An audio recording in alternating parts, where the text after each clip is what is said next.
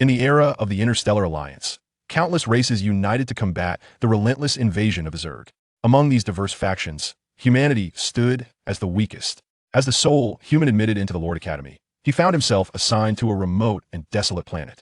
Here, danger lurked at every corner, with the ever-present threat of being discovered and devoured by the Zerg. Without the ability to cultivate his own race or establish a secure domain, Wei Yuan faced the grim reality of failing to graduate, or worse, losing his life. Fortuitously, he possessed a requisite system for traversing realms, allowing him to summon compatriots from his homeland. Thus, he was poised to deliver a resounding shock to the countless races of the cosmos in the face of the Fourth Calamity. Chapter 1. Summoning Earthly Compatriots. In this interstellar age, a multitude of races coexisted, forming alliances that defied their historical rivalries, united against a formidable foe, the Zerg. By nature, the Zerg were voracious, consuming all matter within their sight. Ruthless and brutal, they came in various forms.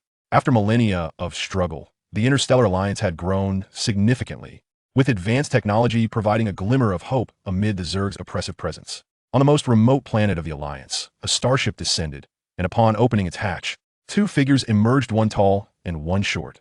Wei Yuan, this planet shall serve as your initial domain, announced the Titan instructor. Though it is remote and perilously close to a planet recently consumed by the Zerg, it remains undiscovered for now. Furthermore, its abundant energy resources classify it as a rare Grade 5 planet.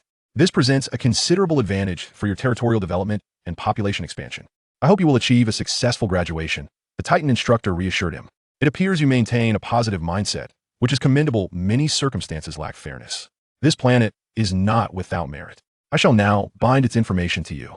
Here is the device. Please register your details, he said, producing a spatial device from his pocket. Planets are ranked from 1 to 10 based on their energy levels, with Grade 1 being the highest. Only 5 major planets within the Alliance's core are classified as Grade 1. Typically, students graduating from the Lord Academy are assigned planets of Grade 6 or 7. Thus, being allocated a Grade 5 planet is indeed favorable. However, the precarious location of this planet posed significant risks. Its proximity to the Zerg was alarming, while its distance from the Alliance rendered its protective measures virtually ineffective. A moment's inattention could lead to its discovery by the Zerg, resulting in a desperate battle for survival. Support from the Alliance would be a distant dream. By the time reinforcements arrived, the planet could very well be consumed. With a smile, Wei Yuan accepted the spatial device from his instructor. Upon registering, his name appeared in green, accompanied by the designation of a Grade 5 planet. Instantly, his communicator emitted a series of beeps, a clear indication that fellow students were mocking him. Humanity, a minor race among the multitude, had already garnered resentment due to Wei Yuan's exceptional standing in the academy. The Titan instructor paused, exhaling softly. Congratulations on acquiring your first planet. In 3 Alliance months, the Academy will conduct its first assessment of your progress. There are no established interstellar routes here, so if you wish to bring your kin, you may rent an aircraft from the Academy, the Titan instructor kindly reminded him. Wei Yuan chuckled, shaking his head. Thank you, but I have my own methods for dealing with my kin. Renting an aircraft from the Academy was not a trivial expense. Humanity, as one of the smaller factions in the Alliance, wielded limited influence. The fact that Wei Yuan was the only individual sent to the Lord Academy had already astonished many races. Moreover, his academic performance ranked among the top in the Academy. It was regrettable, however, that due to the feeble strength of his race, he was assigned to such a perilous planet. Even the Titan instructor felt a sense of injustice regarding the situation. Typically, developing a planet requires the support of one's race, with larger factions sending substantial numbers of their kin to assist students. Graduates from a Lord Academy could secure a notable position within the Alliance headquarters, and those who excelled in assessments could earn the esteemed title of Lord. Alliance leaders are chosen from among the Lords. Students who fail during assessments face dire consequences. Some are unable to graduate, while others meet a grim fate. The interstellar realm is fraught with danger, and beyond the Zerg, numerous enemies threaten the Alliance. Planetary warfare is rampant, and survival hinges on genuine skill. As he watched the starship depart, Wei Yuan's smile broadened. System, he called out, commence the internal game testing. Once the ship vanished from view, Wei Yuan promptly activated the system. Indeed, he was a transmigrator. Upon arriving in this world, he awakened the Lord system, which came with a beginner's gift package. From this package, he acquired the ability to summon compatriots from his homeland souls from his original world. While humanity may be weak, the technological advancements of this era were remarkable. Genetic trading had been legalized, allowing one to procure even the genes of divine races, provided one could afford the price. Regrettably, weaker souls had lower gene compatibility. The souls of the Alliance's humanity were of a low tier. However, Wei Yuan's soul level was exceedingly high, a fact that facilitated his admission into the Lord Academy. The system had assured him that the players summoned from his homeland would possess formidable souls. Thus, he had already begun his preparations, eagerly anticipating the day of planetary allocation. Once assigned a planet, he would immediately summon players. He had even established a gaming webpage back home to entice players to come and work for him clandestinely. Yet he had not anticipated being assigned to such a remote and dangerous planet. Nonetheless, the remoteness had its advantages, he reassured himself. Simultaneously, he accessed the system interface and entered the gaming website he had created back home. Meanwhile, on Earth, a game streamer, engrossed in gameplay, was suddenly interrupted by a notification that popped up on his computer screen. Upon seeing the alert, the audience was left in astonishment that, oh my gosh, streamer, stop playing. The pre-release game you mentioned earlier has just sent you an internal testing invitation. What? I just saw Interstellar Humanity is about to begin internal testing. Stop playing, streamer. The game streamer, initially absorbed in his game, quickly became aware of his teammates frantically urging him to check the notification. What notification? The streamer asked. Bewildered, he looked up to see his chat flooded with messages urging him to check the alert. What is it about? He pondered, still confused. Upon opening the message, his heart raced at the sight of the words Interstellar Humanity. The announcement of internal testing sent him into a frenzy of excitement. Oh my gosh! Oh my gosh! This is happening!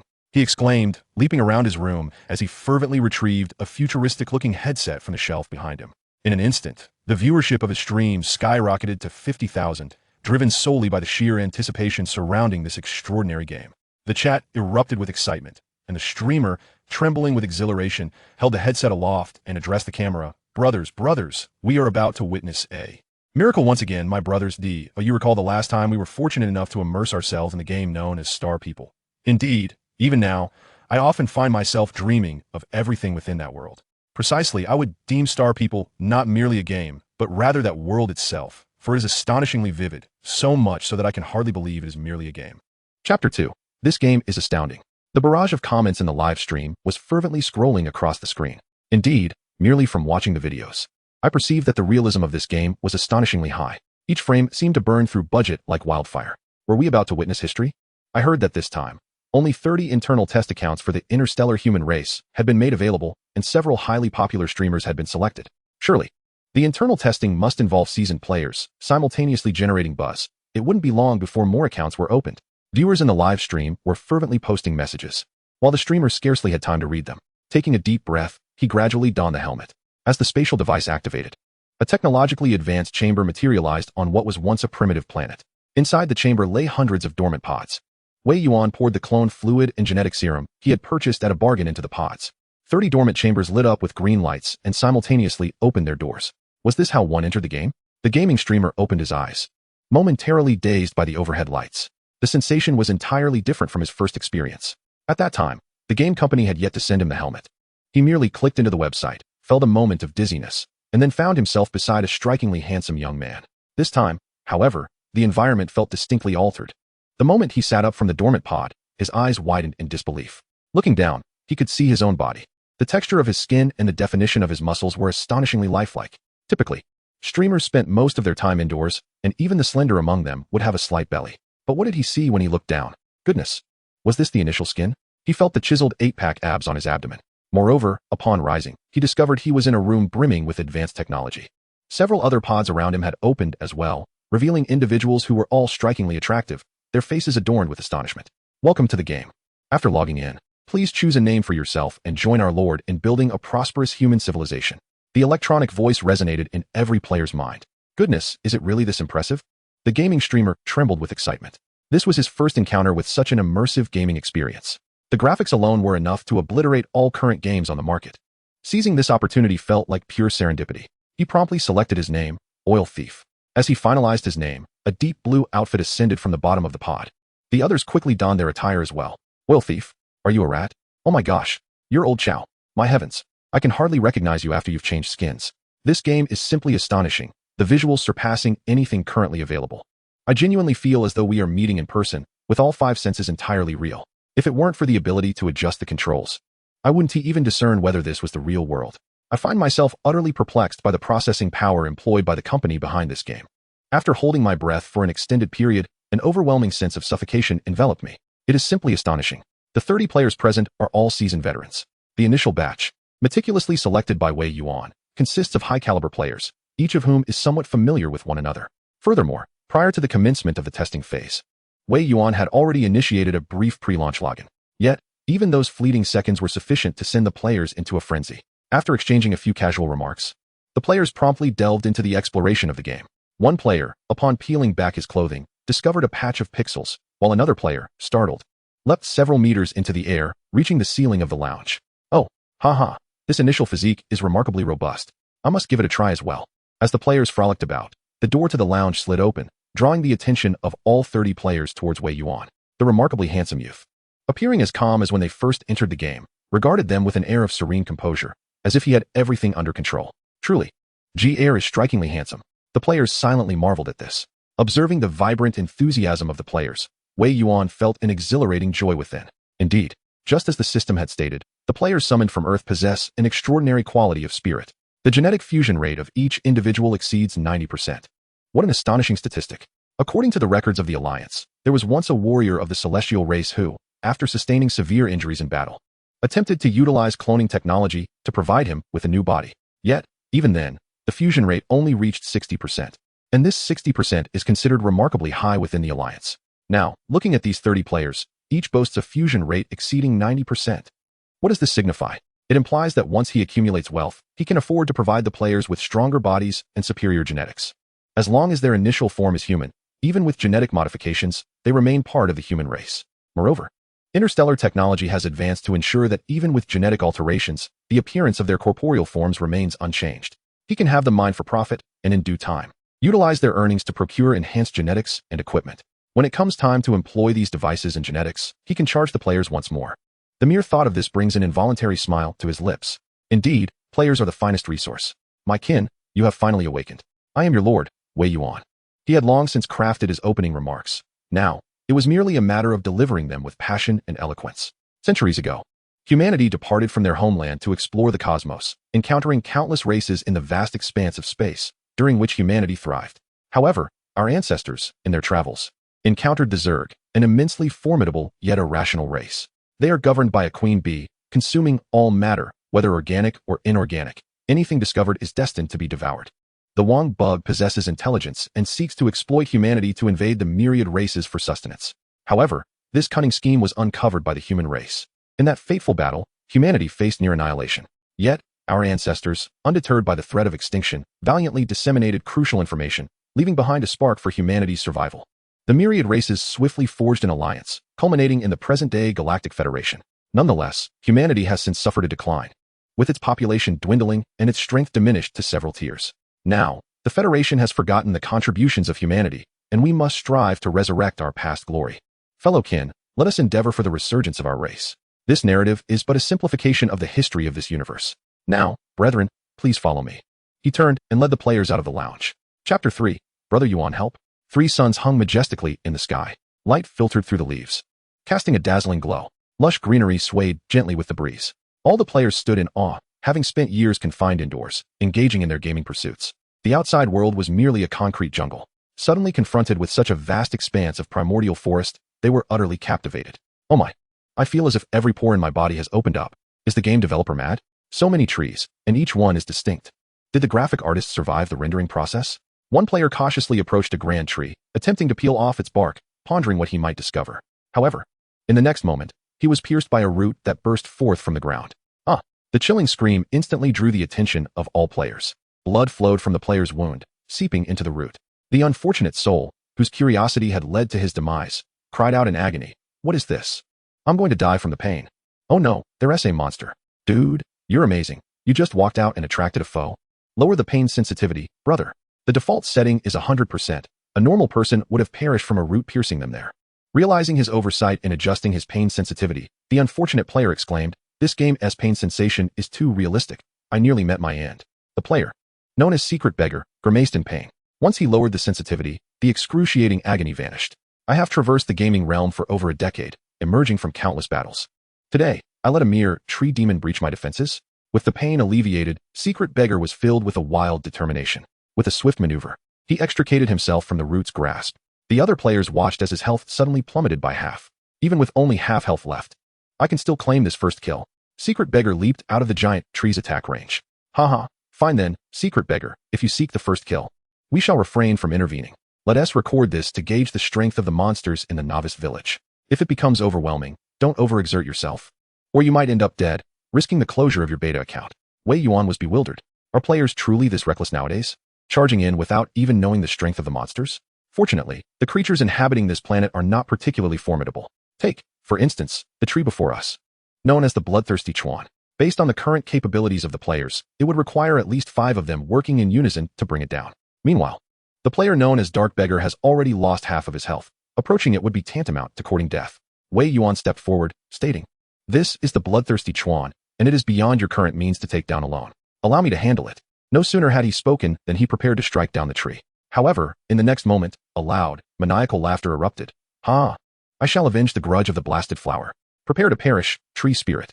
Dark Beggar, in his fervor, charged forward unarmed, completely disregarding Wei Yuan's warning. The next instant, he was sent flying by a root that struck him across the face. Wei Yuan observed as he tumbled far away. "How can I be bested by a mere tree? I refuse to accept this." The man, sprawled on the ground, slowly rose, muttering strange phrases under his breath. The other players who had initially gathered to watch seemed to have reached a peculiar epiphany. "Do not give up, Dark Beggar, no matter how formidable the enemy. You must persevere. As the hope of humanity, your path to becoming a great warrior is fraught with challenges. Behold, this bloodthirsty Chuan is your first trial." The man who had been on the ground suddenly lifted his head, his eyes filled with unwavering resolve. "Indeed, I cannot lose. This is an essential step for the rise of our kind." How awkward. How utterly cringeworthy. Wei Yuan silently screamed within. Something is amiss. These players are not right. He recalled certain truths. Among the multitude of gamers, the majority are earnest individuals focused solely on enhancing their skills. Yet, there exists a niche category. Those who seek amusement not through completing quests, but by exploring the myriad ways to play the game. Realizing this, Wei Yuan glanced at the players before him, who were still engaged in their theatrics, and silently cursed his misfortune. It was disastrous. Among the players he had chosen, there might indeed be some unsavory elements. Typically, when ordinary players encounter such undesirable influences, they become tainted themselves. Indeed, his normal players could very well transform into these jesters. A bead of cold sweat trickled down Wei Yuan's forehead. "Ha ha ha, brothers, this monster is clearly beyond my current level to confront head-on. But if you grant me some time, I will surely devise a clever strategy." Dark Beggar clutched his chest and coughed up blood. His health bar was nearly depleted, leaving him hanging by a thread. With only 30 beta test accounts available, no one could predict whether their slot would be forfeited upon logging off. Hence, Dark Beggar dared not take that risk. "If you cannot manage this, we may have to start farming this creature ourselves. Being a tree, it must surely fear fire. Allow me to create a spark and bring some warmth to our Chuan friend." Attribute restraint, even in victory, lacks glory. Brothers, behold how I shall resolve this beast with my agility. Firstly, we must ascertain the attack range of Brother Chuan. The players gathered around the bloodthirsty Chuan, laughing and joking. Wei Yuan originally intended to caution them that once the bloodthirsty Chuan tasted blood, it would indiscriminately hunt all nearby creatures. However, considering the amusement-seeking nature of these players, he silently kept his counsel. Perhaps experiencing a brutal defeat was their form of entertainment. As the players continued their banter, the ground trembled slightly. 29 roots suddenly burst forth from the earth. What a surprise attack. "Brother Chuan, are you incapable of fair play?" "Oh, I haven't even had the chance to lower my sensitivity. The roots, they're attacking my rear. Why do these roots have thorns this time? My health is plummeting. Help. Who designed this? This monster can evolve. Who placed such a creature at the entrance of the novice village? Lord, save me. Wei Yuan, help." Wei Yuan slowly turned his body, gently covering his mouth to suppress a laugh. After a few moments, he approached, his expression betraying no hint of amusement. Beneath his handsome visage, his eyes emanated calmness and warmth. Observing the players impaled like skewered meat, continuously drained of blood, Wei Yuan sighed. Chapter 4. Oh no. There are amusement seekers among the players. Have the tribesmen been away from this world for too long? The strength and intelligence of the bloodthirsty Chuan increase with the amount of blood it consumes. Once it has feasted sufficiently, it can evolve into a treant. Relying solely on individual strength, you cannot defeat it. Wei Yuan casually raised his hand and gestured towards the bloodthirsty Chuan. A cold light illuminated the trunk. In an instant, all players fell to the ground. Boom. A tree so massive that 5 people could barely embrace it was cleaved at an angle. The towering crown crashed to the earth with a thunderous sound. Without the support of its trunk, the roots lost their vitality. What a devastating instant kill. The lone surviving player, Silkblood, was the only one still able to move. His eyes widened as he slid across the ground to Wei Yuan's side. Clinging to his leg, kneeling on one knee, and raising a hand while exclaiming, "Wei Yuan, you are my savior." Confirmed. Truly a gathering of amusement seekers. Wei Yuan felt a bit dazed, yet the performance must continue. This planet is the primitive world designated to me by the Academy, teeming with various life forms, and possibly even intelligent beings. Our current task is to explore this planet and uncover its value. Just like this bloodthirsty chuan before us, its branches, roots, and sap hold considerable worth. However, the area around our territory is swarming with bloodthirsty chuan, posing a threat to our safety. Thus, it is imperative that we clear a secure zone. As soon as Wei Yuan's words fell, an electronic notification echoed in the minds of all players. Lord's Quest issued. The words Quest immediately appeared on the players' panels. Task 1. Eliminate 1,000 bloodthirsty trees. Task details. A limited time of 15 days to slay 1,000 bloodthirsty trees. Task reward. 300 gold coins. Will you accept the task? Yes. Task 2. Classification of bloodthirsty tree materials. Task details. Categorize the materials obtained from the slain bloodthirsty trees into roots, bark, heartwood, sap, and branches for storage. Task reward. A reward of 100 to 1,000 gold coins, depending on the completeness of each material's classification. Note, if the classification level reaches the system's highest standard, a hidden reward will be granted. Will you accept the task? Yes. Foggrass, what on earth is this? 1,000 trees. This is insane. Is this game crafted with care for visuals, but designed with utter negligence? Who is the designer? They ought to be dragged out and punished. Goodness, 1,000 trees. And on a tight 15-day deadline. Am I losing my mind, or is this game company out of its wits? It's bad enough that the monsters in the novice village are so strong, but still, when players read the task details, they were left utterly dumbfounded. Just as everyone began to question the sanity of this game, the oil thief hurriedly approached Wei Yuan, her demeanor sly as she inquired, Brother Yuan, didn't you say it would be nearly impossible for us to tackle a single bloodthirsty tree on our own? Looking around, this area resembles a den of bloodthirsty trees. Densely packed, making it utterly unmanageable, right? Even if we teamed up, we would only have 30 people. Wei Yuan struggled to suppress a smile, rubbing his forehead lightly as he chuckled. I never said you were to confront them physically. The genes you possess now are merely the most rudimentary first-level genes, hardly a match for the bloodthirsty trees. However, the base has an array of weapons effective against them, similar to those I employed just moments ago. As he spoke, he spread his palm, revealing a metallic weapon shimmering upon his fingertips. Though the human race may be small, it possesses a wealth of resources. These young treants, while formidable in their essence, stand no chance against laser weaponry. The oil thief was taken aback. The players who had been shouting in panic moments ago fell silent. Oh dear, I almost forgot that the game we are playing is set in a spacefaring context. How embarrassing. Surely the Lord does not think us foolish? No doubt about it. The Lord's gaze has made everything clear. After all, the game began in such an untamed forest. I mistakenly thought it relied solely on our mindless development. But how wrong I was, ha ha ha. The players rationalized their predicament, finding solace in their own reasoning. Wei Yuan chuckled. Perhaps you all have been dormant in the stasis pods for too long, and the weapons require energy, which our territory's reserves are somewhat lacking. Just as the players began to look tense once more, Wei Yuan continued. However, eliminating some bloodthirsty trees should still be feasible. Upon hearing the word should, I felt a throbbing at my temples, suspecting the energy reserves might indeed be insufficient.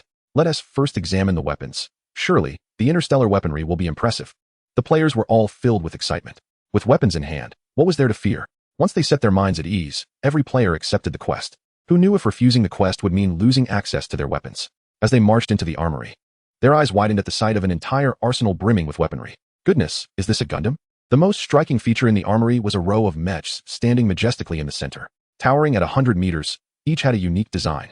Yet they all shared a singular trait. They were incredibly stylish, absolutely stunning. The mechs were the essence of the interstellar game, accompanied by an array of energy weapons that dazzled the beholder. However, the only weapon at their disposal was this one. Wei Yuan made his way to the corner, retrieving a chainsaw-like device from a shelf covered in dust. It was a low-frequency energy saw, which, upon activation, emitted sound waves capable of stunning the bloodthirsty chuan for a minute. The objective was simple: sever the bloodthirsty chuan within that minute. As Wei Yuan explained, he powered on the energy saw. The low-frequency sound was inaudible to humans. But there's only this one saw. Wei Yuan frowned. If it weren't for his mild obsession with collecting various weapons, he wouldn't have been able to unearth such a rudimentary tool. After handing the low-frequency energy saw to the oil thief, Wei Yuan departed. The weapons in the energy vault could not be used without proper authorization, so he felt at ease leaving the players there. The Lord has left. While the saw was decent, the oil thief sensed that there might be better treasures within the armory. Is that pile over there just junk? I must take a look. She shook the saw in her hand, finding it quite similar to the electric saws she was accustomed to seeing. You all search around. I'll go test the power of this saw. The oil thief intended to greet her companions before leaving, but turned to find several players rummaging through a heap of refuse. Chapter 5. I didn't expect you to be such a senior. The players had just entered the game, starting at level 0, in the interstellar realm. This was akin to a primitive state, much like the bloodthirsty Chuan to the Treant race. Consequently, the weapons available to them were quite basic, so basic that they were already obsolete in shopping centers. Indeed, the energy saw was a relic of the past. Let us see if any students at the Lord's Academy have collected them. Wei Yuan mused as he navigated to the Academy's forum and posted a request to purchase a basic energy saw. Soon, his communicator buzzed with notifications. Wei Yuan, why are you buying a basic energy saw? Shouldn't you be developing your level 5 planet right now? A basic energy saw? Haha. Even my 3-year-old nephew wouldn't use that. Surely, the human race doesn't want to support you. So they've sent some of the most rudimentary humans to assist you? Has the human race fallen this low? A level 1 gene serum costs merely 10 star coins. Can't you even afford that? Our aquatic branch can manage it. The human race has truly become pathetic. A post on the campus forum instantaneously erected towering edifices of conversation. It was inevitable, for Wei Yuan's renown was simply unparalleled. A member of the human race. He possessed astonishing talent. Upon entering the academy, his academic performance eclipsed that of his peers. The crux of the matter was that students at the Lord Academy were invariably products of abundant resources. Yet Wei Yuan was not. His people were financially constrained. This placed an immense burden upon the favored elite of the Lord Academy. Moreover, with the imminent retirement of the current head of the Interstellar Alliance, the emergence of such a formidable competitor was bound to attract scrutiny. However, Wei Yuan held no desire to confront those whose jealousy was so overt that they could not even mask their disdain. Amidst this sea of vacuous discourse, he finally stumbled upon a message. Senior, my family previously manufactured primary energy saws, and we still have some stock remaining. Do you require any? Without hesitation, Wei Yuan added the individual as a friend and opened the dialog box. Senior? At that moment, on Cache Satellite, a green-haired girl sprang upright from her bed. It's really Senior Wei Yuan. Upon seeing the other's avatar and message, the girl felt a rush of excitement, her cheeks flushed with crimson. Hello, I am Wei Yuan. Greetings, Senior. I am Emilo, a new student this year residing on Cache Satellite. My family previously produced these energy saws, and we still have some stock left. How many do you need? Wei Yuan was somewhat taken aback by the enthusiasm of a fellow student. May I see them first? Emilo quickly leapt from her bed, found her family's warehouse, and snapped a few photos. How many do you want, Senior? Wei Yuan glanced at the images she sent. The expansive warehouse was brimming with goods. How much stock do you currently have? I want it all. Are you certain, Senior? All of it. Emilo's fervent demeanor waned in an instant. A slight furrow appeared on her brow as she recalled the notorious reputation of Wei Yuan's financial struggles within the academy. Surely, he couldn't be expecting to acquire it for free? Such a plethora of primary energy saws could fetch a substantial price if her family chose to dismantle and sell them. In the face of monetary gain, even an idol could not be above reproach. Yet, she resolved to maintain a degree of decorum in her response. Emilo pondered silently and then messaged Wei Yuan. Senior, I admire you greatly, but these goods are part of my family's assets, and I do not possess the authority to give them all away. If you only require a few hundred, I can certainly offer them to you. Wei Yuan remained silent for a moment, bemused. Goodness, this junior thinks I'm a freeloader? My reputation for being broke must be quite notorious. He thought to himself, suppressing a chuckle. I'm not asking for a free gift. I intend to purchase them. Please calculate the total. Purchase. Emilo's eyes sparkled with excitement, while internally, she chastised herself for her previous thoughts regarding Senior Wei Yuan. After all, he was a true genius. The warehouse held 370,000 items, originally intended for disposal. So she offered her senior a processing price of 3,700,000 star coins. Senior, how do you wish to make the payment? She inquired. Astonished at the sheer amount, Wei Yuan coughed lightly, casting a discreet glance at his savings. He had 1,500,000 left. The human race was not affluent. During his time at the Lord Academy, he had refrained from asking his family for financial support. Over the years, he had earned and spent his own money. While studying, he had managed to accumulate a fair amount of star coins through his own efforts. Yet, he also had a penchant for collecting. Indeed, it seemed that the senior was financially constrained. This price was the lowest Emilo could offer. As she pondered how to preserve the senior's dignity, a transfer notification arrived. Wei Yuan, an advance payment of 1 million, with the remaining 2,700,000 to be settled upon delivery. He added, by the way, do you offer free shipping? Yes, indeed. Senior, could you please share your location?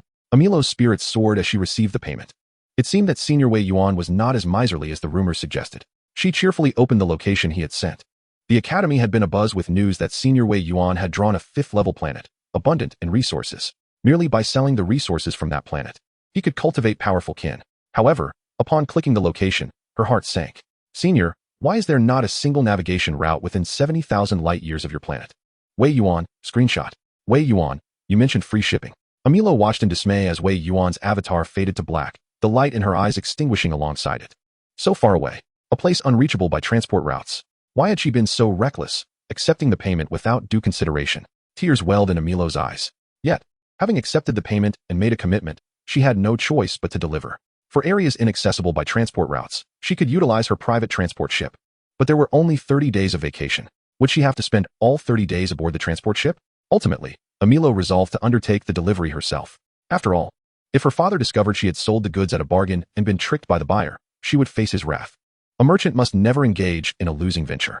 Biting her finger, she sent a message to her father.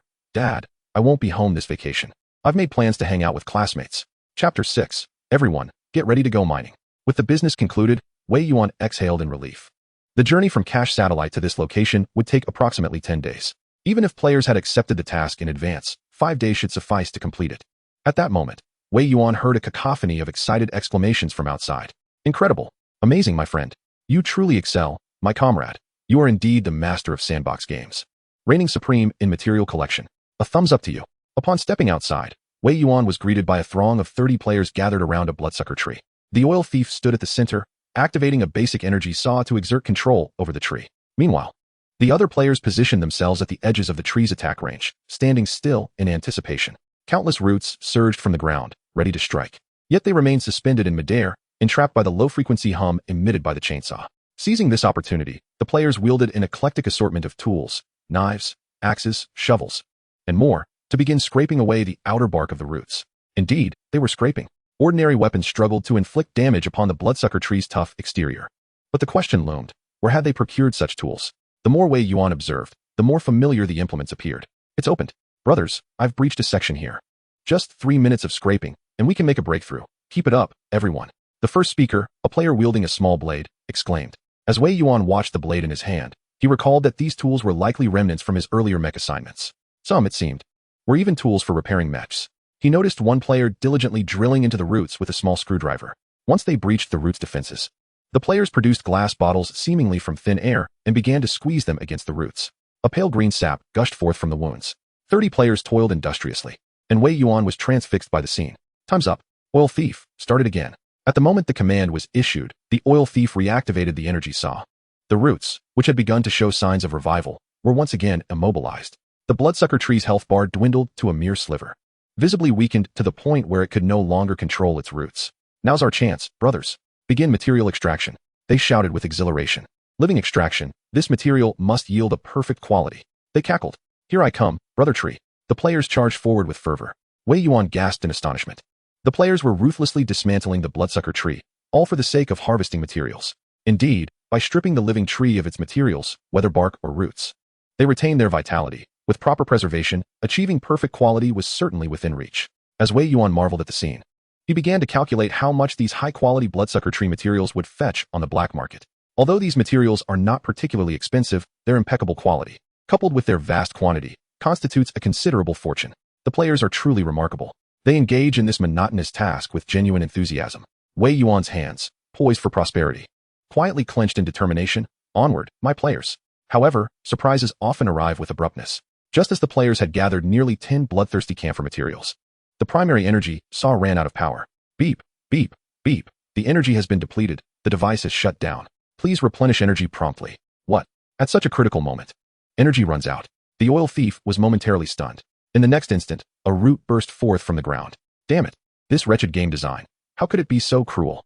The oil thief suddenly opened his eyes wide within the helmet. His final roar remained trapped within the game. Player oil thief has died in the game. Would you like to apply for resurrection? Apply. The oil thief was utterly dazed. It is already the interstellar age. How can a power saw simply stop without any warning when it runs out of energy? What kind of absurd game design is this? At that moment, Wei Yuan sneezed. The oil thief's final furious shout was laden with resentment. Wei Yuan pursed his lips. This was an unavoidable circumstance.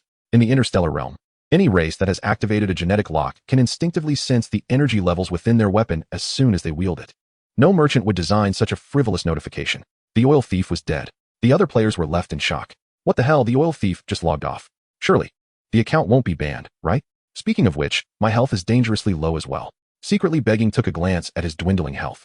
Brother Yuan, where can we replenish the energy for this power saw? And why hasn't my health restored at all? Secretly begging approached. Wei Yuan smiled faintly, adopting the persona of his intelligence, and activated the introduction mode. All weapons in the interstellar realm utilize a type of, or called, energy stone. Fortunately, this planet is rich in energy mineral resources, and if needed, one can extract some. Your body is currently in a state of extreme weakness and requires treatment in a medical pod. Usage of the medical pod necessitates gold coins.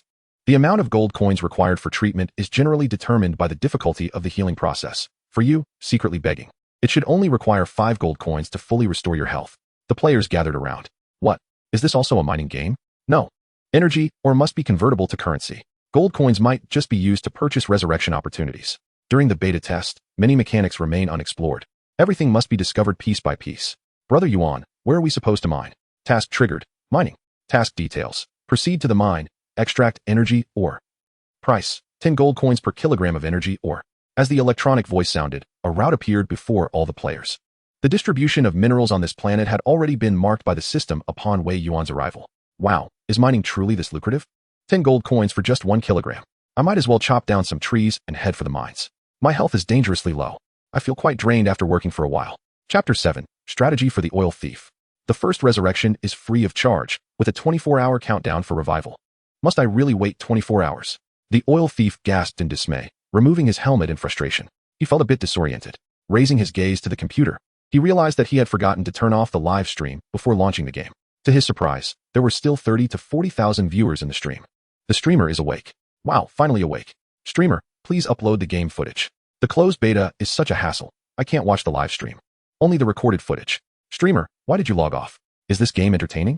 As the viewers' comments began to multiply, the recorded footage was being uploaded. Brothers, I must declare that this game is the finest I have ever played in my life, without exception, although I have yet to uncover the storyline. Just the visuals and the hyper-realistic holographic simulation of the senses are enough to declare it superior to all other games on the market. The viewers in the live stream were taken aback by his proclamation. The Oil Thief is a true technical streamer. Authenticity is the key to attracting viewers. Wow. A game that could earn such high praise from the Oil Thief is indeed a rarity. I have played holographic simulation games before, and they often made me dizzy. Could the streamer be deceiving us?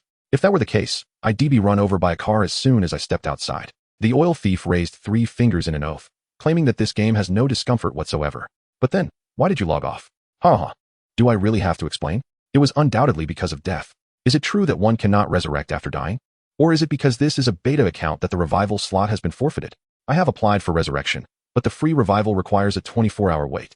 So here I am, waiting. Now, let me share some of the information I have gathered in the game. Game strategies are an essential aspect that all gaming streamers cannot bypass. Even sandbox games have players crafting strategies. Since I have some idle time, the Oil Thief began to organize the information he had collected in the game. The game's world is set in a cosmic backdrop, but humanity is one of the weaker factions among the myriad races in the cosmos. Upon entering the game, players automatically join the human faction and encounter the first character named Wei Yuan, who is the Lord of the Humans. His strength is formidable, yet its exact magnitude remains unknown. Players spawn in Wei Yuan's territory, which resembles a primeval forest, and the first monster we encounter is called the bloodthirsty camellia. In the video I will upload shortly, I will explain this novice monster, affectionately referred to as Brother Camellia by players. Do not underestimate Brother Camellia. The beginner's mandatory kill. Its power is terrifyingly strong. I was caught off guard and fell victim to a surprise attack from Brother Camellia. With the introduction of the oil-stealing woman, he successfully uploaded his recorded videos from the game. The visuals were strikingly realistic, showcasing the fearsome, bloodthirsty chupacabra monsters. Countless players simultaneously wailed in agony as they were struck. The Lord, coldly handsome and powerful, wielded advanced technological weaponry, while a battalion of mechas presented an awe-inspiring spectacle. In no time, the topic surged to the top of Weibo trends, as interstellar human race dominated the charts. Praise poured forth for the film's stunning special effects. And upon learning it was a game, discussions rapidly ensued. The trending topics were filled with references to interstellar human race, eclipsing other hot searches. Many celebrities attempted to buy their way into the trends, only to be swiftly overshadowed by the buzz surrounding the game. Everyone was eager to discover which game company had undertaken such a grand endeavor to create this masterpiece. Meanwhile, Wei Yuan, observing players mining in the territory, remained blissfully unaware of the frenzy unfolding among the players on Earth. These players, immersed in their tasks, seemed oblivious to fatigue. Wei Yuan sat beneath the shade of a tree, watching as the players toiled energetically in their mining endeavors. The physical sensation in the game is exhilarating. It feels like boundless energy. It has been far too long since I have experienced such a robust physique. Come on, brothers, keep mining. Despite the fact that energy ores were primarily utilized for machinery, they could not be touched with metal during collection. Thus, even the most advanced races had to mine with their bare hands. Upon realizing this characteristic, players immediately began to mine without tools. The purple crystal-like ores glimmered within the dirt. Genetically modified bodies had transcended ordinary humanity. Although they had yet to unlock their genetic locks, their foundational strength was formidable. Coupled with their abundant vigor, their efficiency was astonishing, enough to bring a tear to the eyes of capitalists. Wei Yuan eagerly awaited the players to deliver more energy ores. However, in the next moment, he felt a player's death as they disconnected. Can one actually die while mining? Surely, it couldn't be a cave-in? Wei Yuan quickly rushed to the site of the incident. During his journey, several more players logged off one after another. At that moment, in the mining area, a player exclaimed, "What the hell? Are you a cursed harbinger? You said there were monsters, and now there are monsters. I can't believe it. We're just mining. And monsters appear. It's utterly absurd." The mine was shrouded in darkness, illuminated only by the faint purple glow of the energy ores. The air was thick with the scent of blood. Covertly, the player and several others huddled together in a corner. In the shadows, small figures scuttled about the mine, scavenging the energy ores from the fallen players. Eventually, they gathered together. I clearly saw them mining plenty of ores. How come they only have this little on them?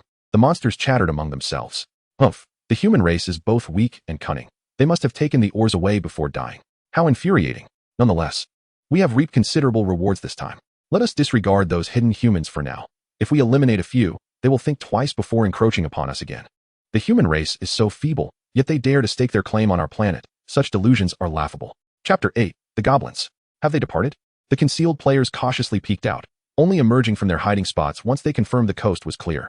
Of the 29 players, only 9 remain. Why are the monsters in this game so formidable? The disparity in power is staggering. The player known as Secret Beggar furrowed his brow. Despite being a renowned figure in the gaming community, having once achieved the top rank in a wildly popular game, he had never encountered such overwhelming monsters right from the start. They had yet to even exit the novice village, and already they were being crushed. It feels as though we have inadvertently stumbled upon the main storyline of the game. Yes, although the initial guidance suggested we explore at our leisure, implying this game was merely about uncovering maps, one must consider the game's title and the background introduced by the narrator. A game of conquest. Secret Beggar felt a surge of excitement. Those ambushing creatures referred to us as humans. I suspect they belong to other races. Could it be that we are on the brink of initiating a war mode? Yet, our levels are still at 0. Low levels can be remedied by leveling up. If this truly is a game of conquest, then our means of advancement may very well hinge upon vanquishing our foes. The mere mention of a conquest game ignited a spark in Secret Beggar's eyes, for it was his forte. Initially, he had felt a tinge of disappointment, suspecting the game to be exploration-based. Little did he know that on the very first day, enemies would already be at their doorstep. However, with only 9 of us remaining, what can we possibly achieve? There are merely 7 monsters. While 11 against them is impractical, a 9 against 7 scenario could yield results. A group assault might allow us to take down a few, and the worst that could happen is waiting for resurrection. Players in the game receive notifications, so everyone is aware that each person has 1 free resurrection opportunity. If need be, we could wait a day. Yet, if we fail to seize this plot point, we may never have another chance. Exchanging glances, the 9 players swiftly set their plans in motion. The sky gradually darkened. Deep within the forest, 7 dwarves roasted meat beside a campfire, the rich aroma of alcohol wafting through the air. This time, we've gathered nearly 2 kilograms of energy, or, what a windfall. One exclaimed, "These humans have proven somewhat useful. I had no idea they hadn't even unlocked their genetic locks." I took one down with a single hammer blow. What a thrill. Indeed, I had heard that the only preparatory lord of the human race had come to this planet, and I expected him to be formidable. Who would have thought they would send such worthless beings instead? Their worthlessness is advantageous, having not unlocked their genetic locks. We can capture them as slaves to mine for us, providing us with abundant ores. But what of that preparatory lord's strength?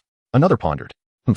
The kin sent by the human race are merely those who have yet to unlock their genetic locks. It is evident that he possesses little influence among the humans. And how formidable can he truly be? Indeed, he is nothing more than an inexperienced youth, barely out of his studies. Once our chieftain arrives, he will undoubtedly be vanquished. The distance from the League's center is considerable. Should he perish, no one would suspect a thing.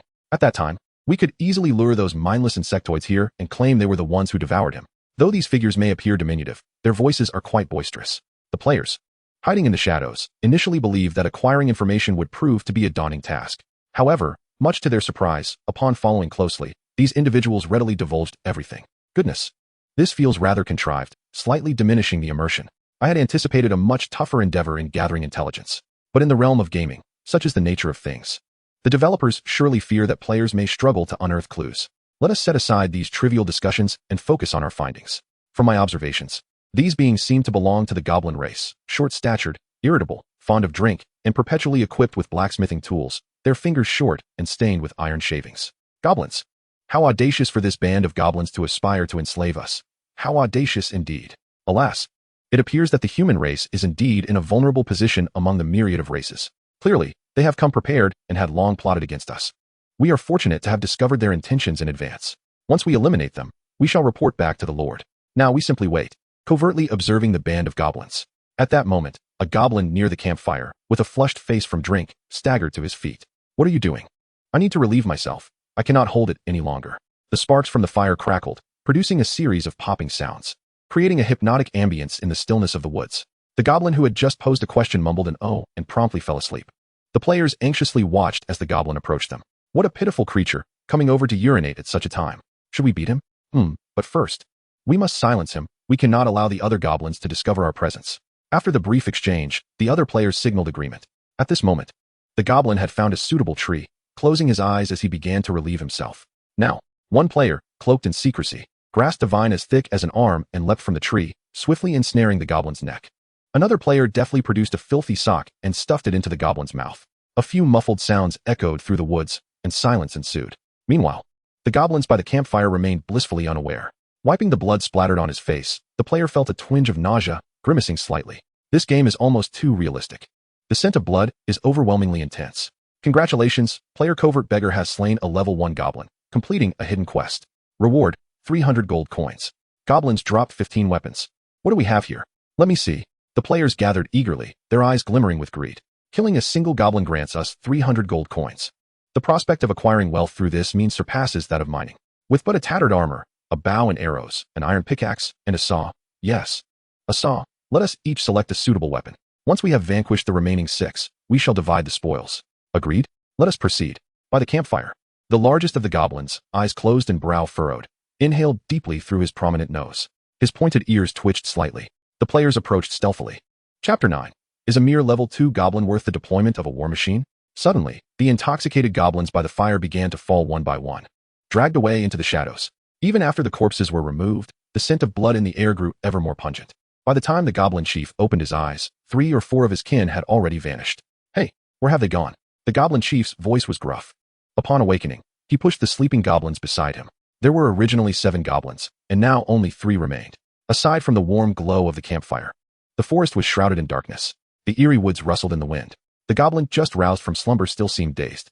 Oh, I overheard them mention something about relieving themselves. Does one require 4 to venture forth to urinate? The goblin chief bellowed, slapping the still drowsy goblin awake. Hidden in the shadows, the players who had just dispatched the 4th goblin held their breath. Roar! The goblin chief shouted into the woods. Only the wind swept through the trees, carrying with it an even stronger stench of blood. The goblin, who had previously pondered whether their chief had lost his wits, now realized the gravity of the situation. Yet, his first instinct was to tremble slightly. Chief, could there be monsters lurking in the forest? This planet is a level 5 world. Perhaps the native species have reached that level as well. What if they have been devoured by the natives? Another goblin shrank back in fear. The goblin chief's brow furrowed deeply. A hint of trepidation crept into his heart. If indeed it were the native species, would they have spared the 3 of us? Could it be those humans from earlier? Indeed, Chief, do not jest. We should make haste, urged his 2 subordinates, their fear palpable and infecting the goblin chief. Yet, he sensed something amiss. If the adversaries were truly formidable, why would they lie in wait to ambush? Having consumed copious amounts of alcohol, the goblin chief's bloodshot eyes scanned the forest. Just then, a player unexpectedly let out a hiccup. What are you doing, mate? Are you nervous? When I get anxious, I hiccup, and it seems that habit has carried over into the game. Shush! The large goblin is approaching us. Victory is within our grasp. Do not hesitate. Hesitation leads to defeat. Charge forth. From the shadows, a player raised his bow and aimed towards the goblin chief. Unfortunately, the arrow fell limply at the chief's feet, lacking any semblance of intimidation. Its old success bow. A goblin recognized the discarded arrow. The goblin chief's eyes instantly turned crimson as he bellowed towards the shadows where the beggars lurked. Do you dare to provoke me? His coarse, pointed nose twitched, catching the scent that lingered on the arrow, humanity's essence. Damn humans! How dare you slay goblins? His furious roar reverberated throughout the forest. The chief was taken aback. It was those despicable humans who dared to strike against them. Humans, who had yet to unlock their genetic potential, were fit only to be the lowest of slaves. How could they even think of confronting them? After his outburst, the goblin chief recalled how he had been frightened and nearly fled moments earlier, his face flushed with rage. These wretched humans, instead of fleeing in terror, had the audacity to approach and intimidate the noble goblins. It was a death wish. Grasping a hefty iron hammer, he charged into the woods. His diminutive stature made the ground shake noticeably with each step he took. Oh no, this fellow had been thoroughly insulted. Was he going to unleash his fury? The sound was quite alarming. Enough talk. Forward. 9 players surged ahead. They were seasoned veterans, renowned for their prowess in other games. The 9 of them were swiftly overwhelmed, struck down by the frenzied goblin chief's might. Ouch! I only set my pain threshold to 5%, and it hurts so much. One of them exclaimed. How can he be this strong? What terrible luck. The players lay scattered on the ground, blood pooling around them, their limbs broken.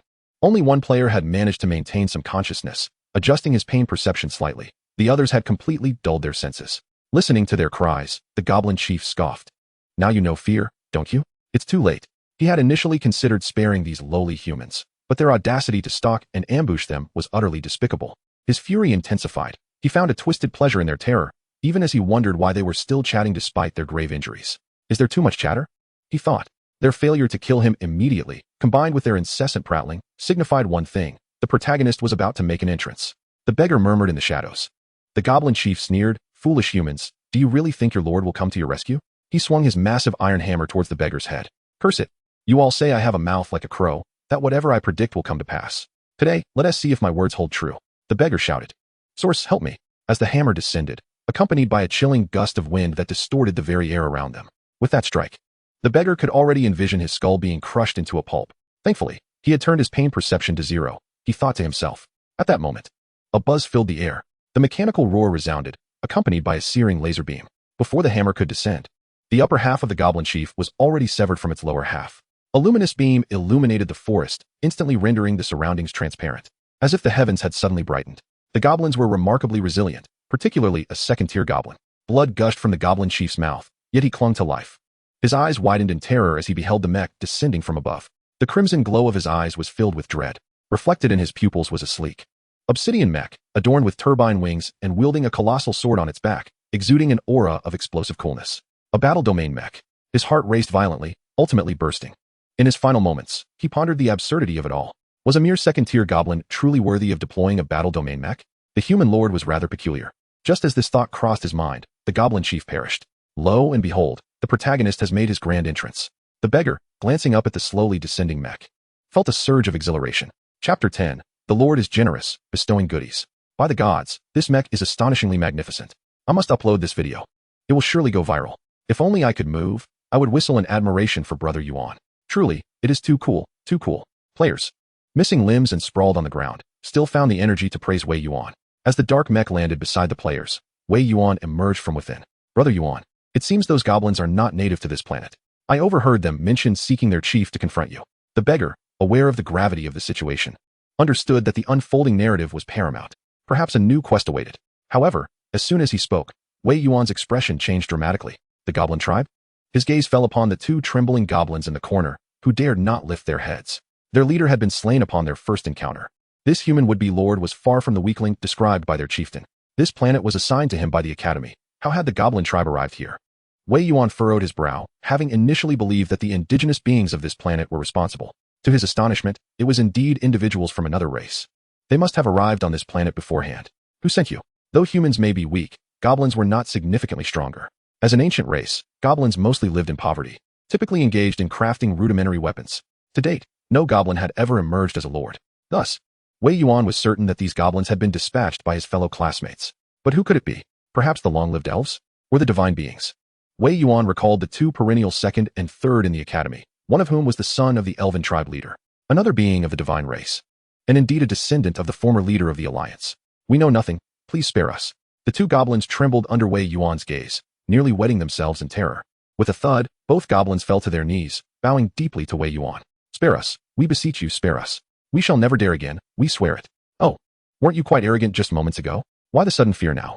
One player, lying on the ground with but a sliver of health remaining, began to unleash their wrath upon the goblins. Brother Yuan, these two dare to strike at us, claiming our race to be base and contemptible.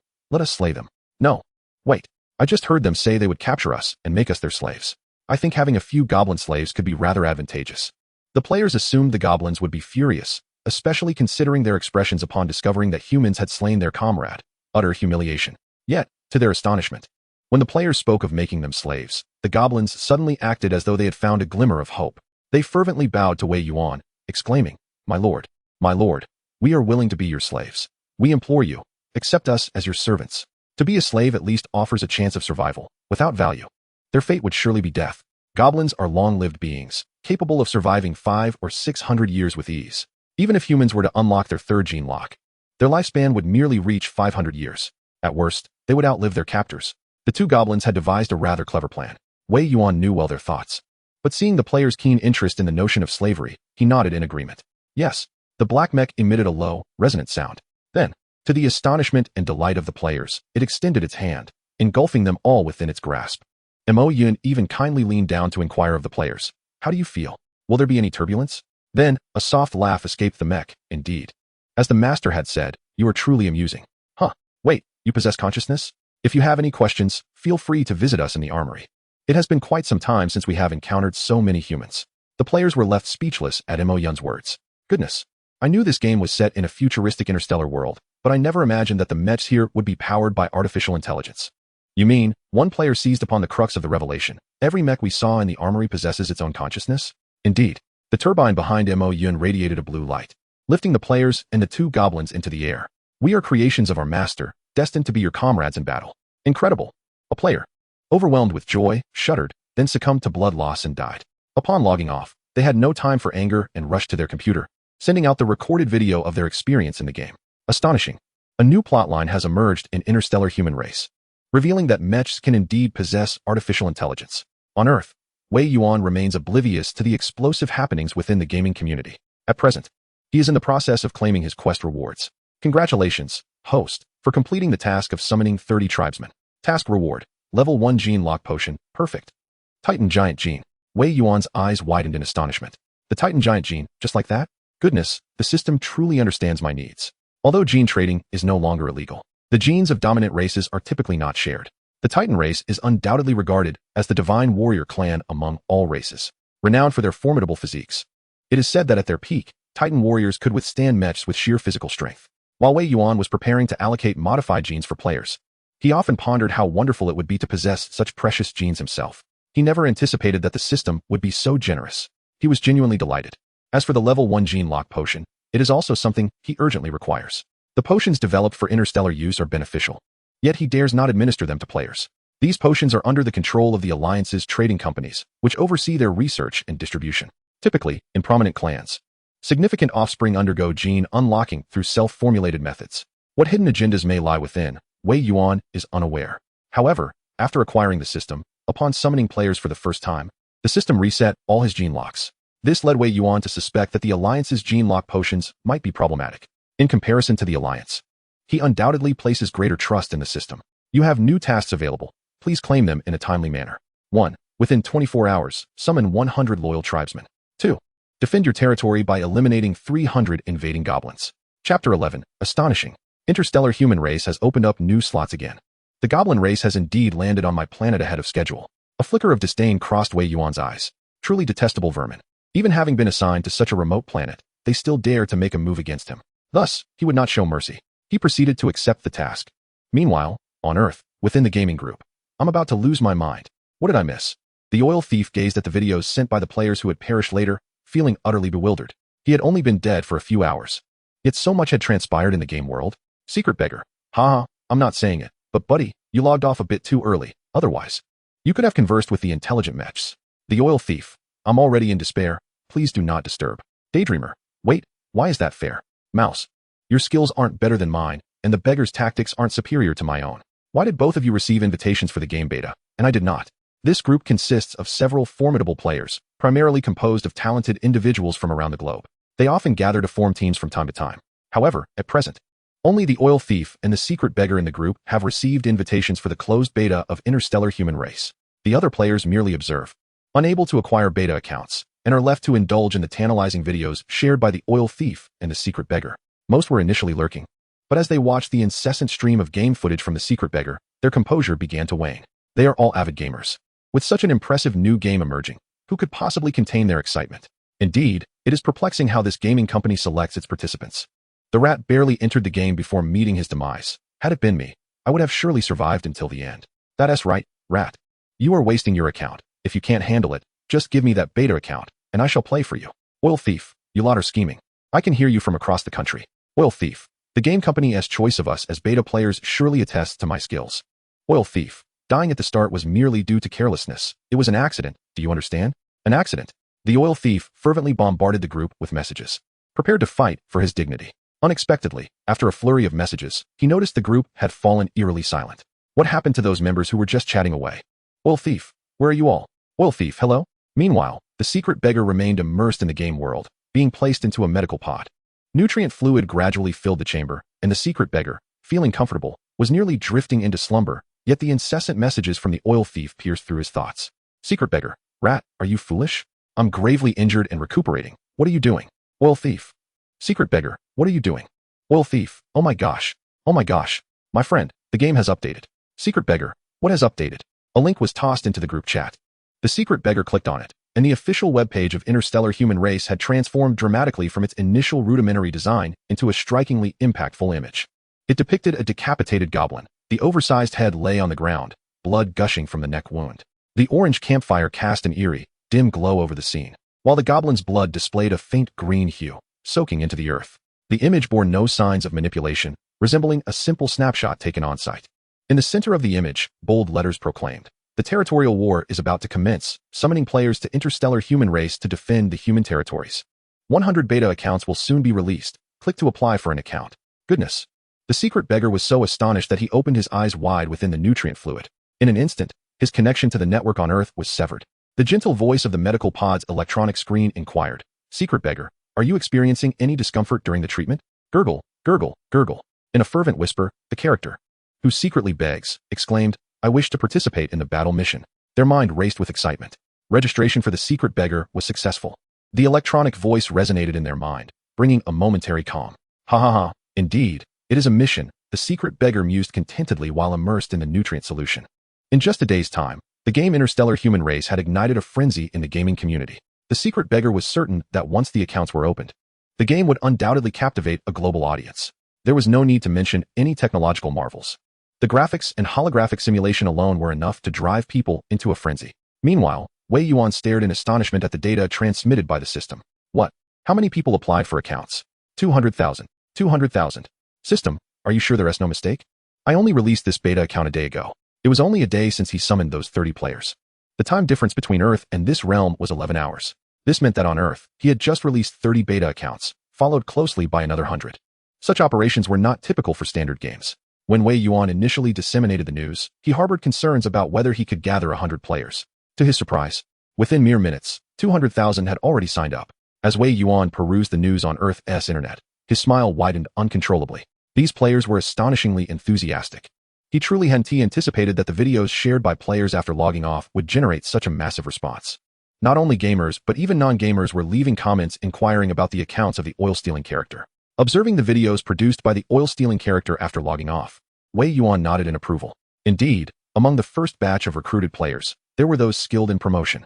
It was no wonder advertising companies sought collaborations with such streamers. Their promotional power and influence were remarkable. Selecting 100 individuals from 200,000 was indeed a delightful burden. System, let you decide who these 100 will be. Understood. The current gaming industry was quite a spectacle, with games now engaging in marketing strategies. The overwhelming advertisements and claims of the most realistic holographic simulation game were quite the exaggeration.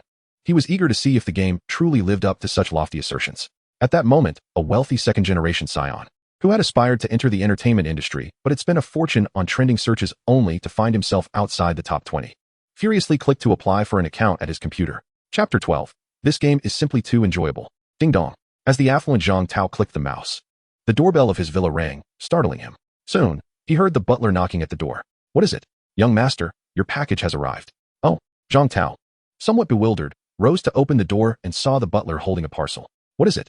He reached out to take the package, and just as he closed the door, he noticed the name printed on the delivery, Interstellar Human Race. For a moment, Zhang Tao was taken aback, pondering when he had ordered a package. The name indeed seemed familiar.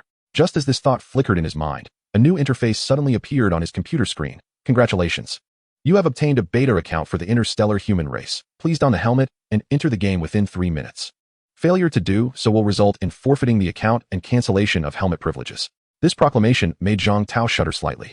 Wait, is this the game I registered for earlier? This gaming company is quite impressive. He had not provided any address or phone number when signing up. Upon opening the package, he indeed found a technologically advanced helmet inside. Could this be a setup targeting me? Zhang Tao instinctively questioned, only to find amusement in his own thought. Although his family was wealthy, it was unlikely anyone would go to such lengths to involve him. However, he rarely played games. Should he even try? He regarded the helmet in his hands with skepticism. Initially, He had aimed to venture into the entertainment industry, but his attempts had been thwarted, leaving him somewhat frustrated. Yet, now that he had secured this account, why not play? If it turned out to be unenjoyable, he could always expose it online, leveraging his family's connections for publicity. As he donned the helmet, darkness enveloped him. When he opened his eyes again, he found himself in a sleep chamber within a lounge.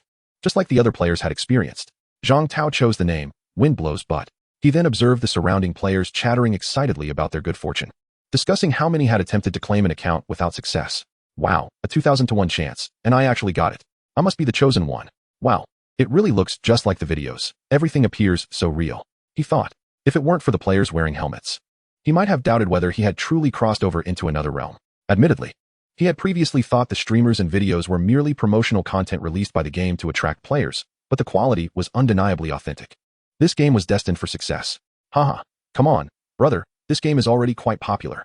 Listening to the surrounding players, Wind blows, but took a deep breath.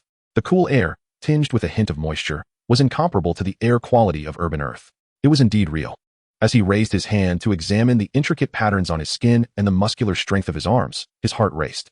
This was a sensation of power. He clenched his fist, feeling his entire body surge with strength.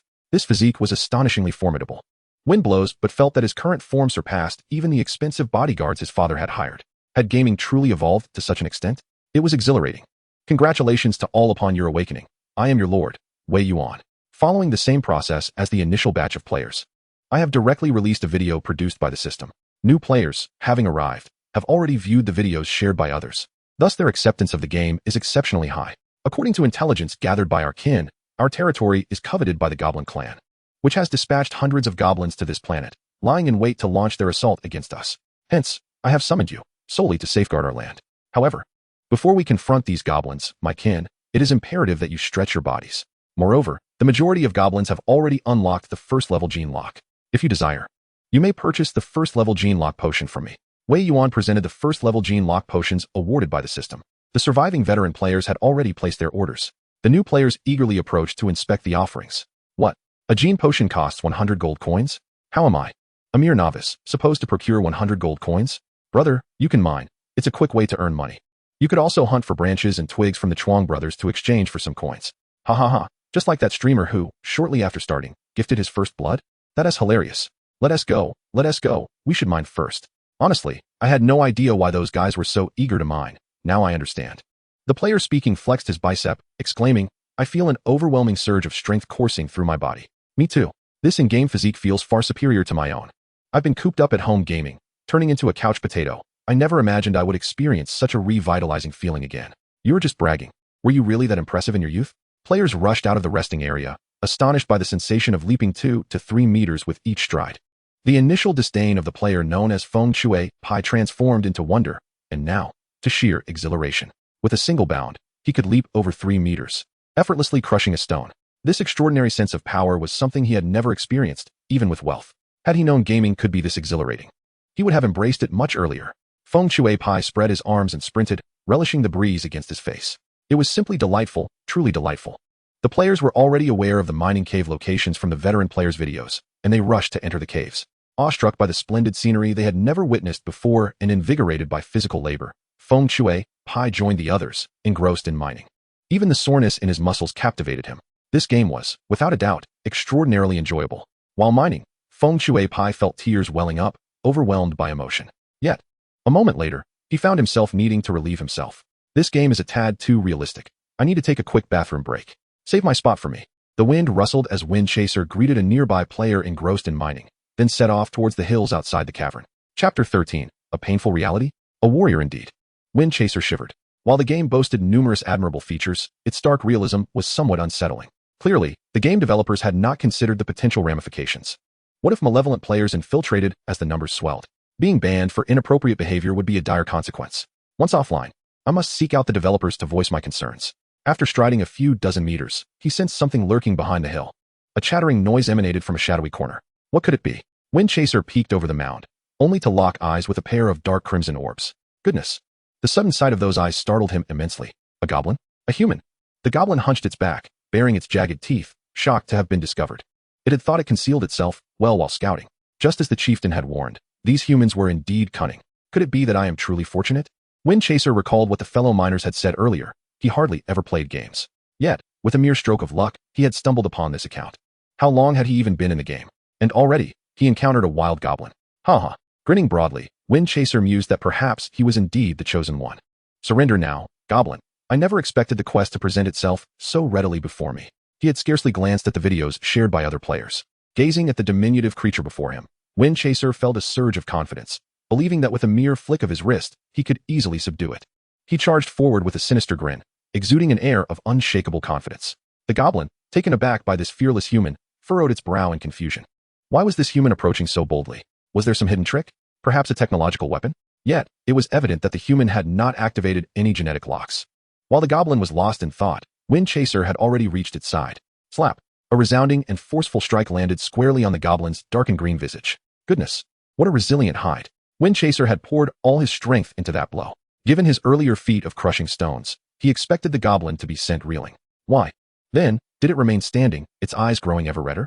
Even with little gaming experience, Wind Chaser recognized the perilous situation as he beheld the infuriated goblin. Curse that human. A slap to the face, such an act bore the gravest insult across any race. I shall end your life.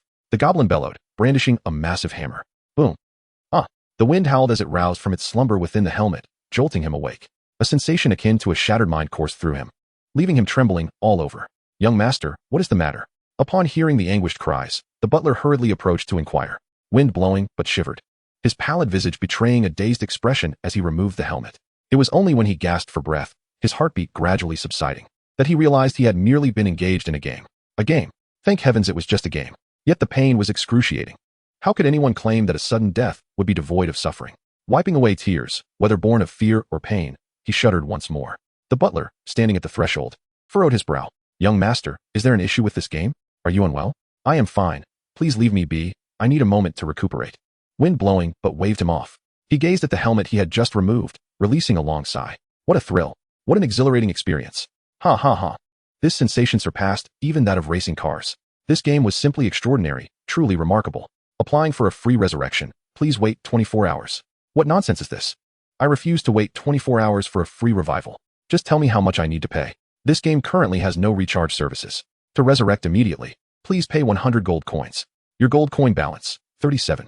Insufficient balance. Blast it, I barely mined for a few minutes today before that goblin killed me.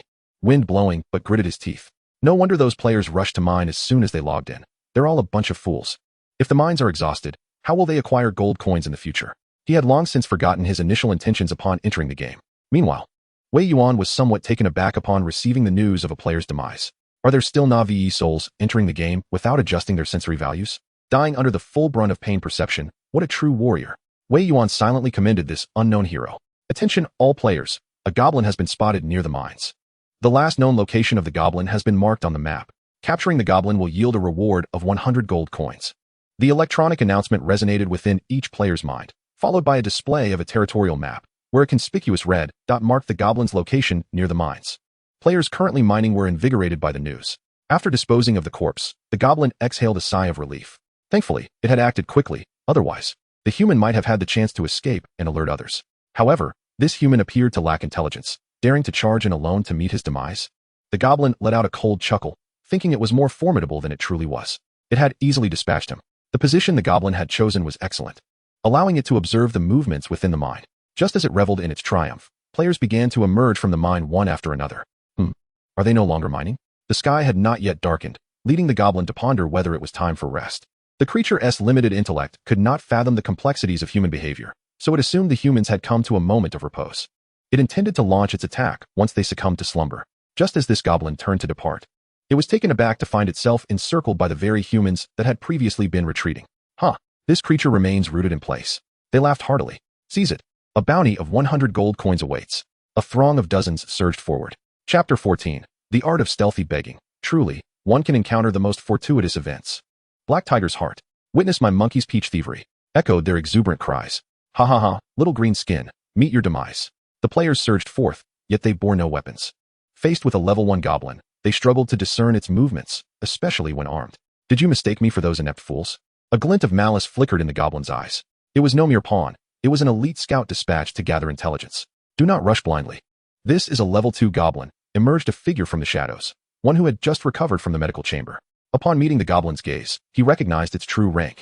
While level 1 goblins could be defeated through sheer numbers, level 2 goblins required a more strategic approach. Step aside. The aura and stature of this stealthy beggar had transformed entirely. Indeed, he was no longer the same figure of the past. He had ascended to level 1. Through his exploits in the assassination of the goblin, he had amassed enough gold to procure a level 1 genetic lock potion. Now, he scrutinized the goblin, movements that had once eluded him now crystal clear. Attack. He charged forth. And in an instant, his form vanished from sight, replaced by the sounds of combat that ensued. The players could only witness a flurry of afterimages before them. The stealthy beggar's fist collided with the goblin's visage, the thick green skin now tinged with crimson. How can you possess such strength? The elite goblin was knocked to the ground, the force of the blow not fully dissipating. After several rolls, it finally came to rest. You are not human. The goblin bellowed in disbelief. How can a mere level 1 human subdue a level 2 like me? In the next heartbeat, a more formidable fist descended. The stealthy beggar pressed down upon the goblin, unleashing a relentless torrent of blows. Not human. Open your eyes, for I am indeed human. With a resounding slap, he retorted. How dare you be so blind? He seized the goblin by its ears, forcefully slamming its head against the ground, splattering dark green blood everywhere. Are you so arrogant? A mere creature dares to challenge our human stronghold? Coveting our territory? You wish to kill me? In the realm of clandestine begging, the intensity is palpable. The authenticity of the gaming world is striking, making it difficult not to immerse oneself in the experience. The brutal scenes of fellow players meeting their demise are vividly graphic. Being engaged in the same game fosters a sense of camaraderie among players. Reflecting on the time when he was mercilessly slain by those goblins, the protagonist, known as Clandestine Beggar, cannot help but feel a surge of indignation. Had it not been for the timely intervention of Brother Yuan, he would have faced a 24-hour wait to respawn. Even after being rescued, he had to expend a considerable amount of gold for healing. How long would he need to mine to earn that back? The frustration is palpable. Alas, I apologize. Please, spare me. Am I not human? The goblin, having reached level 2, held a position of authority within its tribe. Yet, it found itself humiliated by a mere level 1 human. The goblin seethed with rage and resentment. Pondering the bizarre behavior of this human, why resort to violence when no deep-seated enmity existed? The goblin's teeth were shattered by Clandestine Beggar's blows, leaving it bloodied and unable to articulate its pleas for mercy. Meanwhile, other players observed in awe. Is this what comes with leveling up? Incredible power and speed, how exhilarating. Previously, he believed his physique was impressive, yet now he realized his naivety. The players gazed at Clandestine Beggar with envious admiration. I must mine more. Give me your demise. After venting his frustrations, Clandestine Beggar let out a final roar. He stomped the ground, leaped into the air, and delivered a powerful punch to the goblin. With a sickening thud, the elite goblin coughed up a copious amount of blood, succumbing to the blows of a mere level 1 human. It passed away with unfulfilled vengeance. Exhilaration coursed through Clandestine Beggar as he exhaled deeply, only to be met with an electronic announcement. Congratulations to the player Clandestine Beggar for becoming the first player to slay a level 2 goblin. A small golden firework erupted above his head, drawing the attention of all players. Was there no further explanation? Clandestine Beggar too found himself in the dark. However, being recognized with a special reward surely indicated something remarkable. Curiosity swept through the players. Why not ask Brother Yuan? He might know. Indeed, let us inquire with him. The players buzzed with anticipation, convinced that such a reward would be extraordinary, perhaps even unlocking a dungeon. At this moment, the number of players in the game was still limited, and their shared mining endeavors had fostered a bond. Clandestine Beggar was eager to learn the purpose of his special reward, prompting him to approach Wei Yuan for clarification. With an air of feigned surprise, Wei Yuan gazed at Clandestine Beggar and proclaimed, igniting a frenzy among the players, the Lord's Academy. Is this the main storyline of the interstellar game? Does that mean those who accompany can actually board a spaceship to visit the so-called Central Star? How exhilarating. To think one could directly journey to the Central Star. Only those who possess this event voucher are permitted to go. Brother Yuan, what must we do to obtain this voucher? Indeed. The players gazed curiously at Wei Yuan, their eyes nearly popping with excitement. This is not something I distribute, Wei Yuan replied, shaking his head. Only those of our kin who have made special contributions to the tribe can possess it. Ah, the beggar. How fortunate you are to stumble upon such good fortune. The oil thief hastily rushed over, still lagging behind. Chapter 15, Ecstasy. The Mecha Maiden has arrived. The oil thief was truly vexed. He longed to mine as well, but as an elder player, he had been eliminated by bloodthirsty Chuan on the very first day. A humiliation he could not swallow. Thus, upon resurrection, he hastily purchased the energy mines from the players and immediately set to work with the basic energy saw to chop wood. In the span of a single day, he cleared a vast area of bloodthirsty Chuan near the base. When he finally remembered to gather intelligence about the players and strategize after logging off, he learned that the beggar had received yet another reward, this time a special one. As the oil thief hurried over, he overheard Wei Yuan explaining this reward. Thud. The oil thief fell to his knees, dejectedly lowering his head, muttering continuously, why must there be a beggar when there's an oil thief? Ah, the pain. It is too much to bear. 2 streams of tears flowed down the corners of his eyes. The beggar approached the oil thief, patting him on the shoulder. Don't be disheartened, my friend. When I reach the Lord Academy, I will share the video with you. Do not be sad or envious. We all have a bright future ahead. I've never even seen a goblin's face. Why don't they venture into Chuan's woods? The oil thief brushed away the beggar's hand, murmuring to himself. Then, in a state of despondency, he walked away, his silhouette forlorn. Wei Yuan watched this player, who had made significant contributions, and cleared his throat. He genuinely wished to offer a reminder. Goblins may not be particularly intelligent, but they are not foolish enough to venture into such perilous territories as the bloodthirsty Chuan forest. That vast expanse of bloodthirsty Chuan, while dangerous, indeed afforded some protection to the base. The resources mined by the players were already sufficient to cover the remaining payment for the junior sister, Amilo. Once the goblins were cleared, the players would need to swiftly chop down that extensive area of bloodthirsty Chuan. The materials from the logging could be auctioned off on the Star Network, likely attracting many sellers from the Trant tribe. Wei Yuan pondered, realizing he had quite a few responsibilities of his own. He activated his communicator. Junior sister, where are you now? At that moment, within the silent cosmic passage, Amilo, having traversed countless spatial tunnels, wore a pallid expression. The communicator flickered twice. Amilo, senior. It seems there is an issue with the original flight path. I have utilized spatial traversal technology, and in 3 minutes, I shall arrive at your planet. Amilo, by the way, senior, this planet was previously unclaimed, but it is now registered under your name. Will you not bestow it with a name? I almost forgot. Upon seeing Amilo's message, Wei Yuan recollected that he had yet to exercise his right to name the planet. Accessing the Star Network through his intellect, Wei Yuan directly entered the planetary registration website. Following genetic recognition, the page for planet naming promptly appeared.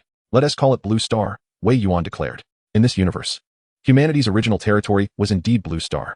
The impetus for interstellar travel arose from the depletion of resources on Blue Star. Subsequently, following the war against the insectoid race, Blue Star vanished. Henceforth, humanity sought refuge on a new world. Now, as a lord in reserve, Wei Yuan designated his first planet for human habitation as Blue Star. The moment the words Blue Star were entered, the registration was successfully completed. On the Star Network, all members of the Alliance could now see the information therein. At that moment within the Lord Academy, there was astonishment at how this young man had chosen to name his planet Blue Star. Humanity, it seemed, was poised to reclaim its former glory. In the office of the headmaster, a youth furrowed his brow. Grandfather, if you hold him in such high regard, why assign him to such a remote planet? The old headmaster merely smiled, remaining silent. Buzz. A tremendous noise erupted above the players. What is happening? Has it turned dark? Where has the sun gone? Goodness, is that a cosmic warship?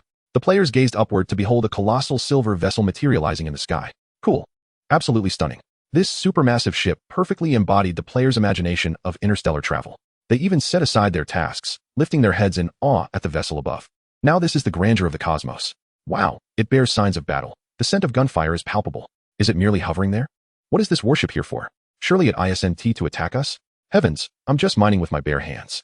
And they're coming at us with a warship? Surely that's a bit much. Amilo sat in the cockpit, observing the murmuring crowd below. Are these the senior's kin? Have they never unlocked their genetic locks? Yet they seem somewhat different from the humans I encountered previously. Amilo blinked in confusion. Upon closer inspection, they appeared somewhat similar. Why isn't anyone reporting this? They're merely gazing at my warship with curiosity. How peculiar are the kin my senior has brought? Senior, I have arrived. After waiting for a considerable time without seeing anyone notify Wei Yuan, Amilo had no choice but to activate the communicator and seek him out directly. The transport ship is hovering. You may descend directly. I shall be there shortly. Wei Yuan activated the base's cloaking system. The safety of the base was paramount, and he could not expose it to Amilo. A colossal vessel above suddenly unveiled a passage, through which a pink figure soared forth. Amilo's mech was a sight to behold, adorned with a metallic sheen and embellished with delicate pink patterns. Her youthful visage captivated the players, leaving them awestruck. By heavens, it's a mech girl. This artwork has manifested into reality, my friends. I recall encountering a similar concept online, but it was merely an illustration. This game is phenomenal. They have actually modeled such a complete mech girl. The excitement surged among the players. I'm utterly enchanted. I feel famished just gazing at this mech. Love knows no boundaries of gender or even species. I have fallen. One exclaimed. Fools. While the mech is indeed stunning, are you not curious about the pilot? New character alert. The players erupted in fervor. Could a new character finally be making an appearance? All eyes were glued to the descending mech. Amilo, thinking of the ordinary folk of various races who typically feared advanced warriors, was cautious during her landing, hoping not to instill fear among her elder kin. Yet, upon her descent, these very individuals gathered around her. Why do they gaze at me so intently? Chapter 16. I have traversed the entire war zone. Amilo was utterly bewildered. What were these kin of her elder doing surrounding her? The mech had already scanned the vicinity, revealing that few among them had even unlocked their primary genetic locks. They were incapable of wielding genetic energy weapons. What was their purpose? After a moment of hesitation, she recalled her mission to deliver goods and resolved to adopt a more amiable demeanor.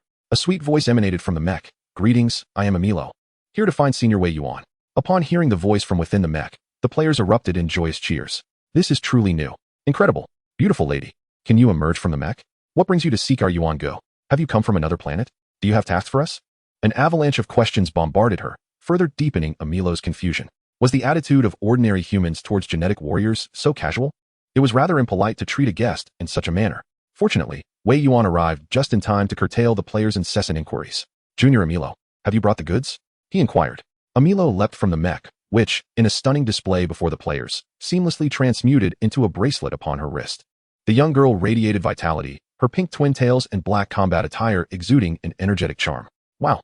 The exclamations of awe reached her ears. And Amilo smiled brightly. As a member of the Treant clan, her lineage was floral. She naturally possessed a beauty that surpassed that of many other races, even ranking above the renowned succubi in her school's beauty standings. Throughout her life, she had been greeted with countless expressions of admiration.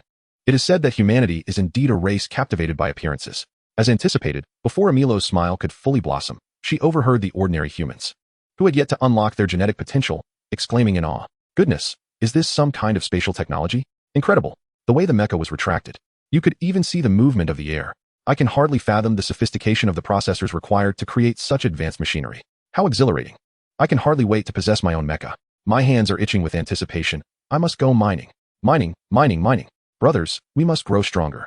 We must grow stronger. We must mine. We must mine." Amilo stood dumbfounded as she watched the players suddenly become fervent and rush off to mine. She lifted her gaze towards Wei Yuan. "Senior, are these your kin sent from your tribe? Surely, the human race has not lost all hope in you, have they? Otherwise, why would they send so many seemingly dim-witted kin your way?" Wei Yuan shook his head with a wry smile. "They are simply enthusiastic about their work." He chuckled. When players engage in the game, who cares about the character's attractiveness? As for the narratives influencing their gaming experience, if this bunch doesn't leap up shouting skip, skip, skip, it would be quite generous of them. However, there were still some players who preferred to engage with the story. For instance, a player hurriedly approached. Clutching a basic energy saw, the oil thief. Yuan Go, I heard we have guests." Despite her tardiness, the oil thief arrived, a jar brimming with the sap of the bloodthirsty Polonia in her hands. The pale green sap radiated a vibrant life force. "Wow, girl, you are on point." The oil thief raised her hand, giving Amilo a thumbs up. "What are you discussing? Can I listen in? If you wish to hear, follow along. But you must share some of your sap with our guests," Wei Yuan replied with a smile, gesturing towards the large glass jar in her hands. Upon seeing that jar of sap, Amilo couldn't help but swallow several times in anticipation. For the fully evolved Treant race, such life-infused mutated sap was a delicacy. "Yes, if you give me a cup of sap, you can join us," Amilo nodded emphatically, her twin tails quivering in the air. "A cup?" The oil thief glanced at the large jar she held. "Doesn't that seem a bit stingy? Wouldn't half a cup suffice?" Amilo gestured with her fingers. "What else with this cup and half-cup business? We wouldn't want other races thinking we humans are stingy. This entire jar is yours." The oil thief laughed heartily as she shoved the large glass jar into Amilo's hands. It was clear to her that this somewhat naive alien girl with twin ponytails was genuinely eager to savor the sap. This jar of sap, when evaluated by Yuan Go, would likely yield no more than a mere 10 gold coins. Exchanging 10 gold coins for a single point of favor is an advantageous transaction, without a doubt. The sap of the bloodthirsty camphor tree, although rare, is not particularly expensive. What truly commands a high price is the sap imbued with a vital essence. This exquisite substance can only be harvested from a living tree under conditions of extreme rage. Typically, bloodthirsty camphor trees exist in dense groves, even when subjected to brutal slaughter. They exhibit no signs of anger. The weak, on the other hand, are swiftly dispatched by the trees. Anger enriches the sap with the tree's life force, which is then conveyed to its roots. Thus, sap infused with vitality is both precious and elusive. As she opened the jar, a rich aura of life surged forth, overwhelming Amilo with its intensity. Her gaze softened as she regarded the oil thief, perceiving a hint of goodness in her demeanor. The members of her senior's clan, despite their apparent lack of intelligence, were indeed kind-hearted individuals. "This is a token of greeting from my kin," Wei Yuan remarked, and coincidentally, "the goods you delivered are precisely what they require at this moment." Wei Yuan then glanced up at the hovering vessel above. Was all the cargo contained within? The massive ship bore marks of cannon fire, suggesting it had encountered peril along its journey. Yet, as a merchant, transporting goods was part of her responsibilities. Amilo refrained from broaching the subject, and Wei Yuan, understanding the potential for price negotiations, chose not to inquire further. Flushed with embarrassment, Amilo closed the lid and looked up at Wei Yuan with sparkling eyes. "Senior, Shall we inspect the goods? She asked eagerly. 370,000 items have been safely delivered. She stood tall, proud, and ready to defend her precious cargo, having traversed a dangerous stretch of war-torn territory. Chapter 17. The probability of your planet being attacked. Had the moment finally arrived? Was she about to recount the dangers faced during her transport, potentially raising the price? Wei Yuan maintained his composed demeanor, observing Amilo with an air of shrewdness. While she appeared to admire him, it was evident that her motivations were rooted in commerce. What transpired during your journey? The oil thief inquired, her curiosity piqued. This was a pivotal plot point, one that would undoubtedly enrich her future gaming strategies. The oil thief's intentions were benign, yet Wei Yuan silently pressed his hand to his chest. Realizing he had neglected to instruct the players not to pry into matters that did not concern them, such inquiries would surely compel Amilo to divulge details. He feared that any losses incurred by the transport vessel would ultimately be attributed to him. A bead of cold sweat trickled down his forehead. His finances were already strained. The minerals currently being extracted by players were barely sufficient to cover a final payment.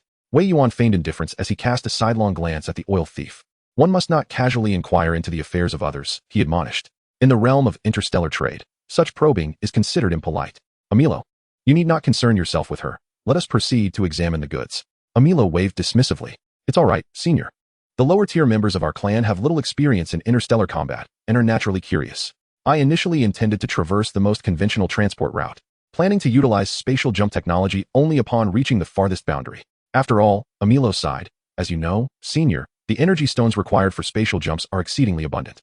I wonder if the Alliance has received any news. Engaging in battle in such close proximity to the fringes could very well attract the Zerg, given the energy waves generated. The mere thought of the Zerg sent a shiver down Amilo's spine.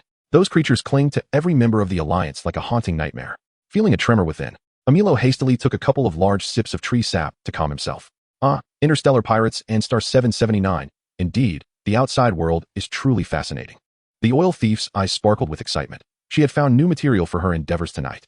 With a game of such high quality, it was improbable that all resources were allocated solely for graphics. The plot and storyline must be equally robust for players who relish narrative. Piecing together the entire world backdrop of the game is a thoroughly engaging experience. The oil thief was one such player, and her fans, who enjoyed her live streams and analyses, also favored exploring the world's lore. Information collection successful. The system is calculating. Host, based on the news from your friend. This system predicts that your territory may face strikes from two opposing forces. 1. When fleeing, interstellar pirates have a 70% probability of using Blue Star as a temporary refuge.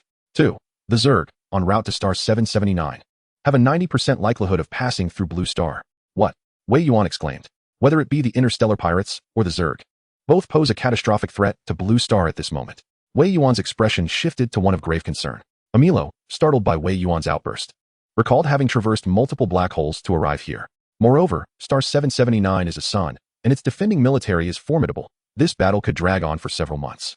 Had it not been for the system's warning, Wei Yuan might have reached a similar conclusion to Amilo's. However, the system had clearly indicated a 70% likelihood of the pirates arriving and a 90% chance of the Zerg passing through, which left little room for doubt. He needed to act with urgency. The players had yet to mature in strength. Let us settle the outstanding payments first. Amilo, does your family offer any weapons beyond these rudimentary ones? Wei Yuan inquired. Yes, we possess a metallic planet specifically for weapon manufacturing. Though it primarily produces mid to low-tier items, Amilo responded, his enthusiasm for business immediately ignited. I will send you the link to our shop. If you have any needs, senior, feel free to place an order. There's a 10% discount. Is shipping included? Amilo fell silent. The shipping costs were not trivial. If shipping were included, the profit margin would diminish. However, if the senior ordered in bulk, shipping could be waived. Very well, let us proceed to inspect the goods. The oil thief was escorted aboard the transport ship by Wei Yuan, fully immersed in a futuristic ambience. However, when he beheld the curious goods of all the players, he was somewhat taken aback. It was a vast warehouse, or rather, a colossal transport vessel filled with primary energy saws. Brother Yuan, don't we have spatial devices? Is it really necessary to use such a large ship for transporting these primary energy saws? This seems rather unscientific. Wei Yuan and Amilo simultaneously cast bewildered glances at the oil stealer. After all, there were 370,000 primary energy saws. How large must a spatial device be to store them? Amilo exaggeratedly gestured. This bracelet I use to don my mech is merely 8 cubic meters and cost me 8 million. How much would this transport vessel be worth? It made perfect sense, and I found myself unable to refute it. The oil stealer had not anticipated that the game was so meticulously crafted. No wonder Brother Yuan had so many weapons stored directly in the armory. It turned out he couldn't afford spatial devices. Wei Yuan received a gaze tinged with sympathy. I'll pay the remainder with energy or, he said, ignoring the oil stealer's scrutinizing look. Poverty is a thing of the past. Once the players began mass mining, he would be far removed from any notion of being poor. Energy or? Amilo exclaimed softly, then urgently inquired, Senior, does your planet have energy or? Indeed. Since I plan to pay with energy or, I have no intention of concealing it, Wei Yuan replied. This planet is quite rich in minerals, otherwise, how could it be classified as a level 5 planet? I envy you immensely.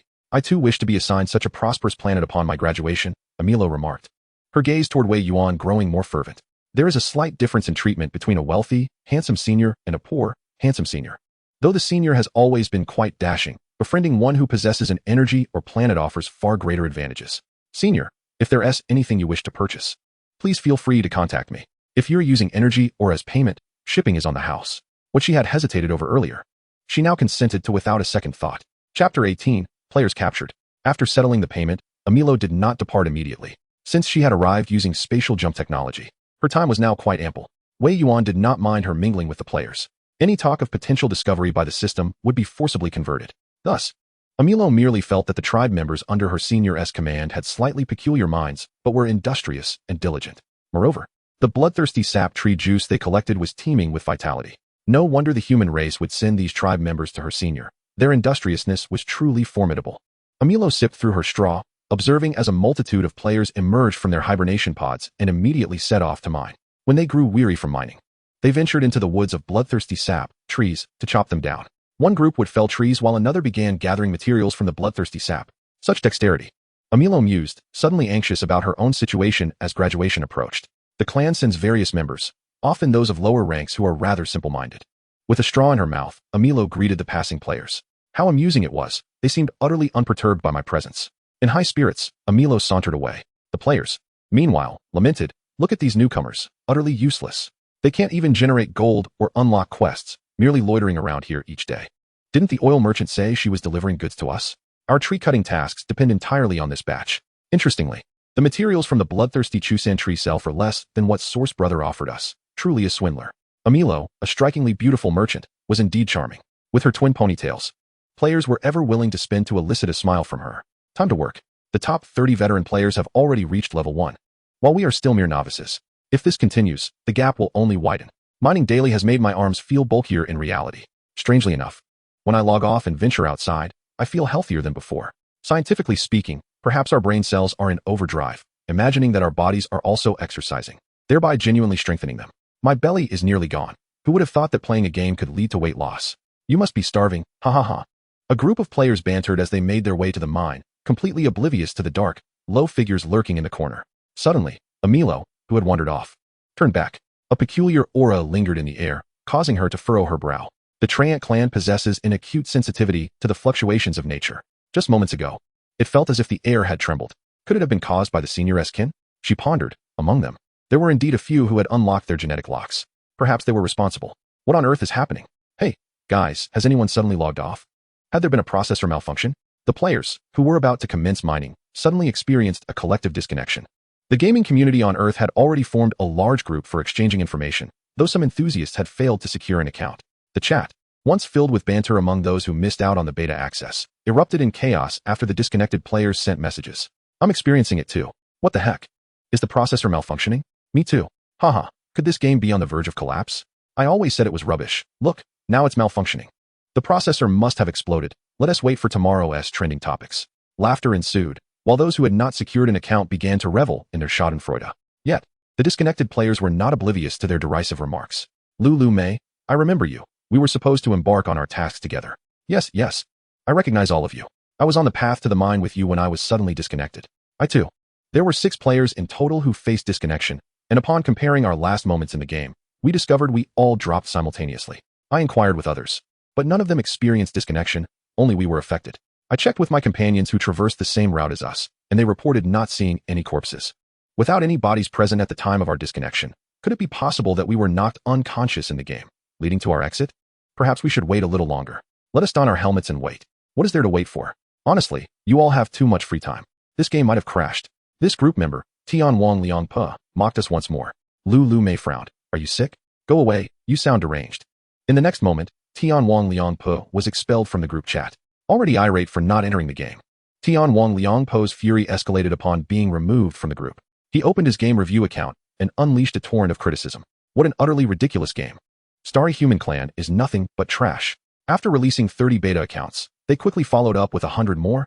This is a garbage game. The so-called players who have entered the game are merely shills.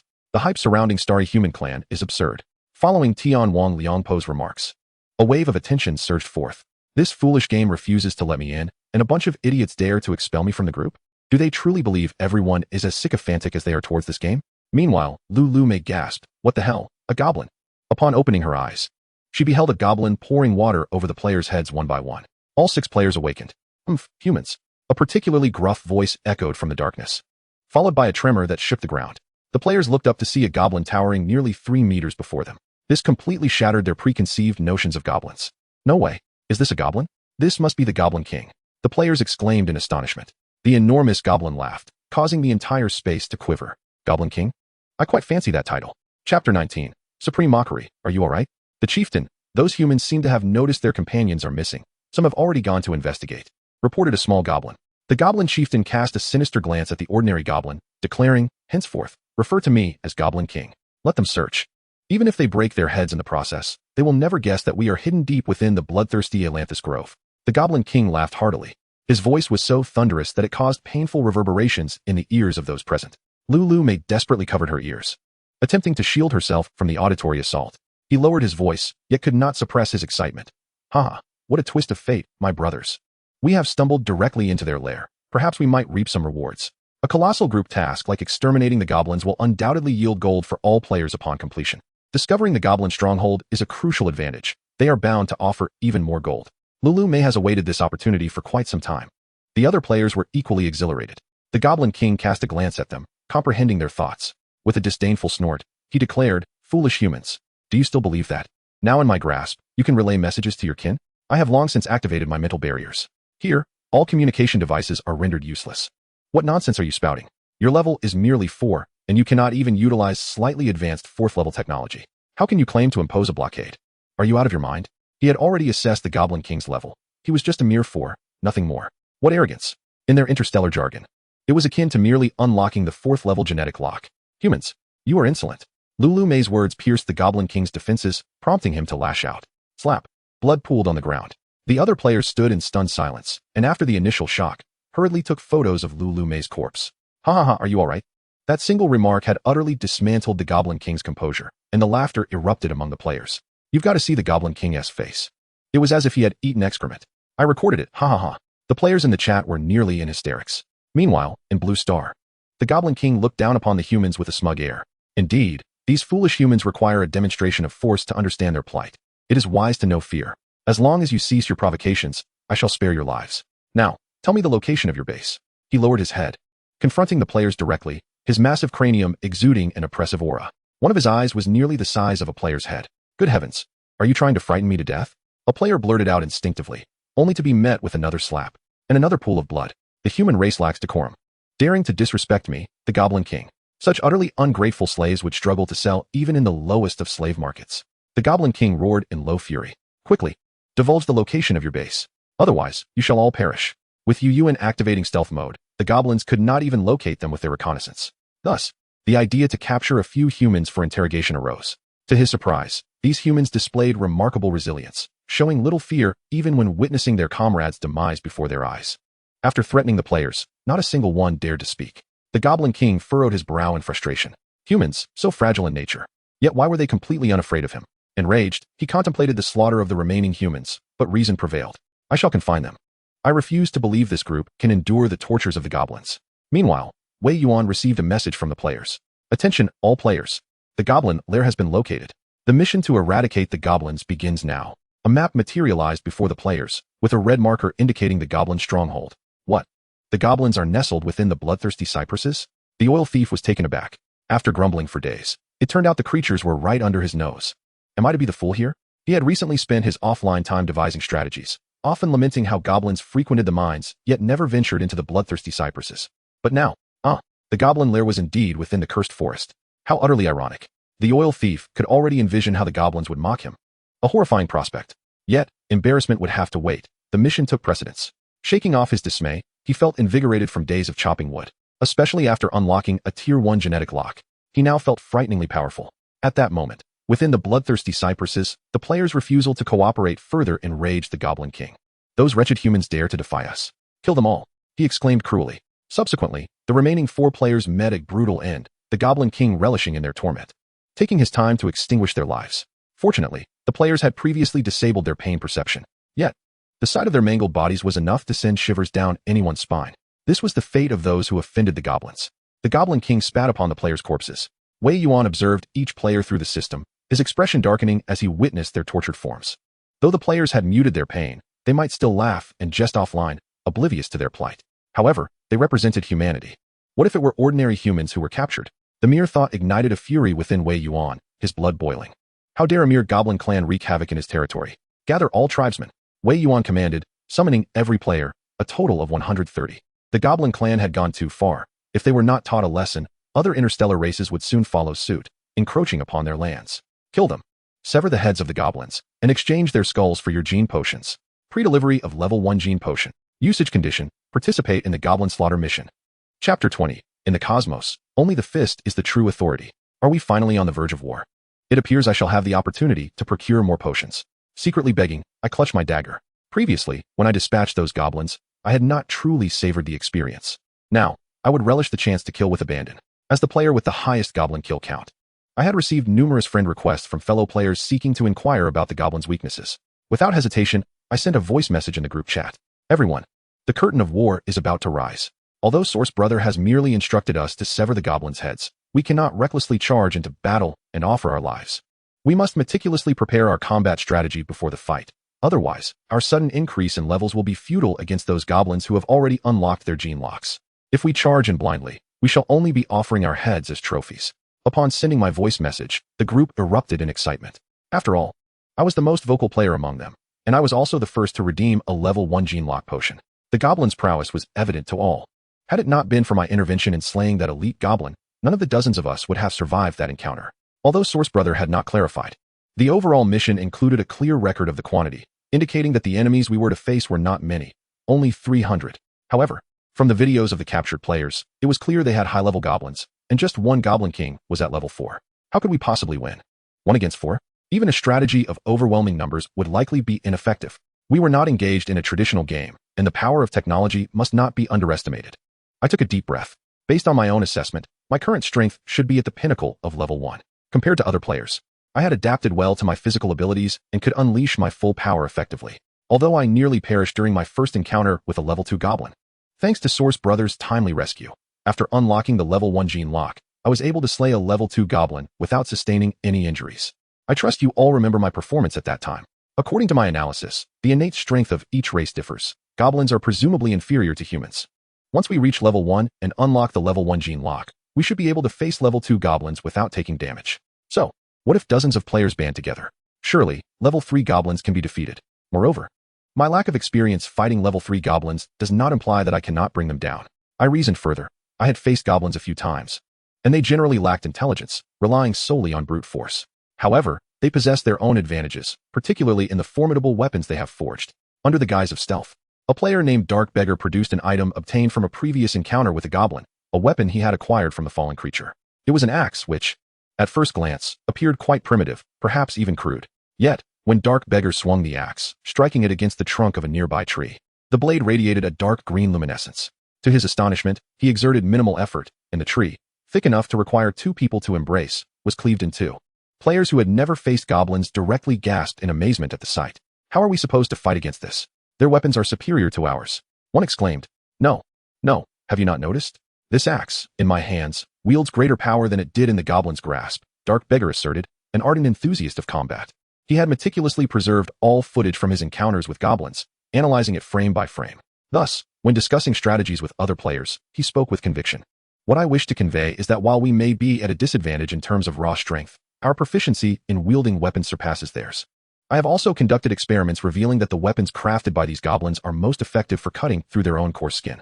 Given their rugged hide and substantial bulk, relying solely on our strength would render it challenging to penetrate the defenses of high-level goblins. However, by employing their weapons, we can endeavor to engage in combat beyond our current level. Therefore, our initial objective is to eliminate all low-level goblins, seize their weapons, and subsequently confront higher-tier foes. Primarily, there exists one level 4 Goblin King, accompanied by 8 level 3 elite goblins and a cadre of 60 level 2 goblins, with the remainder being level 1. For our calculations, we can estimate around 200 level 1 goblins. Let us divide the task. Our immediate goal is to slay these 200 level 1 goblins. Now, I shall guide everyone on how to adapt their speed after consuming the level 1 genetic lock potion. As long as our speed is sufficiently swift, the goblins' attacks shall not harm us. Dark Beggar, without reservation, commenced his instruction. Furthermore, once we acquire the goblin weapons, I will concurrently teach you how to wield them effectively. The players in the group erupted with enthusiasm, engaging in spirited discussions on how to tackle the goblins. Those who had previously battled goblins began to analyze their attack patterns. Within a minute, Dark Beggar had compiled his teachings into a video and shared it with the group. This task, as everyone witnessed, stemmed from the anger of Source Brother, which I sensed was provoked by the brutal slaughter of those 6 players, an affront to human dignity. Therefore, it is imperative that we refrain from any internal strife or competing for kills. We are fighting for the honor of humanity. The goblins have encroached upon our territory and slain our kin. This is a provocation. We must engage in a splendid and decisive battle, one that brings honor to our leader, Yuan. It is essential to remember that among the spectators, there is also Yuan's junior. Let us not forget that in the realm of the stars, strength is the ultimate truth. Chapter 21. What race doesn't slack off at work? Brothers, have you all had your fill? Prepare to log in. The clock strikes 8. And the clandestine gathering begins in the group. At this moment, all players don their helmets and log in directly. The 3 suns of Blue Star have set, and darkness envelopes the sky. Wei Yuan observes the players as they organize and execute their plans, contemplating whether to join them. This battle serves both as a defense of territory and as a first step in cooperative effort among the players. There will be many battles ahead. The more the players train, the more experience they will gain. In the interstellar war, Wei Yuan cannot always be there to protect them. Go forth, my players. Let the goblins be your first sharpening stone. Wei Yuan watches as the players embark on their journey. Amilo, with her pink twin tails, gazes in confusion. Senior, aren't you going to engage in this war? This is a battle of races. Furthermore, our human side doesn't even have a single level 2 warrior. Are you really letting them charge in? Although Amilo is unaware of the number of goblins transported to this planet, she is certain that among them are warriors of considerable rank, at least level 4. While each race possesses individuals of varying capabilities, there are indeed exceptional talents capable of challenging higher-level warriors at lower ranks. Such prodigies are rare in any race. Given that only a few individuals have been sent from the human race, is Wei Yuan truly sending them all into battle? This is my territory, and similarly, the territory of my kin. When outsiders attempt to seize our land, it is only right that the owners drive them away and slay them. Amilo's mouth slightly agape. She struggles to process the situation.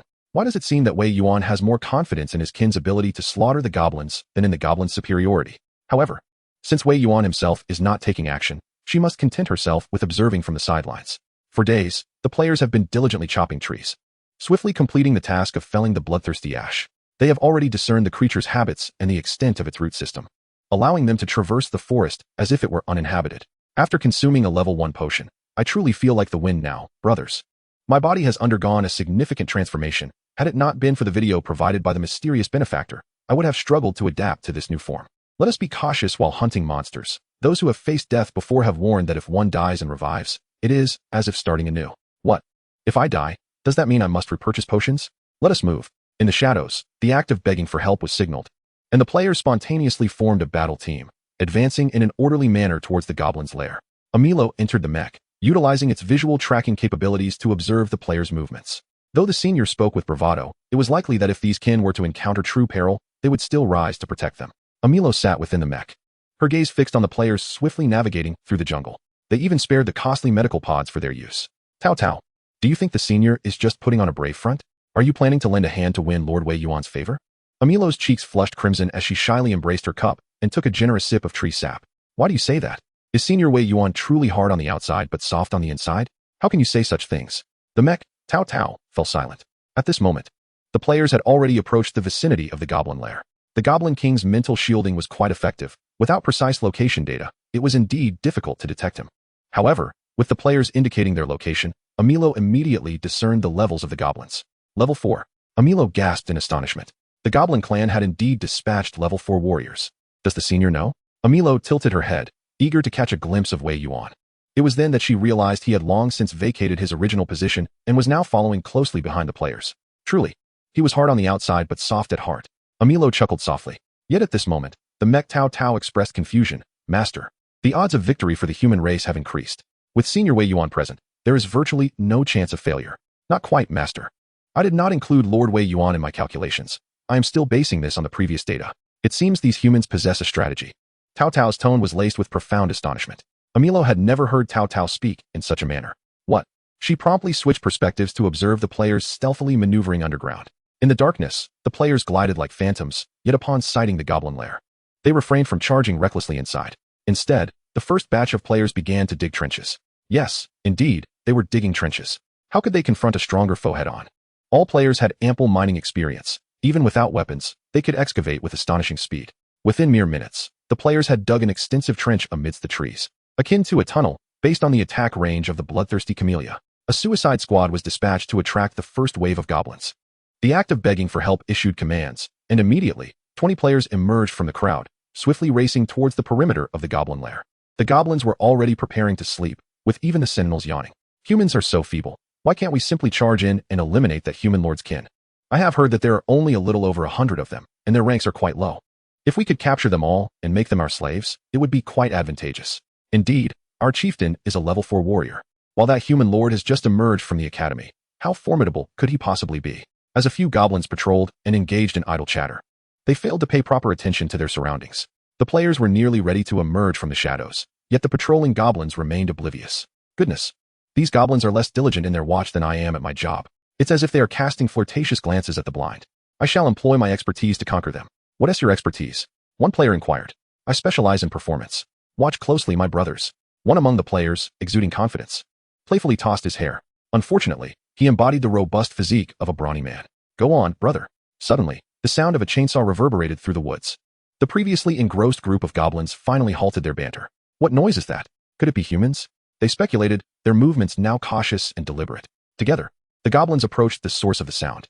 In the dark of night, the primitive energy saw roared to life, cutting into the trunk with a piercing shriek. Oh, it truly is humans. The goblins immediately spotted a player wielding the chainsaw, oblivious to the approaching threat. In truth, he was keenly aware of the dozen or so goblins with malicious intent advancing towards him, as he watched the video feed from his fellow players. With so many goblins, they can't possibly take me down in one blow, can they? Just look at me, a solitary and pitifully weak human. You wish to see me panic and tremble in fear, don't you? Come on, come on. The player muttered to himself anxiously. The goblins, sharing a glance filled with malice, perceived the human's folly in wandering alone into their domain. It would be a shame to kill him outright. I want to see if he can escape our pursuit. Let us not dispatch him immediately. We shall frighten him first, instill a glimmer of hope, and then relish in his demise. The goblins whispered, their voices audible amidst the chainsaw's roar. All the players turned in terror, exclaiming dramatically, what the hell? Goblins? Ha ha ha. Is it only now that you realize? Truly foolish humans. Ah, goblins. The player's chainsaw clattered to the ground as he shouted. Those hiding at a distance watched in disbelief.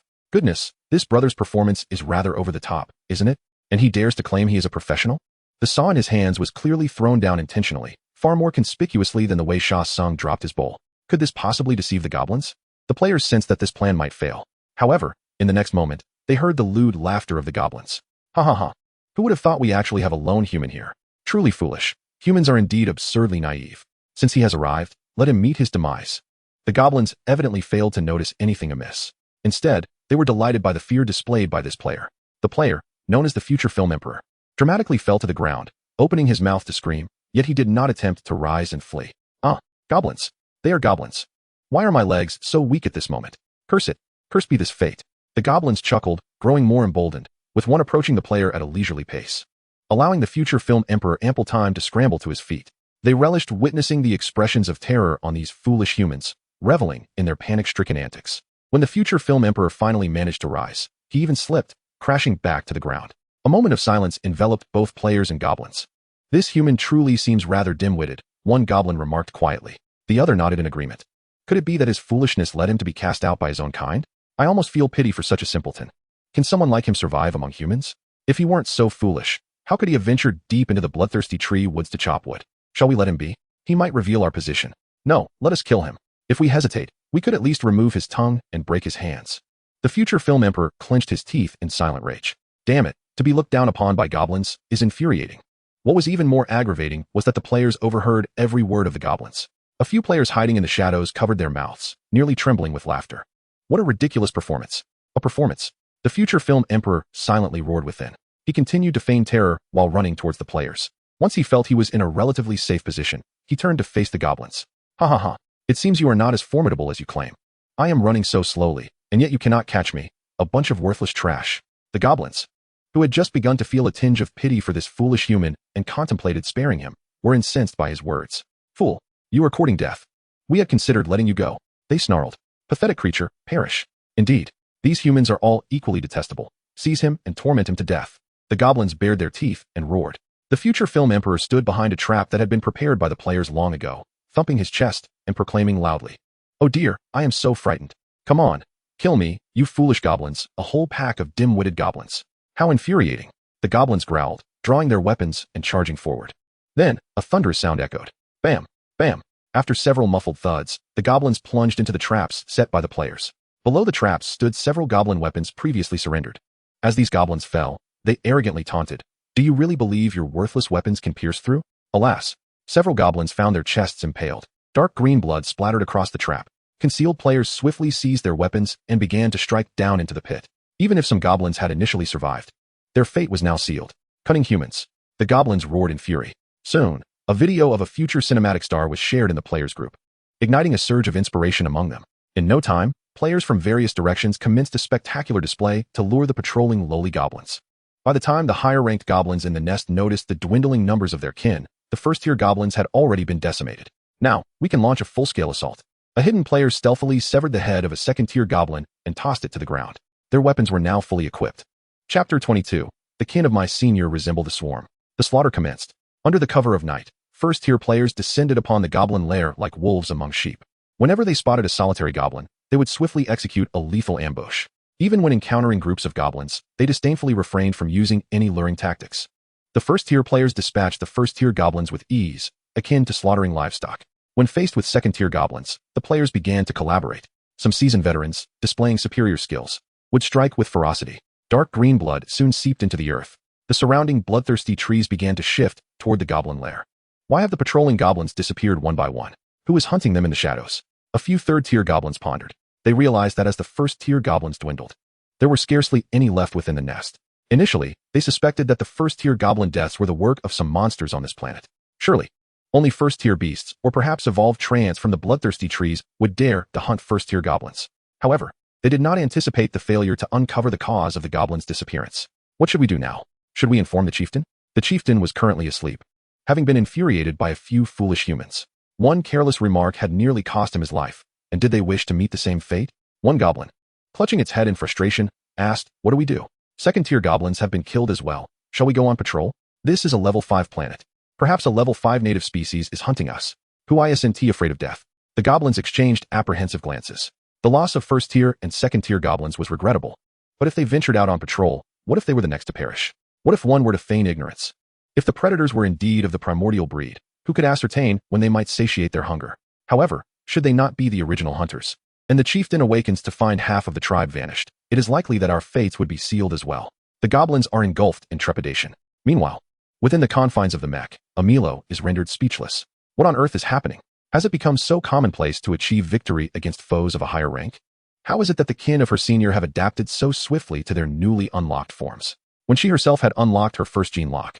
It took her 3 days to acclimatize to her transformed body, and even then, she was regarded as a prodigy on her planet. Yet now, what is she witnessing? Those humans who had merely injected the first-level gene unlocking serum during the day are already adeptly maneuvering their bodies by night. In such a brief span, they are nonchalantly dispatching goblins. If we consider genetic hierarchies, goblins are indeed superior to humans. After all, they are beings of longevity. Longevity implies that even among warriors of the same genetic tier, while their abilities may appear comparable, the longevity beings, due to their extended lifespans, have more time to hone their skills at any given level. In the absence of innate talent, the longer one remains at a level, the more potential one can cultivate. This fact is well known within the Galactic Federation. Yet, before Amilo, humanity has defied this principle. The first-level goblin warriors are no match for their human counterparts, who have only recently unlocked their gene locks. Merely half a day has passed. Observing these kin of her senior, they exhibit no trace of the fear one would expect after slaying goblins. Instead, their emotions are solely filled with exhilaration and joy. Amilo's lips pale in response. It is truly terrifying. Indeed, it is fearsome. As a student of the Lord Academy, Amilo is far from naive. She has traversed war zones alone to reach this remote planet, partly motivated by her admiration for her senior. Yet more so, she seeks to cultivate a friendship with Wei Yuan, understanding that establishing connections could open many doors. Given Wei Yuan's promising future, her demeanor towards his kin has remained amiable, despite recognizing that many are merely the most basic of warriors, some not even warriors at all. However, now, she finds herself gripped by a sense of dread towards those she once regarded with disdain. These humans resemble innate killing machines. Amilo exhales softly, Tao Tao. They evoke a familiar fear within me. They are reminiscent of the Zerg. The mech, Tao Tao, suddenly speaks. Amilo shudders at the sound. However, dear master, there is no need for concern. Tao Tao has already conducted a thorough scan, and they are undoubtedly genuine members of the human race. Genetics cannot deceive. From records dating back several years, I have also discovered that the ancestors of humanity, upon their initial departure from their territories, encountered a myriad of races while venturing into the cosmos. In the face of interspecies competition for resources, humanity exhibited a formidable strength, even daring to confront the divine beings head-on.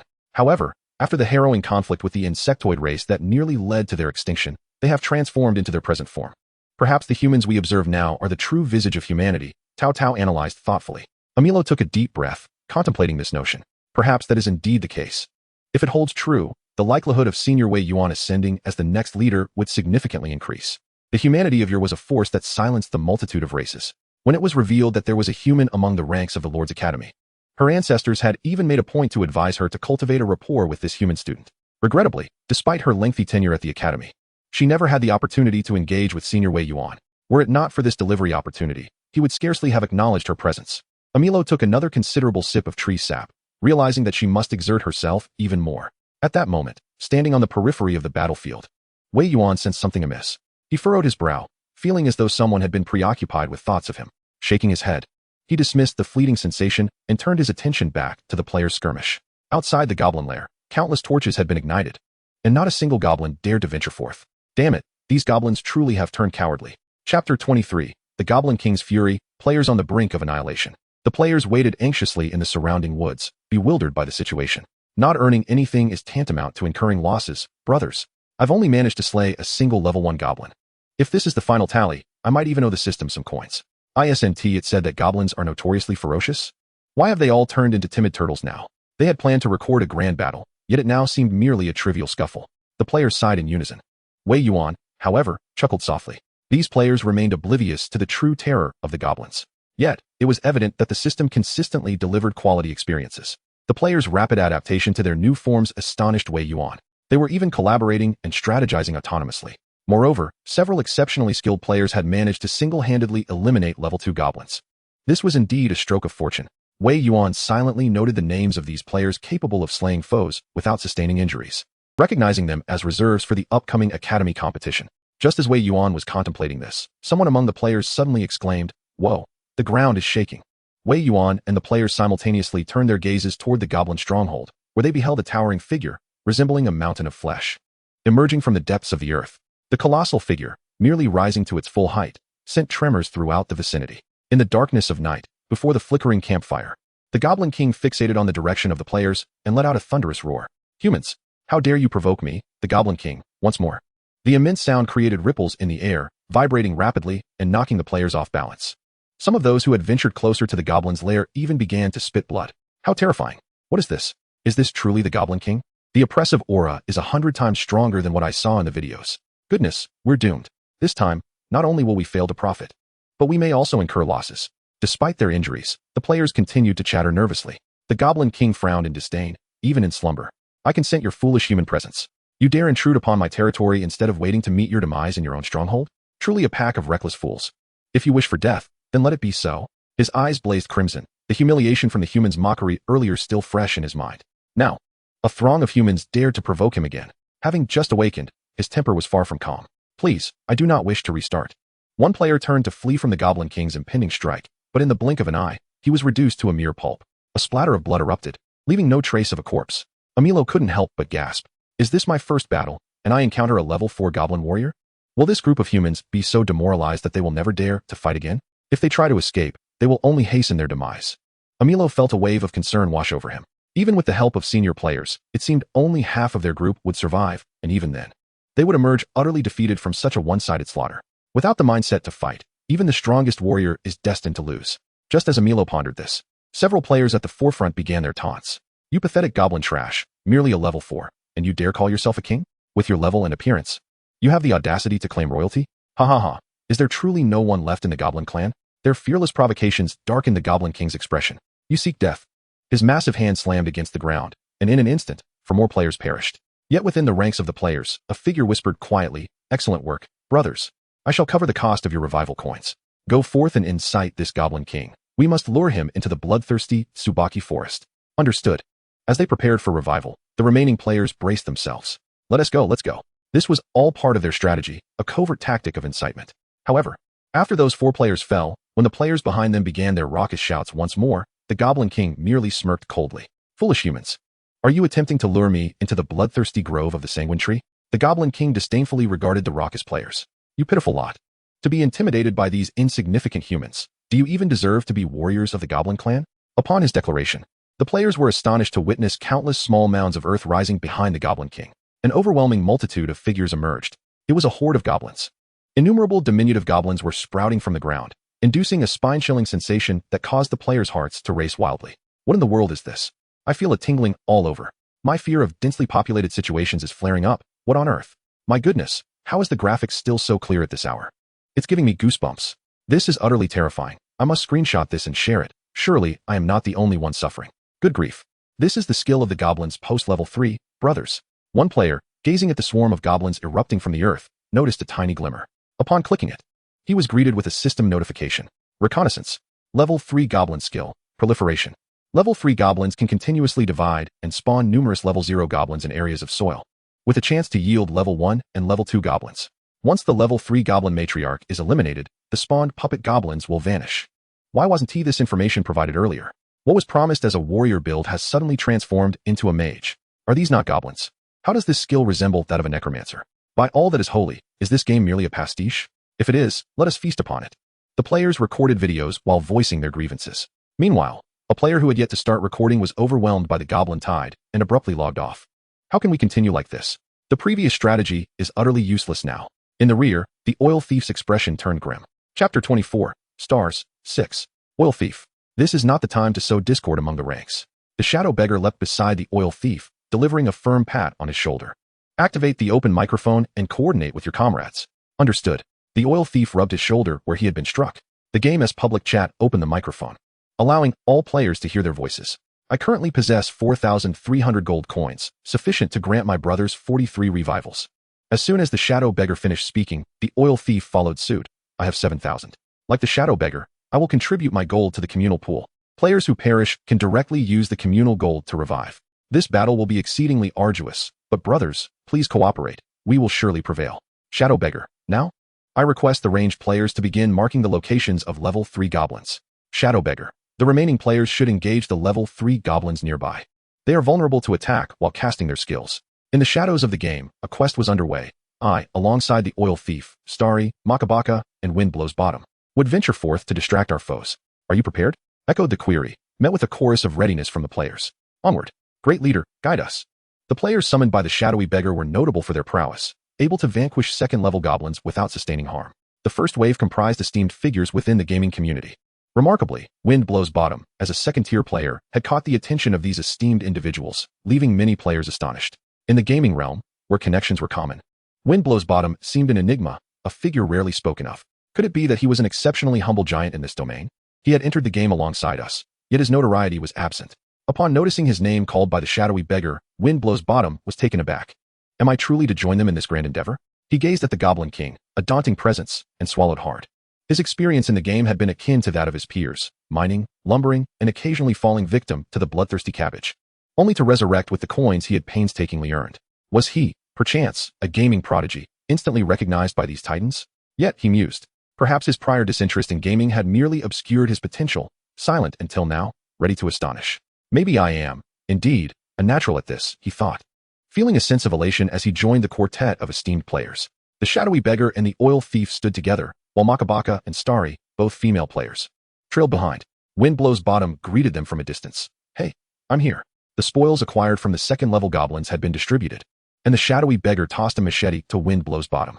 You seem familiar, remarked Makabaka, scrutinizing him. Have you only played single-player games at home, never participating in any events? As players encountered one another, initial guesses about identities ensued, for the gaming circle was limited. Yet, it soon became apparent that the character models bore a striking resemblance to their real-world counterparts. Many top players had made public appearances, and it was not uncommon for them to arrange offline meetings after exchanging words in-game. Female players, particularly those skilled, were a rarity in the gaming community. Makabaka, with her extroverted nature, relished in making friends, and was well acquainted with the elite of the gaming sphere. Upon encountering the player known as Wind-Blowing Butt, she was initially taken aback by his strikingly handsome visage, only to realize that she had no recollection of him whatsoever. Wei Yuan had meticulously optimized their genes, enhancing not only their physical forms, but also their features and demeanor. Thus, these players boasted visages that represented the pinnacle of their earthly appearances. Amidst a multitude of attractive individuals, Wind-Blowing Butt's allure was indisputable. Possessing such a captivating face within the game suggested that he must be equally remarkable in the real world.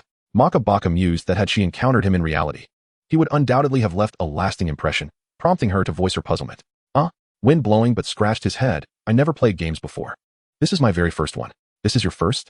Makabaka exclaimed, gazing at him in astonishment. You must possess some innate talent. Even Xingchun, who had remained stoically in the background, raised an eyebrow in surprise. Are you an athlete in the real world? Makabaka inquired further. Wind-Blowing Butt continued to shake his head. Oh my, how is it that your experience is increasing so rapidly? Following the entry of the second batch of players, Wei Yuan had updated the experience bars for the players. Only upon filling their experience bars could they utilize the gene unlocking potions. This experience referred to the extent of their physical development. Hence, even upon dying and resurrecting, the experience would remain intact. Wind-Blowing Butt's experience bar was advancing at an astonishing rate. His ability to attract the attention of seasoned players stemmed from the anomaly of his experience progression. While others incrementally increased their bars, Wind-Blowing Butt experienced a significant surge upon dying. Honestly, are you secretly in cahoots with the game developers? Stealing oil, Granny whispered conspiratorially as she draped an arm around Wind-Blowing Butt's shoulders. Wind-Blowing Butt assumed that others would join him in jest. Yet he was met with the sight of 4 prominent figures staring at him as if turned to stone. Whoa, you're quite the force to be reckoned with. Impressive, truly impressive. I respect you for being such a man. I now believe you when you say you've never played a game before. The group unanimously offered their thumbs up to Wind-Blowing Butt, while Xingchun quietly uttered a single word, impressive. All right, it's time to deal with that Goblin King. Stealthy Beggar clapped his hands. At this juncture, the players had commenced their previously devised plan to execute a beheading of the level 3 goblins. The smaller goblins surrounding the Goblin King dwindled significantly. They could now break through and charge in. Chapter 25, Xingchun is the most powerful boss. Stealthy Beggar was the first to spring into action, leaping from the throng of goblins, wielding a hammer and striking fiercely at the Goblin King. How dare you provoke me? Insect? The Goblin King appeared colossal, yet his movements were anything but clumsy. In fact, one could assert that his agility surpassed that of the players. With a heavy thud, the clandestine beggar felt a numbing tremor reverberate through the hand that wielded the hammer. Yet, the patch of skin struck on the Goblin King remained unscathed, not even changing color. Suddenly, a powerful gust of wind surged towards the clandestine beggar, generated by the Goblin King's massive hand as it swung. In an instant, the beggar's heart raced with alarm. He could not evade the force that ensnared him. Was this some kind of skill? Panic gripped him as he helplessly watched the palm descend upon him. With a resounding crash, the Goblin King paid him no further heed. After all, he was merely a level 1 human. Why waste another glance? A gathering of players witnessed the clandestine beggar being sent flying several meters by the blow, landing with a thud and rolling multiple times. Blood oozed from his wounds, confirming his demise. He lay motionless, eliciting gasps of shock from the onlookers. To their astonishment, their strongest ally, the clandestine beggar, had been felled by a single slap. However, in the next moment, the Goblin King's body stiffened abruptly. His face flushed as he looked down to find another human suddenly at his rear. Behold my spear of destiny, cried the oil thief, forcefully thrusting the long spear embedded in the Goblin King's vulnerable spot. The skin there was far more delicate than elsewhere on his body, a weakness even for a creature as rugged as a goblin. Infuriated, the Goblin King realized that this human had ingeniously drawn his attention away. His eyes reddened with rage. Though the wound was not particularly painful, the humiliation was profound. You shall perish, roared the Goblin King, delivering another blow that sent the oil thief crashing offline. How dare these 2 humans challenge me? Bring forth any other strong foes. Let them come at once. With disdain, the Goblin King yanked out the spear. A mere trickle of blood staining it, yet the psychological impact of this affront was far greater. Simultaneously, the attacks from the other 3 players commenced. Makabaka hurled 2 cluster bombs, while Wind-Blowing Butt brandished a cleaver in a fierce strike. Star, positioned behind them, unsheathed 2 long blades. Surrounded, the Goblin King felt no trepidation. Instead, he sneered derisively, raising his hand to crush one of the cluster bombs in his palm, causing it to explode. The shockwave sent Makabaka flying, while Wind-Blowing Butt fared worse. His cleaver shattered upon contact, the the severed blade taking his head. Only Star remained, her expression resolute and icy. Even in the face of her fallen comrades, she gripped her dual blades and surged towards the Goblin King with unparalleled speed. With a swift flash, the blades clashed against the Goblin King's dark, tough skin, sparking fire. As the Goblin King launched his attack towards her, Xingqian executed a rapid evasion, leaving a lingering afterimage in the air. She had successfully dodged. Amilo was astounded, leaning forward in front of the monitor. This was a level 4 warrior. Even she, now a level 5 warrior, would not dare to claim she could evade the Goblin King's strike under such extreme circumstances. How could this fellow, merely a level 1 member of her tribe, possess such swiftness? How could she possibly exhibit such extraordinary speed? Amilo began to scrutinize these humans more closely. They were all kin of Senior Wei Yuan, each with dark hair and deep-set eyes. Her grandfather had mentioned previously that humans with black hair and black eyes were distinct from others. Meanwhile, the battle with the Goblin King raged on. The two long blades in Xingqian's hands emitted a faint hum, their edges already marred with nicks. The girl's raven hair billowed in the chaos of the fight. Utilizing her remarkable speed, she hovered momentarily in midair. Bathed in moonlight, her face appeared exquisitely beautiful, exuding a chilling allure that was utterly captivating. Indeed, within this game, I can wield ancient martial arts. It is a pity, however, that this weapon does not do justice to my physique. A cold glimmer danced in Xingqian's eyes. Wei Yuan raised an eyebrow slightly, realizing that amidst this crowd of players, a true master was concealed. The Goblin King, infuriated by his failure to crush this human girl, seethed with rage. Ah, very well. Your speed is commendable. I acknowledge your prowess. However, should you falter even once, it will be your demise. With that, he stomped fiercely onto the ground, launching himself into the air to engage Xingqian in combat. Xingqian's agility was remarkable, consistently evading the Goblin King's assaults, even managing to inflict damage during the brief openings. Each slash of her blade struck the same spot, leaving 2 crimson marks against the goblin's previously darkened skin. Incredible. This is a true powerhouse. It's astonishing, truly astonishing. A level 1 taking on a level 4. Who is this master? I had thought that among us, the strongest was the one who secretly begged for alms. This master is called Xingqian. She seems to have only engaged in simulation games, a remarkably low-profile figure, yet highly respected within the elite gaming community. This video must be recorded. Why is it that despite being level 1, my abilities pale in comparison to hers? Players continued to die and respawn, unknowingly clearing the field of those level 3 goblins. Even Wei Yuan was taken aback by the player's efficiency. Now, only Xingqian and the Goblin King remained locked in battle. Everyone understood that should Xingqian lose this match, they would all face annihilation at the hands of the Goblin King once more. The players were aware, as was the Goblin King. The fallen were merely insignificant level 3 nuisances. The Goblin tribe could produce countless more of them. Their demise was inconsequential. This vexing human, however, was the one he sought to eliminate with the utmost urgency. Her speed surpassed the Goblin King's attack velocity entirely. Not even a pursuit was feasible. Even with foresight, one can still evade. A glint of ferocity flashed in the Goblin King's eyes. He could only seize the opportunity to crush this annoying fly while she was attacking. With a swift motion, the final blade of light flashed through the air. Chapter 26. Those who trespass upon my territory shall perish. The Goblin King exhibited no defensive maneuvers. Instead, he allowed her to strike. As dark green blood gushed forth, his massive hand grasped the throat of the star. Fog, fog, fog. Brothers, our public account has run out of gold. Earlier, in their fervor to eradicate the goblins, they had resurrected too many times, leaving their account depleted. Who among you has extra gold? Hurry, let us give the esteemed star a chance to revive. I've already spent all mine in battle, damn it. Is there anyone left? I'm out too. What do we do? I got too carried away while slaying goblins and spent all my gold. I couldn't revive just now because I was out. Same here. Same here. It's over, what should we do? Is it still possible to mine for gold? It might be too late. Is anyone at the revival point? Don't come over, just head straight to the mines. The mine and the bloodthirsty forest lay in opposite directions. Players, blinded by the desire to defeat the level 3 goblins, had long since lost their wits. Once the public account was empty, they began using their personal gold. But when their own funds ran dry, they realized it was disastrous. The esteemed ones seemed to have lost their chance to revive. The oil thief watched the player's messages on the screen, chuckling as she typed. No worries. Whether we revive or not is inconsequential. They might manage against the level 3 goblins, but facing level 4 directly? They might as well take their own lives for an earlier resurrection. Heh, just baiting a trap, and you couldn't resist taking the bait? The Goblin King held the star before him, his head towering nearly as high as hers. The wound on his arm was oozing blood.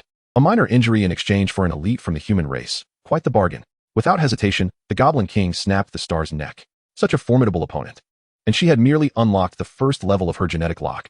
How powerful would she become if allowed to grow? That would surely pose a grave threat. As the star logged off, darkness enveloped her vision. To her astonishment, upon reopening her eyes, she could still see the scenes of battle on Blue Star. However, her perspective had shifted to floating in the air, watching her body being discarded by the Goblin King. Then, she heard players lamenting about their lack of revival coins. This game updates quite swiftly, the star murmured softly. Are the players satisfied with the new features? Suddenly, a familiar voice emerged from beside her. Wei Yuan's voice. She thought, turning to see the Lord smiling brilliantly at her perspective. As the Goblin King strangled the star, Amilo could not help but gasp in shock, rising within her mech to observe the scene. This human was a genius among geniuses. Why was her senior not intervening? Amilo found herself utterly perplexed. Had such a prodigy existed among her kin, she would have devoted herself entirely to nurturing their potential. How could one allow such brilliance to meet its demise? Her heart ached not only for this human named Star, but also for the others who had previously displayed exceptional talent. In her own race, they would have been regarded as prime candidates for intensive training. Why was her senior remaining passive? Amilo's confusion deepened as she pondered. Is this how we are to concede defeat? What of the remaining humans? Before she could finish her thought, the Goblin King prepared to strike at the ordinary players when suddenly, a lithe figure sprang forth. Goodness! It was the beggar of the shadows. How could he resurrect in such a manner? Foolish one! It appeared the beggar had merely been feigning death all along. What? The beggar's body was indeed battered and bruised from the Goblin King's earlier blow, yet after a brief respite on the ground, his health had stabilized at 7%. That was sufficient. A smirk graced the beggar's lips as he brandished a syringe, unmistakably a level 1 gene unlocking serum. Haha, brothers, we have paved the way for you. Now go forth. The voice of the oil thief crackled through the comms. Makabaka was also shouting. Charge, beggar. The fate of our victory rests upon you. Star. Donning his helmet offline and listening to the fervent voices over the comms, was at a loss for words. Star, hurry, say something encouraging. 6. He replied, with a chuckle. The Goblin King was prepared to unleash a slaughter, but in the next heartbeat, a sharp pain surged through his arm. He glanced down and locked eyes with the beggar, who was smiling up at him. The Goblin King's pupils dilated in shock. This human was still alive? He had withstood one of his strikes and yet remained unscathed? The true source of the Goblin King's terror struck him next. He felt a tingling numbness spread through his arm, swiftly engulfing his entire body. What was this? How could these level 1 humans possess a toxin potent enough to incapacitate him? With a thunderous crash, the Goblin King fell to the ground, causing the earth to tremble. The very shockwave resulted in the beggar's demise. Upon entering the death perspective, the beggar exclaimed over the comms, Brothers, rush forth and sever this goblin's head. We have triumphed. Cheers erupted across the public screen. Though the players were utterly exhausted, exhilaration flooded their spirits. Congratulations, host, for completing the territory defense task.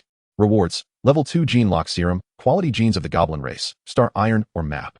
Such a plethora of rewards. Wei Yuan marveled as he examined them. Despite the goblins sent to his planet appearing seemingly worthless, the superior genes of the goblin race were far from insignificant. They were born craftsmen, with high-quality genes. It should be possible to cultivate advanced blacksmiths. Advanced blacksmiths possess the ability to forge exceptionally powerful weapons. Interstellar warriors do not rely solely on technological weaponry in battle. Even in the absence of mechs, a warrior's own combat prowess must be formidable. A reliable weapon is of utmost importance to an interstellar soldier. Congratulations to all players for flawlessly completing this mission. We shall now commence the distribution of rewards. Concurrently, a video showcasing a multitude of goblins having their heads severed by humans was simultaneously broadcast across the Star Network. Wei Yuan concluded with a chilling remark, displaying the scene of a first-level human warrior beheading a fourth-level goblin. Those who trespass upon my territory shall perish. The Star Network erupted in a frenzy. The goblin race had been publicly humiliated by humanity. Chapter 27. Now they are yours. What is that? Amilo stared intently at the battlefield. The substance covertly injected into the goblins was undoubtedly not the gene unlocking serum. They must have substituted it with something else. Tao, please scan it. This toxin induces anesthesia and prevents coagulation. Its efficacy contingent upon dosage. Each bloodthirsty ailanthus tree yields a mere 0.1 gram of toxin. Amilo inhaled deeply. His senior was indeed generous. During the hunting of the bloodthirsty ailanthus, the toxin was mixed into its sap before being injected into the prey. They had managed to purify such a quantity. Amilo assumed that the large syringe of toxin in the hands of the covert beggar was extracted using Wei Yuan's purification equipment. However, the truth was that upon seeing that large vial of toxin, Wei Yuan was equally taken aback. This group of players was truly frugal. He vaguely recalled that when players acquired a substantial amount of sap for exchange, they discovered residual juice within the capillaries between the bark and the core while breaking down the bloodthirsty ailanthus. This was precisely the toxin that the bloodthirsty ailanthus had yet to channel into its roots. Upon realizing that this substance resembled sap, and given that sap commanded a price far exceeding that of the trunk or bark, the thrifty players had squeezed every last drop of toxin into the sap. They were informed that the toxin would diminish the quality of the sap. Yet upon discovering its true nature, they began to collect it meticulously, bit by bit. After all this time, they had likely only managed to extract this small amount.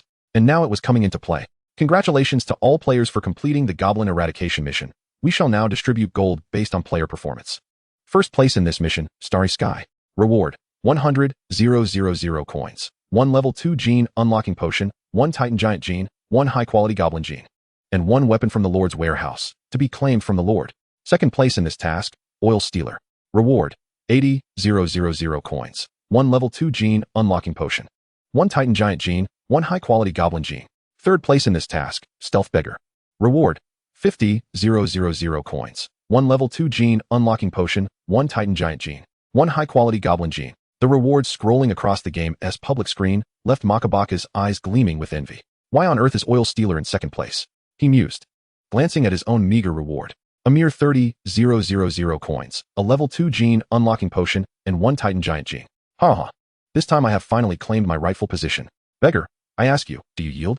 With his rewards freshly acquired, he immediately revived, striking a pose with hands on his hips before the Stealth Beggar, exuding a brazen confidence. The Stealth Beggar, in a state of incredulity, conceded, fine, I admit it. Is that satisfactory? He too found himself in a rather comical predicament. Thankfully, it was thanks to the toxins collected from the illustrious Chuanjia that they had not lost outright. Even if they could revive, a single slap from the Goblin King would have been their doom. It was truly unexpected how formidable a level 4 could be, especially without even wielding a weapon. He likely looked down upon them, hence refrained from exerting his full strength. The Stealth Beggar instinctively began to analyze the battle. As a seasoned player of the competitive game, he possessed a sensitivity to the dynamics of the match that surpassed that of his peers. Oil Stealer nodded in agreement. A stroke of luck, but such is the nature of the cosmos. Underestimating us has led to his downfall. Haha. The distribution of rewards was a jubilant affair for the players, each one reveling in their unexpected fortune. The esteemed Wei Yuan distributed high-quality Goblin genes to the top 100 players, while the top 10 received Titan Giant genes, and the top 5 were directly awarded level 2 gene unlocking potions. As players collected their rewards, they also noticed the newly updated game store. However, many items remained grayed out, as Wei Yuan had yet to make them available. Only the icons for level 1 and level 2 gene unlocking potions shone brightly. Fortunately, most players were at the brink of reaching level 1. Even if the top 3 exchanged their rewards, it would take some time before they accumulated a significant amount of experience points. Observing the players in high spirits as they reveled in their rewards, Wei Yuan could not suppress his own burgeoning excitement. Though he had long heard tales of the formidable Fourth Cataclysm, this moment truly illuminated the players' terrifying potential. There was no need for him to intervene. The players swiftly embarked on their quests, coins in hand. It was akin to a field of crops being harvested by their own scythes, all while expressing their gratitude to him. Just like now, despite Starry's typically aloof demeanor. When he approached Wei Yuan to claim his reward, a faint blush crept onto his cheeks.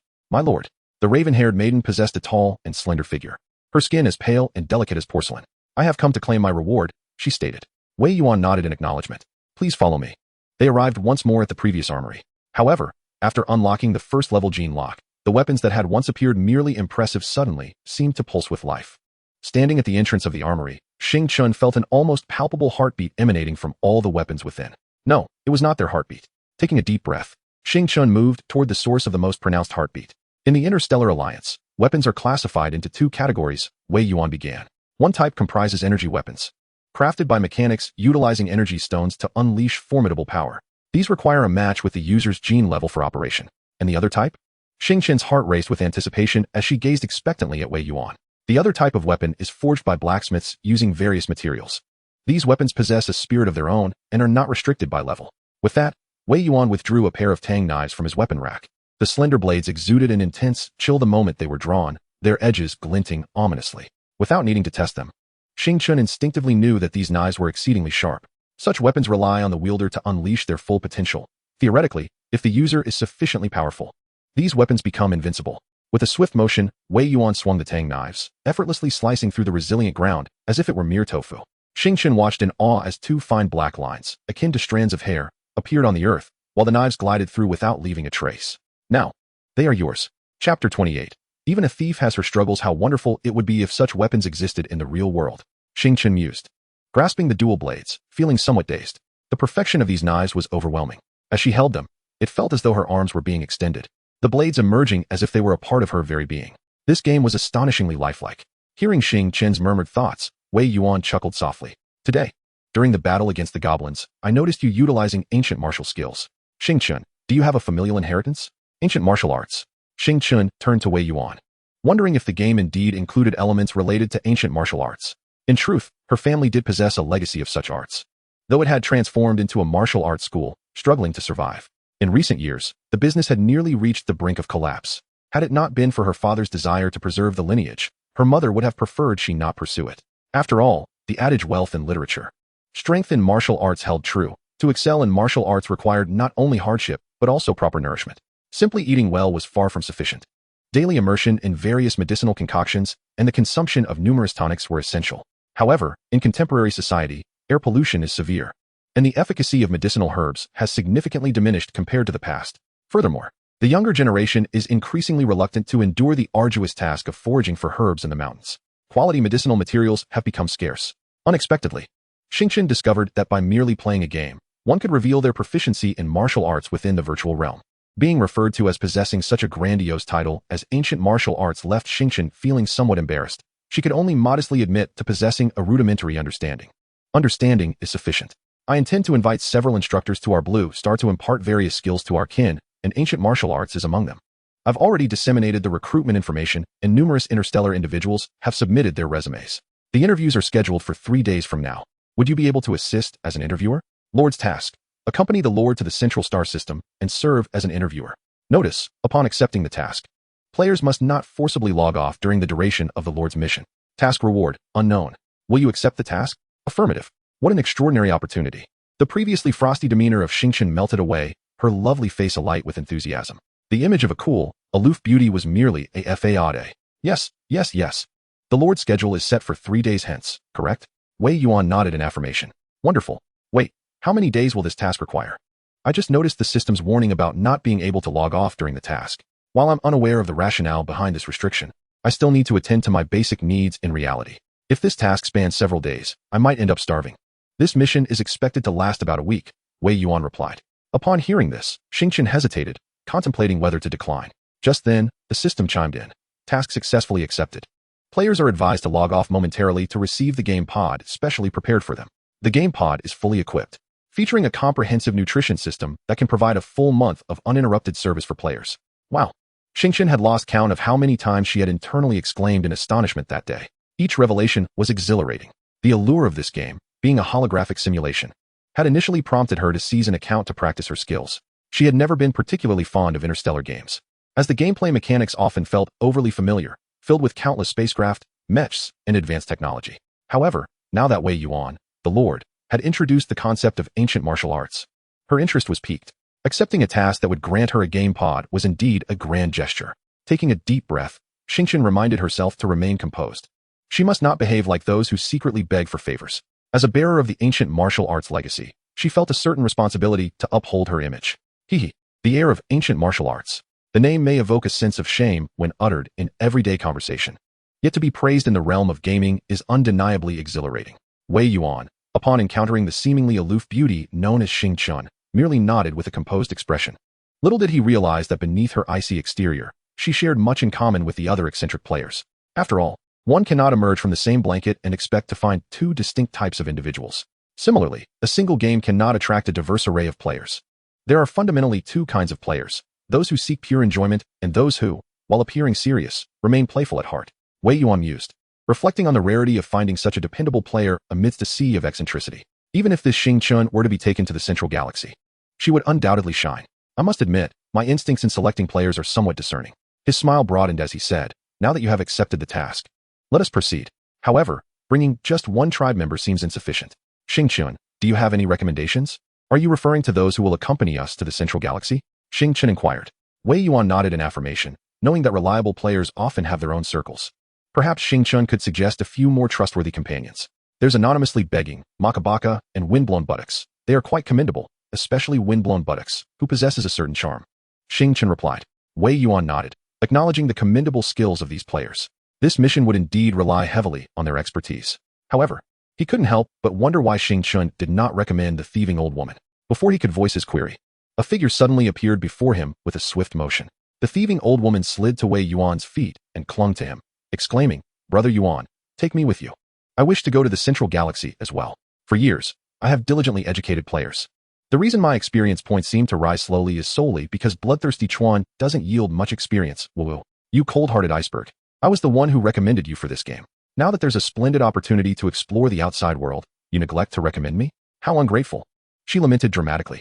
Xing Chun maintained her frosty demeanor, yet inwardly chuckled at the scene. She had anticipated this gossipy character lurking in the shadows, eavesdropping on her conversation with the Lord. Truly, she was a magnet for commotion, and there was no way this task could be completed without her. Chapter 29, Task Invitation. Preparing to journey to the central galaxy, Wei Yuan shook his legs, attempting to dislodge the clinging figure at his feet, but to no avail. The thieving old woman continued her lamentations, not shedding a single tear. Your acting skills are inferior even to that player known as the future film emperor, Xing Chen remarked. Her ears pained by the noise. She stepped forward and pulled the thieving old woman down, retorting, with such poor performance. How can you even think of creating a parody video of the future film emperor? The oil thief, forcefully dragged down, quickly turned to escape the grip of Xing Chen, making her way toward Wei Yuan's pant leg. However, just after crawling a mere 2 meters, Xing Chen's long leg pinned her down. Silence. You're being unbearable, Xing Chen remarked, delivering a sharp flick to the oil thief's head. The Lord has instructed us to be more reliable players. Just look at yourself. Are you reliable? Am I unreliable?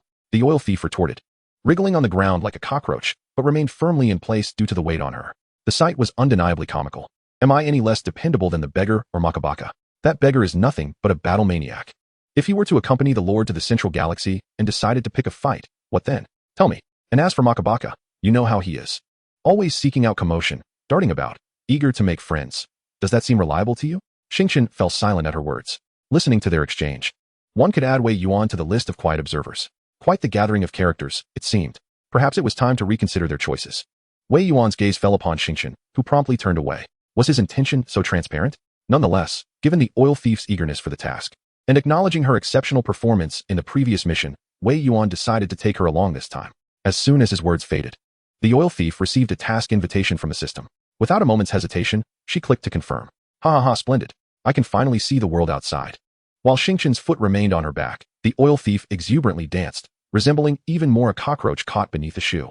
The duration of this mission was nearly a week. I need to log off and inform my fans, she declared. Xing Chen, please let me go. She brushed aside Xing Chen's foot. 3 minutes later, she opened her eyes in her gaming room. Simultaneously, just like the previous delivery of her helmet, the game pod had arrived. Gazing at the game pod, which bore a striking resemblance to the medical pod in the game, the oil thief couldn't resist reaching out to touch it. Incredible, she exclaimed. This gaming company is truly remarkable. The medical pod in the game was already impressive, yet here in the real world, they have created something so similar. To players, the technology within the game seemed purely a product of visual rendering. They naturally assumed that such advancements were unattainable in reality. The oil thief was astonished to discover that this game company had indeed developed a pod capable of sustaining a person without food or water for an entire month. Cool. Absolutely cool. Now, let me go inform my fans. Before long, the oil thief began her live stream. Once again, I engaged in conversation with fans about the happenings within the gaming realm. Numerous videos showcasing the battle with goblins have already surfaced online, almost saturated with views. However, where is your video, Thief Oil Lady? Hurry and update us.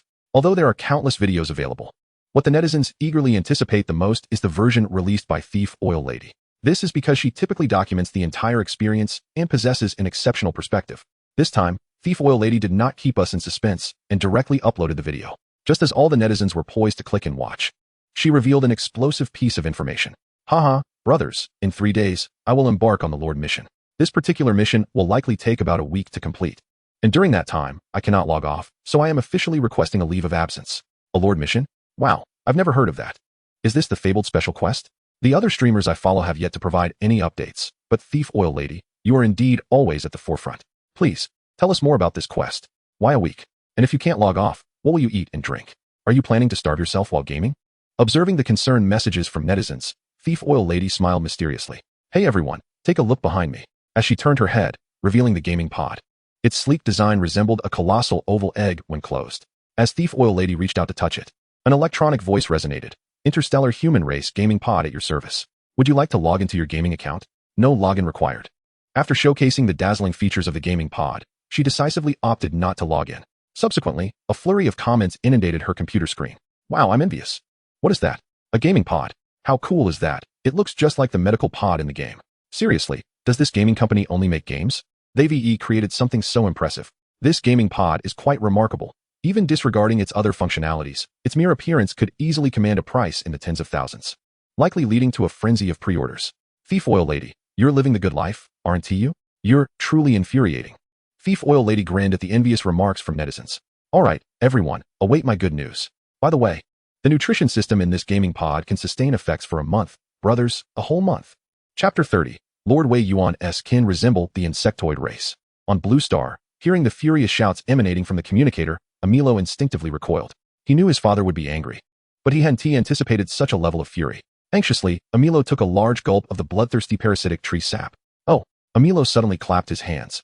Realizing that it was indeed clever of Peach, the bloodthirsty parasitic tree is now quite rare, and the sap harvested by the human race carries a vital essence. Father will undoubtedly be very pleased. Perhaps this beating can be avoided. A fleeting frown vanished from her face, and she bounded joyfully toward the gathering of players. Having just emerged victorious from a fierce battle, the players' pockets were brimming with spoils. Now, in a vast open space, they were enthusiastically hawking their wares. Don't miss out as you pass by. Weapons infused with the venom of the bloodthirsty Ailanthus. Simply breach your prey's defenses, and you can hunt without harm. Limited quantities available. First come, first served. It's a grand sale, a grand sale. Premium goblin weapons, the legendary battle axe. Boasting effects akin to the renowned Tang Dao of the Starry Lord. Truly treasures among melee weapons. Only 2 gold coins for the entire lot. Just 2 gold coins. You won't regret your purchase, you won't be deceived. As soon as she stepped onto this street, Emilo was warmly intercepted by the most eager players at the forefront. Oh, Miss Emilo, come quickly, come and see. I have the freshest sap from the bloodthirsty Ailanthus, just squeezed and incredibly fresh. Our prices are better, Miss Emilo. Buy from my stall, and you can enjoy a discount of 20% on bulk purchases. A mere 75% off, and no need to buy in large quantities. Come to my stall, Miss Emilo. In an instant, the players seemed to go mad, all vying to promote their own bloodthirsty Ailanthus sap to Emilo. Those who could set up stalls here were largely from the first batch of players, handpicked by Wei Yuan, the elite of the gaming community.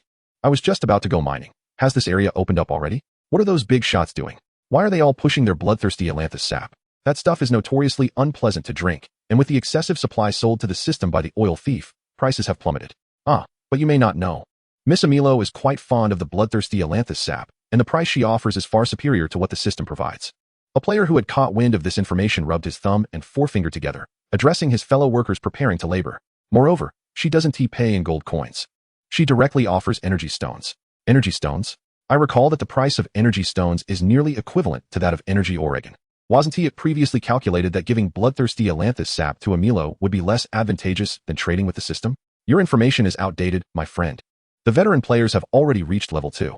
Once they attain that level, they can purchase energy weapons from the system store. The consumables for energy weapons are none other than energy stones. The energy, or we mine, must be processed to become energy stones. But our Lord lacks the technology for such processing. Are you saying that if we wish to acquire energy stones, we can only obtain them from Emilo? Indeed, this revelation swiftly circulated through the player community. For the first time, Emilo felt the warmth of popularity among the clansmen of Wei Yuan. It is worth noting that previously, whenever she visited to purchase bloodthirsty Ailanthus sap, these clansmen had treated her with indifference, often claiming they sold it to her merely out of regard for her twin ponytails.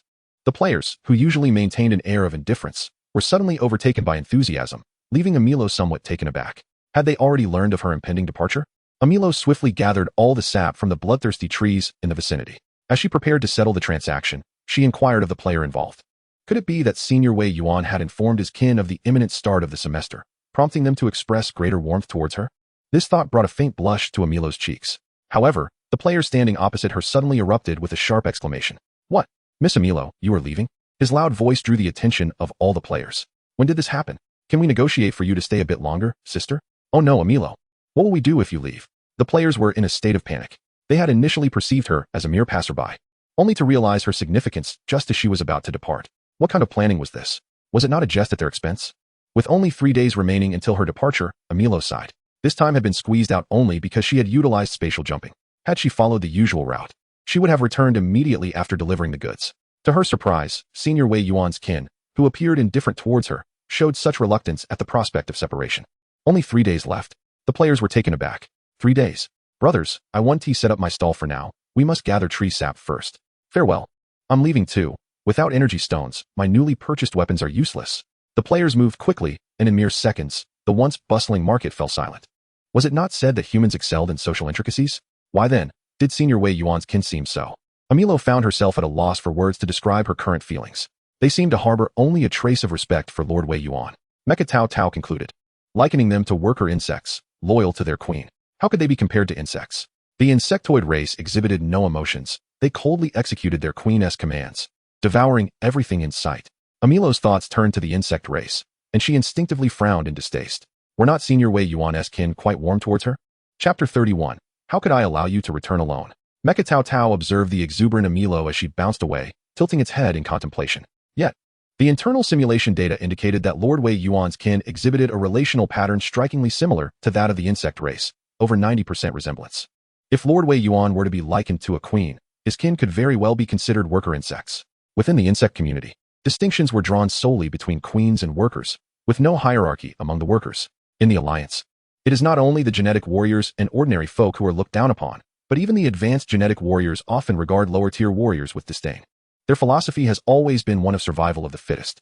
However, on this planet, Mecha Tao Tao observes a different reality. These humans display an attitude of equality when confronted by Amilo. They even dare to vociferously claim that the price she offers is far from reasonable. Such audacity would be unthinkable among the tree folk. Tao Tao, what are you pondering? Amilo had come to a halt, seemingly having appeared out of nowhere. It would be impolite to leave without informing her senior first. When Amilo located Wei Yuan, he was indulging in food on another street. Most of the stalls here were run by novice players, lacking in resources, who, after mining for a while, felt exhausted and resorted to hunting game to earn some pocket money at the night market. The resources on a level 5 planet are abundant, with a plethora of both flora and fauna. During their leisure, players often indulge their appetites. These players, drawn to Wei Yuan due to a shared cultural background, predominantly comprised individuals from Huaxia. Fresh wild boar meat, fragrant roasted mountain chicken, and its eggs. Boss, 1 skewer of roasted chicken legs, please. Wei Yuan stood before the grill, the enticing aroma of roasted chicken legs making it impossible for him to suppress a swallow. Is that you, Brother Yuan?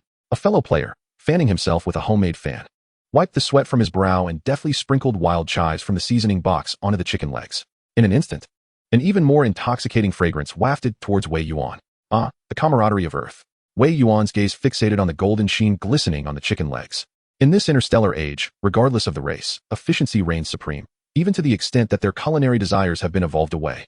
As for the human race, after the cataclysmic conflict with the insectoid species, only a handful of survivors managed to escape, leaving no one to concern themselves with culinary recipes. Since Wei Yuan's arrival, his daily sustenance consisted solely of nutrient solutions. Although these solutions could satiate hunger, their taste was rather uninspiring. According to the laws of transmigration, one would expect Wei Yuan to be a culinary virtuoso, capable of crafting exquisite dishes that would captivate the hearts of countless interstellar elites. Alas, he was merely a connoisseur of takeout on Earth. With the convenience of delivery, who would bother cooking? His culinary prowess was limited to instant noodles, rendering him a reluctant noodle chef at best. Extra spicy? The players swiftly turned the chicken legs, golden drippings sizzling onto the charcoal, producing a delightful crackling sound as white smoke billowed forth, imbued with the essence of a bustling cookout. More. All right, the roasted chicken legs are ready, Brother Yuan. 1 gold coin. The player, using leaves from the blood-drinking ailanthus to wrap the aromatic chicken legs, presented them to Wei Yuan. As the player pocketed Wei Yuan's gold coin without a hint of hesitation, Amilo, having just arrived, was taken aback. Brother Wei, you actually have to pay for your food? Wei Yuan and the player, separated by the grill, exchanged bewildered glances with Amilo. What do you mean? I can't accept payment. The player scratched his head in confusion. What do you mean, Amilo? Are you buying things from my people without paying? Wei Yuan's gaze suddenly turned sharp. I have paid. I have. Amilo looked at Wei Yuan, feeling a chill run down her neck. That's all that matters, Wei Yuan replied, returning to normal as he took a bite of the roasted chicken leg. The sizzling, oily chicken leg was simply irresistible. You called for me. Wei Yuan's mouth was glistening with grease, but it did nothing to diminish his charm. In fact, it added a touch of warmth to his demeanor, making him appear less aloof than before. Amilo gazed at him with fascination. Do you want to eat? Wei Yuan took larger bites, and after finishing the chicken leg in his hand, he turned to the vendor. 2 more chicken legs, please. Do you like spicy food? Amilo looked at Wei Yuan with wide eyes. Senior, I want to eat the same as you. All right, make them spicy. Wei Yuan paid with 2 gold coins. Tao Tao observed Wei Yuan handing over the coins, and the internal display showed the similarity score between the human and insect races rapidly declining. Even for the insect race, it was inconceivable for a king bug to pay a worker bug. Serving the king bug was a worker bug's honor. Hiss. Amilo had just taken a bite of the roasted chicken leg, and her delicate face flushed crimson. What is this sensation? Could it be poisonous? She slightly stuck out her tongue, attempting to alleviate the burning on her taste buds. However, at that moment, her mouth began to water profusely. Just eat more. If you eat enough, it won't be spicy anymore. Wei Yuan continued to devour his food. The salty, spicy roasted chicken leg was simply divine. Amilo nearly shed tears from the heat, yet her physique as a high-genetic warrior proved resilient. She quickly adapted to the spice, becoming increasingly addicted. Within just a few bites, she finished an entire large chicken leg. To her surprise, not only did the humans have the delicious blood-sucking tree juice, but they also had such exquisite food. Stimulating and delectable. Before Emilo could speak, Wei Yuan quickly interjected, "You came to find me, right? What is it?" Seeing the gluttonous girl still eyeing the chicken legs. As a senior and host, he could not appear too stingy, especially in front of the other players. So he swiftly redirected Emilo's attention away from the food.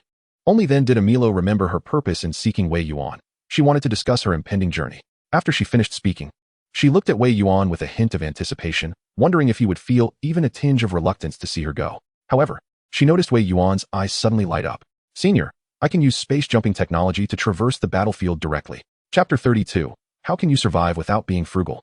"You're so wonderful." Emilo's cheeks flushed even more. She stole a glance at Wei Yuan, her heart racing slightly. "Ha ha ha, look. I told you Emilo must like brother Yuan. I won the bet. Hurry, give me the gold coins." The dual ponytails have indeed succumbed, yet it is a pity that our esteemed Yuan possesses grand ambitions. How could such a man be hindered by the trivial sentiments of a young maiden? Alas, Emilo, you have greatly disappointed us. Not far from Emilo and Wei Yuan, a group of players dejectedly relinquished their gold coins. Clearly, those few fortunate players who had emerged victorious wore expressions of uncontainable joy. The once ambiguous atmosphere dissipated in an instant. Upon overhearing their remarks, Emilo hastily covered her face and fled the scene. Wei Yuan, however, obstructed the players collecting the coins. Extending his hand, "If you wish to gamble with me, then let us settle this promptly. Let's divide the spoils 7-3, with me taking the larger share." Under his imposing presence, the players reluctantly produced their gold. "Yuan, you've become a lord. How can you still be so miserly?" One exclaimed. "Indeed. You are a grand lord destined to become the king of the stars. A man who is too stingy might find it difficult to attract a wife." "Oh, how the world has grown cold." Wei Yuan, gazing at the coins in his hands, cast a sidelong glance at the players. "You must understand. Our human race is quite impoverished. If we do not manage our resources wisely, how shall I provide for you, my kin?" With that, he turned and departed, paying no heed to the somewhat disarrayed players behind him. What a jest! Without his meticulous management, would he have been able to amass such a vast estate during his time at the Lord Academy? The weapons in the arsenal did not simply materialize from thin air. Nevertheless, the players were not entirely mistaken. He was not oblivious to Emilo's interest in him, since she already harbored feelings for him. Allowing her to benefit from his fortune seemed hardly inconvenient. Moreover, the players had yet to register their identities in the Star Network. Strictly speaking, they were all undocumented. Without proper identification, they could not access the official passenger starships. Task triggered. Provide players with identification. As a Star Lord, how could the citizens under his command remain undocumented? The host must procure identification for each of his kin. Task reward. Fleet of navigational warships. By the heavens. Upon reading the task details and rewards, Wei Yuan could not suppress a low exclamation of disbelief. Thankfully, no players were nearby. Otherwise, he might have revealed his astonishment. Yet this sudden task and its rewards presented by the system were undeniably outrageous. Issuing identification to the players? With genetic cloning technology, coupled with the summoning of individuals from Earth, such actions could never be conducted overtly. Should the inhabitants of the stars discover that he could summon powerful souls from another world, he would surely be captured by those of the premier races, forced to summon players and coerced into turning them into warriors against the insectoid menace. In comparison to the cosmos, Wei Yuan still felt a connection to Earth. He and the players were compatriots. System, this task reward is merely a temptation laid before me, he muttered in jest. Yet, a full fleet of navigational warships. That constituted 81 vessels. Such worth would be enough to incite fierce competition among the leaders of several military districts within the Central Alliance. Wei Yuan gazed longingly at the enticing rewards of the task, yet the daunting requirements elicited a deep sigh. To undertake this challenge would necessitate attempting to infiltrate the Alliance's terminal intelligence system. The myriad races within the Alliance had propelled technology to unprecedented heights through their interactions. Artificial intelligence served as a crucial aid in the exploration of genetic science across these diverse civilizations. Furthermore, all registrations of identities were uploaded to the cloud, where the terminal intelligence meticulously managed the data. My current technical prowess is insufficient to breach such a formidable backend and manipulate the data. Moreover, as the number of players continues to grow exponentially, it is impractical for me to hack into the system every time I summon assistance. Although the officials of the Alliance may appear foolish, the true powers behind the scenes are far from naive. Should they detect any anomalies in the backend data, they would undoubtedly bolster their defenses. Persisting in such reckless endeavors would surely lead to disaster. System, given our familiarity and reliance on one another, would you kindly divulge whether this task is feasible? Wei Yuan found it hard to relinquish this opportunity, detecting that the task is excessively challenging for the current host. Searching for solutions. After evaluation, it appears that the summoned kin will offer no assistance, activating system aid. In terms of technology, this system can provide assistance. The host merely requires an interface to connect to the terminal intelligence.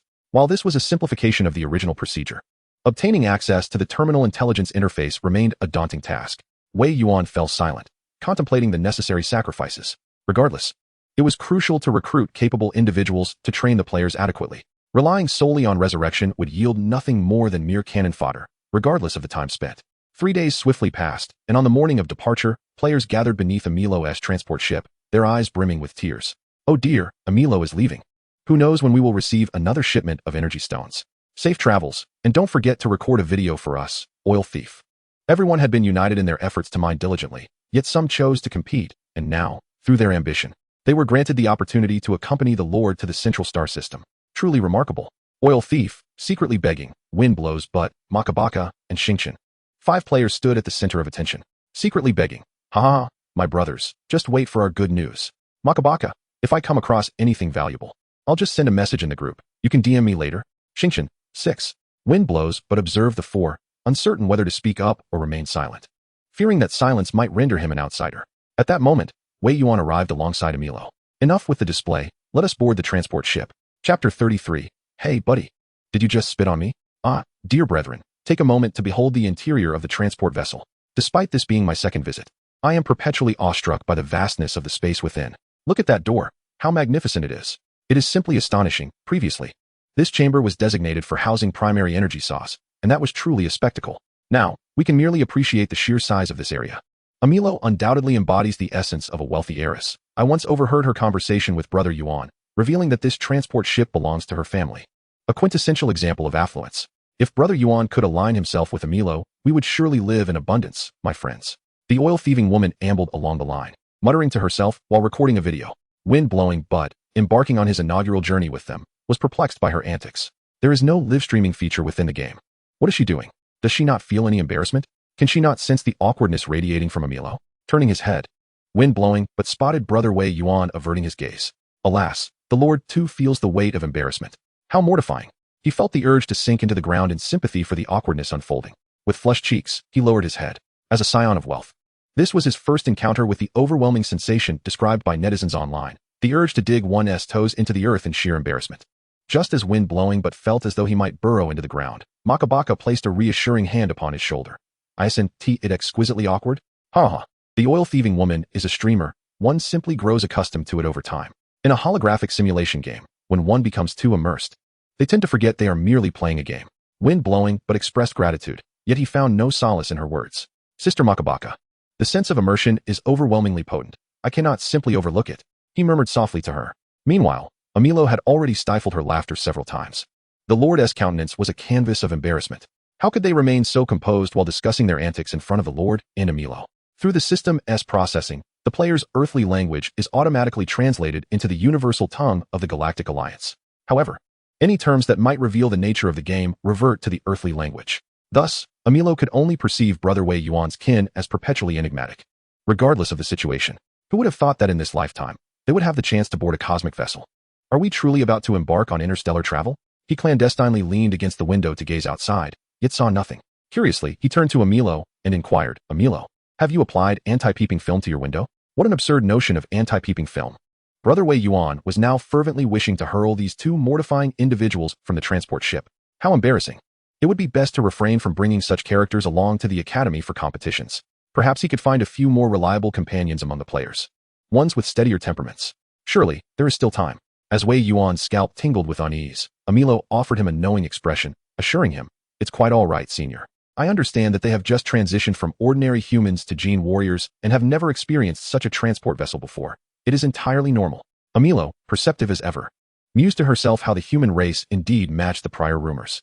Ever since the conflict with the Zerg, their racial resources had plummeted dramatically. Even after excelling in all subjects at the Lord Academy and receiving their territories, the human race had only managed to send a meager few of their kin, all of whom were merely ordinary humans, without a single gene warrior among them. Amilo recalled her father's words, promising that as she approached her graduation assessments, he would send over all the promising gene warriors from their clan. Furthermore, she wouldn't have to worry about the resources for their training. In stark contrast, Amilo suddenly felt a wave of sympathy for her senior, Wei Yuan. With this thought in mind, she abandoned her earlier teasing attitude towards the players and gently explained. During interstellar travel, spatial rifts may occur. For safety reasons, the Alliance upgraded all vessels 70 years ago. The upgraded ships lack viewing windows. If you wish to observe the outside world, you can do so through the real-time monitoring from the main cockpit. Upon finishing her explanation, Amilo activated the smart bracelet on her wrist. In an instant, a three-dimensional view of the cosmos materialized around the players, immersing them in the vast expanse of space. 3 colossal suns appeared as bright orbs, while the blue planet of Wei Yuan's territory had shrunk to the point of near invisibility. Wow! Have we truly escaped the pull of Earth's gravity? I can't believe I feel nothing, exclaimed the oil thief, snapping photos in awe. Amilo chuckled softly. If it were merely a standard voyage, you wouldn't even notice any vibrations. However, this time we will employ spatial jump technology to traverse the war zone. So brace yourselves. Brace for what?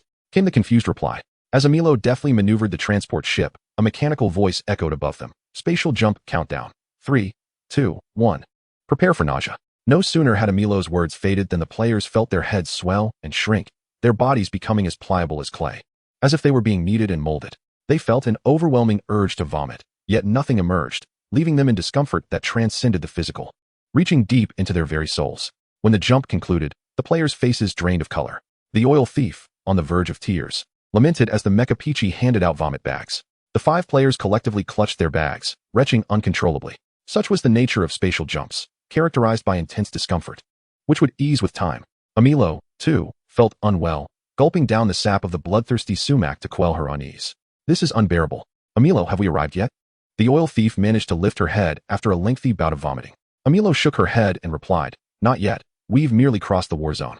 To reach home, we must still jump at least 8 more times. 8 times. The 5 individuals all cried out in unison. Even Xingqian, with tear-filled eyes, clutched a vomit bag, exuding an overwhelming aura of despair. Although the physical sensations of pain had been dulled, the discomfort during this spatial leap was unbearable, 100 times worse than motion sickness. 100 times. Yuan Gu, I can't take it anymore. Just drop me here and let me restart. I want to restart. Makabaka weakly raised her hand in a feeble request. It was merely a game after all. There was no need to risk her life over it. Previously, on Earth, she had been a severe motion sickness sufferer, certain that nothing could be more distressing than that. Little did she know she would encounter something worse, right in a game. It was just a game. Yet she was on the verge of losing her lunch after entering a dungeon. At this moment, Makabaka looked at Wei Yuan with genuine desperation. Lord, Yuan Gu, please let me go. I can't jump anymore, truly can't, ugh. As she spoke, she began to retch again. Wei Yuan, upon reviewing Makabaka's profile, was astonished to discover the severity of her motion sickness. If all these humans disembarked from the transport ship, it would leave only her and Senior Wei Yuan on board. The thought sent a thrill through him. Amilo's face flushed with excitement, her eyes sparkling with uncontainable anticipation. Returning home is one thing, but with school just around the corner, we cannot afford any delays, Wei Yuan murmured, lowering his gaze to search for nearby planets suitable for docking. How could one embark on player quests without the players? The system had explicitly instructed that they must bring the players to the central star system to find suitable mentors for them. Indeed, this task was not a spontaneous whim of Wei Yuan, but rather a branch mission assigned by the system. Such impromptu tasks were rewarded based on completion rates. Hence the players had to accompany them. Moreover, lacking identification meant they would have to resort to smuggling to reach the central star system. Fortunately, the blue star was located very far from the central star system. In remote regions, as long as one offered sufficient payment, arrangements could be made for clandestine passage. However, Senior, this area is still classified as a war zone between border troops and interstellar pirates. Is it safe? Amilo expressed her concerns. It will be fine. We can take care of ourselves. Trust me, we just need to find a planet to dock, Wei Yuan reassured her. Chaos was the very essence of their plan. The more tumultuous the war zone, the greater the number of smuggling ships. The planets caught in the conflict were in utter disarray. The faces of all those fleeing bore a numbed expression, their eyes reflecting desolation. Makabaka and the others followed the system's instructions towards the smuggling starship. Along the way, they encountered numerous individuals whose bodies had been shattered by explosions. Children lay beside their deceased mothers, awaiting their own demise. A wife curled up in the embrace of her deceased husband, her gaze lifeless. There were no wails of grief in the silence that enveloped this war zone. One could almost describe it as a deathly stillness in the absence of gunfire. Makabaka merely caught a fleeting glance, and her eyes instinctively welled with tears. Was there something amiss with the artist responsible for this scene? Why depict such misery? Her voice quavered with emotion. Just moments ago, she was engulfed in nausea, and now she beheld a veritable hell on earth. It was merely a game. Must the visuals be rendered with such stark realism? Unable to contain her sorrow, Makabaka began to wipe away her tears. It was just a game. One ought not to immerse oneself too deeply, merely avoid gazing into their eyes. Beside her, wind-blowing buttocks gently patted her shoulder, taking on the role of comforter this time. Yet, upon witnessing that scene, he too felt a pang of sorrow. The others fared no better. Even Stardust's eyes glistened with unshed tears. Stop dawdling. Quickly board the starship. If you wish to survive, take refuge in the kitchen. And remain silent. Do you understand? The purple-skinned man leading them to the starship wore a mask of indifference. Seeing these 5 little ones still possess the leisure to shed tears only deepened his frown. What peculiar beings were they? Reduced to the status of stowaways, yet still pitying those commoners? Hurry up, he urged impatiently.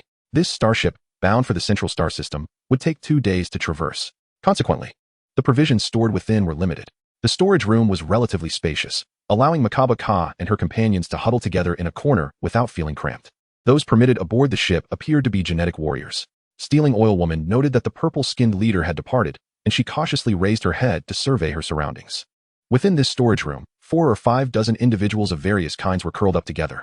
Nearby, beside a circle formed by the players, lay a plump, white balloon person, staring vacantly at the ceiling. A large gash marred his abdomen, from which a silvery liquid oozed slowly. Stealing Oil Woman regarded him, and was suddenly reminded of those commoners who lacked the privilege to board the starship. Even the genetic warriors suffered such grievous losses. The commoners could only gamble on fate to see who might survive, though she repeatedly admonished herself that this was merely a game. The notion could not quell the rising tide of sadness swelling within her.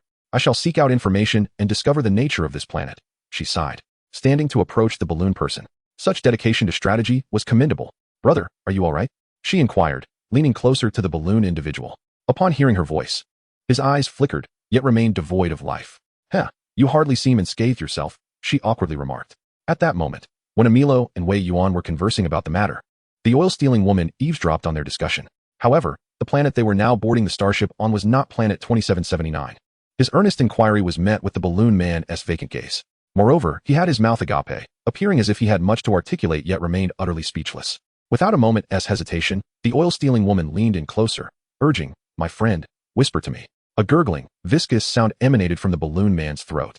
A frail voice, barely audible, emerged from the other side of the oil-stealing woman. It has been said that this is a war zone. When the resources of interstellar pirates dwindle, they will turn their predatory eyes towards the neighboring weaker planets, plundering resources to sustain their warfare. Do you comprehend? It was then she realized there was indeed another person opposite the balloon man. This individual appeared to be in a far better state than the balloon man. Suddenly, she felt a chill against her ear. Upon touching it, she discovered moisture. What the hell? Did you just spit in my ear? She exclaimed, her voice echoing. The balloon man shuddered violently, his eyes widening, and then he fell silent. No way, are you trying to extort me? The oil-stealing woman instinctively stepped back.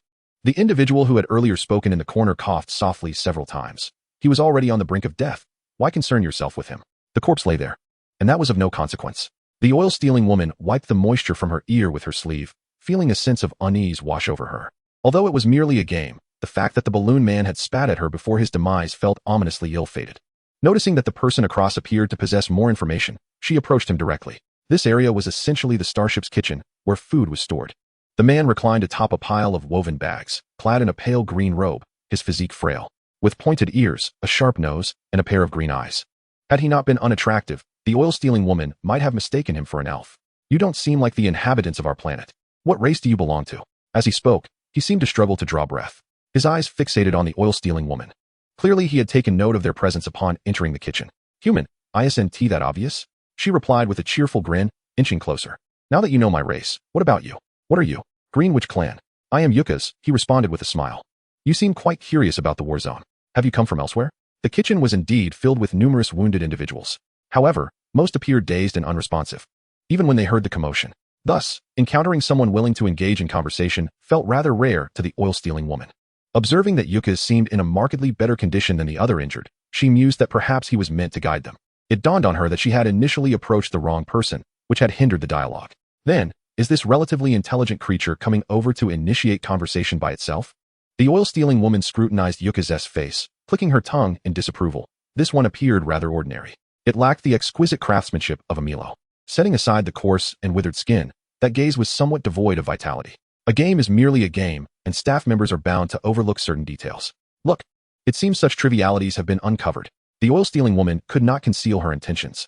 From Yuka's perspective, this human, after staring intently at him several times, suddenly broke into a mysterious smile, one that grew more self-satisfied by the moment.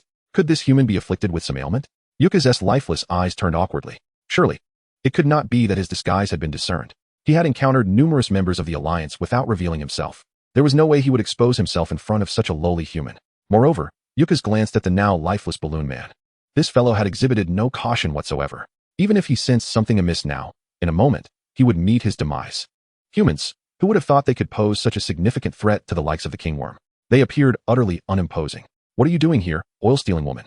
Weren't you supposed to be gathering intelligence? The hidden beggar observed the oil-stealing woman, who foolishly smiled at a green-skinned individual in the corner for an extended period.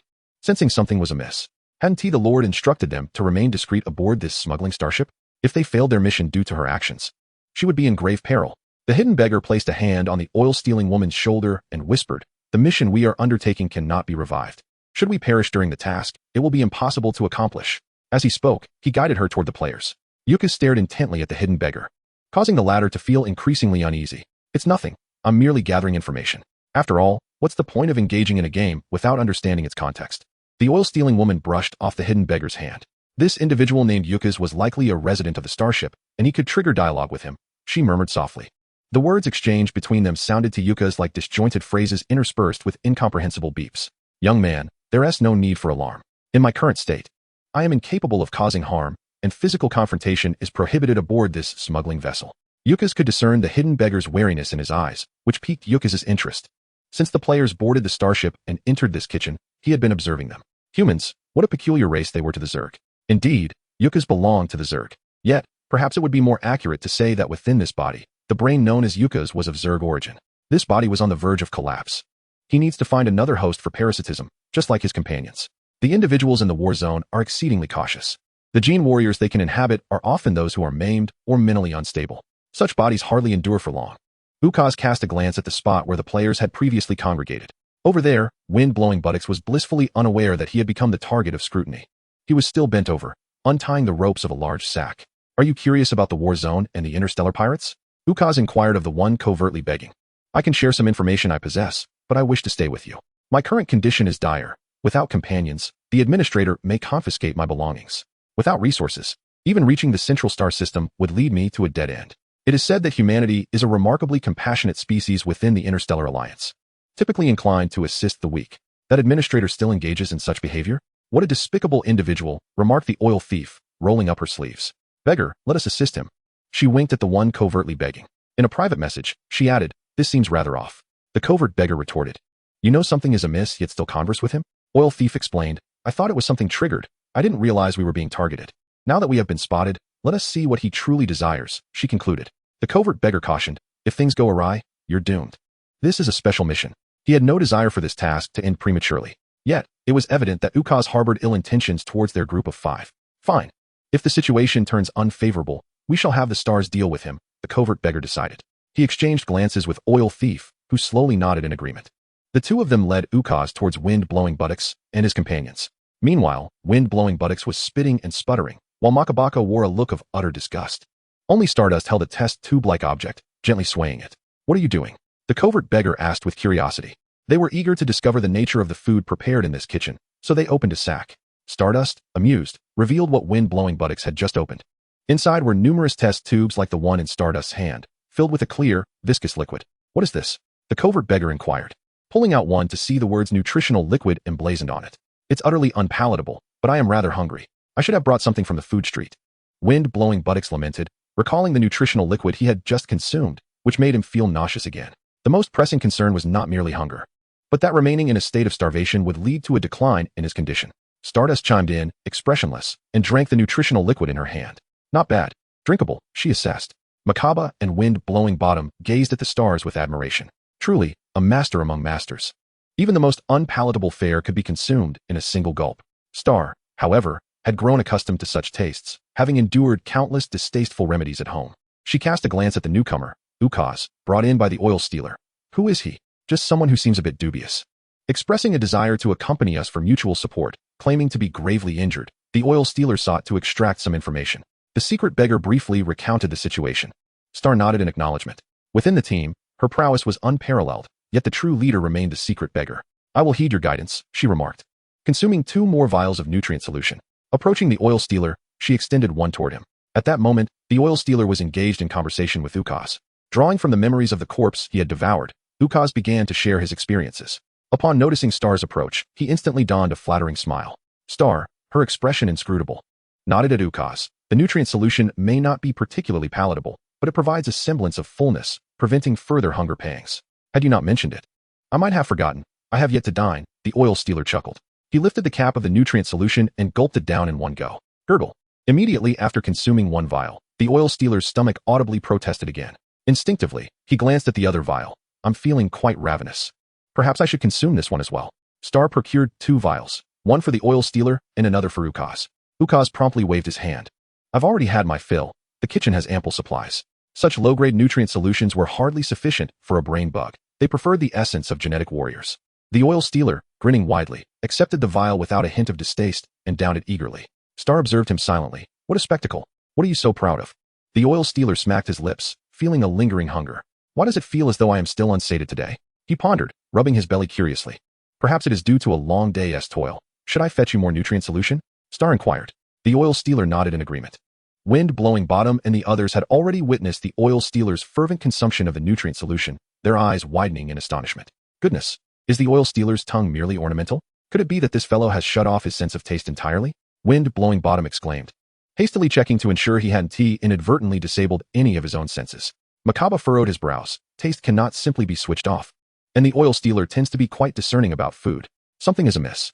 The secret beggar mused, stroking his chin. Indeed, something is not right. The trio mimicked his contemplative gesture, observing the approaching oil stealer with a mixture of concern and curiosity. Quickly, bring me more nutrient solutions. The oil stealer grinned widely, reaching out for the vials. Yet, in the following moment, he appeared to freeze, his eyes darting erratically, his mouth opening and closing in a peculiar manner. Oh dear, my comrades. I find myself in a predicament. The oil-stealing woman exclaimed in her mind, realizing she was unable to articulate her thoughts. Hastily, she sent a message to their squad's group chat. Goodness, brothers, what I just consumed was nutrient fluid, not some counterfeit alcohol, right? Why has my body begun to rebel against me? Oh no, could it be that I am afflicted? Truly. Triggered random mission, a new branch of the insectoid species. The kin you summoned are under attack by brain worms. Immediate extermination is required. Mission reward, insectoid detailed data, brain worm genes. Reclining on the transport ship, Wei Yuan abruptly opened his eyes. What is this? Are these unfortunate souls truly this unlucky? Merely embarking on a smuggling vessel, and they encounter the insectoid species? A new branch of brain worms. Wei Yuan scrutinized the information provided by the system, his expression darkening. The insectoid assault was underway, featuring creatures he had never witnessed before. What exactly are brain worms? After years of study at the Lord Academy, excelling in every subject, he found no mention of brain worms in any of the textbooks. This is disastrous. He was not even nearby. These hapless fools, encountering the insectoids, would likely meet a grim fate. Wei Yuan furrowed his brow. Triggered mission, exterminate the brain worms. The body of the player, oil stealer, is currently under siege by brain worms, requiring the collective effort of players to eradicate them. Mission reward, brain worm genes. Chapter 35, let me open your skull. Brain worms. The oil-stealing woman was utterly bewildered. When had she been invaded by brain worms? Was it from the spittle of that balloon man just now? What on earth? The oil-stealing woman was infuriated. It's over, brothers, I'm finished. That balloon man spat into my ear. Surely, it was at that moment the brain worms burrowed into my mind. What should I do? I don't want to die. I haven't even fully experienced the power of level 2 yet. Help me. Xingqian, rescue me. What should I do? What should I do? In the group chat, she frantically typed messages, repeatedly calling out for Xingqian. This barrage of messages echoed incessantly in her mind. Xingqian's expression grew increasingly grim. Ukaz had long been lurking in the corner, reveling in the unfolding drama, wondering if his companion would realize their impending doom. I am so hungry. The oil-stealing woman continued. It's over. The brain worms are about to seize control of my body. My mind. I can feel it being gnawed upon. I can hear it. Xingqian, Great One, save me. Quickly expel that creature from me. I'm going to die. Am I going to have to restart? My money. Xingqian's brow furrowed tightly as she growled, silence. She drew a tang dao from her side, the chilling aura of its sharpness enveloping the area. Ukaz was left dumbfounded. What was happening? He was merely hungry. What was she doing? This is a place where infighting is prohibited. I never suggested killing him. The stars cast an impatient glance at Ukaz, as if to say he ought to remedy his mental state. In the group chat, the oil thief exclaimed, Boss, your actions frighten me. To which the star retorted, Is fear of any use? How else shall we eradicate the pests without a craniotomy? Will you wait until they consume your brain entirely before you reboot? If you wish to survive, silence yourself. Makabaka, 6. Wind blows, 6. Secretly begging, 6. Oil thief, 6. Tears welled in the oil thief's mind. Surely this was a deliberate act by the stingy woman. Yet, it was undeniable that no other remedies remained. And a craniotomy was the only recourse. The oil thief's body was still glitching, incessantly crying out in hunger. The star, however, showed no mercy. He raised his Tang Dao high, aiming at the crown of the oil thief's head. Should it be a vertical or horizontal incision? While Makabaka and Wind Blows were engrossed in their gossip, secretly begging finally grasped the situation. Horizontal, horizontal, with a cool demeanor. The star adjusted the position of his Tang Dao, assuring, "Fear not, my hands are swift." The oil thief replied, "I truly thank you. He is merely hungry. Must you resort to murder?" Yukas sensed something amiss. What were these humans up to? Hadn't they established that humans were peaceful and kind-hearted, sympathetic to the weak? Why would they consider killing one of their own simply due to hunger? Why did none of the others intervene? Since joining the Alliance, Yukas had sampled numerous species' brains and had garnered a reasonable understanding of their fundamental moral principles. Although he had yet to encounter humans, he recalled that the Alliance members generally regarded humans as a benevolent race. Could it be that seclusion had altered humans, unbeknownst to the Alliance? This was something that must be reported to His Majesty. Just as Yukas pondered this, the oil thief's cranium was laid bare. Secretly begging, quick of hand and eye, pressed down on the delicate line that the star had severed, unveiling the oil thief's brain. The oil thief exclaimed, "Wow, it's so cool on my head." He added, "Wind Blows, buddy, take a picture for me. Hurry, I need to post this on social media before I log off. Ha ha ha." Wind Blows replied, "Dude, you're truly remarkable." Though he felt a wave of nausea, he suppressed it, capturing the moment on video as the brain was exposed, its delicate tissue swaying like soft tofu. Blood began to ooze from the edges of the incision. Where are the brain worms? Secretly begging murmured quietly. The oil thief recalled. That wretch spat towards my right ear, so it must be on the right side. Do search diligently. Quickly, my health is depleting. Have you found anything yet? Secretly begging searched meticulously, but the blood flowed incessantly, rendering the task nearly impossible. Taking matters into his own hands, the star shoved aside secretly begging and dove in. The viscous blood enveloped the star's fingers. Yukas watched anxiously as the star's fingers stirred within the oil thief's head. It felt as though his mind had been unsealed, revealing hidden truths. Yukas's pupils constricted, as if he had heard the whispers of a demon. Before him, a human woman effortlessly seized one of his companions, a creature resembling a grotesque brain-like worm, its flesh slick with blood. She scrutinized the creature with a discerning gaze. Is this the insectoid race? One could easily crush it with a single hand. What is there to fear? Yukas trembled from a distance. The insects communicated not through words, but through brainwaves. At that moment, the woman's fingers tightened, causing the brain worm to writhe in agony. A multitude of emotions, fear, pain, were transmitted to Yukas through the waves of thought. Upon closer inspection, he felt a wave of revulsion. The creature known as the oil thief seemed to have consumed a portion of his cerebral tissue. The woman cast a disdainful glance at the oil thief's exposed brain. After extracting the worm, a substantial portion of the oil thief's brain matter had been hollowed out. "Sister, please, don't just stand there. Cover my brain case, it's freezing. And my health is depleting rapidly." The oil thief's body was slow to recover, leaving her to voice her sentiments through text in the chat group. "All right then, let us cover the oil thief's brain case." With a decisive motion, the woman exerted pressure. A sickening squelch echoed as the brain worm was crushed, its innards splattering. Ugh! Both Wind Blows and Makabaka retched at the sight. Witnessing the oil thief's cerebral matter had already been nauseating, but seeing the woman's impassive demeanor as she obliterated a worm that resembled a brain was beyond their limits. Wait, haven't all the brain worms been eradicated? Why isn't the mission completed? Darkly begging inquired. Chapter 36, A Feast of Saturation. Indeed, why was that? The woman calmly wiped the viscous residue from her hands, then turned her cold gaze towards the still trembling Yukas. "My friend, you must have seen what just transpired, correct?" She drew a pair of long daggers from her waist. Previously, she had drawn one from her left side using her right hand. This time, she wielded two, their length forcing other players to step aside. Yukas's face drained of color. He regretted choosing this parasitic form, a mere level 1 genetic warrior, and one that was gravely injured at that. "Our king will not spare you. You humans are destined to be mere sustenance for the insectoid race. Speak to me with your true form." With a swift flick of her blade, she cleaved through the green witch's head, severing the upper portion. Yukas had consumed the entirety of its brain, now occupied by a singular brainworm. At first glance, it appeared as though the brain had sprouted eyes and a mouth, truly a grotesque sight.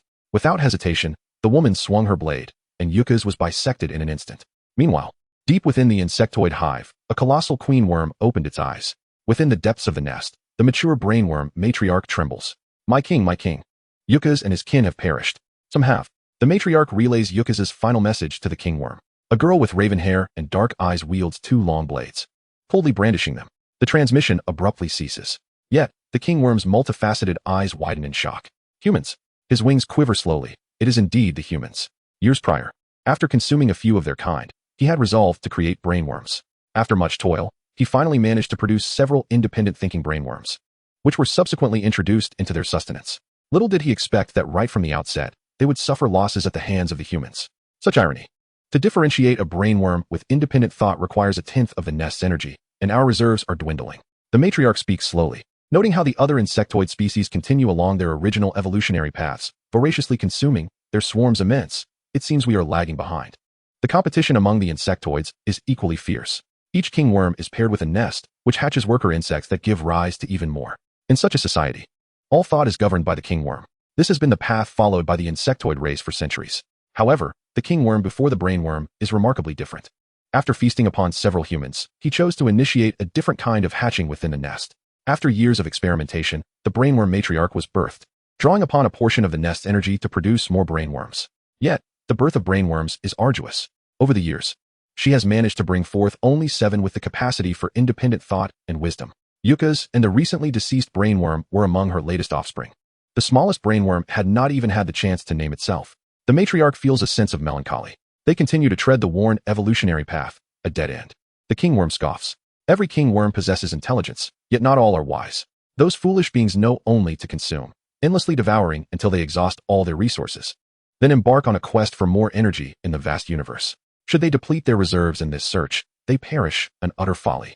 The king contemplates. Let those who have successfully invaded suppress the information. We must not allow the Alliance to discover our evolution. They rarely reveal themselves. Unexpectedly, this time, the brainworms have encountered humans again. The kingworm licks his lips. Humans, the most formidable and astute race among the Alliance. If only such a race could be harnessed for his purposes. Reflecting on the wisdom of those humans and gazing at the brainworm matriarch he has expended vast resources to create, the kingworm lets out a slight sigh. A replica is merely a replica. It ultimately falls short in many respects. As it happens, his intellect began to elevate, seemingly after consuming human flesh. The insectoid creature recalled several other king insects. It was not solely he who battled against humanity in the past. They were all cunning beings. After uttering this thought, the king insect closed its enormous compound eyes once more. Congratulations, host, on completing the extermination of the brain insect task. Rewards acquired. Details of the insect species. Brain insect gene. Upon receiving this notification from the system, Wei Yuan was left astounded. A player had slain the brain insect? What could possibly be the situation? He hastily checked the perspectives of the oil thief and her companions through the system. Indeed, a new species had emerged. As Wei Yuan perused their visual data, he simultaneously absorbed the system's rewards. Observing the myriad of intelligent subtypes that the insect race had proliferated over the years left him utterly dumbfounded. Goodness! Were these insects defying the heavens? The strength of the insect race had already surpassed that of the myriad races alliance. The alliance had managed to survive all these years solely through technology. Yet now, gazing at the detailed information on the insect race, several unique insect species appeared in the relevant section. Wei Yuan sighed, fearing that the internal members of the alliance were still oblivious to this information. Should he carelessly disclose the news to the principal, there was a likelihood they would investigate the players he summoned. If they discovered the players were all unregistered, it would lead to more complications. He opted instead to publish the information on the Star Network, deliberately employing a sensational title commonly used by players. Shocking. Insect race discovered in the war zone. Latest branch of the insect race, brain insect. Over the years, while our technology advanced, what evolution had the insect race undergone? A series of captivating titles and videos were disseminated by Wei Yuan. Typically, any news related to the insect race would go viral. He decided against investing in additional traffic. Observing the pop-up for purchasing traffic, he calmly dismissed it. Meanwhile, the oil thief experienced some dissonance in her body. Could she be so unfortunate as to have the brain insect consume the precise portion of her brain responsible for coordination? Even if it had been devoured, it seemed inconsequential. I see that the wound on her head has begun to heal. Secretly, she rummaged through the oil thief's hair, noting that the incision was already starting to close. Chapter 37. The Academy Journey, Elven Provocation. We apologize. The content you posted has been deleted due to violations. Wei Yuan gazed at the message on the star web with a chilling expression. Remarkable. The latest news concerning the insect race not only failed to attract attention, but was also swiftly removed. It appeared that insects had infiltrated the Alliance. He glanced at Emilo, who was still smiling sweetly at him from a short distance away. The Interstellar Alliance was no longer safe. The prevailing perception of the insect race was that of mindless creatures fixated solely on consumption. Yet now, these seemingly brainless monsters had developed intellect and diversified. How many individuals within the Alliance were under their control? For so many years, wars had been perpetuated, along with the desertion of individuals from the military districts. Could it be that the Zerg have had a hand in this? Wei Yuan was uncertain. The existence of someone capable of directly controlling the Star Network's review process, even erasing all content disseminated by him, implied a significant status, one that an individual of low rank could not possibly attain. Who could it be? Senior, we are approaching the Kashgar satellite shortly. Would you care to visit my home? Amilo gazed at Wei Yuan with eyes brimming with affection. In the absence of bothersome humans, her time with Senior Wei Yuan felt sweetened by the very air they breathed. I shall forego the visit. Simply drop me off at the nearest route to the Central Star System, Wei Yuan replied with a smile. Visit? What sort of visit? If we delay any longer, I shall miss the last starship to the Central Star System. Amilo watched as Wei Yuan departed, his figure moving away without a hint of pause. The mech, Tao Tao, presented a handkerchief, saying, Master, do not be disheartened. At least you have garnered some goodwill with Lord Wei Yuan. I can't help but feel that even his departing silhouette is strikingly handsome. Tao Tao sighed. Alas, this master seems beyond saving. Meanwhile, Feng Shui Pai Pai and his companions, carefree and oblivious, had just resolved the brainworm issue and promptly succumbed to slumber in the cabin. Hey, wake up. We have arrived at the Central Star System. A purple-skinned individual tapped the stick beside the drooling oil thief. Startled awake, Oil Thief wiped the drool from her mouth. The beggars, too, were sprawled in disarray. Wei arrived already. Feng Shui Pai Pai rubbed his eyes, astonished that only a few hours had passed. The five of them, resembling their earlier boarding, followed the purple-skinned individual off the starship. Wei Yuan stood not far away. Wow, Brother Yuan, you came to greet us. Oil Thief exclaimed. You wouldn't believe it. Brother Yuan, I nearly met my end on the way. Brother Yuan, my lord. Oil Thief slid to him, clinging to Wei Yuan's leg. Her voice a torrent of tears as she recounted the events aboard the starship. The beggars, Makabaka and Feng Shui Pai Pai, chimed in with their own additions. Stardust seemed to exhale a sigh of relief as her gaze softened at the sight of Wei Yuan. The Zerg are indeed cunning. Fortunately, you all are unharmed. Wei Yuan reassured, patting Oil Thief's shoulder. This young man seemed perpetually unfortunate. It was always him who faced the first calamity. Yet, he was remarkably resilient. By the way, Brother Yuan, we killed someone on the starship. That purple-skinned guy won't cause us trouble, will he? Oil Thief cast a nervous glance at the nearby purple-skinned administrator, who was still watching them closely. With me here, there is nothing to fear, Wei Yuan assured. Just as he finished speaking, the administrator approached, bowing deeply. My lord, we have safely delivered these young warriors to you. My master has stated that it is our honor to serve someone of your esteemed rank, and we cannot accept fare for this journey. He had only dared to approach after witnessing the players converse with Wei Yuan. The respectful demeanor rendered the players utterly dumbfounded. I cannot fathom how this individual, who previously exhibited such a subservient attitude while ushering us onto the starship, now displays such deference. Is this the sensation of having powerful connections? Oh, how secure I feel with Source Brother around. One wonders what level of prowess Source Brother possesses to command such reverence from this fifth-tier purple-skinned being. Feng Shui Pai Pai trembled with excitement, while Xing Chun regarded the trio with an expression of incredulity. A fifth-tier warrior personally came to greet them, and despite their slow pace and incessant chatter along the way, the purple-skinned individual merely urged them on without resorting to force. Upon reaching the kitchen compartment, all passengers exhibited a palpable fear of the purple-skinned entity. Even the brainworm incessantly reiterated the admonition against violence aboard the starship. Yet, when Xing Chun had taken a life, the purple-skinned being merely cast a fleeting glance as if nothing untoward had transpired. Such a formidable presence would surely not extend leniency for the likes of them. A modicum of intellect would reveal the truth. It must be because the Lord is an exceptionally powerful entity. Xing Chun gazed at Wei Yuan, excitement flickering in her eyes. She could scarcely comprehend the extent of the Lord's might. Oh dear, what am I even fantasizing about? This is merely a game, nothing more. She continuously reminded herself inwardly, although externally, she maintained her usual aloof demeanor. The energy mines contained within held significant value, and her gaze grew somewhat dazed. How could this individual actually demand a fee for passage? Normally, one of such elevated status would readily bestow these energy mines as a gesture of goodwill. The purple-skinned being sighed internally, feeling as though her earlier excitement had been in vain upon encountering such a miserly individual. Fortunately, her master possessed discernment worthy of friendship.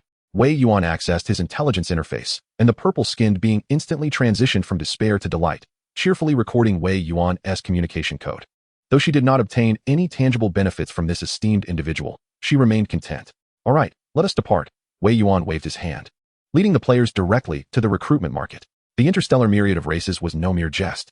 As the oil thief entered the talent market, she was dazzled by the spectacle before her. Creatures of all shapes and sizes abounded. Some bore a resemblance to humans, while others defied biological classification. Even a gaseous entity shouted as she passed, "What do you think you're doing, cutting in line?" The players were left awestruck by the genuine diversity of interstellar races. One by one, their eyes widened in amazement, while the oil thief busily recorded every moment, fearful of missing anything. Our interview room is 306. Let us go, Wei Yuan announced, holding the room number he had drawn from the talent market's administrative office as he made his way to the designated chamber. The job application process bore little difference from interviews on Earth. It could be said that nothing has ever been as thrilling as encountering the brain worms before the players boarded the starship. Wei Yuan abandoned the players and made a beeline for the Lord Academy. Sharp and caustic remarks echoed just as he was about to enter the principal's building. Wei Yuan frowned and turned to face the speaker. The individual was of short stature, with skin that appeared somewhat coarse and dark, adorning a skirt made of tiger skin. He exuded a primal aura. What is this? Wei Yuan cast a cold glance at him and prepared to stride past. He would not pause to confront someone as inconsequential as this. He felt no desire to even utter a single word to such a person. How dare you act so brazenly? The human race is merely a small, soon-to-be extinct species. Wei Yuan, you single-handedly provoked the conflict between humans and the goblins. Do you not feel the slightest pang of conscience? Noise. Wei Yuan simply wished to enter the principal's building, yet this individual had blocked the entrance. With time pressing, his temper flared. The goblin race? Are you intent on avenging the goblins? Wei Yuan stepped forward calmly, looking down at this unremarkable goblin. Bastard. If you wish to meet your demise at the principal's door, I can grant you that wish right now. Wei Yuan whispered into the goblin's ear. You dare. Just watch me. Wei Yuan extended his hand. Just as he was about to rid himself of this bothersome individual, the door of the principal's building slowly opened. Then came the principal's voice. Wei Yuan shoved the goblin aside and entered the principal's office. The elderly yet youthful principal regarded Wei Yuan kindly. Principal, I have a video that you might want to examine closely. Wei Yuan sent the video to the principal. It was about the Zerg. The Zerg. The principal's expression instantly turned grave. This video was deleted shortly after I uploaded it to the Star Network. Principal, I believe you understand better than I what this signifies. Outside the door, the goblin glared at the principal's building with a grimace. Infuriating. This Wei Yuan was utterly insufferable. How dare a mere human provoke him? It is crucial to note that both the elf and goblin races are exceedingly difficult to produce. Thus, the birth of a goblin-elf hybrid like him signifies a new direction for the future of both races. He is the treasure of two races. This Wei Yuan not only had the audacity to decapitate a goblin as a warning, but also dared to openly challenge other races. Such audacity left the only existing goblin-elf feeling quite displeased. His cousin, the prince of the elf race, held an incredibly prestigious status. Yet even he was overshadowed by someone named Wei Yuan. But he is merely a small human, no matter how impressive his achievements. He remains nothing more than a short-lived piece of refuse. How dare they provoke our goblin clan on the Star Network? They are nothing but a bunch of worthless beings, unable to conquer even a mere level 5 planet. If it were me, I would have already enslaved those pathetic humans. The goblin muttered in a low voice, crouched on the ground with a fierce glare. Yet, in the next moment, a shadow loomed over him. Is that you, Wei Yuan, cousin of an Yudong? Echoed a voice from above the goblin. The goblin instantly looked up, disdain evident in his eyes. You are merely a human. How dare you come here to challenge us goblins? Since I have encountered you today, I must inform you that the position of leader is my cousin's. You worthless trash. Shouldn't even think about it. The human race will pay for your arrogance. We goblins have been successfully provoked.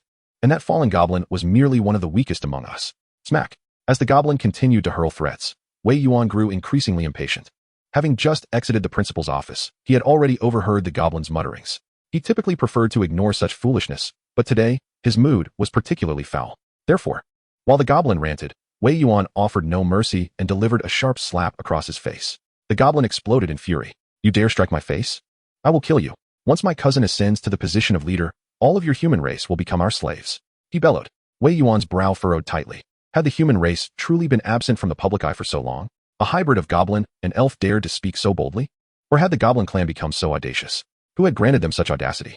The elves? Wei Yuan was incensed.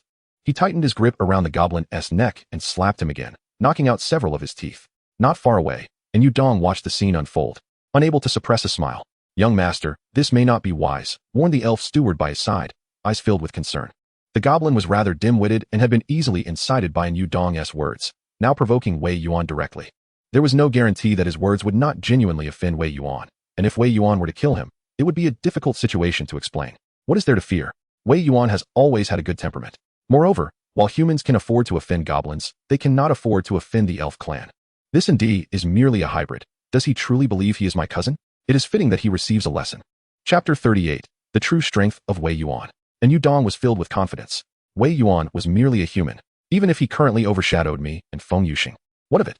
He is not a long-lived being. He does not even possess the qualifications to stand as our opponent. After Yedong finished speaking, the butler who had been attending to him displayed an expression of profound difficulty. The young clan leader had indeed been spoiled. Suddenly, a dull sound echoed through the air. Just as Yedong had confidently expressed his thoughts, he observed Wei Yuan disdainfully extracting a handkerchief from his pocket, meticulously wiping his fingers. Damn it! And Yedong's pupils quivered. The head of the earth spirit had been crushed. Its shattered skull resembled a smashed watermelon, blood splattered across the ground. Wei Yuan. And Yedong was momentarily stunned and lost his composure, rushing out from the corner. Beholding the blood-soaked floor and the lifeless earth spirit, he trembled with rage. How dare you? Indeed, after crushing a fly, one's mood improved considerably. At the Lord Academy, Wei Yuan had merely maintained a low profile. It was not as if he lacked temperament. And Yedong, if you wish to confront me in the future, it would be wise for you to handle it personally. For I am not yet capable of eliminating you in one fell swoop.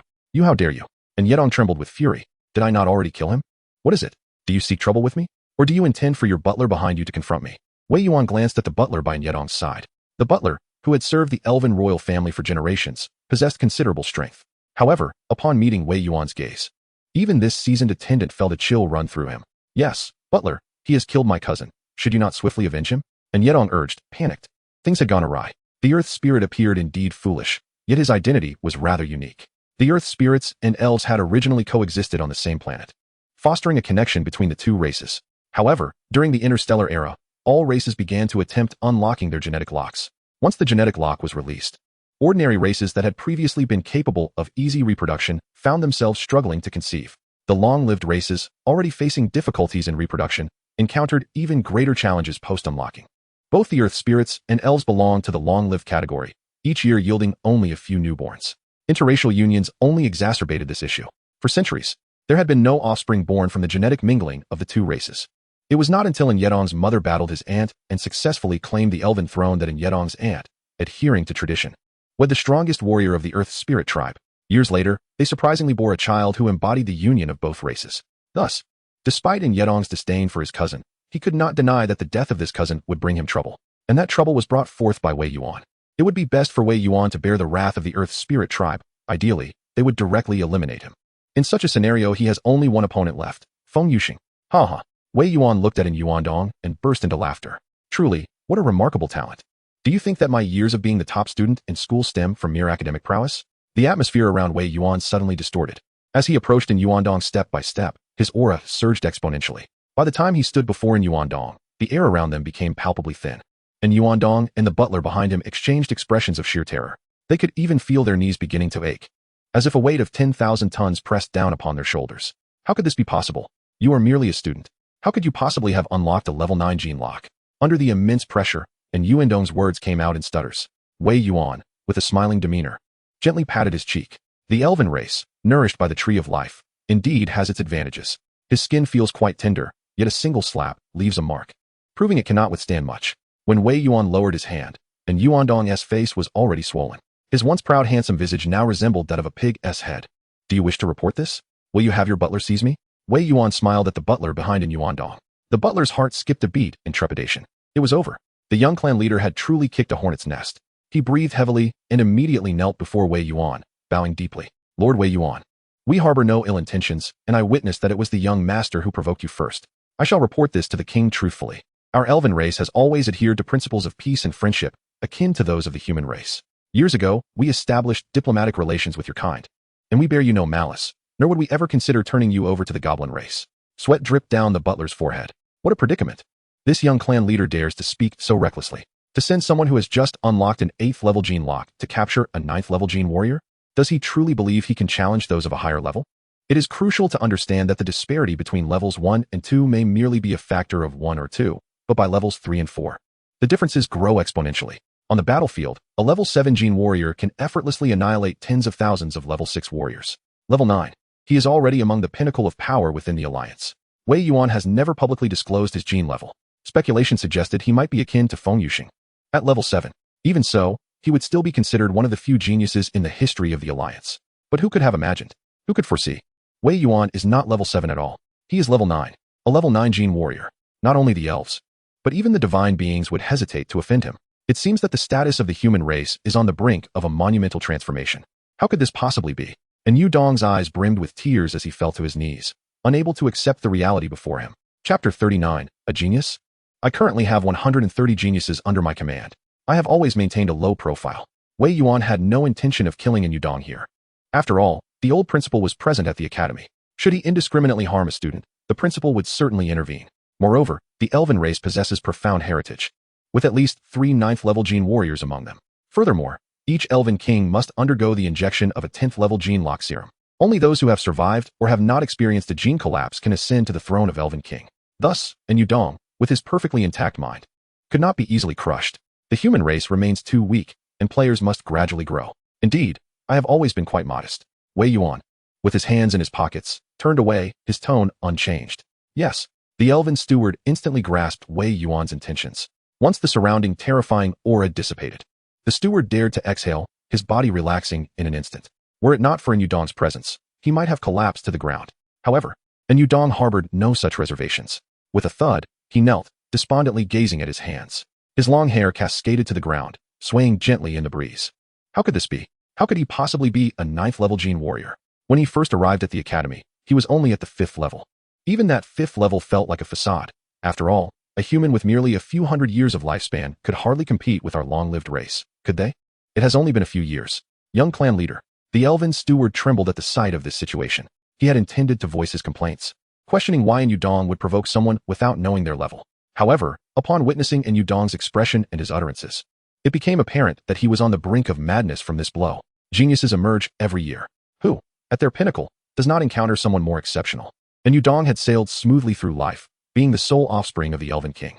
He had always believed he would be the next Elven King, unlocking the 10th level of Gene mastery after millennia. In the Lord Academy, the only rival he deemed worthy was that divine being, Feng Yuxing. Yet now, Wei Yuan had dealt him a resounding slap, one from someone he had never respected, a mere human who was not even a long-lived being. In a matter of years, he had risen from the 5th to the 9th level, all while remaining so unassuming. This time, it became abundantly clear to Yudong that if Wei Yuan so desired, disregarding his fellow humans, he could effortlessly crush him within the academy, just as easily as he might eliminate that foolish elf. Consider it akin to swatting a fly. Young master, do not dwell on it any longer. The steward stepped forward and grasped Yudong's shoulders, shaking him vigorously. Each generation produces prodigies. Some are merely talented, while others, like Wei Yuan, are extraordinary geniuses. In all the years since the establishment of the Alliance, perhaps there has only been one such individual. Do not lose heart. Aside from Wei Yuan, none can compare to your capabilities. You must believe in your own talents, and moreover, Wei Yuan is not an immortal. And Yudong lifted his head, tears streaming down his cheeks. But steward, what if he unlocks the 10th level Gene lock? He felt utterly despondent. Outside the principal's office, Wei Yuan leaned against the railing, observing the two figures below with a light chuckle. With such a mentality, could they truly challenge him? They were not even a fraction of the players under his command. Furthermore, the steward was mistaken. In this world, he was not the only one advancing rapidly. At least 130 individuals had already achieved that feat. Such harsh discouragement was unwarranted. The old principal, stroking his beard, gazed at Wei Yuan with a warm smile. He was the most outstanding student he had encountered in many years, though he appeared quite gentle. In truth, his temperament was quite fiery. A prodigy must be tempered, otherwise one might mistakenly believe humanity had no worthy contenders left. Wei Yuan remained at the railing. Principal, you saw that video. I suspect the brain parasites have infiltrated the Alliance. Otherwise, they would not have deleted my post so swiftly. I believe we must address this matter. Our school possesses a terminal interface connected to the intelligent brain, does it not? Shall I go and communicate with them? The old principal hesitated. What good would inquiry do? Could the terminal intelligence discern who had been invaded by the brain parasites? He furrowed his brow. From the video transmitted by Wei Yuan, he recognized the terrifying nature of this new branch of the insect race. Though its primary form was exceedingly weak, easily crushed by a mere 2nd-level Gene warrior, it could take control of an entire body after devouring the brain, seemingly inheriting all the memories of the original host. How long had the brain parasites been lurking within the Alliance? I cannot know all the details. But speaking with the intelligent brain, as the most advanced artificial intelligence, will undoubtedly yield insights beyond my imagination. Its accuracy in identifying those who have been invaded will surely surpass mine, Wei Yuan remarked, raising an eyebrow. Moreover, I have yet to see what the terminal intelligence actually looks like. I only know from the elders in my clan that our school's port was derived from humanity. The old principal smiled wryly. Very well, then I shall accompany you. Wei Yuan's strength was formidable, and in just a few short years, he had unlocked the 9th level Gene lock while maintaining an exceptionally stable mental state. It was evident to the principal that unlocking the 10th level Gene lock was merely a matter of time. He was unaware of how Wei Yuan managed to unlock the genetic lock. Perhaps it was the profound heritage of the human race, the old principal mused. Oh, the human race, this is a gamble indeed. Fortunately, the boy Wei Yuan is quite promising. The old principal's favored candidate for the next leader is undoubtedly Wei Yuan. The moment he encountered the terminal interface, Wei Yuan placed his hand upon it. As his virtual image materialized, it flickered briefly. Congratulations, host, task completed. The system's melodious voice resonated in Wei Yuan's mind. Hey, you, an interviewer, dare to look down on us? The oil stealer fumed in anger. You are unqualified. Bring in the next candidate. In the talent market, room 306, a towering giant stood before several players, brimming with fury. How dare these mere secondary gene warriors raise their voices at him? Chapter 40, Rampage? I need to relieve myself. The oil stealer wiped his face, now drenched in saliva, and let out a bitter laugh. Good grief. It was bad enough to be mocked by interviewers in the offline world during job hunting. Now, after finally becoming an interviewer in a game, I have to endure this from a candidate. The situation was absurd. The torrent of saliva sprayed forth, as if from a faucet. Listen, my friend, we are hiring teachers to educate our kin on Blue Planet, and you simply do not meet our standards. Wei Yuan had previously made it clear, the ancient martial arts teachers would be chosen from the human race. This time, in the Central Star system, players were to select from 4 positions: Weapon Master, Mental Control Specialist, Forging Master, and Mech Master. However, the one-eyed giant interviewing for the Mental Control Specialist position boasted of his race's innate talents. He claimed a high level of mental prowess, with his genetic lock unlocked to level 5, showcasing considerable strength. During the interview, he was quite self-satisfied. Yet, when the oil stealer inquired how he intended to train lower-level warriors, he retorted, mental power is innate. Our one-eyed giant race is naturally endowed with great mental strength. If mental power requires training, then it is no different from being useless. Upon hearing such words, the oil stealer recognized that this individual lacked any teaching ability. Knowing something and being able to impart that knowledge are entirely different matters. Nonetheless, I've come this far. No one here is stronger than I am. If you do not hire me, humph. The one-eyed giant clenched his fist, threateningly glaring at the oil stealer. The secondary gene warriors were merely brought in as interviewers. The person who posted the job advertisement was likely not much stronger either. Besides, they were all humans. The human race had long been defeated, their numbers dwindling. It was absurd to expect them to produce a few unparalleled masters. The one-eyed giant understood this well. If his opponent were a formidable figure, he might have tempered his demeanor. However, he was now confronted by a group of mere secondary-level characters. The Cyclops was well aware that he was fundamentally ill-suited for this position. However, the remuneration was enticing, an astonishing 200,000 star coins per month for a mental training instructor. Such a sum surpassed even the earnings from hunting star beasts in the cosmos, and it came without the peril of risking one's life. His presence at this interview was a favor to them. They would do well not to take it for granted. Under normal circumstances, these secondary gene warriors wouldn't even qualify to converse with him. Now, how dare they refuse him? This interview, regardless of whether he was hired, would ensure that he secured this lucrative position. What audacity! Are you attempting to force my hand? The oil thief was truly incensed, slamming his palm upon the table, only to be met with a powerful blow that sent him sprawling across the room. In an instant, he found himself pinned against the wall, blood staining his visage as the world around him turned crimson. My health points, he screamed, anguish resonating in his voice, as his health plummeted dangerously close to depletion. He had already suffered a loss aboard the starship, and now he was teetering on the brink of death. Would the dungeon truly expel him? The oil thief trembled violently. This opportunity was one he had fought for with dignity and pride. This is the fate that befalls those who defy me, the Cyclops sneered, casting a disdainful glance at the other 4 applicants who had gathered. Upon witnessing the commotion, the other interviewees had temporarily retreated. Xingqian furrowed her brow, drawing her dual blades. This individual was formidable, terrifyingly so. Her gaze fell upon the dossier he had presented to the oil thief. A level 5 gene warrior. Was he intending to oppose us? An inconspicuous figure, secretly begging for calm, grasped the Tang Dao in Xingqian's hand, stepping forward with a composed demeanor, though internally, he felt a tinge of unease. Yuan had instructed them to handle this matter themselves, suggesting a lack of imminent danger. It was evident that the opponent was reasonable, yet this left him frantically contemplating their next course of action. Engaging in combat against such a powerful adversary would spell disaster. If they were to perish now, the dungeon would likely be inaccessible for future attempts, a common trait of this game's design. He cast a weary glance at the oil thief, who was still struggling to extricate himself from the wall. But since the task had commenced, allowing such a character to join their ranks would surely displease Yuan. I have not dealt a fatal blow. He still clings to life, the Cyclops proclaimed with a sense of pride. All that is required is your employment. Otherwise, next time I strike, I cannot guarantee I will leave any survivors. A threat, blatantly and shamelessly delivered. Now, it was not only Xingqian's expression that had turned icy. All players regarded the Cyclops with disdain. Was there truly someone capable of being so utterly repugnant? The antagonist, without a doubt, is a villain that must be dealt with. Makabaka ground his teeth in frustration. Although he recognized this as merely a game, the immersion was overwhelmingly intense. Being threatened so brazenly, as a player, could one truly endure this? Was gaming meant to subject oneself to such indignities? Even if this dungeon could not be cleared, he felt compelled to assert himself against this insufferable foe. The oil thief, limping down from the wall, seethed with anger. This was a slight he could not swallow.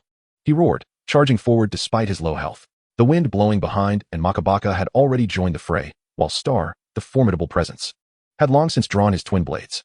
Alas, the oil thief lamented that he had barely begun to utter a word when he witnessed his companions rushing forth. How could he remain idle? Wait for me, he cried.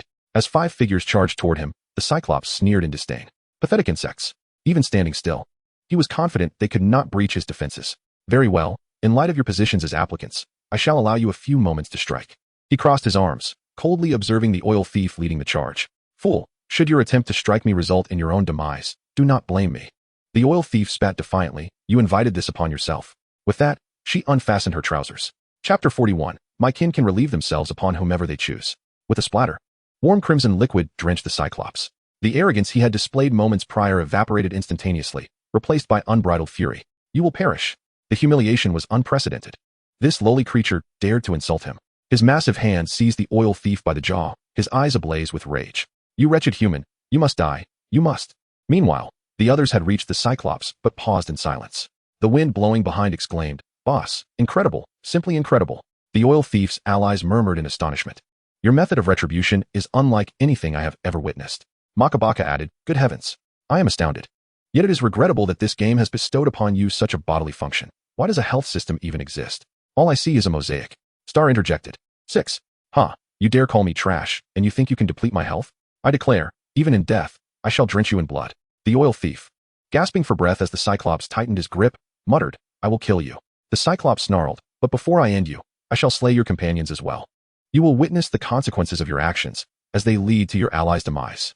With gritted teeth, the Cyclops held the oil thief aloft, swiftly turning to strike at the others. The strength exhibited here is no longer comparable to that of the previous Goblin King. The 4 individuals had prepared themselves. Yet they were swiftly felled to the ground by a single, forceful blow, each of them spitting blood. Xingqian was the first to feel her head grasped tightly. The Cyclops held the head of the oil thief in one hand while pulling Xingqian's head closer, forcing the oil thief to witness the scene clearly. Xingqian felt as though her neck might snap. However, after unlocking her secondary gene lock, the resilience of her body was astonishingly formidable.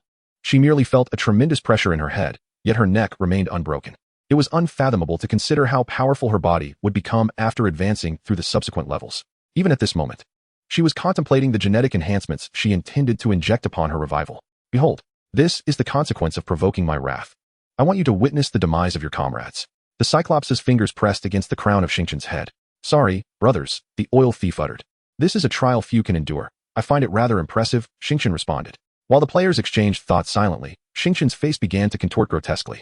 The Cyclops' fingers applied increasing pressure, evidently intent on torturing the players to the brink of death while relishing their expressions of anguish.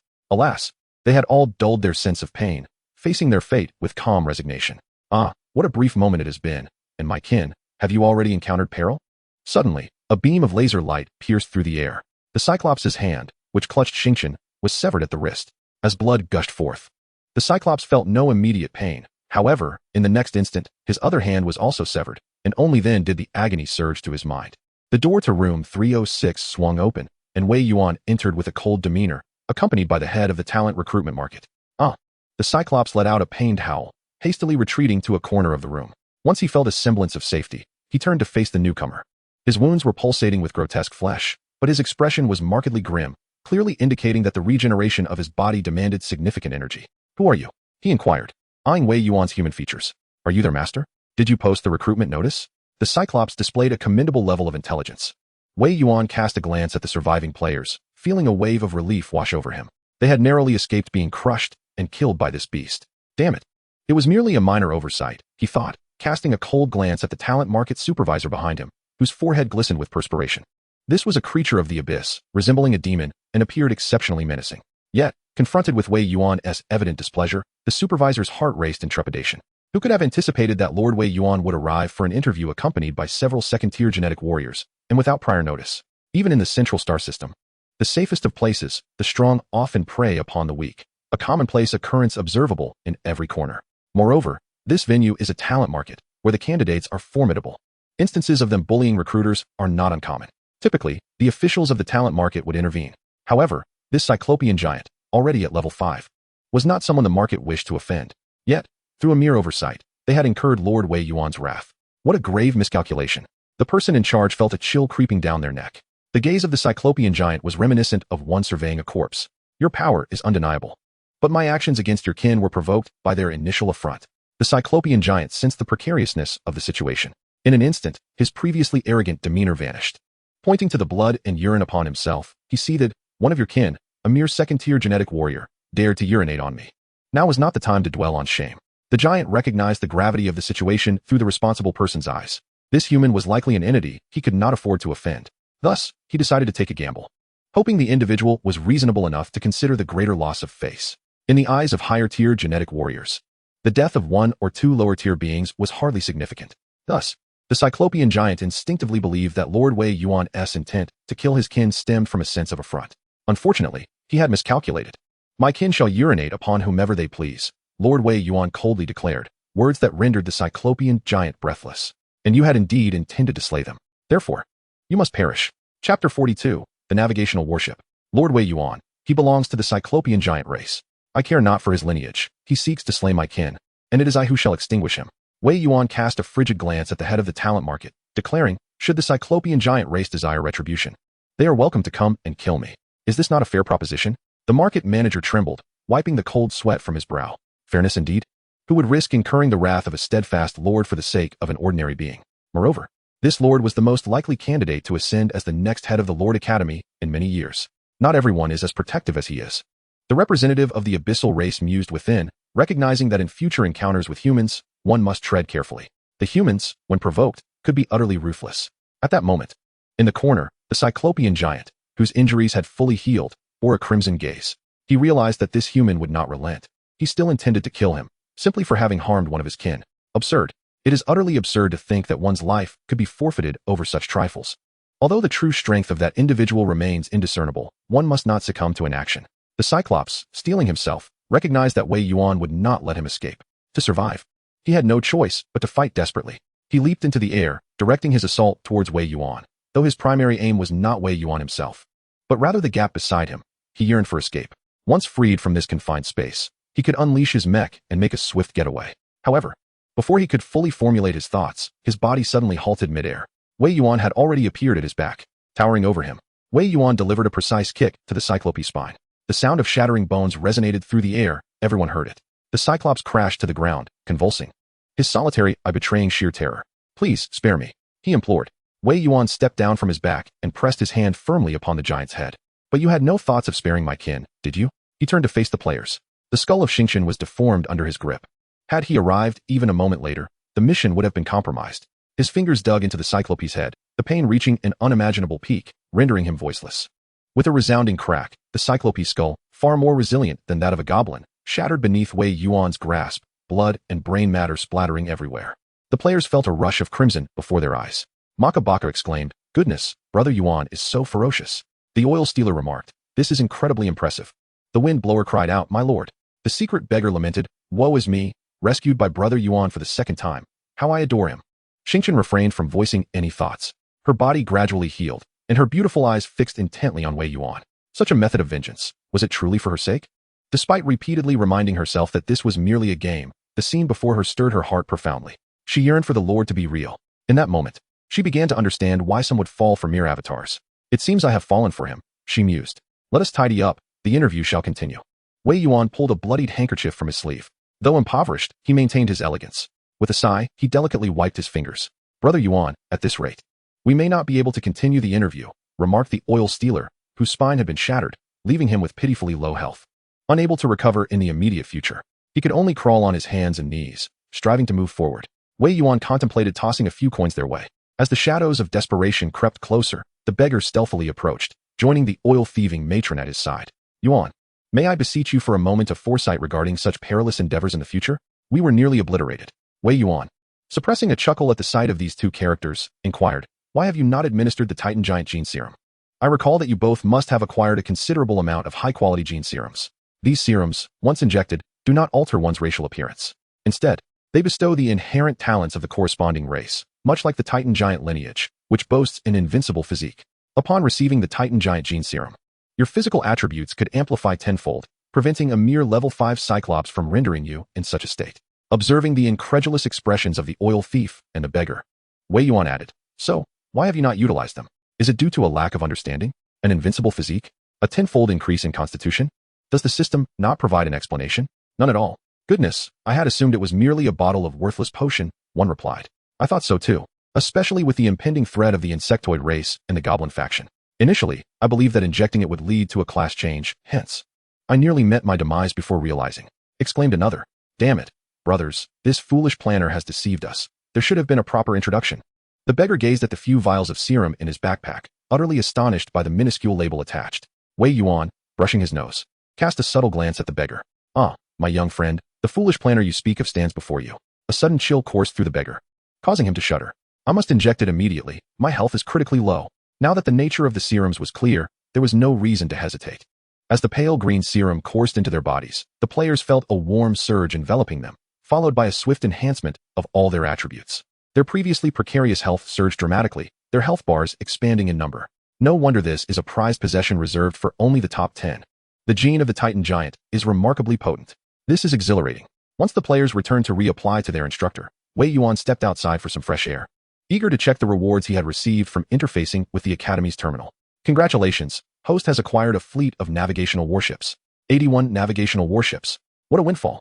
Wei Yuan gazed at the warships in his system inventory, barely able to contain his excitement. How splendid it would be to deploy such magnificent vessels in practice. Yet, before his smile could fully bloom, another notification from the system appeared. Urgent alert. Urgent alert. Your territory is on the verge of an attack. The Lord must return immediately. According to our calculations, the interstellar pirates route will intersect with Blue Star, and they are projected to land in 3 days. Probability of occurrence, 97.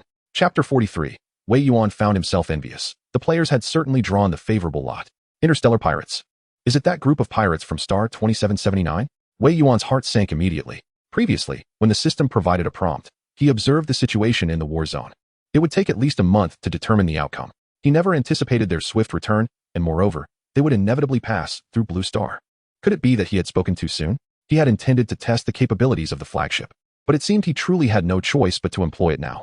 Otherwise, with the limited strength of the players, encountering interstellar pirates would surely result in disaster. The might of interstellar pirates was no mere boast. The band of pirates they faced this time from Star 2779 was particularly formidable. In the interstellar era, apart from the Alliance, there existed 2 other factions, one comprised of scattered pirates raiding resources, and the other consisting of rebel forces that had defected from the Alliance. Compared to the regular army background of the rebels, interstellar pirates were akin to their historical counterparts, even more nefarious than those of the Age of Exploration, committing acts of arson, murder, and pillage without remorse. Some among them were even sadistic, deriving pleasure from torture. System. Can you estimate how many pirates will pass through Blue Star? Calculation complete. This route includes one of the pirate factions. After being repelled from Star 2779, to evade capture by the regular army of the Alliance, the interstellar pirates fled in a dispersive manner. This faction possesses 70 warships, 300 elite genetic warriors, among which 10 are above level 5, and 1 is a level 7 genetic warrior. Additionally, there are 800 lower-level genetic warriors. Should the host fail to resolve the situation swiftly, the main body of the interstellar pirates may very well discover the circumstances surrounding Blue Star. Wei Yuan's heart plummeted. A level 5 planet was an invaluable resource for interstellar pirates. If discovered by the main force, they would undoubtedly turn back to command a battle in a war zone. This group of pirates surely included level 8 or even level 9 genetic warriors. Although he himself was level 9, the players would be doomed. His resources could not support unlimited respawning for the players. Furthermore, losing territory would lead to the system's closure once more. Truly, he had spoken too soon. Wei Yuan lightly tapped his lips. Given the current situation, it was indeed impossible to proceed without the flagship. Fortunately, the opponent's number of warships was not greater than his own. In naval combat, the disparities among lower-level warriors could be disregarded. He merely needed to eliminate their elite warriors. However, controlling so many warships with just over 100 players was utterly unfeasible. You have a new task list. Please receive it in a timely manner. Task 1. Summon 10,000 players within 24 hours. Task 2. Defend your territory. Within 3 days, eliminate the interstellar pirates passing through Blue Star. Task reward. Level 3 Gene Lock Potion. Basic Insight. Basic Insight. Wei Yuan opened the details of this task reward. Basic Insight. Applicable to all players. It can be added to the player's fundamental attributes. Once insight is enhanced, the player's ability to comprehend will significantly improve. The higher the player's insight, the quicker the acquisition of skills becomes, even granting the ability to absorb knowledge instantaneously. Extraordinary. Upon reading this description, Wei Yuan's first thought was one of astonishment. The fundamental difference between his summoning and a true game lay precisely here. To learn anything, one had to engage in earnest study. Now the system proclaimed the existence of insight. Damn it, how is this any different from a game? Why on earth did you not develop this project sooner, system? Do you have any idea the effort I expended during my school days? If only such a marvelous tool had existed earlier. Would I have needed to study day and night after my arrival here? Host, this capability was developed only after your diligent completion of tasks. The system offered an explanation. Wei Yuan wiped away non-existent tears. Players today truly have it exceptionally good. He began to comprehend why the older generation often lamented. If only we had your conditions back in our day. Upon seeing the reward bestowed by the system, he felt a pang of bittersweet nostalgia. Nevertheless, ultimately, it was beneficial for himself. He turned and entered room 306. He needed 10 instructors, preferably the oil thief and weapons expert. Received. The process for players to recruit teachers was remarkably swift. After encountering a cyclops and surviving, those who dared to apply as instructors were certainly competent.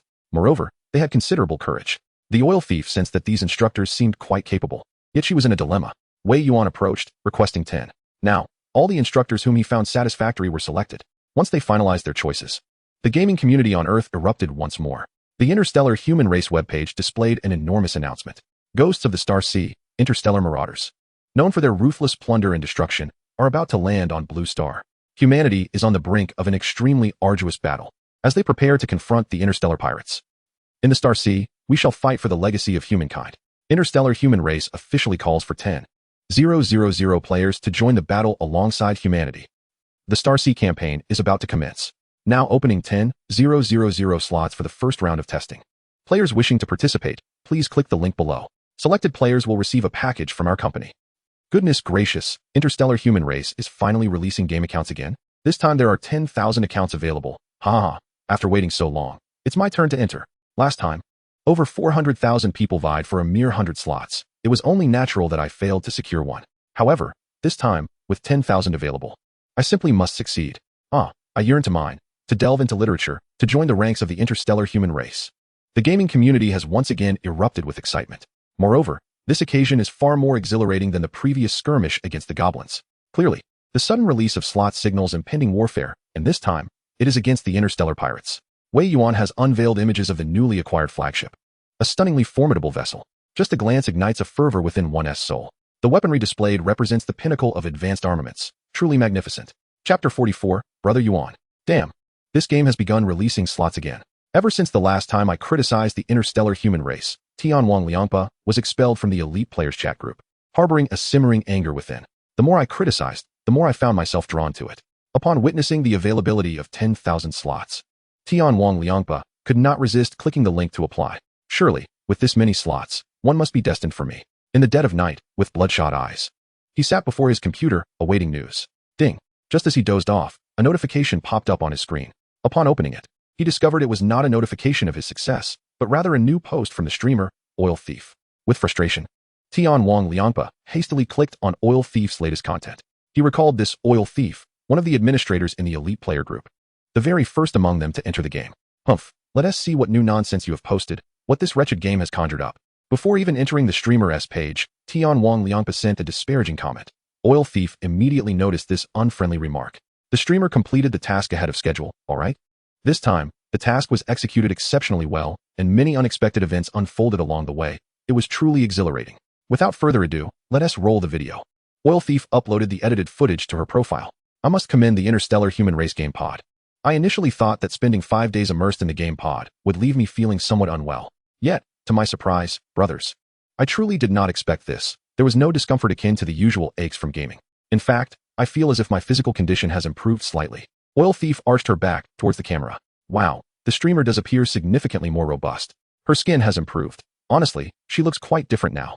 The energy emanating from her is distinct. Did you really spend that time in the game pod?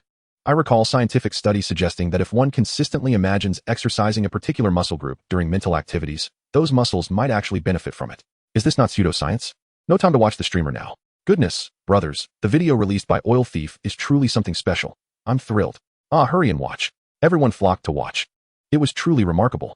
The sooner one viewed it, the better. I suspect the authorities might take it down due to its graphic violence. Netizens rushed to view the video in a frenzy. Tianwang Liangpa also approached the video with a critical mindset. Yet, he was unprepared for the moment he clicked play. It was as though he could hear the sound of cannon fire. Everywhere, interstellar beings sought refuge from the onslaught of war. They bore a resemblance to humans, albeit with slight differences. However, the desperation reflected in their eyes was profoundly moving. What are you all dawdling for? Hurry onto the starship. The administrator's voice resonated from the video, revealing a colossal starship that exuded an overwhelming sense of advanced technology. Following the perspective of the oil thief woman, the audience was transported into the kitchen. The balloon creature expelled a droplet of saliva laced with brain worms. The protagonist, Xingqian, sliced open a skull to extract the brain worm's essence. There was also the final battle with the Cyclops. All viewers felt as if they were truly immersed in the interstellar experience, particularly when the oil thief woman's neck was gripped and they witnessed Xingqian's head about to be crushed. Everyone held their breath, hearts racing. Then came the moment Wei Yuan appeared, a moment of salvation. As viewers beheld Wei Yuan's figure, they sensed an ethereal glow emanating from him. It was utterly astonishing. The immersion was so profound that I nearly forgot I was merely watching a recorded gameplay video of the oil thief woman. I could hardly imagine how intense the experience would be if I truly entered this game. Oh, when Source Brother uttered, "My kin," it brought tears to my eyes. Goosebumps erupted across my skin. Source Brother is magnificent. Indeed, he was so impressive that I initially thought the oil thief woman would meet her demise in that moment. My heart continues to race fiercely. It was extraordinary. The instant I saw Source Brother, I felt an overwhelming urge to cry. Chapter 45. What can one do? Who can blame humanity for its weakness? Tianwang Liangpa stared at the computer screen, refreshing it over and over. However, when the page finally declared that all accounts had been distributed, he still had not received his own account information. Damn it. Nothing. Again, nothing. Why is this happening?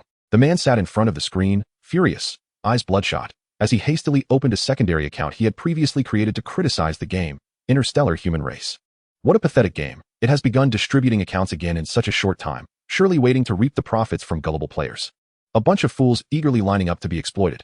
Even if I received an account, I wouldn't play it. Just a worthless game. After venting his frustrations, Tianwang Liangpa picked up his phone, only to discover that he had just opened a gaming group. A newcomer in the group had shared a screenshot. Snowfall, wow? As a complete novice, I initially mistook the visuals of this game for a newly released sci-fi film. I never imagined it would turn out to be an immensely popular game, and even more surprising, I managed to snag an account. Snowfall. Image. This is a massive group of 3,000 members, many of whom are seasoned players like Tianwang Liangpa. There aren't many newcomers. I have a vague recollection of this Snowfall. Indeed, she seems to have only recently begun her gaming journey, presumably sparked by her interest in Starship Humanity. To my astonishment, she managed to secure an account on her first try. What gives? Tianwang Liangpa. Oh, you merely obtained an account. What is there to boast about? There are so many of us in the group, and you are not the only one who got an account. Tianwang Liangpa. Who are you showing off to in this group? You foolish idiot, it's just an account, yet you genuinely think you're something special? Tianwang Liangpa. Lacking any skill, you'll find only despair awaiting you in this game. Such a challenging game is hardly suitable for newcomers. The group fell silent for a moment, all eyes silently observing Tianwang Liangpa's outburst. His sour grapes demeanor was truly exasperating. Snowfall, are you feeling jealous? Snowfall, I remember you. You previously called Starship Humanity a garbage game, claiming you wouldn't play it even if it were gifted to you. Why are you now feeling bitter upon seeing me secure an account? Snowfall, Lemon Dog. Tianwang Liangpa let out a furious roar in his rented apartment. Damn it. Tianwang Liangpa, what the hell are you saying? In this group, you have no right to speak. If you dare, give me a physical address, and I'll come find you. Snowfall. Oh, sure, come to the city, Jiang Group. Just let me know when you arrive. Snowfall. Image, she sent a photo taken from a high-rise office. At that moment, on the top floor of Jiang Group, Jiang Shuier flicked her long curly hair back. She had never been insulted in such a manner, even online. She felt compelled to confront this audacious individual and teach them a lesson. However, after sending the message, she received no reply. Snowfall. Oh, are you too scared to come? Snowfall, even if you don't come to find me, I will seek you out. Tianwang Liangpa, holding his phone, trembled upon reading Snowfall's messages. He promptly exited the group. From the image, he recognized the familiar architecture. He currently resided in the city. The perspective from which the photo was taken was undoubtedly from the rooftop of Jiang Group. Jiang Shuier never expected this person to be so cowardly. With a scoff, she heard the receptionist say a peculiar package had arrived downstairs. Her earlier authoritative demeanor vanished as she joyfully dashed downstairs to unwrap the delivery. Jiang Shuier had never played games before, but she had seen videos of Starship Humanity players trending on social media. At that moment, she was captivated by the imagery and the words interstellar. The authenticity of virtual reality was astonishing. Players unanimously praised it. How could this not stir the heart of an interstellar enthusiast like her? Moreover, this battle primarily utilized warships, epitomizing the romanticism of interstellar warfare. Within the Interstellar Alliance, all commanders gathered around a circular table, including the venerable headmaster of the Lord Academy. He anxiously observed the leader convening the meeting, whose demeanor was notably grave, accompanied by a virtual youth. Indeed, this was a manifestation. The leader commenced, having calculated the trajectory of the pirates targeting star 2779.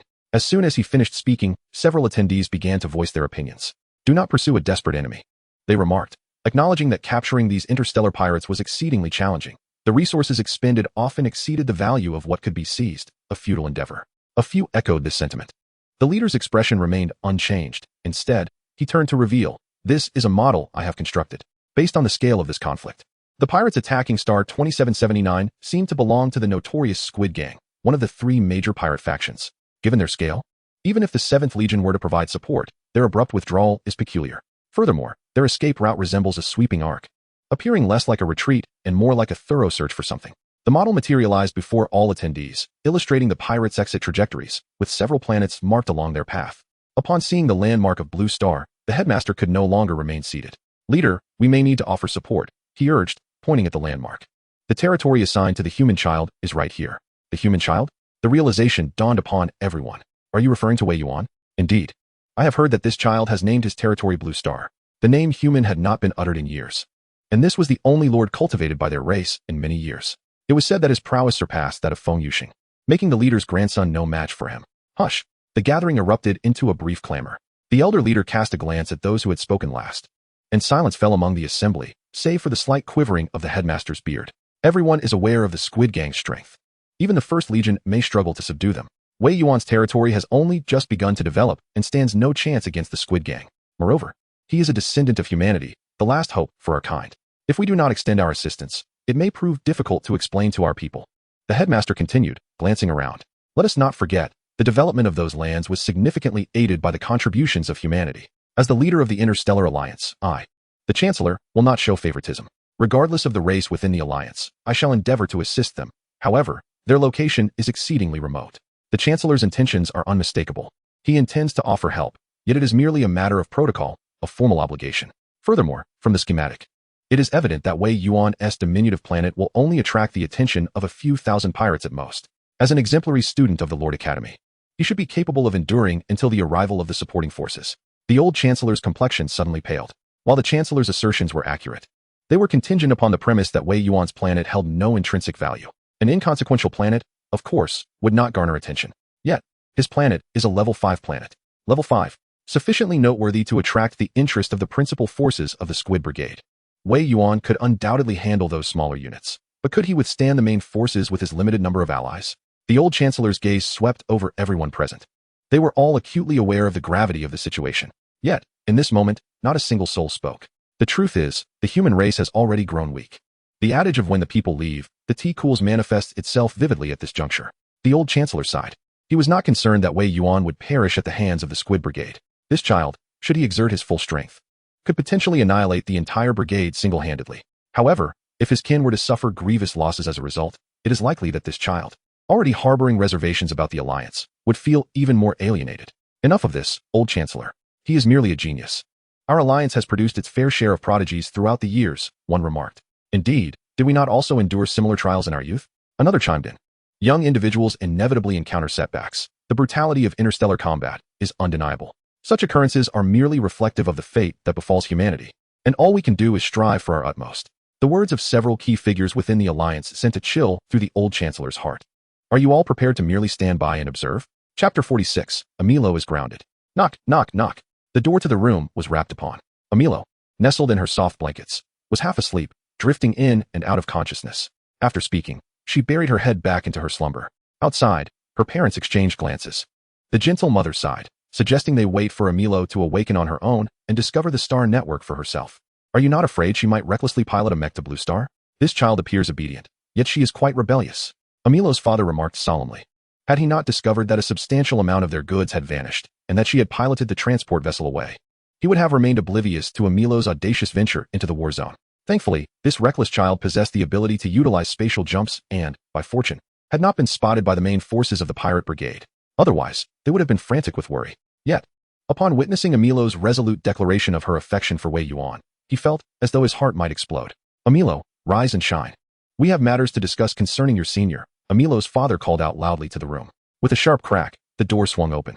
Amilo, her pink hair cascading behind her, gazed at her father with bright, sparkling eyes, her voice laced with excitement. Father, have you agreed to marry into the human race? The veins on her father's forehead throbbed ominously, his fists clenched tightly, ready to strike Amilo. What your mother and I wish to discuss is not this matter.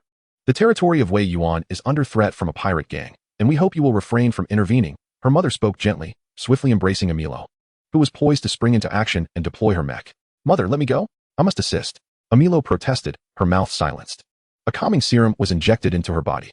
Her mother held the now unconscious Amilo, sighing deeply, only to witness Amilo suddenly awaken, leaping into the air and deploying her mech, Tao Tao, with one hand pressing against her arm, where the calming serum had been injected.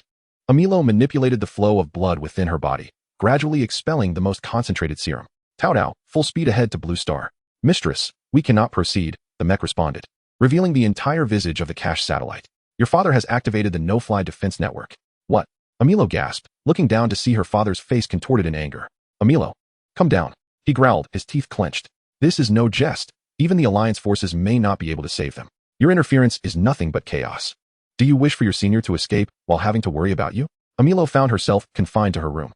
What had begun as a fatigue-laden day now transformed into sleeplessness. She accessed the StarNet, where students from her academy were fervently discussing the situation, most convinced that Wei Yuan's territory was doomed. She activated her communicator. Senior, are you all right? On my way, Wei Yuan replied. After sending that message, he added, no worries. All is well. At that moment, he was piloting the flagship at full speed. Meanwhile, the oil thief and her crew had already entered the flagship's sleep chamber and logged off. Attention all players, the game version is updating. Please log off within 10 minutes. During the version update, players will receive game pods sent by the company. The update will last for 1 hour. The game announcement reverberated through the community. Players hastily logged off. Haven T even finished mining. We have so few hours to play each day. Are they providing game pods? Will everyone receive one? This is incredible. Veteran players were filled with astonishment and delight. I heard from the promotion that a grand battle is imminent. Last time, I made a tidy profit. This time, there must be more treasures in store. Is it truly that exhilarating? With the service suspension for an hour, they must be rolling out even more impressive content. Once logged off, every player received their game pods. During the ensuing hour of anticipation, players remained engaged, not idle. One by one, players began to showcase their gaming pods online, igniting envy in those who had failed to secure an account. The trending headline consistently featured the term starry human race, a topic that remained ever present. An hour swiftly elapsed. As the lights on 130 dormant pods illuminated in unison, players awoke and beheld the sheer number of individuals logging into the game simultaneously, a sight that was nothing short of awe-inspiring. The oil-thieving lady and her companions had succumbed to slumber aboard the flagship. Over 10,000 players logging in at once truly encapsulated the essence of gaming. The oil-thieving lady had long anticipated the game's impending success, yet the reality of witnessing the player count surge from a mere 100 to thousands, all logging in at the same moment, left her utterly astounded. Dear kin, please gather at the center of our territory. Resonated the voice of Wei Yuan through the lounge's speakers. Is Brother Yuan being so formal? I sense a weighty atmosphere. It appears we are in for a fierce battle. How exhilarating. Let us hasten to the central plaza. The veteran players sauntered with laughter, while the newcomers marveled at their surroundings, immersing themselves in this world that felt remarkably real. By the way, newcomers, do not forget to adjust your pain sensitivity. Of course, if you wish to level up more swiftly, you may choose not to, the oil-thieving lady called out as she walked among the novice players. Jiang Shuer was overwhelmed with immense delight. This was no mere game. It was undeniably a tangible world. She reached to touch her face, feeling its delicate smoothness.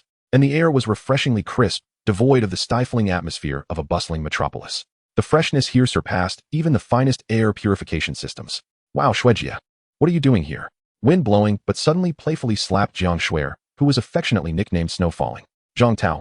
Snowfalling turned to see Wind blowing, but, you're playing this game too? Goodness, it really is you, Shuejia. Wind blowing but exclaimed, surprised. Jiang Shuer was the bane of every child in their circle. Having recently graduated, she took the reins of her family business, leading the Jiang Group through a transformative journey from a traditional enterprise to a modern powerhouse in just a few short years. She was undoubtedly the epitome of an exemplary child. Yet here he was, encountering her within the game. This game is incredibly popular. After seeing it, I found it intriguing and decided to try my luck at getting an account. To my surprise, I succeeded. I heard it's a space-themed game? Snowfalling inquired. Wind blowing but nodded nervously. Yes, Shuejia, you truly have great luck. It's quite rare to secure an account for this game. I arrived earlier than you, so feel free to ask me anything if you're uncertain. Though he had not previously been an avid gamer, he was willing to indulge in some entertainment compared to Jiang Shuer. To understand that Jiang Shuer has sacrificed her participation in gatherings with peers for the sake of her family's enterprise over the years is quite profound. She is a figure shrouded in legend, only glimpsed during significant events. The mere presence of such an illustrious person evokes a swell of pride in Feng Shui Pai Pai, who relishes the fact that he arrived before her and is currently excelling.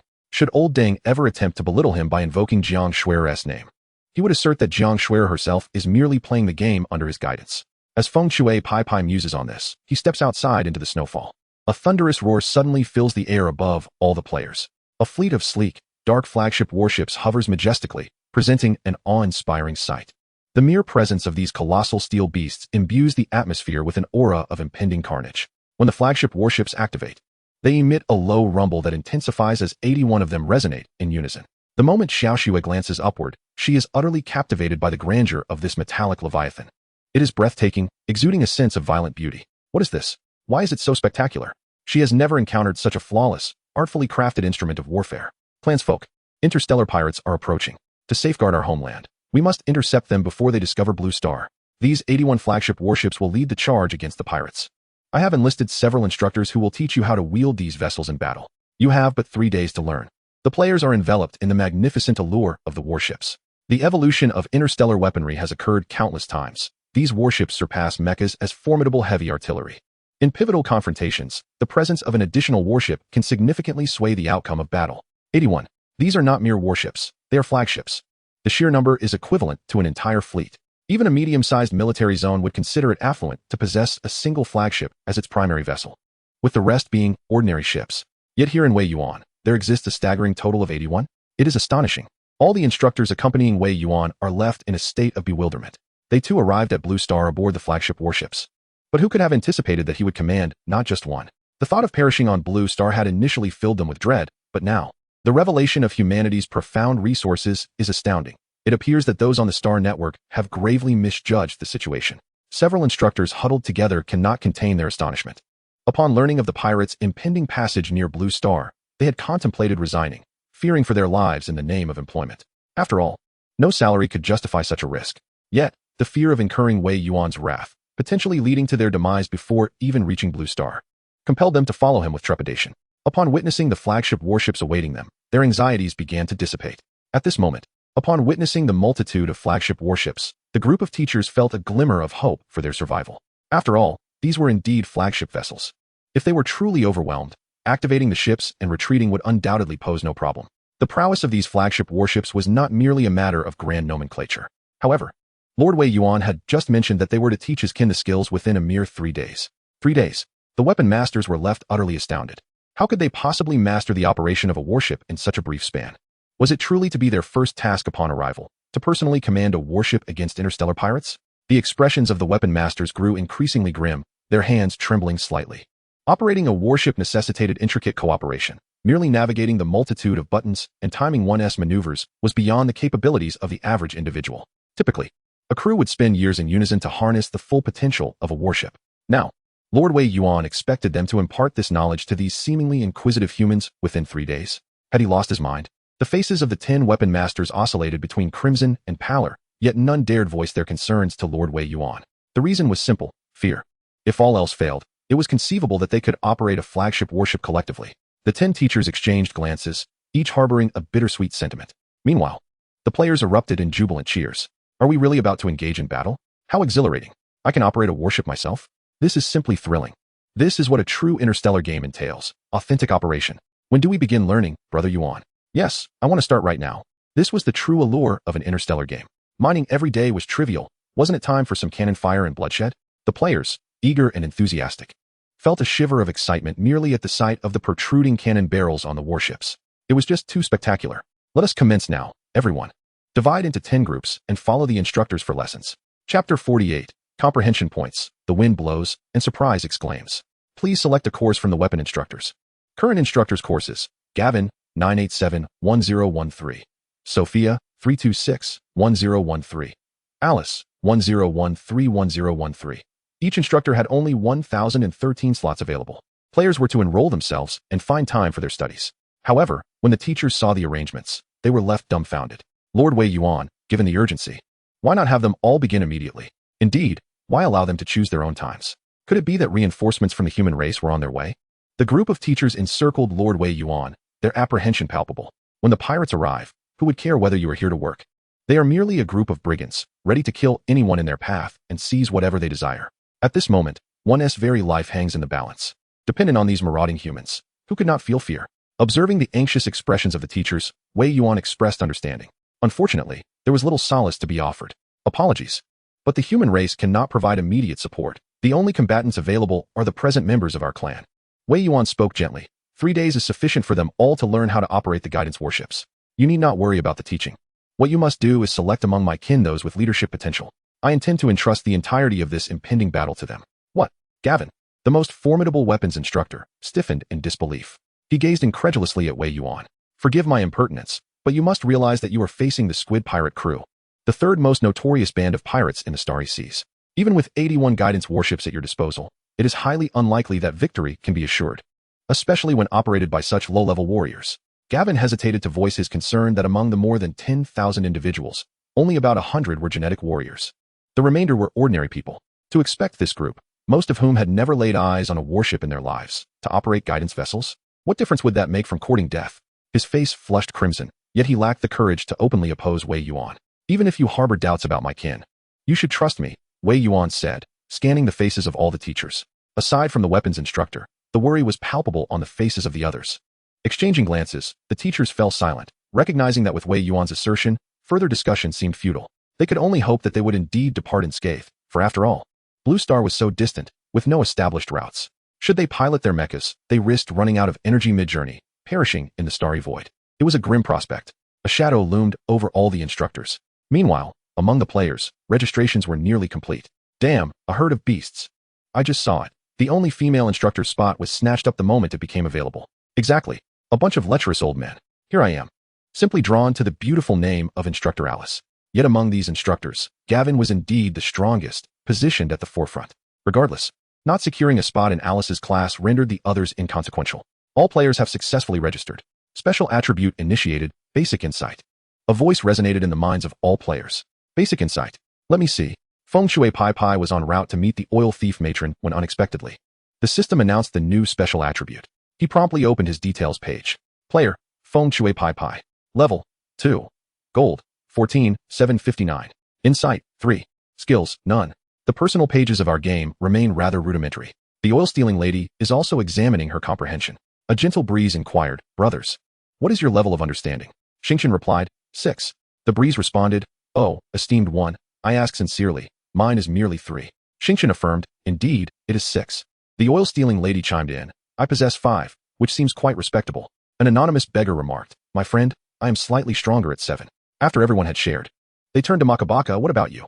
Makabaka's cheeks flushed red as she stammered, 1. Laughter erupted, ha ha 1. Ha ha ha, Makabaka, you truly are amusing. The oil-stealing lady covered her mouth, laughing heartily, only to be met with a playful slap on the back from Makabaka. Understanding is not the same as intelligence. Why do you laugh so? Makabaka's face was aflame with indignation. She merely struggled with the sciences during her school days. Yet, in her previous gaming experiences, she had encountered no such issues. Now, in this game, the concept of comprehension had suddenly surfaced. How ridiculous. The oil-stealing lady chuckled. I know it has little to do with intelligence. We were classmates in high school. You simply struggled a bit with mathematics and science. No worries. I shall look out for you. Look out for you? Have you not seen that understanding can be enhanced with points? Makabaka retorted, giving the oil-stealing lady a firm kick.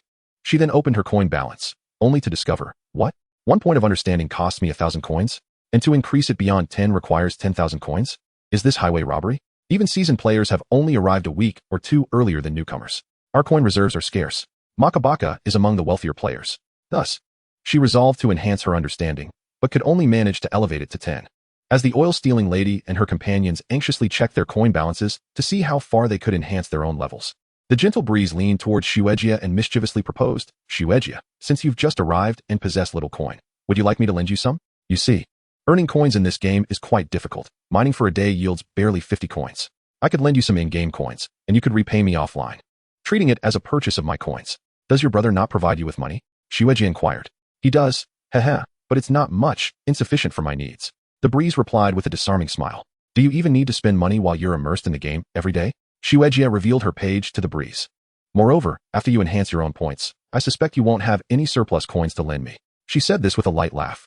Undeterred, the breeze exclaimed, Oh Shueijia, do not underestimate me. My coins are substantial. With that exclamation, the attention of the others, who had been engaged in their own banter, shifted towards him.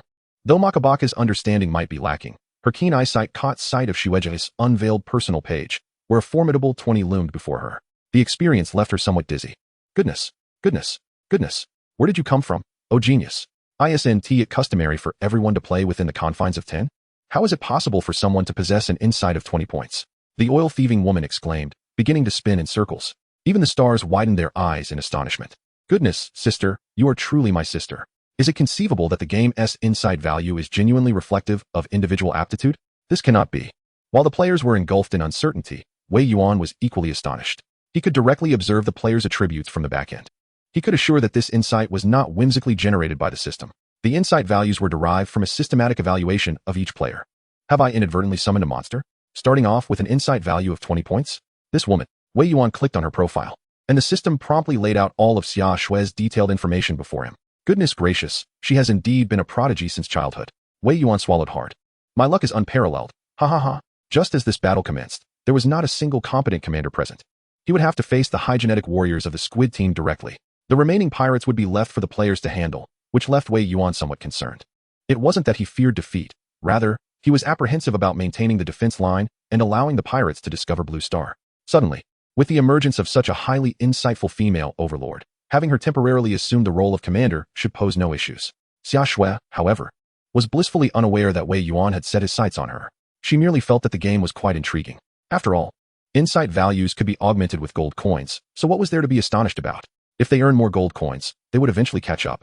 Xia Shui waved her hand dismissively, suggesting they should quickly learn how to operate the warships. She lifted her gaze. The hovering flagship warships were incredibly enticing. This company was undeniably powerful and mysterious. She had conducted thorough research before logging into the game. The delivery of the gaming pods was clandestine, and it seemed that even the couriers were specialized agents. She could not even trace the specific information of the couriers, as if they had materialized out of thin air. Xia Shui even harbored suspicions that this game was the creation of some secret organization. Sister Shui is right. Let us go learn now. I see that my instructor is Gavin. Sister Shui, you are also with Gavin. Let us go together. Guide me, guide me. Feng Shui Pai Pai trailed closely behind Xia Shui, exhibiting a distinctly sycophantic demeanor. Observing his antics, Xia Shui chuckled softly, not refusing him. After all, they were all from the same circle. Zhang Tao appeared to be a reckless second-generation heir, yet he was far superior to his scheming elder brother. Let us go? To learn. The oil-thieving woman and her companions also cheerfully dashed off to study. As some of the strongest veteran players, although their insight may not match that of Xia Shui, they were ready to embrace the challenge. However, it is just as she mentioned. In any case, this item can later be enhanced with gold coins. Completing a few tasks will allow one to catch up, won't it? After several players added each other as friends in the game, they each went their separate ways. This, in turn, piqued Xia Shui's curiosity. In the real world, she rarely encountered individuals like them. What's the matter, Snow Sister? Feng Shui Pai Pai inquired with genuine curiosity upon noticing Xia Shui's pause. Xia Shui replied, I just feel that your friends are quite different from the people we usually meet. Feng Shui Pai Pai immediately grasped her sentiment. He chuckled heartily and nodded. Indeed, they are far more genuine and straightforward than those in our circle. After all, we are all here to enjoy playing games. Who would bother scheming against others? Besides, this game is about defending humanity. We are all of the same kind. Jiang Shuer suddenly began to understand why some people are so fond of gaming. Let us go? Although Jiang Shuer appeared soft and adorable, she possessed a remarkably dignified demeanor. Tall and slender, she embodied perfect proportions, complemented by an exquisitely shaped face and a pair of slightly piercing phoenix eyes. Her aura was strikingly exceptional. Look, where's Teacher Gavin? Feng Shui Pai Pai spotted Gavin emerging from Wei Yuan's vicinity and called out loudly. He waved enthusiastically. Teacher Gavin, we're here to learn. Please take us up to study. Gavin, already brimming with frustration from Wei Yuan's indifferent attitude, glanced at the humans rushing towards him for instruction. A low-level warrior, upon encountering a high-level genetic warrior, displayed neither respect nor restraint. It was truly difficult to endure. Gavin internally screamed, You do not wish to perish here. He vividly recalled that the one-eyed giant had been mercilessly slain by Lord Wei Yuan when he had acted carelessly towards these humans during recruitment. One must not allow anger to take hold. Lord Wei Yuan is fiercely protective of his own. Gavin continuously reinforced this notion within himself. However, when Feng Shui Pai Pai audaciously placed a hand on Gavin's shoulder, he could no longer contain himself. Anger erupted in his deep, violet eyes as he admonished. Feng Shui Pai Pai, you must show respect to your teacher. At that moment, Xia Shui intervened, instructing Feng Shui Pai Pai to lower his hand. Ultimately, it was merely a trivial matter. Yet, since Snow's sister had spoken, he dared not act out further and obediently withdrew his hand.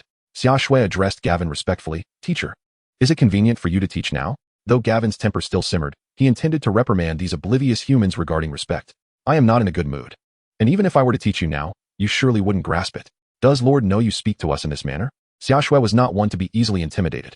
She maintained her politeness, yet firmly questioned, Moreover, why do you believe we wouldn't learn? Due to your inherent mediocrity, you, an ordinary human, have never possessed the capability to operate a flagship. To engage in dialogue with me, you should first aspire to become a genetic warrior. Gavin scoffed. Chapter 50. The Unrefined Humans. Allow me to impart a jolt of reality upon you. However, the Lord did not declare that we, the common folk, are incapable of learning. Is your discontent directed towards us, or towards our esteemed Lord? Asked Shuexia, calmly responding. How could I harbor any dissatisfaction with Lord Wei Yuan? Gavin hastily denied. Warning against loose talk. If one wishes to learn, they ought to follow the instructions diligently. He felt a twinge of trepidation. Within the territory of humanity, even if he were truly displeased with these lowly beings, he had to stifle his feelings. After all, in 3 days, the interstellar pirates would arrive, and at that juncture, we shall see how you maintain your arrogance. Gavin murmured quietly. His voice, though soft, was sufficient for the 2 ordinary humans before him to overhear. He could not afford to offend Wei Yuan and dared not act against these low-ranking warriors. All he could do was gain a verbal advantage. However, does the teacher imply that we should await 3 days hence to witness the folly of our kind? Shuexia inquired loudly. At that moment, Wei Yuan approached from a distance. Gavin's expression twitched, and he hastily exclaimed, No, I was merely mumbling. What are you doing? Were we not to study? Come along. Gavin's heart raced. He was already apprehensive of Wei Yuan and had nearly been caught slandering him. Gavin looked up to see Shuexia arching an eyebrow at him in a provocative manner. Teacher, perhaps you should exercise caution in your speech henceforth. Why were they not at all intimidated by him?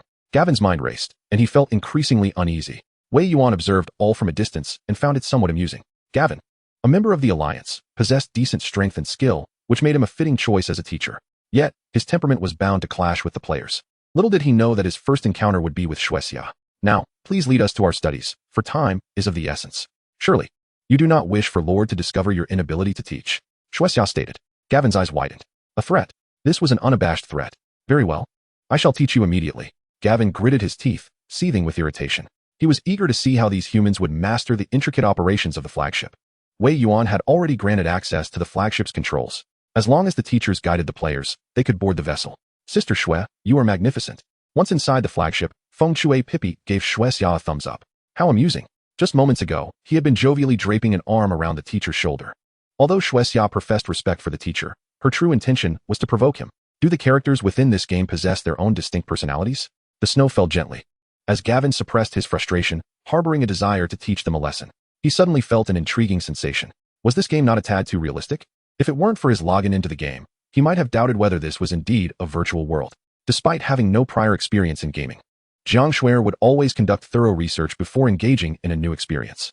Thus far, a few games had indeed passed the Turing test. Yet, could any game reach such a level? Her thoughts grew somber as she considered Gavin, merely one among many. Such an inconsequential character, yet equipped with intelligent control. It was worth noting that during peak operations, every second incurred a cost. The developers of Interstellar Human Race provided the game pods for free, ostensibly for promotional purposes. After all, each game pod required compatible nutrient solutions. If daily active users were sufficiently high, profits from the game would be inevitable. Hence, following its explosive popularity, making money was a given, though the initial investment seemed rather excessive. At that moment, Gavin spoke, his expression sour as he faced the unlikable students. Pay attention. I will demonstrate how all the procedures should be executed. With that, he commenced his presentation. Learning the navigation battleship operation procedures. On-site learning in progress. Efficiency, 100. Recording the learning video. Learning progress, 123. Gavin indeed possessed a measure of arrogance, yet his teaching abilities were commendable. Learning, besides the student's own comprehension, relied heavily on the instructor's proficiency. Although Gavin held a slight disdain for these 2 humans, he remained earnest in his teaching. After explaining the operational methods for a small segment, he paused, observing the 2 earnest yet irritating individuals. Coldly, he remarked, merely watching will not suffice. You must engage in practical application. Now, demonstrate what I just explained and see if you can launch a low-end particle light wave to strike the target. Gavin pointed at a patch of exposed wasteland on the display screen. The objective was to shatter the boulder upon that land into powder, without any excess energy spilling over. He spoke gravely to them, anticipating the ensuing spectacle. Little did they know, operating the low-end particle light wave was no trivial matter. He mused to himself, thinking it necessary to impart a lesson to these oblivious youngsters. Mastery of optics alone would not suffice. Extraordinary perception was essential. Experience was paramount. It was imperative to temper these humans' arrogance, waiting for them to falter before showcasing his own prowess, compelling them to admire him from the depths of their hearts. With a smile, Gavin addressed them. Now, begin your operation. Understood, Teacher Gavin. Pressure? The snowfall indicated a complete absence of stress. Wait, Snow Sister. My learning progress is still stuck at 65. The wind swept through, and with a playful grip, it halted the snowfall. It's nothing, with a 65% chance. You should have mastered this by now, right? Just aim the cannon at the target and follow my instructions, said the confident voice. Gavin stood nearby, suppressing a chuckle within. Such audacity. An ordinary human, truly believing themselves to be a prodigious genius. This second-tier gene warrior was utterly useless. Taking orders from a human who had never even unlocked their genetic locks. What a disgrace to gene warriors. Chapter 51. Gavin, my mindset is crumbling. The cannon is calibrated. Energy at 15, position 37, ready to strike. Press the button in 27 seconds, then release. Precise. Resolute. Not a hint of panic in the command. In merely 10 seconds. The snowfall had directed the wind to shatter a distant boulder, as instructed. The gust blew, and the stone, under the monitor's gaze, crumbled effortlessly. Gavin, who had intended to mock wind-sweeping bottom and snowfall, now felt akin to that very boulder, on the verge of disintegration. What was he witnessing? A human, who had yet to unlock their genetic locks. How long had she taken to learn? 17 minutes. The task of striking took only 10 seconds. At this moment, Gavin's mind flashed back to his smoothest operation years ago. How long had it taken him? Just to calibrate the cannon, he had spent 30 seconds. Not to mention articulating all necessary information precisely. Teacher, my first operation felt a bit unrefined. Did I pass? What irked Gavin the most about Snowfall was not her arrogance or haughtiness, but her remarkable prowess paired with an unwavering calmness. As though this feat was utterly mundane to her. If this was merely deemed acceptable, then what did his previous efforts amount to? A complete farce? Gavin appeared to be standing still, yet internally, he had already shattered. Teacher? Wind-sweeping bottom patted Gavin's shoulder, suppressing a laugh. His heart was nearly bursting with mirth. Ha. Indeed, anyone encountering someone as extraordinary as Sister Snow would undoubtedly feel disheartened. After all, she emerged from an extremely patriarchal family, seizing control within mere years. Could she not be deemed formidable? Exhilarating. The joy surged within wind-sweeping bottom as she beheld Gavin's dismayed expression. A thrill surpassing the satisfaction felt when Source Brother had crushed that one-eyed giant's head. This exhilaration was a direct slap in the face to those from the Alliance. Utterly delightful. Although the teacher had gathered their group of 5, it was abundantly clear when they encountered the Alliance members that their only fear was Wei Yuan. Faced with the gusty winds, these low-tier gene warriors are adorned with a sense of pride. Now, they must be taken aback by the genius. Observing the playful demeanor of wind-blowing butt, Gavin remained somewhat dazed. However, geniuses are not a dime a dozen. Individuals of her extraordinary caliber emerge only once in a multitude of millions. This snowfall is a genius, yet it seems improbable that wind-blowing but possesses the same prowess. Gavin feels that his teacher's dignity can still be salvaged. Why don't you give it a try? The requirements remain the same. This time, you will take the lead. While Snowfall supports you in targeting those 3 bloodthirsty Tsubaki trees beside the boulder from earlier, Gavin maintains a stern visage. At this moment, standing next to Snowfall makes him uneasy, as if the brilliance of genius stings his eyes. Hence, he resolutely focuses solely on wind-blowing butt. Do you think of me as a soft target? Wind-blowing, but raised an eyebrow at Snowfall. Sister Snow, let's go. Snowfall nodded in agreement. A minute later, the low-end particle light wave was unleashed without any unnecessary expenditure, obliterating the 3 bloodthirsty Tsubaki trees. Simultaneously, it revealed a player below who was preparing to chop down trees. Who fired upon me, you scoundrels?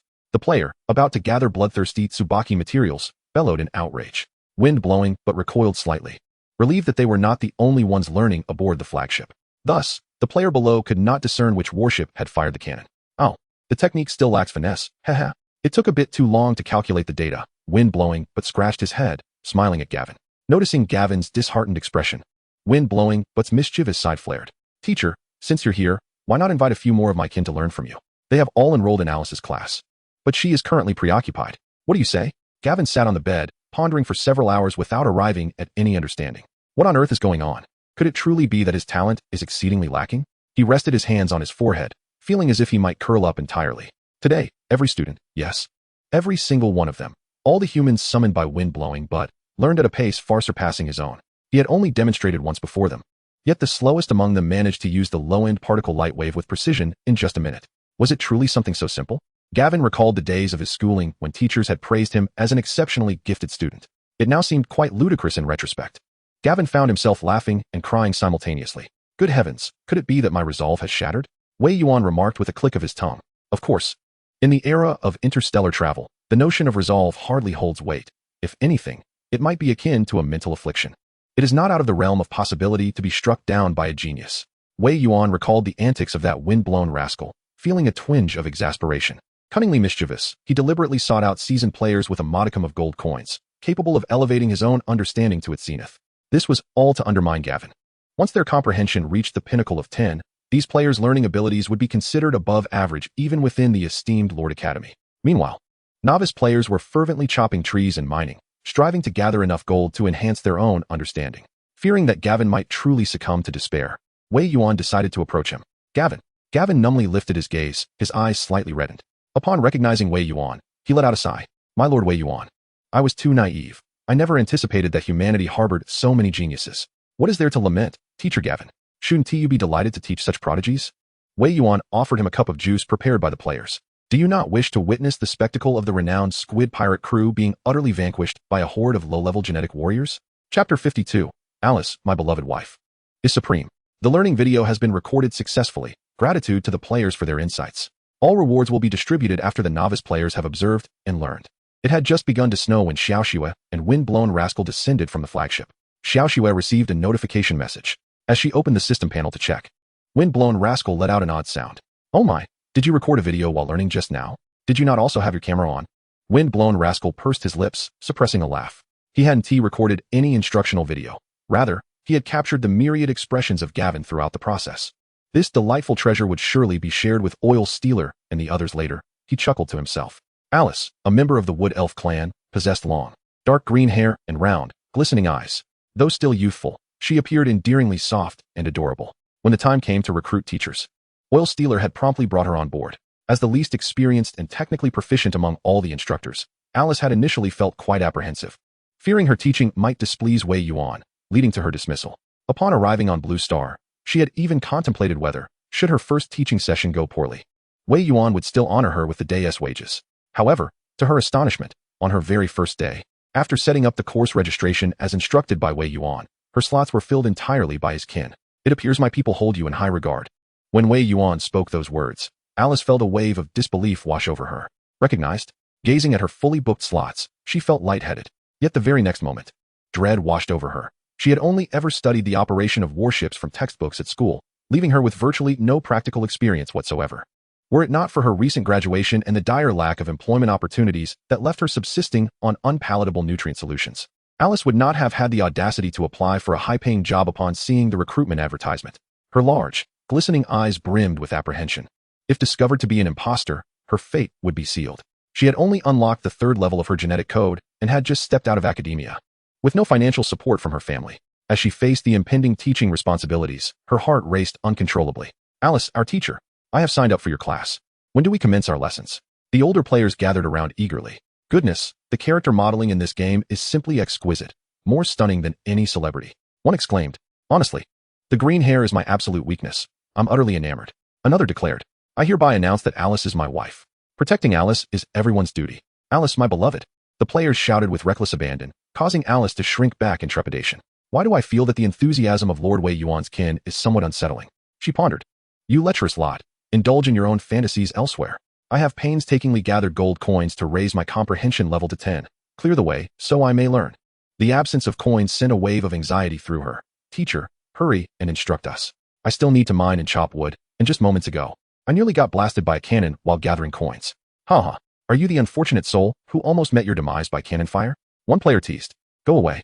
I nearly fainted from fright, yet here you are laughing. Once I learn to wield a weapon, you shall be the first to receive a jolt from my electric cannon. As the players began to stir restlessly, Alice timidly stepped forward to intervene. Classmates, please refrain from the commotion. Those wishing to learn, come to me. I will guide you to the flagship and introduce you to the operating system. As she spoke, she activated her smart device, projecting a manual that outlined the operations. Oh wow, Alice is actually utilizing an operating manual, exclaimed one player.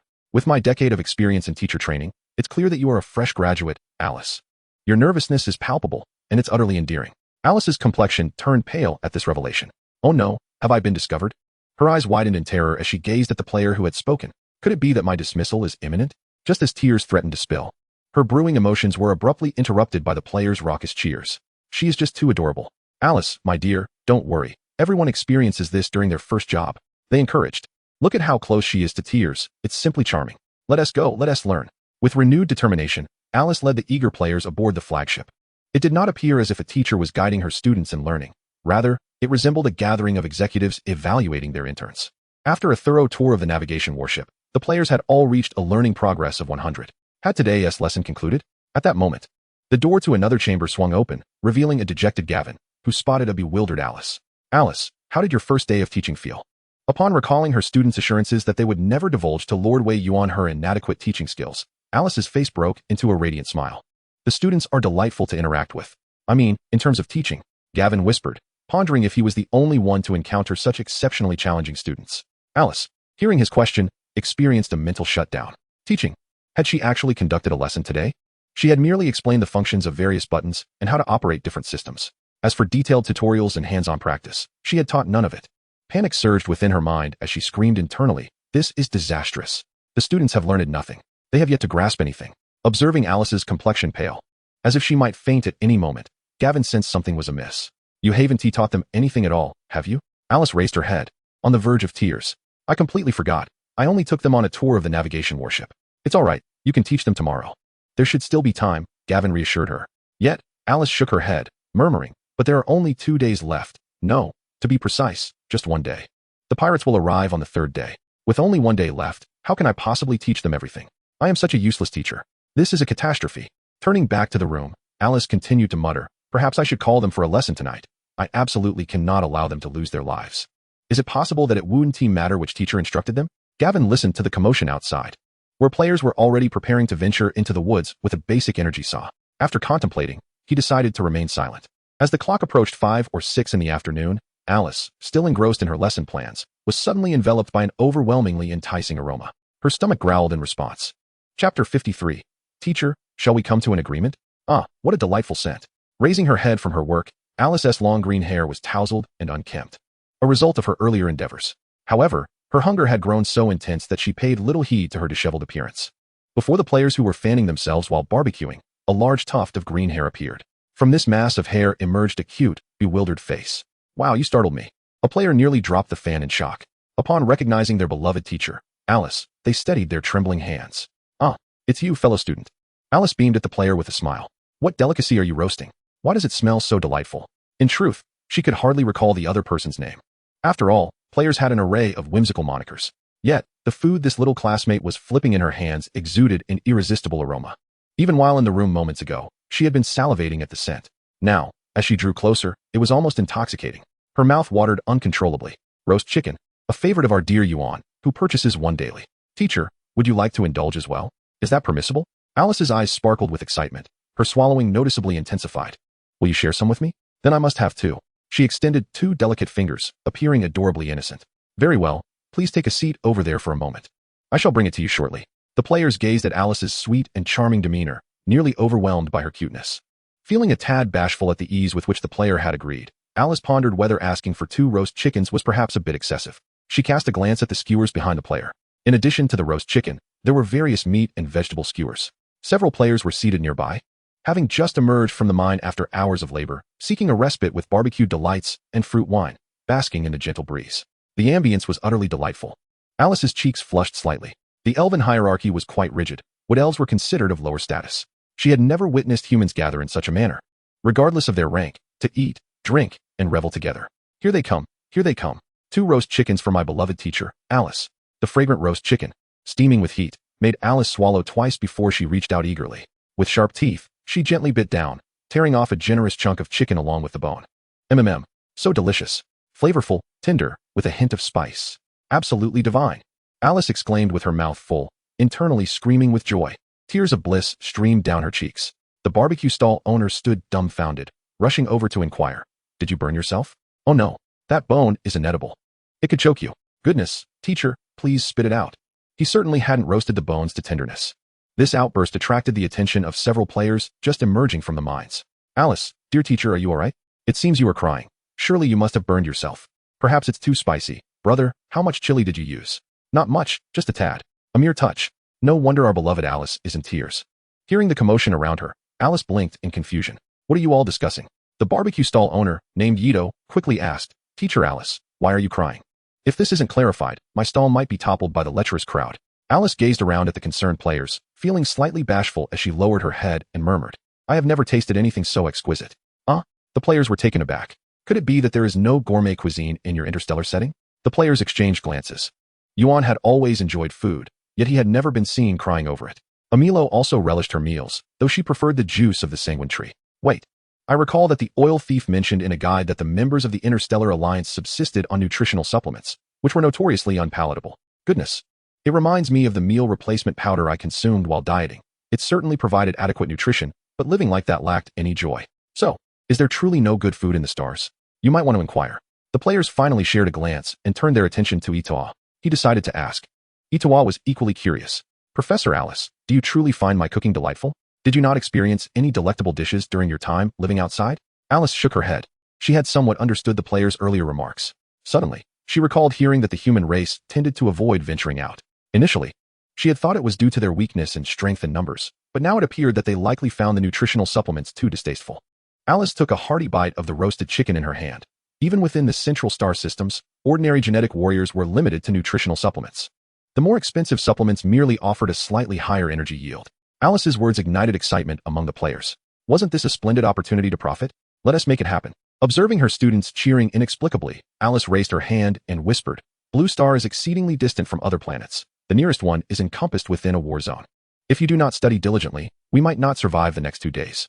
Itoa rubbed his chin thoughtfully, unable to establish his own shop in the real world. He mused that he must at least open one in the stars. Brothers, are you interested in pulling off a grand heist?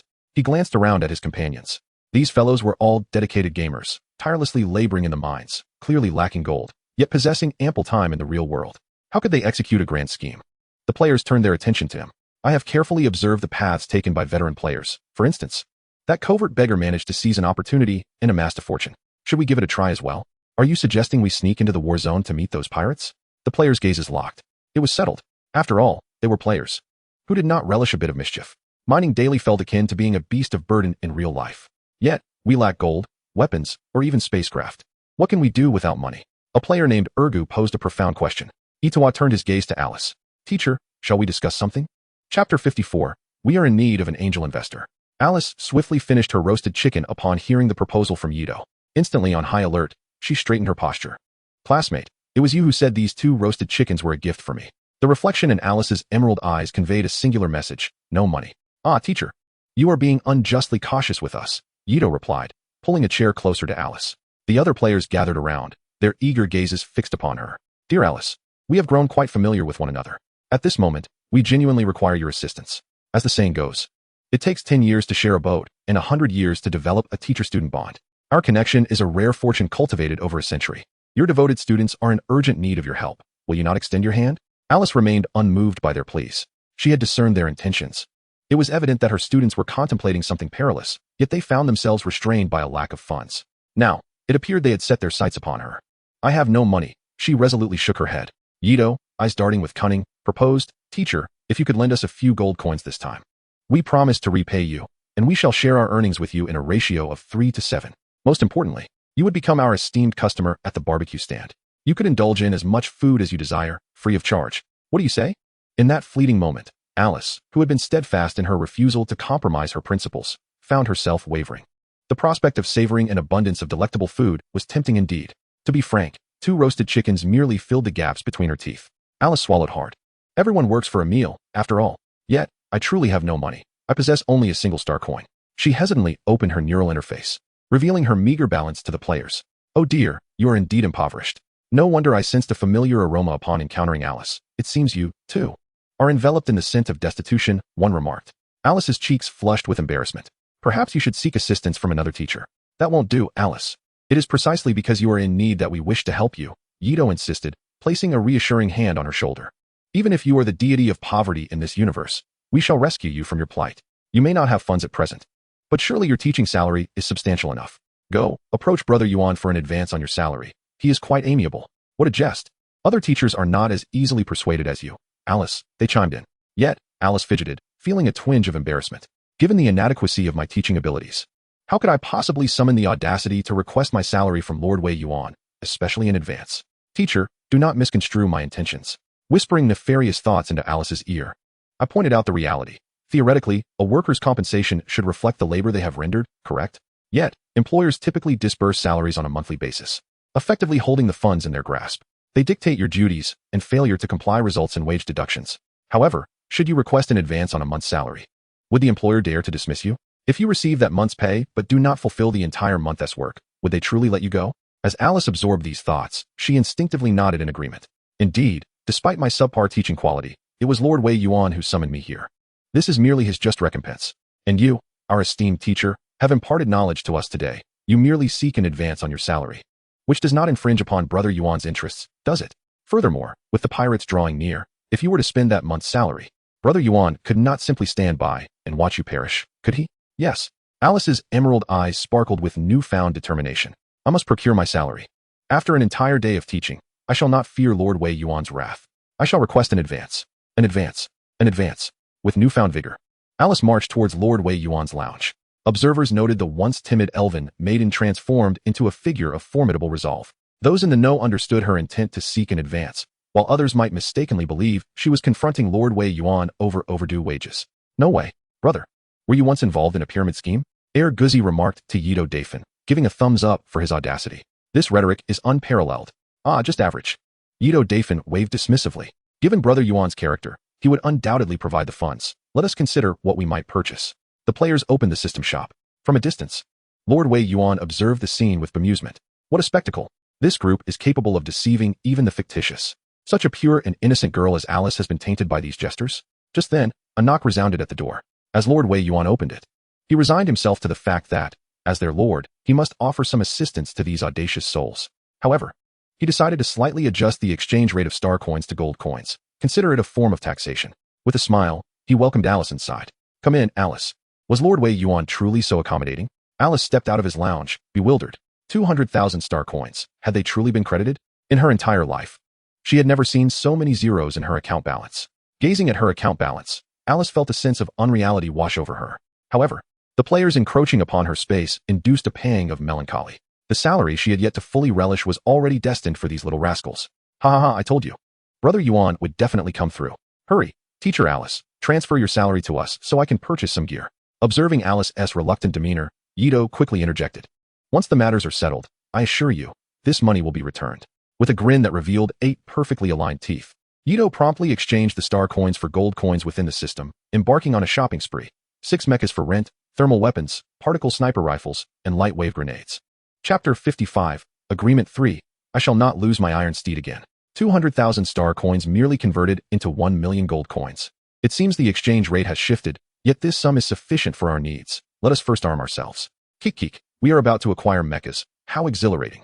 As new players, their understanding of the game had solely stemmed from videos disseminated by veteran players like the Oil Thief. They had been envious when Brother Yuan piloted the Mo Yun mecha, descending from the skies. Yido's heart raced as the gold coins appeared in his account. Mechas. Place the order. All the weapons materialized before their eyes. Following Wei Yuan's completion of the summoning task, the system underwent an automatic upgrade. The upgraded system could now directly transport items from the system mall to the players' hands. Where are the mechas? The players, though astonished by the array of weapons, were far more eager to witness the mechas. Mechas, the ultimate romance of men. The mechas you ordered are currently in transit. Please remain attentive. Just as the system's notification appeared, 6 beams of light descended from the distant sky. Thud, thud, thud, thud, thud, thud. 6 sleek, silver glimmering battle mechas stood before the players. Towering at 3 meters, the mechas' eyes glowed as they scanned the players. Rental customers confirmed. Please proceed to collect. Was this truly happening? Yido's hands trembled with excitement. Such towering mechas, truly rented just like that? How thrilling. Upon completing the collection, the mechas introduced themselves. We are the series mechas. My designation is 003. Designation 004. Designation 005. Designation 006. Designation 009. Each mecha's voice bore similarities, yet upon closer inspection, subtle differences emerged. Upon hearing the mechas mention their series, Yido exclaimed, then your pilot must be referred to as Iron Steed? The mecha numbered 003, standing opposite Yido, tilted its head in confusion. Apologies, I am unfamiliar with the term Iron Steed. However, our pilots are typically referred to as masters. But we are merely tenants. Temporary masters. No. From now on, you shall call us Iron Steed. Standing beside Yido's defense, Guzi leapt up, shouting with excitement. He was a seasoned Titanfall player. Iron Steed? The mechs inquired of the players. Other players also chimed in, exuberantly cheering. Do not underestimate the bond with Iron Steed. It's igniting, woo-woo. Agreement 3. I shall not lose my Iron Steed. Trust me. Trust me. Trust me. After witnessing the players' raucous celebration, the mechs exchanged glances. Something seemed amiss with their master's kin. They possessed internal communication codes. The mechs promptly commenced their discourse. 003. The Iron Steeds appear to be communicating. Are we to sacrifice ourselves for them?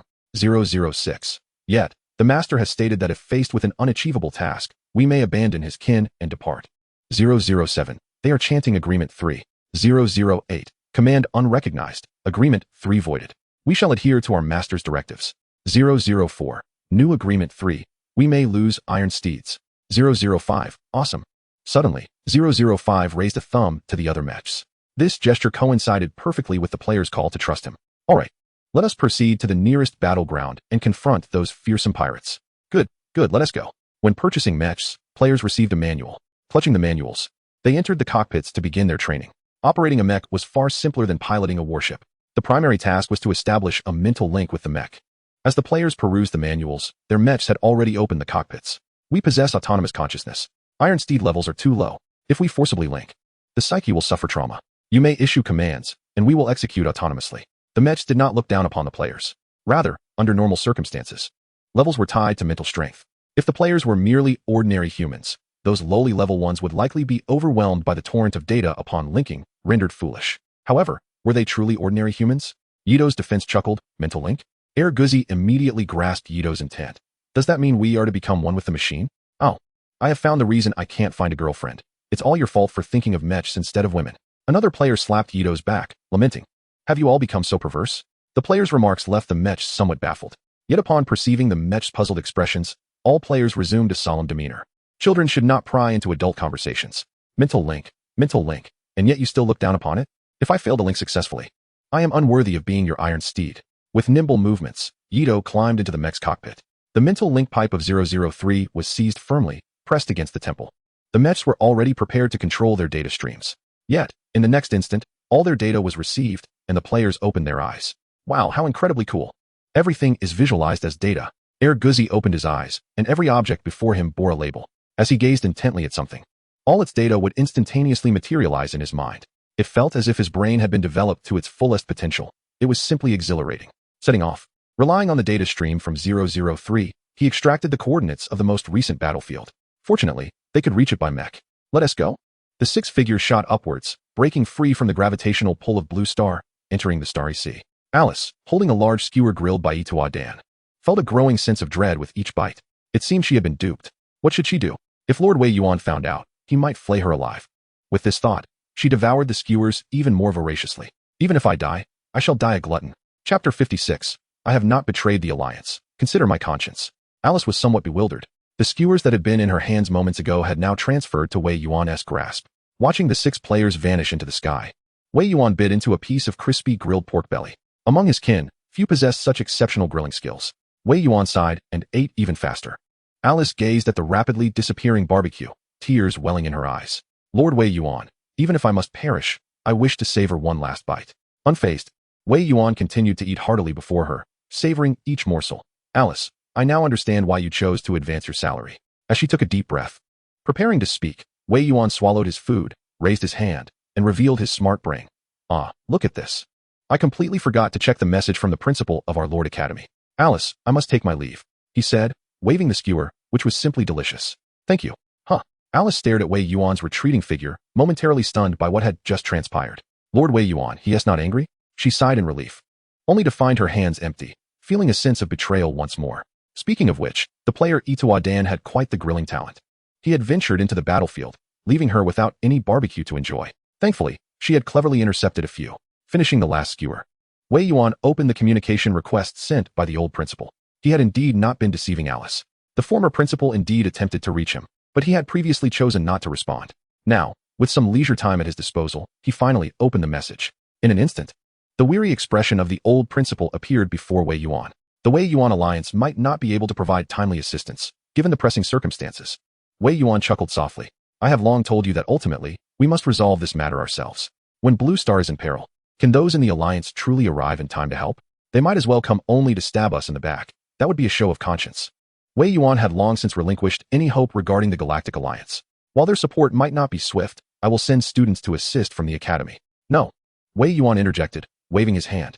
I appreciate your goodwill, old principal, but there is no need to force the students into danger. I am confident I can thwart these pirates myself. Besides, I never held any expectations for those fools in the Galactic Alliance. Without hope, there can be no disappointment. You insisted on speaking to them about trivial matters. Those people, seeing your defense of me, might even grow to despise humanity further. Wei Yuan lounged casually before the screen. How could humanity, once so formidable, truly be felled by the Zerg in a single blow? They were once hailed as the mightiest race among all. Regrettably, the abundant resources left behind were not consumed by the Zerg, but rather appropriated by those in the Alliance. If not, how could they develop so swiftly after merely forming an alliance? Their growth was predicated on devouring the flesh and blood resources of the primordial humanity. Naturally, they fear the resurgence of the human race. Moreover, it is Wei Yuan, this petty-minded individual, who leads the charge. They would prefer for Wei Yuan and humanity to vanish far from their sight. Now, with the pirates lurking, Wei Yuan faces adversity. And one can only imagine the delight those old-timers must feel in their dreams at night. Wei Yuan, the Galactic Alliance is already unstable. Any internal strife could lead to its collapse, which would spell disaster for both humanity and all races. The old principal observed Wei Yuan's demeanor and sighed internally. Once you ascend to the position of leader, humanity will surely rise again. What is paramount now is overcoming the challenges before you. I shall endure this challenge as well. Worry not, Wei Yuan replied, having lost his patience. He waved dismissively at the old principal and terminated the communication. The grievances of humanity from years past are both foul and lengthy. Upon his arrival in this realm, Wei Yuan had no interest in entangling himself in the affairs of humanity here. He felt no sense of belonging. However, after his arrival, numerous events transpired that gradually eroded his patience and provoked his ire. Eventually, he began to harbor animosity towards those in the Galactic Alliance. And the old principal, surprisingly, believed that Wei Yuan aspired to become the leader of the Alliance. In truth, he contemplated finding an opportune moment to sever the heads of those old men and hang them upon the walls of their respective clans. Meanwhile, in the Starry Sea, after wandering for over an hour, the endurance of the defense was beginning to wane. 003, I am here. Shall we engage in some idle chatter? The breathtaking scenery of the Starry Sea, no matter how magnificent, began to lose its charm after an hour of continuous observation. Before you, were there not 001 and 002? Indeed, replied 003, but they have both perished in the starry expanse, having fought valiantly alongside their master. That was their honor. Can mechas truly die? Yes, 003 elaborated. 001 fell during our master's completion of a mission, shielding him from a fatal blow, resulting in a catastrophic data collapse. 002 met his end through treachery while our master hunted star beasts. To die in protection of our master is the highest honor for us mechas. Upon hearing about Wei Yuan, the players' fatigue dissipated. The previously quiet game chat erupted with excitement. Defense brother, quickly inquire with your mecha about the situation. Why is our source brother so easily ambushed? Moreover, despite the mechas being obliterated, our source brother remains alive. Truly remarkable. Life is certainly more resilient than mechas. Shouldn't the focus be on why the mechas died? After all, aren't the mechas' intelligences merely programs? Logically, as long as the core code or vessel exists, should they not be capable of infinite resurrection? The players clamored with questions. The mechas engaged in a spiritual link with the players, and the queries posed by the players were instantaneously transmitted to the mechas' minds. Chapter 57. As Iron Riders, we shall protect what is ours. We will die. The mechas' voices resonated within the cockpit. 003. Iron Rider, we will die. After speaking, he fell silent. A faint aura of melancholy enveloped the mechas, created as weapons. They were initially devoid of souls. Yet, as technology advanced, these weapons acquired a semblance of spirit. The mechas did not fear death, however. They were not like the players imagined, capable of eternal existence as long as core data was preserved. For the mechas, the definition of life was not merely the preservation of data. Just as for humans, existence is not defined by the immortality of the physical body. Uncertain as to why, I sensed the sorrow of the mechas. A player suddenly expressed such a sentiment in the group chat. The other players felt a twinge of discomfort upon reading his words. In the absence of a soul link, they had regarded these mechas merely as emotionless weapons. Now, with their data streams intertwined in a shared consciousness, the players could distinctly perceive the mechas' joys and sorrows.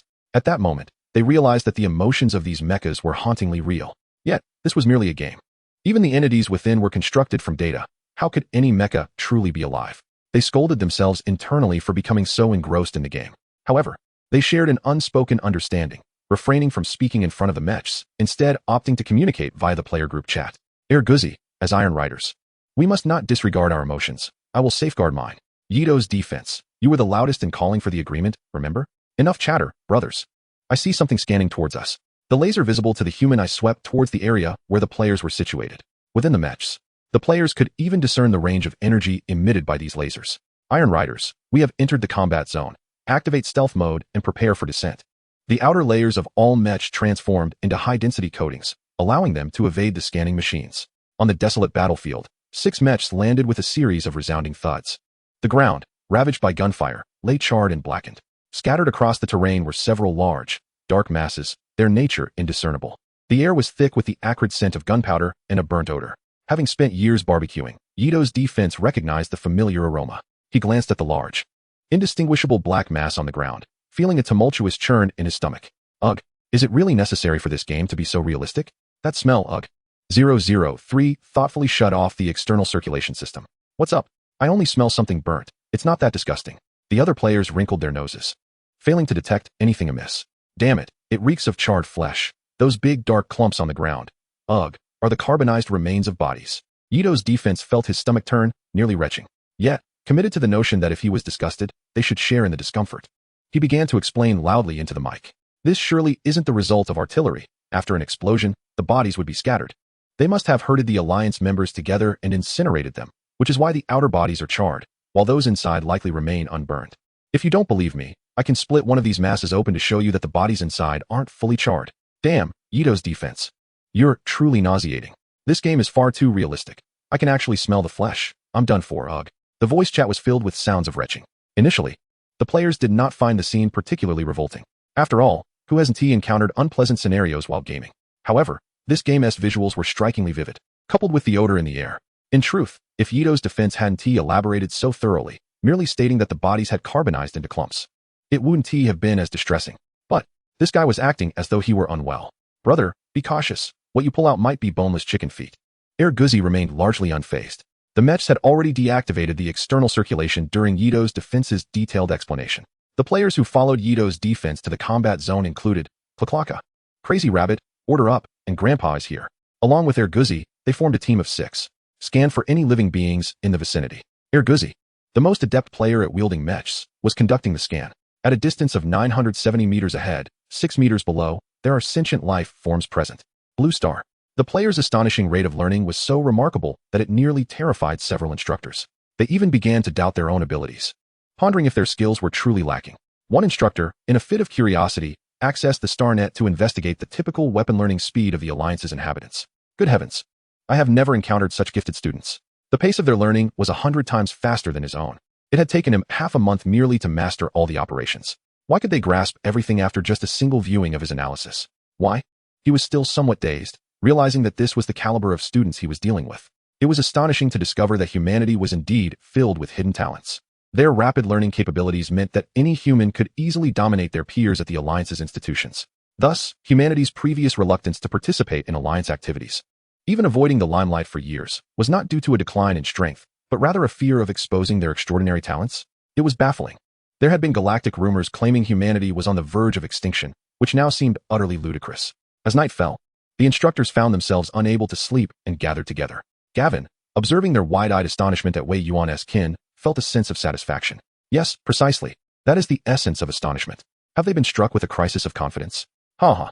Gavin's eyes scanned the room, only to notice the sole female instructor, Alice, cowering in the corner, her face etched with anxiety. Alice, what troubles you?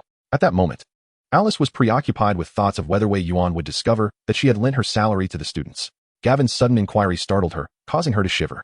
She almost instinctively exclaimed, I didn't mean to lend them my salary. Chapter 58, Trouble brewing. In an instant, the room fell silent. All the instructors turned their gazes towards Alice's face. As the youngest and least experienced among them, Alice felt a twinge of fear. Miss Alice, what did you mean by that? Gavin inquired. You lent them your salary? Is it possible to withdraw salary in advance? Who are they? Could they be the kin of Lord Wei Yuan? The implications of Alice's statement were substantial, although none of them were particularly astute. Their status as weapon masters indicated a higher level of comprehension than the average Alliance citizen. Miss Alice, we are all in this together, facing the imminent threat of space pirates. If there is something amiss, do share with us. Perhaps we could assist you in speaking on your behalf to Lord Wei Yuan. Did you lend your salary to Lord Wei Yuan's kin? Those youngsters are of such low levels. What could they possibly do with your salary? Is Lord Wei Yuan still unaware of this matter? The others began to speculate fervently. Alice's forehead was drenched in cold sweat, her anxiety escalating. She had always been timid, and her thoughts had spiraled into dread. Now, amidst the cacophony of her colleagues' discussions, she felt increasingly doomed. A few students had mentioned their desire to undertake a significant venture, borrowing her salary under the pretext of acquiring weapons, and had charged towards the lair of their enemies. Alice lowered her head, wishing she could curl up and disappear. However, her revelations sent shivers down the spines of the teachers present. Gavin's eyes widened in disbelief as he gazed at this seemingly harmless girl. Alice. She appeared so timid and fragile. How could she have dared? Are you saying that Lord Wei Yuan's kin swindled your salary and ventured straight into the stronghold of the space pirates? No, it might not be their stronghold. They could have headed to a war zone instead. I noticed they were equipped with the mechas crafted by Lord Wei Yuan. Alice shrank into herself, her voice dwindling. You didn't attempt to intervene? They promised me a significant share once their mission succeeded, along with a lifetime supply of skewers. Naturally, she refrained from voicing the latter part. She glanced at all the teachers present, their faces painted with concern. If they were captured, would the pirates be able to pinpoint our location? I cannot say for certain. Gavin felt an overwhelming numbness engulfing his mind. The technological prowess of space pirates was formidable. If Lord Wei Yuan's kin were apprehended, the pirates could easily utilize their intelligence systems to locate this planet. Should that happen, our fifth-level planet would be exposed, and the pirates' main forces would engage. We would all be doomed. All of us would perish. Gavin maintained a composed exterior, yet internally, he was spiraling into madness. Desperately wanting to scream and clutch his head. What madness is this? Why is everything so unreliable? A bunch of low-tier individuals running off to deliver themselves to danger? If they charged into death unarmed, it would be inconsequential. Perhaps they would be obliterated by a single laser cannon. Who could possibly track them then? Yet they took the mechas. The very series crafted by Lord Wei Yuan. Is this not an obvious signal to the pirates that we possess resources? Feeling the palpable negativity emanating from Gavin, Alice curled herself into an even smaller ball. Her voice had become so faint that it was nearly inaudible. I haven't dared to inform Lord Wei Yuan. He might still believe that those students merely went for a stroll. Alice lowered her gaze, unable to meet Gavin's eyes. How terrifying. Lord Gavin now appeared as though he were on the brink of madness. Oh, how regretful. Indeed, she had made a grave mistake this time. How could she have allowed herself to be so easily swayed by the students, turning into an accomplice in a moment of folly? Alice despaired. Gavin, overwhelmed with despondency, stared at his colleagues who were still enveloped in shock. He sighed deeply and exited the staff lounge. At that moment, the mischievous group of 4 was darting about outside. Upon noticing Mr. Gavin heading towards Wei Yuan's lounge, the oil thief's eyes sparkled with excitement. Stealthily, they trailed behind him. Makabaka remarked, "What's up with Mr. Gavin? Surely he hasn't been disheartened?" The beggar, lurking in the shadows, added, "That wind-blown fellow seems to have lost his spirit. His domineering sister bewildered Mr. Gavin." The oil thief countered, "That's not right. I saw Brother Yuan comforting Mr. Gavin this afternoon. By evening, Mr. Gavin was still chuckling, so something must be afoot." Xingqian shot a glance at the oil thief. "You, indeed, are always on the lookout for gossip. Let us go, brothers. We must eavesdrop. I sense a plot is about to unfold, and we might seize the opportunity."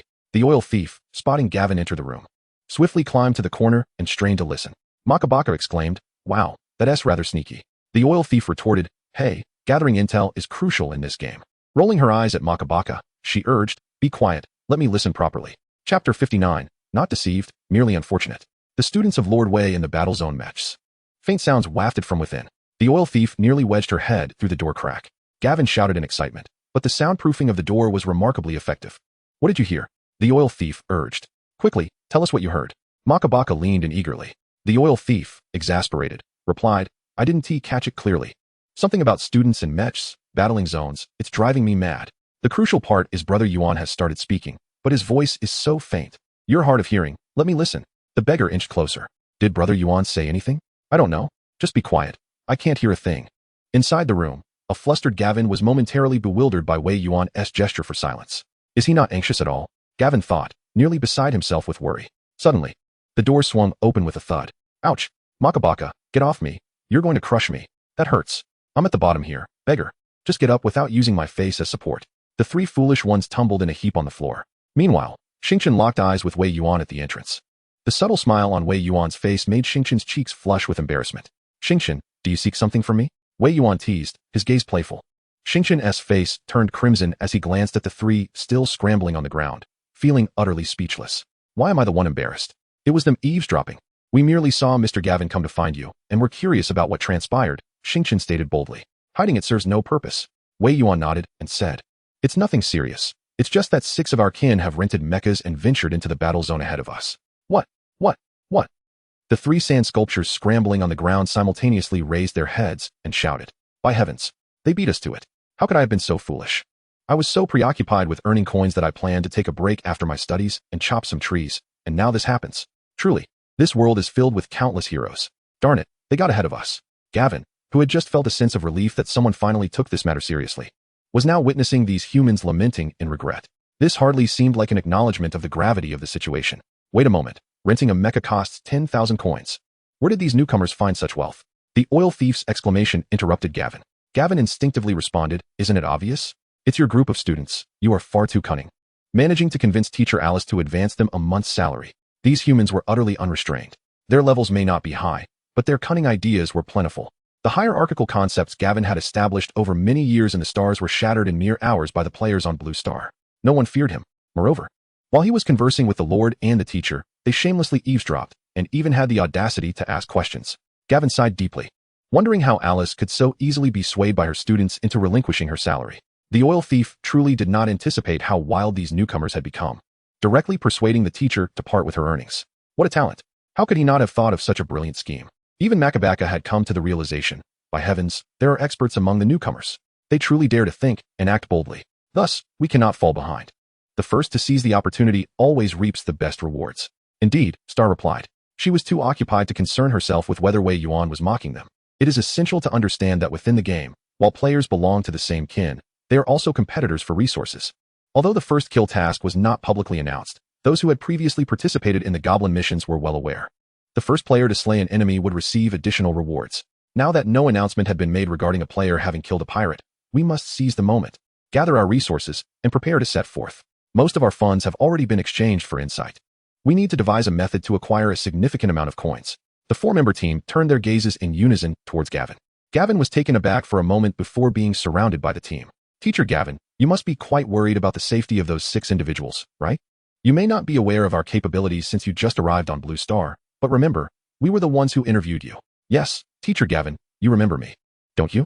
The oil thief exclaimed, leaning her face closer to Gavin. Aside from Star, who maintained her aloof demeanor and stood at a distance, the remaining 3 buzzed around Gavin like flies. Gavin suddenly felt overwhelmed, as if his head had doubled in size.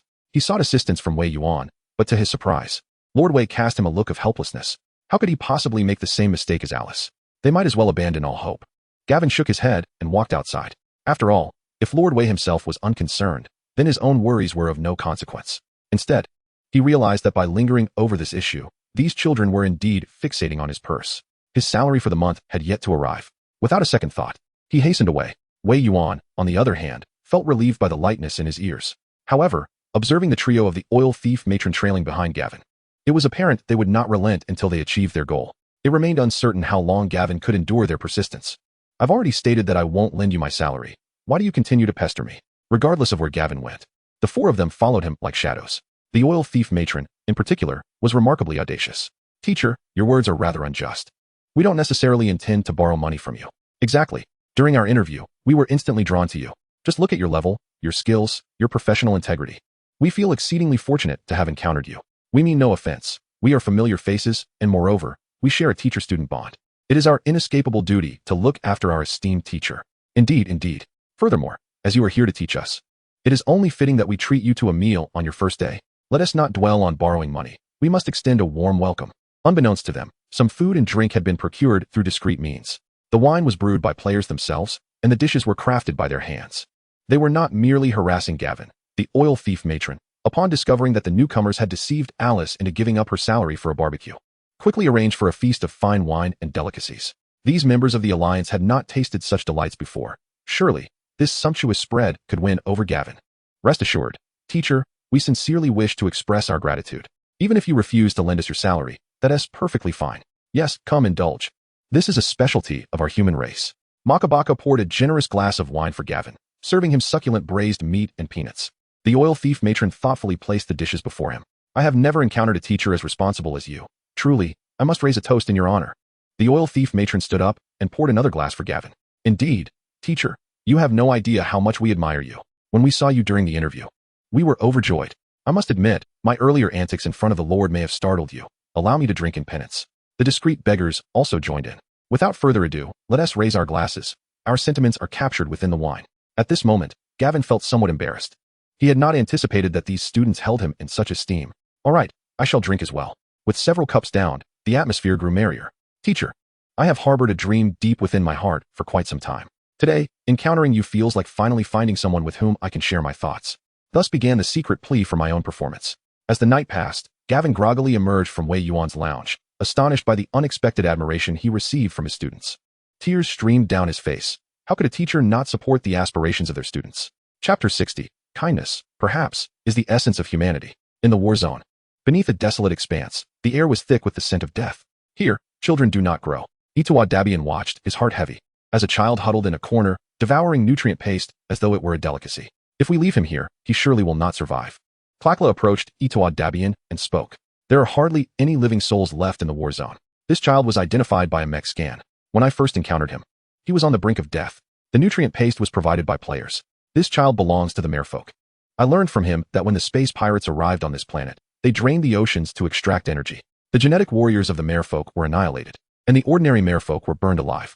He was fortunate to have hidden deeply enough, and the pirates seemed eager to leave, allowing him to survive. Now, hearing the players deliberating over their next steps, the merfolk child clutched a half-empty nutrient paste, curled on the ground, gazing at Klakla with pleading eyes. He did not dare to voice his plea to the players for rescue. How pitiful, so small and vulnerable. If we abandon him here, he is doomed.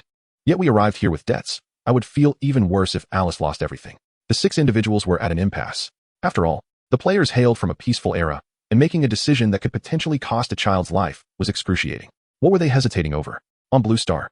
In Wei Yuan's lounge, several teachers gathered together. The large screen displayed 7 live feeds. 6 showcased various students journeying through the starry sea, while the video of Ituadabian and his group was set against the backdrop of the war zone. Indeed, aside from Gavin, several other teachers had been deceived. The teachers, initially dazed by the allure of being angel investors, suddenly regained their senses. They had come together to seek an explanation from Lord Wei Yuan, only to find themselves engrossed in the live broadcast. For Lord Wei Yuan had said, no money, only a life. But what were they hesitating over? This merfolk child was clearly a remnant left by the pirates. How could they not see it? These children, after all, were still quite young and lacked any combat experience. Lord Wei Yuan, I recall that the series of mechas you designed possess autonomous consciousness. Why do they not caution these children that it is a trap? Wei Yuan casually snacked on some sunflower seeds, reclining as he gazed at the screen. What is the reason? He scoffed. They must experience these matters themselves. He spat out a shell. Wei Yuan was entirely unfazed. Come now, a reminder. This game is fundamentally about exploration for the players.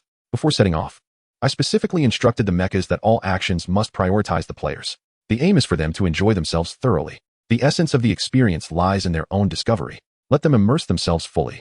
Meanwhile, the oblivious players made their decision. They resolved to leave him ample provisions and water, along with some defensive weapons. One player transferred 30 gold coins from their account. Klakla emerged from the mecha and gently patted the little mermaid child's head. The juvenile mermaid was exceptionally adorable. Now well fed, she tilted her head back, her glassy eyes reflecting Klakla's gentle visage. She looked at the food and water offered to her, her parched body unable to even shed tears. Thank you, she murmured softly, clutching the items Klakla had handed her. Please don't seek out those pirates. They will depart tomorrow. If you hide, you will survive after they leave. While you are still undetected by them, you must hurry away. Please, flee. The little mermaid trembled uncontrollably. Her kin had all perished before her eyes, and her sister had been captured. As long as these kind-hearted individuals refrained from provoking the pirates, she need not alert them. The pirates would remain oblivious to their presence, and her sister would be safe. They merely had to wait for the pirates to vacate. The little mermaid prayed that the players would abandon any thoughts of confronting the pirates. Alas, we have come specifically to seek them out, dear child. Rest assured, we will escort you to safety. Klakla patted the little mermaid's head. They are merely pirates. I am destined to become the pirate king. Klakla proclaimed with a triumphant laugh. Uncle, are you truly that formidable? The little mermaid gazed up at Klakla, scrutinizing him. He appeared rather ordinary, and his level seemed not to surpass that of her father, who had perished at the hands of those pirates. Uncle may not yet possess great strength, but he commands a mecha, does he not? Look how towering and formidable it is. With a single cannon shot, it could obliterate those pirates. The expression on the child's face was one of skepticism. Klakla pouted, feeling slighted by the child's disregard. If you keep dawdling, the pirates will be long gone. They exchanged glances, remaining silent. They had already detected the pirate's location, and after bidding farewell to the little mermaid, they surged forward at full speed. Once the players were out of sight, the little mermaid retrieved a button. If the pirates were to discover that individuals were entering the encampment from his direction, his sister would be transformed into dried meat. I apologize. I apologize. Oh, behold, there truly are forces from the Alliance arriving at this very moment. 6 individuals. 6 dauntless souls, dare to deliver supplies. Ha ha ha. As the players soared just above the ground, the monitoring system, which had previously lost power, illuminated with a green light the instant they passed. It captured the silhouettes of the players in their entirety. What kind of mechas are these? They certainly do not resemble the scrap of the Alliance forces. On board the pirates' battleships, several pirates chuckled at the sight of the 6 mechas. What is this? A delivery of supplies, a delivery of mechas, haha. Though the pirates wreaked havoc and pillaged, the resources they managed to acquire were scant. Beneath them, countless pirates lacked both wealth and resources, let alone mechas. Only 6 individuals, and from the information obtained from the little fish, there were merely a few low-level genetic warriors. Unworthy of reporting, the captain of the pirate squad made an announcement. The personnel monitoring this area were all members of their team. Upon hearing this, everyone understood. They could directly seize these mechas along with the resources possessed by these individuals. Haha, understood, Captain. I've switched the surveillance footage back to the previous state, rendering it undetectable. After the seawater had been drained, the abyss of the ocean transformed into a sheer cliff. The stronghold of the interstellar pirates was vast. Looking down from the cliff, one could behold a colossal fleet of warships. Wow, so many! Ergo exclaimed. As far as the eye could see, it was all warships. Moreover, upon a cursory glance, each vessel was equipped with impressive weaponry. Simultaneously, the footage was transmitted to Wei Yuan. Originally reclining, Wei Yuan instantly straightened his posture. At least tens of thousands of warships? The main battle group is actually present on this planet. Gavin recognized at a glance the fluttering banner amidst the fleet. It was a flag that only the main battle group would hoist. Yet, hadn't all prior predictions indicated that the main battle group was taking an alternate route? Gavin looked at Wei Yuan in horror, his voice trembling. My lord Wei Yuan, if we retreat now there's no retreat. Wei Yuan's expression darkened in an instant. The plans could not keep pace with change. All previous predictive models had concluded that the main battle group of the interstellar pirates was taking a different route and would not pass through Blue Star. The planet where the players logged in was located at the very edge of the war zone, the closest to Blue Star. According to the intelligence predictions, there should have been only a small contingent of pirates stationed here. Lord, didn't you foresee this? Wei Yuan pondered inwardly. His brow furrowed slightly. The situation had become somewhat troublesome. System, mission difficulty increased. Rewards have been automatically enhanced for you. Good heavens. Lord, Wei Yuan felt a surge of unease. But there was still a glimmer of hope. He frowned deeply. While escaping himself posed no issue, what about the players? Their highest rank was merely level 2. The players of the defense team discovered the latest battlefield information. Attention, all players, attention. The battle has escalated. Players of the defense team, return immediately and evacuate the combat zone, safeguarding your mechs. Assign mission, ensure the safe departure of mechs from the battlefield. Mission reward, ownership of the mech. The system's message was broadcasted, igniting a fervor among the players. Before the defense team could even comprehend the grandeur of the scene below, they were stunned by the blaring alarm from the system. What on earth is happening? Are we really on a special mission? Oh my goodness. If we leave now, we can secure the ownership of the mechs. Incredible. Let us go. There's no time to waste. Guzzi was so elated that he leapt into the air. Could it be that we triggered some new plot? I wonder if there will be rewards for this new development. Let us hurry before they catch on to us. The 5 players were in fits of laughter, with Guzzi's grin nearly splitting his face. Yet, defense team sensed something amiss. If it were truly that easy to escape, the system wouldn't offer such a substantial reward. Consider this, a single mech in the shop is priced at 1 million gold coins. Among all the equipment they had procured, the rental fee for the mechs was the highest. Such a generous reward surely indicated a daunting challenge ahead. Just as defense team finished speaking, a series of red threads illuminated the area around the players. Enemies. Boom. A blast from a light cannon erupted amidst them. 3 colossal mechs descended, accompanied by a dozen pirates clad in portable auxiliary gear, dropping from the sky. Well, let us see which noble army from the Federation we have here. They even come equipped with a series of mechs. Remarkable. It appears we are in for a lucrative haul. Young masters, if you wish to survive, you must exit your mechs and willingly surrender your resources. The pirates cackled as they drew closer, the red threads tightening with their movements. The players found themselves encircled. Did they think we were part of the Federation? Should we attempt to deceive them and look for an opportunity to escape? Just then, as defense team posed a question over the comms, a voice echoed in his mind. 003's voice. Taiyu, am I your partner in battle? Defense team shivered. Are you planning to fight alongside me? Then, I request that you entrust me with all your actions. We will ensure your safe departure together. They spoke in unison. Though the players had extensive gaming experience, their actual combat experience was virtually non-existent. Hence, the mechs required the players to relinquish their autonomy. Taiyu, trust me. Trust me. As those 3 words echoed, Guzzi's iron will ignited with fervor. Excellent. I trust you. He was the first to relinquish his agency. In an instant, 005's metallic wings unfurled, spinning gracefully as they released a volley of feathered arrows. The moment these arrows made contact with the crimson threads, they were instantly disintegrated. Realizing that resistance was in the air, the 3 colossal heavy mechs advanced swiftly, delivering a powerful punch towards 005. In that fleeting moment, the players consented to surrender their agency.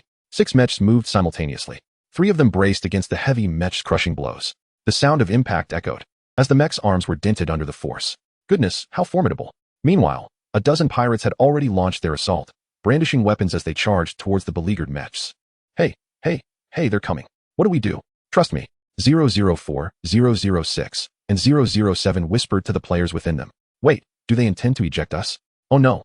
Please don't leave us behind. We won't survive. Chapter 61. Cursed be the deceit of the third agreement. Oh no, you misfired.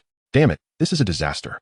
3 players, Mad Rabbit, Order Up, and Grandfather, who moments ago felt the weight of sacrifice, were abruptly ejected from the cockpit, colliding directly with the horde of advancing pirates. A flurry of searing lasers sliced through the air. In an instant, the 3 players were obliterated. Goodness gracious. It wasn't just the players who were taken aback. Even the pirates were stunned by this unexpected turn of events. When did mechs start ejecting their pilots? Accompanied by the players' final screams of terror, the mechs ascended rapidly. Thinking of fleeing now? It might be too late. The pirate captain grinned, brandishing a massive cannon from his back, firing a shot towards the mechs. Look, he missed. Just as those words left the captain's lips, the shell exploded, creating an energy net in midair, scattering in different directions. The mechs imbued with iron control were evidently slower than the few that had shed their iron reins. 003 calculated an escape route and surged forth in a determined direction. The others, without hesitation, followed suit. KLA has been captured. The captain shouted from the cockpit. The demise of those 3 was truly horrific. They had been torn to shreds. Although the sensation of pain was dulled, the other senses remained intact, and the experience of being shredded was undoubtedly unpleasant. KLA had no desire to undergo such a fate. The optimal solution at that moment was to discard the iron control, exposing the enemy for a brief moment, and then escape. However, now that they had been cast aside, it was of no use. 009's voice was cold and unyielding. The colossal mech was ensnared by crimson energy lines, with each point of contact scorched, leaving behind delicate traces. 009 understood that escape was no longer an option. They were left with no choice but to fight with their backs against the wall. Master, Unit 009 requests authorization for self-detonation. Please grant permission. The voice of 009 resonated from the grand screen of Blue Star. All the instructors in Wei Yuan's lounge rose to their feet. Once the mech attained self-awareness, it could indeed be considered a member of the mechanical race. However, since they were artificially created by Wei Yuan, these mechanical beings remained closely bound to him. Now, initiate the shared consciousness mode with your iron steed. At Wei Yuan's command, he could not allow his mech to self-destruct before him. The players, after all, were the Fourth Calamity, capable of infinite respawns without concern. 009 hesitated momentarily before acknowledging the command. Iron Steed, please enable shared consciousness privileges. Clark, slightly bewildered, instinctively nodded as he spoke. You may proceed. The shared consciousness mode was activated. Instantly, Clark found himself unable to control his own body, merely an observer as it executed a seamless series of maneuvers, skillfully evading all attacks while simultaneously striking at the source of the crimson energy lines. Every thread was severed in an instant. Then came the retreat. The mech moved with an agility that belied its mechanical nature. Under the barrage of fire, 009 seemed to possess a precognitive ability, deftly evading assaults with a variety of agile movements. In mere minutes, 009 fled in a manner akin to self-mutilation, choosing to absorb the least damaging blows to sustain his escape. Wow, you're incredible, Clark exclaimed, utterly astonished. He found that he could only control his eyes and mouth. Iron Steed, I have done my utmost. Once 009 confirmed that they had evaded the enemy, he landed heavily, simultaneously exiting the shared consciousness mode. Upon landing, Clark realized his health bar was nearly depleted, signifying that 009's injuries were close to rendering him inoperative. Are you all right? Apologies, Iron Steed, but I am indeed in a precarious situation, and the stakes are high. Their landing point, it seemed, fortuitously coincided with the location where they had first encountered the mare-child. 009 locked onto the figure emerging from the ground, the very same messenger, the mare-child. Now that the messenger has appeared, if I expend energy on him, I will be unable to escape, and the enemy will swiftly locate us. What? The messenger mare-child? Are you implying that our whereabouts were divulged by that little brat? Clark ground his teeth in frustration. We truly encountered a treacherous ingrate. I wish I could slap the version of myself from an hour ago for being so compassionate. So, what do you plan to do? Clark asked, his voice tinged with trepidation. Well, certainly. The intention is to abandon you and flee alone, he lamented. Clark felt tears of remorse streaming down his face. Iron Steed, as you wish, please buy me some time against the enemy, and I shall remember your kindness. The cockpit opened. Clark was expelled from the mech, landing on the ground with a bounce. Goodness, his health had diminished further. Farewell, Iron Steed. Without hesitation, 009 ascended into the sky. Protected by a coat, the enemy would be unable to locate them for at least 5 minutes. However, that child, having betrayed them once, would undoubtedly do so again. 009 saluted Clark on the ground. Best of luck, my Iron Steed. One must be accountable for their own kindness. Everyone will face their own retribution. This is the lesson our master taught us. 009 departed with unwavering resolve, leaving no trace of longing behind. Clark gazed upward. watching 009 drift away. 2 streams of tears hung from the corners of his eyes like noodles on his face. Cursed be the agreement, all lies. He closed his eyes, resigning himself to his fate. So be it, let it be death. At least I shall not be reduced to mere fragments, he consoled himself. Suddenly, he felt himself in motion. Movement?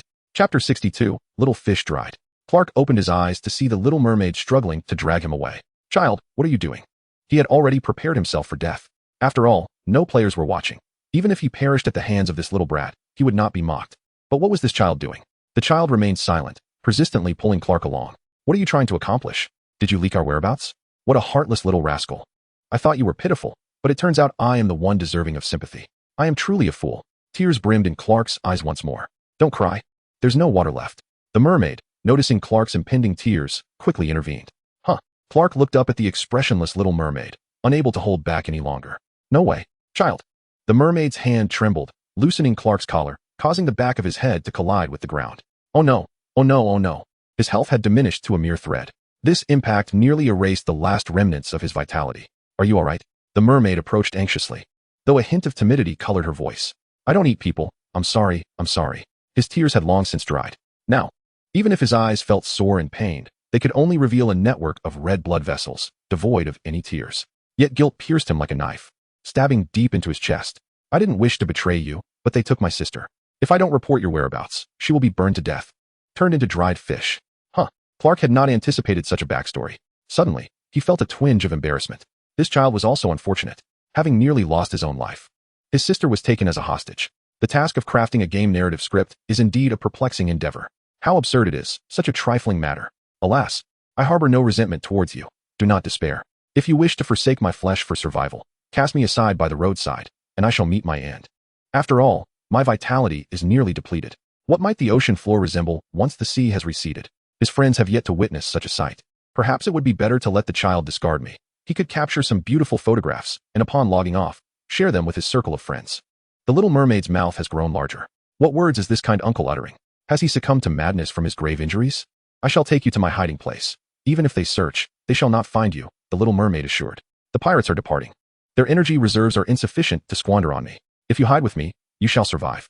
Just wait until tomorrow, and they will be gone. He envisions a future filled with joy, smiling at the thought of living alongside the kind uncle, and eventually, with his sister. Clark murmured in agreement, feeling a pang of sympathy for the child. Once the battle concludes, I shall escort you and your sister to our planet, where I will have Yito prepare a feast of roasted delicacies for you. Uncle, does your planet never engage in war? No conflict. Life is rather pleasant. Then, may I enjoy roasted fish? Goodness, do not be so outrageous. On Blue Star, Wei Yuan observed Clark's situation with a slight smile. His compatriots were simply too soft-hearted. Such compassion is a rarity in the age of the Galactic Alliance. He cast a sidelong glance at Gavin, who sighed. Lord Wei Yuan. It is widely rumored throughout the Alliance that humanity cherishes peace, yet in the face of war, we must still caution our students. Kindness is indeed the shining virtue of our race, is it not? Wei Yuan smiled in acknowledgement. Mission triggered. 007 captured. All players currently in the war zone. Prepare for a rescue operation. Mission rewards will be determined by player performance. In the realm of the Starry Sea, the oil thief and her crew have successfully retrieved the energy-depleted 009, now adrift in the cosmic expanse. Captain, we have captured merely one mech. The squad leader gazed at the number on 007, his heart swelling with joy. To his astonishment, fortune smiled upon them, revealing a series mech. This series is rumored to have originated from the hands of a genius human lord. Upon acquiring the design schematics, the mech company refrained from mass production, opting instead to utilize it as a high-end series of combat mechs exclusively for senior officials in military districts. A series mech. We seldom even catch a glimpse of such a marvel. Are you not envious? Aside from the initial 4 who fled swiftly, there remains one more mech that likely exhausted its energy and could not escape this planet.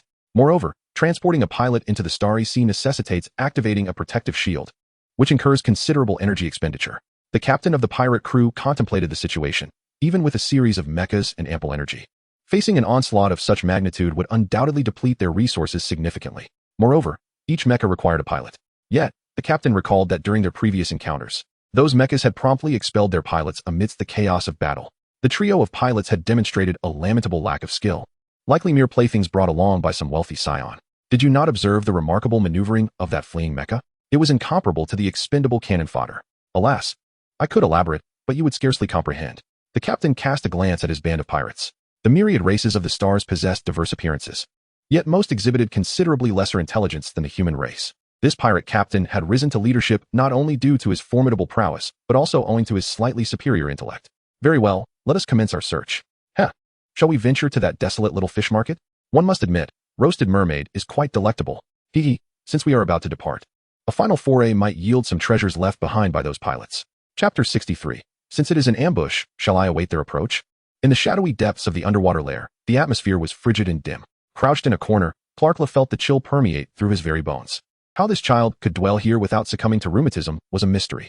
Upon unlocking the second level of his genetic lock, he could discern faint shapes even in the dark. For instance, at that moment, a small mermaid lay curled in another corner, holding its breath in a state of slumber. I would rather gaze at the starry sky above the ocean than endure this oppressive darkness. It is hardly suitable for social media, Clarkla murmured softly. Silence enveloped him. His health approached a critical threshold, yet he remained alive, trapped in a vexing state of limbo. To live was burdensome, and to die was not a straightforward affair. In frustration, Clarkla began to send erratic messages in the group chat. Little cabbage, the fields are barren, the iron steed has been abandoned, and our fates are uncertain. My dear brothers, I too have been forsaken. Woe is me. He is heartless, ungrateful, and utterly unreasonable. Who would have thought that the mermaid we rescued was, in fact, an enemy spy? Is anyone still alive? Speak up. The group chat erupted with a cacophony of notifications. Yito, feeling despondent, lay in the cockpit of his mecha, adrift in the cosmic sea. Brother, if you are to perish, do so swiftly and respawn. Spare us the noise in the chat. It is quite bothersome. We three have already respawned. This time, we are likely to lose everything. 007 has been captured. Who knows if the mission will be deemed a failure? Such tragedy. Upon reading the messages in the chat, Clarkla felt a surge of energy. Our venture was doomed from the start. This debacle shall be termed a catastrophic loss. Clara, relying on the defense. You and Air Guzzi are truly fortunate. You have no idea how unfortunate I am. Now I have been brought to the lair of the mermaid. It's dark and cold here, utterly dreary. Relying on the defense. Do not speak of losing everything. I am too ashamed to face Alice, my dear wife. Air Guzzi, do you think you're the only one feeling bored? We managed to escape that planet. But now we lack energy and can barely sustain the power supply in the cockpit. I mentioned before, the view of this starry sea makes me nauseous. And now I still have to look at it, sigh. Clara, wait a moment. I think I hear footsteps approaching from the seabed. There must be several people. Are they foes or those big shots coming to clean up their mess? Relying on the defense. Clara, what are you hesitating for? Air Guzzi, quickly. Turn on the video for us. Let us live stream this. Dinkai. Come on. Clara, but it's pitch black in this lair. Despite saying this, he nonetheless opened the group chat video. As soon as it was activated, the dark lair was illuminated by a blinding light. A rough voice from a member of the pirate crew boomed. Hey, Little Mermaid, are you still alive? The Little Mermaid, initially curled up in a dormant state, trembled all over. He cautiously emerged from his hiding place. Clara's concealed corner was extremely secretive. The crew did not notice him. They gleefully surrounded the Little Mermaid. The information you provided us was quite useful. A fat, green, viscous creature waddled over to the Little Mermaid, resembling a large blob of green mucus. Is that a slime? Relying on the defense, inquired while watching the video. I don't know, but these pirates look incredibly grotesque, so bizarre. Humanoid races are somewhat more pleasing to the eye. Several players in the group chat began to chit-chat. Without seawater, the Little Mermaid's fish tail had transformed into deformed legs. Yet his face and hands still bore scales. The Little Mermaid appeared to be only 6 or 7 years old, pitifully small. However, such helplessness in the eyes of the pirates made him an even easier target for bullying. It was precisely such weak beings that were the most satisfying to deal with. His sister had pleaded similarly before her demise. We'll send you to meet your sister. TSK, I must say, your sister tasted delightful, truly. I wonder how you will fare, with such tender flesh. Surely roasting you would yield excellent flavor. 3 or 4 pirates spoke to the Little Mermaid, simultaneously licking their tongues. The Little Mermaid trembled in shock, unable to utter pleas for mercy. Sister dead? Did this group of ruffians devour her? His muscles tensed, his body shaking. Blood vessels quickly appeared in his sunken eyes. I will kill you. The youthful voice broke, sharp and piercing, filled with boundless hatred. A child, utterly oblivious to the fact that this group of individuals were pirates, stood unaware. Trusting a pirate's word is a folly one should never entertain. Alas, the fury of the weak is often dismissed as mere jest. Oh dear, this little fish has quite the spirit, stronger than your sister. They mocked. TSK. You have no idea what your sister said. She willingly offered herself to be roasted in exchange for sparing her brother. It is hardly our fault. Before you merfolk unlock the genetic barrier, to the genetic warriors of the merfolk, you are but sustenance, destined to be devoured. Among the pirates, a few drew their weapons, deeming it a waste to employ genetic weapons against a mere small mare child who had yet to break their genetic lock. I've heard of a dish called sashimi. Imagine if we were to slice fresh meat from a living body. Would it still be able to mend itself? One pirate remarked, swallowing hard. We depart tomorrow. If the opportunity arises, we shall capture some merfolk children for experiments. For now, let us feast on this one. The feeble child summoned all his strength to strike. But to the pirates, it was but a minor annoyance. Ha ha ha, still daring to resist? We shall consume you now. They seized the child by his collar. Lifting him effortlessly, sharp claws pierced the tender skin of the little merchild's chest. By the heavens, they truly intend to disembowel him. Clark, do you still have any strength left? Not a ghost of it. I'm at death's door. A single move could spell my demise. I can't bear to watch this. Here, I have some gold coins. Let us invest it all in healing syringes. Brother, please save this child. Clark, at only level 2, found himself unable to provide aid, but if he fled with all his might, he might escape. Guzzy. I've already broadcasted the situation Clark encountered. Those powerful allies coming to our aid will surely intervene upon seeing this. Do not worry.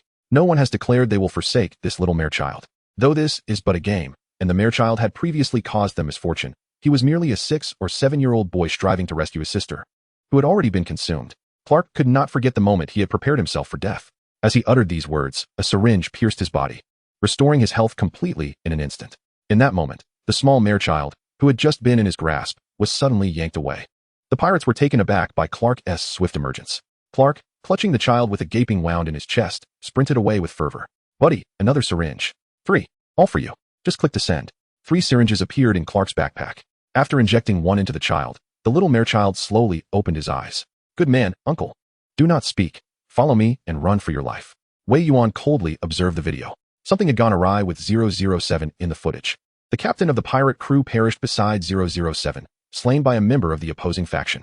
Fiery flames cascaded from his head, and his visage was marred by intricate patterns. He belonged to the Inferno Demon clan. At that moment, he clutched a blood-soaked heart, devouring it voraciously, with crimson liquid splattering forth like juice. Like a ravenous child indulging in an apple, the Inferno Demon gnawed at the heart, subsequently licking his fingers clean. Such insatiable greed. Contemplating the concealment of an entire series of mechas, the pirates surrounding their captain trembled in sheer terror. From the flames emerged another figure, a snow-white demon with hair and lashes as pale as snow. The female snow demon cast a disdainful glance at her partner, who was still licking his fingers. With a flick of her wrist, she encased the surrounding pirates in ice, muttering, such power, yet they can still retain a series of battle armor and pilots? Let's present this to the boss. Perhaps fortune awaits us once more. Each battle typically ended in defeat, yet they always departed with their coffers overflowing. Now, as they prepared to retreat, they stumbled upon a series of mechas. Through 007's perspective, Wei Yuan observed the majority of the Squid Pirates personnel. 198 level 7 warriors, 679 level 6 warriors, 8,092 level 5 warriors. The system was also monitoring and reported the tallied numbers. The number of lower-level members is too vast to quantify. High-level members are currently undetectable. Warning, warning, the interstellar pirate team is attempting to access 007's core data. Time was of the essence. Wei Yuan gazed at the screen, his expression grave.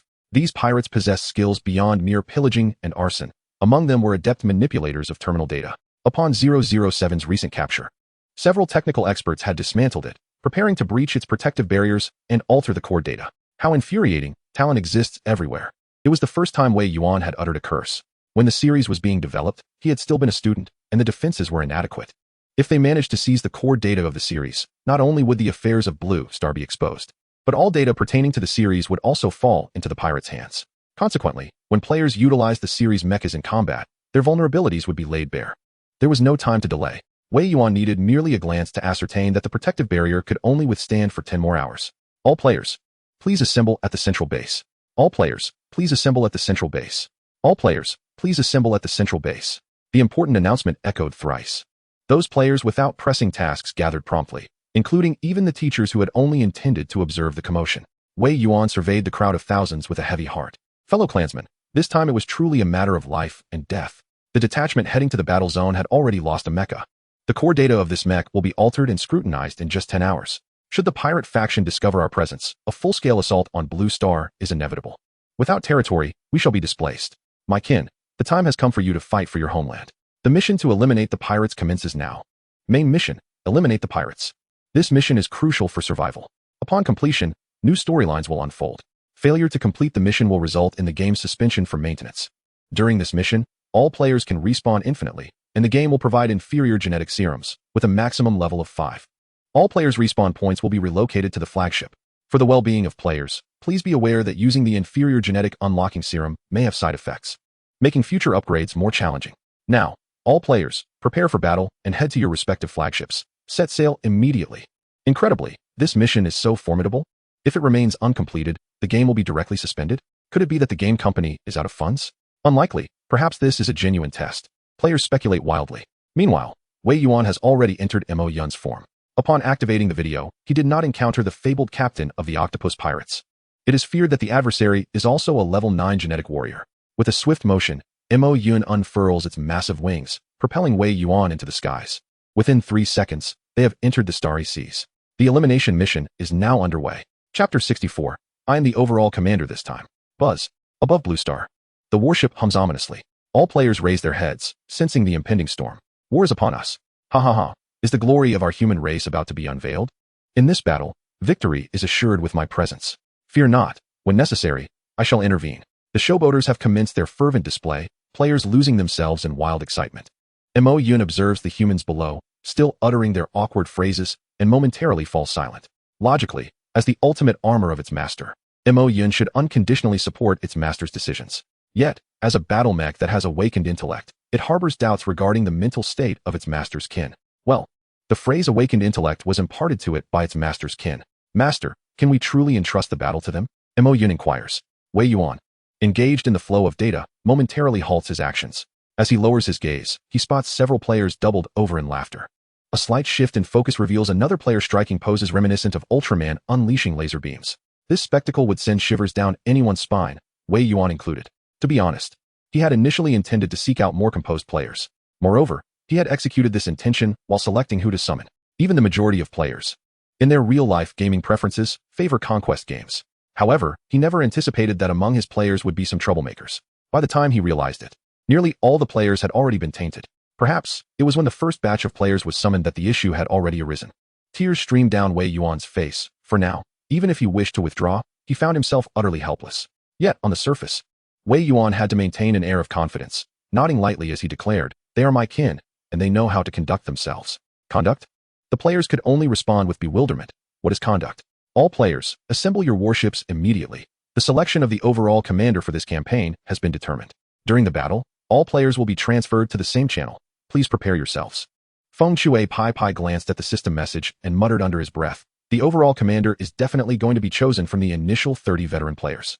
Damn it, they joined the game later than us. This is profoundly unfair. After a few more curses, he heard the voices of other players around him. Who had the audacity to speak up? Isn't that a blatant outburst in the public chat? Ha ha ha. And this guy hasn't even turned on anonymous mode. Feng Shui Pai, you are bold. Even the stars who had already arrived at the battlefield could hear Feng Shui Pai's clear complaints over the microphone. Star wow. Secret beggar. Feng Shui Pai, I knew I wasn't mistaken about you. You are indeed a man. Makabaka. Ha ha ha. Feng Shui, you are too impressive. You're already preparing to challenge our overall commander before the battle has even begun? Oil stealer. I must speak up for the veteran players. We earned our stripes as well. Feng Shui Pai was dumbfounded. What on earth? Why were all the players pulled into the group so swiftly? And why was the mic even on from the start? This is downright malicious. The planners of the interstellar human race are consistently troublesome. He promptly turned off the mic and hung his head like a wilted eggplant, feeling dejected.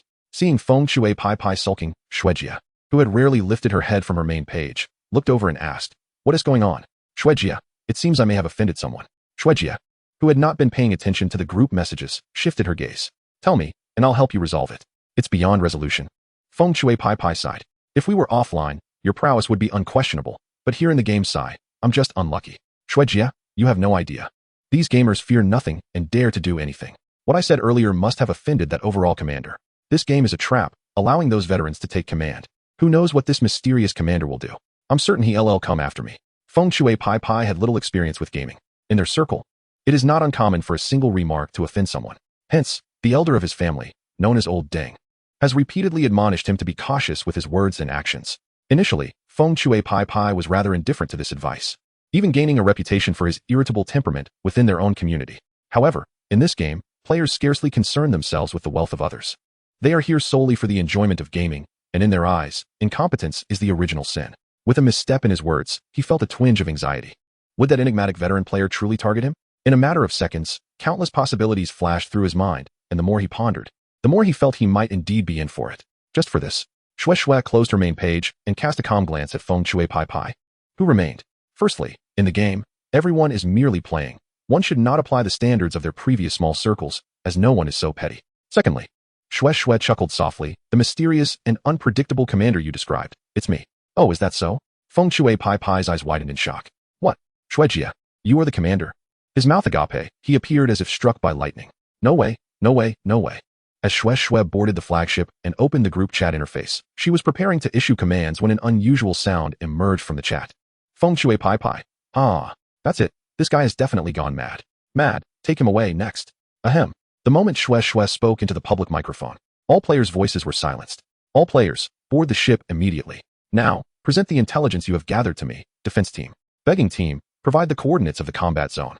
All flagship vessels, activate stealth mode and proceed to the coordinates. 8 warships shall operate as one unit, with my vessel as the main battleship. Set sail. Chapter 65, The Genius of the Slime Clan. Feng Shui Pai Pai is killing me with laughter. Ha! Makabaka exclaimed from the cockpit of his mech.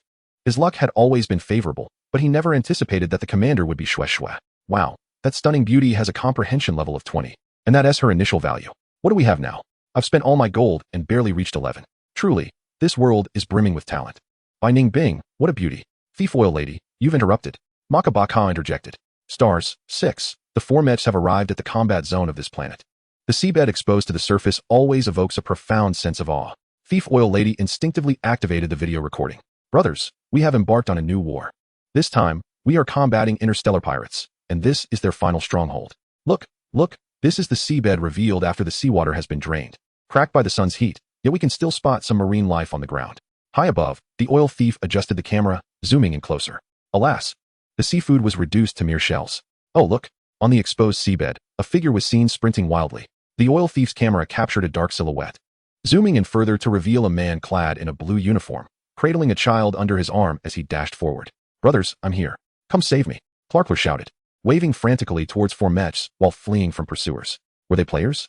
The oil thief gasped, and the others soon spotted Clarkler as well. Rescue him. Xingqian immediately soared towards Clarkler. As he glided past at low altitude, he reached out, grasping Clarkler in his palm, lifting him effortlessly into the air. Laser beams and cannon fire followed suit. New mechs. They had reinforcements. Immediate reports were necessary. Upon seeing Xingqian's mech, the few pursuing pirates quickly realized the shift in their circumstances. One raised a smart device, preparing to relay the information. Unfortunately, Xingqian was already aware. The trio of level 3 to 4 pirates stood no chance against the mech. With a swift motion, Xingqian's mech raised an arm and unleashed a barrage upon them. Boom. The resounding blast echoed, with a cloud of earth erupting everywhere. 3 pirates collapsed into pools of blood, gasping for breath, yet rendered immobile. Only one, resembling a slime, had transformed into a fluid form, swiftly navigating the seabed. Xingqian, I have activated the signal jamming. Within 5 kilometers, he cannot contact his main forces. However, the mech is struggling to aim. The foe seems able to seep into the crevices of the seabed. What should we do? At that moment, the oil thief and his companions arrived. Inside the cockpit, the oil thief continued recording. What now? We must eliminate him. Xingqian unsheathed a pair of tang swords from his waist, severing the connection with the mech. Assist me. Understood. Iron Rider. The series of mechs crafted by Wei Yuan could assist personnel, even without a pilot. Just then, 010 dashed in front of the slime pirate's path. Opening its hatch, Xingqian leapt out, landing directly on the ground. He plunged his twin swords into the earth. A pained roar emanated from below. With a graceful draw, Xingqian unleashed 2 jets of green blood mist. The slime pirate writhed in agony as he emerged from the depths. He was a level 4 genetic warrior, and his body was on the brink of withstanding a level 5 genetic lock serum. Yet, due to the pirate's scarcity of resources, acquiring such serum required purchasing or performing deeds of merit. Alas, he was merely a lowly slime. Let me go? I want to reveal your ambush. I beg you. The eyes of the slime are not small. When it transforms into a rotund shape, it appears quite endearing. 2 wounds are still oozing green blood. The long knife in Xingqian's hand stands resolutely by her side. Other players have gathered around. Mechs hover in the air above a cracked seabed, where a black-haired, black-eyed girl, wielding twin daggers, gazes coolly at the green slime before her. You fear death, Xingqian states. The gelatinous flesh of the slime quivers slightly. Sister, I have already begged for mercy. Are you only just now realizing that I fear death? The slime responds with a soft sound. It is shameful, yet perhaps it may save its life. Our mission is to eradicate the pirates. Xingqian frowns, somewhat hesitant. She examines the slime. Level 4 peak slime. Once a level 5 genetic serum is used, it will undoubtedly ascend to level 5. A prodigy within the slime race, timid and gluttonous, capable of changing its form. Relatively weak, yet due to its ability to alter its physical shape, it is not easily killed. Current lifespan, 5 years. Injecting the level 5 genetic unlocking serum will extend its lifespan by 50 years. Makabaka clicks her tongue, then begins to beg in secret. We're doomed. Shinchan's peculiar obsession is probably flaring up. Are you referring to her penchant for acquiring unsightly dolls? The secretive beggar observes the slime pirate on the ground. It resembles a large, green mass of jelly, seemingly capable of transforming into any shape, liquid, solid, or even fluid. At this moment, the slime appears akin to a solid jelly form, its round eyes fixated intently on Shinchan. Please, the slime pirate pleads, crawling on the ground. I am the only one among my kind who has risen to such heights. I do not wish to die. The slime pirate speaks honestly. I became a pirate because here I can acquire the genetic unlocking serum. Within the Galactic Alliance, our race can only obtain serums up to level 3. Shinchan's expression remains icy, causing the slime to tremble with fear. Then tell me about your pirate group. The more detailed, the better, Shinchan commands with a cold demeanor. If the information is useful, I can grant you a level 5 genetic locking serum. In truth, her heart begins to bubble with excitement. A jelly-like slime, utterly adorable. Their race can only apply for a level 3 genetic unlocking serum? Is this not blatant discrimination? What kind of Galactic Alliance is this? Bah. I can download the information in my mind for you. The slime rolls to Shinchan's feet. With a squelching sound, the slime removes its own head. It holds its head in its hands, respectfully presenting it to Shinchan. Chapter 66, merely a pet. The cold memory extractor, upon being inserted into the slime's head, causes it to shudder. Its green, gelatinous body ripples with a wave of emotion. The prodigious slime, at this very moment, was consumed by thoughts of the organization behind these individuals. Could it truly be more formidable than a pirate crew? Yet, they claim to possess a 5th-level gene unlocking potion. Even a 2nd-level gene warrior could command such advanced mechs. Surely, they must belong to a remarkably affluent race. Please, refrain from such fanciful musings. What I seek is information regarding the pirate band, echoed the voice of 010 above the slime's head. The slime raised its eyes and beheld a colossal mech. Its gaze fixed upon him. Oh, indeed, the oil thief whispered. This slime possesses a keen sense of propriety. One must be prudent to survive longer, mused Makabaka. Yet it is rather pitiable that this interstellar alliance perpetuates racial discrimination. Such astounding technology, truly capable of retrieving visual information stored within neural cells? Questioned the beggar, inching closer. Following a significant decline in the human race's power, stronger races among the myriad had a share of the spoils, which included diverse realms of technology. Though humans may not be the most indulgent race among the myriad, they stand as the most technologically advanced, refusing to confine their innovations solely to weaponry. Consequently, following the conflict between humans and the insectoid race, the Interstellar Alliance suddenly flourished with a plethora of innovative technologies, including the very memory extraction techniques currently in use. As articulated by a former leader he had encountered on the Star Network, the humans' greatest asset lies in their intellect. Such a race is undeniably formidable. Fortunately, they are not immortal. Even better, they firmly believe in their duty to sacrifice for the sake of posterity. In pursuit of humanity's future, they engage in battle with the insectoid race. At times, 010 finds it perplexing why the myriad races, after receiving the benevolence of humans, still covet their resources. Observing this slime, 010 began to comprehend. Humans often extend their sympathy toward the weaker races, yet these diminutive races only bow in subservience during humanity's ascendancy. Once they gain strength, they resort to plunder. 010 resolved that once the memory extraction was complete, he would assist the stars in dealing with the slime. At that moment, the little mermaid, cradled in Clakla's arms, awakened. Upon opening his eyes, he was met with the sight of 4 enormous mechs standing beside him. He was held by Clakla, and not far off, his nemesis, the slime pirate, had its head forcibly connected to one of the mechs. His expression alight with rage, he declared, I shall slay you. Clakla swiftly lifted the young mermaid. Don't cause a ruckus. The commotion caused by the little mermaid attracted the attention of several players nearby. Whoa, brother, you even kidnapped a child? Exclaimed the beggar. Makabaka interjected, ISNT that the little mermaid child you encountered earlier? The oil thief remarked, TSK, TSK, TSK, I must say. When playing a game, if you encounter a weaker opponent and do not eliminate them, are you merely waiting for them to deceive you? The little mermaid trembled slightly, casting a fearful glance at the oil-stealing woman. He shrank behind Clakla, unable to suppress his anger as he glared at the nearby slime. Good uncle, could you help me slay it? He implored, clutching Clakla's leg and pointing at the slime not far away. Just moments ago, the pirates had also prepared to strike at the good uncle. Surely, he would aid me in vanquishing those pirates. He will. Tears brimmed in the little mermaid's eyes as he looked at Clakla, his expression one of utter helplessness. Stars cast their gaze upon them. Clakla opened his mouth, then closed it again. Revenge is something you should pursue yourself. That creature has caught the attention of our leader. The little mermaid was taken aback, glancing around at the other players. Were they not friends of the good uncle? If you possess the capability, you can seek vengeance on your own, Clakla taunted mischievously. Wouldn't you like to become a genetic warrior? Haha, Just recruit a child laborer. The little mermaid was puzzled as to why the good uncle preferred to offer him genetic potions rather than assist him in slaying the slime. He rather liked this slime, especially since it had already begged for mercy while clinging to his leg. It could even help with mining, earning some gold in the process. When it comes to matters among pets, if you don't interfere, I won't either, understood? Stars spoke up. The oil-stealing woman hissed. Wow, Stars is quite talkative today. Secretly begging, she added, it seems you genuinely like this slime. To raise it, you must first subdue it, Stars retorted coldly, casting a glance at the trembling slime. If it retaliates, then that would be my own fault.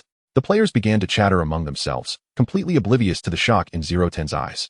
To tame a pet, one must first subdue it. If it retaliates, that would be her own fault. Is this how the human race has always thought? They had never considered the plundering of their technological products by the myriad races. Not even their masters had complained about those items being taken away. Instead, they had previously remarked that for all these years, the myriad races were truly useless, progressing as slowly as a snail. They were evidently unconcerned about the resources being stolen. Rather, they lamented the slow pace of advancement. It became clear. It was because the humans had never regarded the other races among the myriad as equals. The more 010 pondered, the more convinced he became. After all, even the so-called strongest divine race had resorted to using technology after that great war.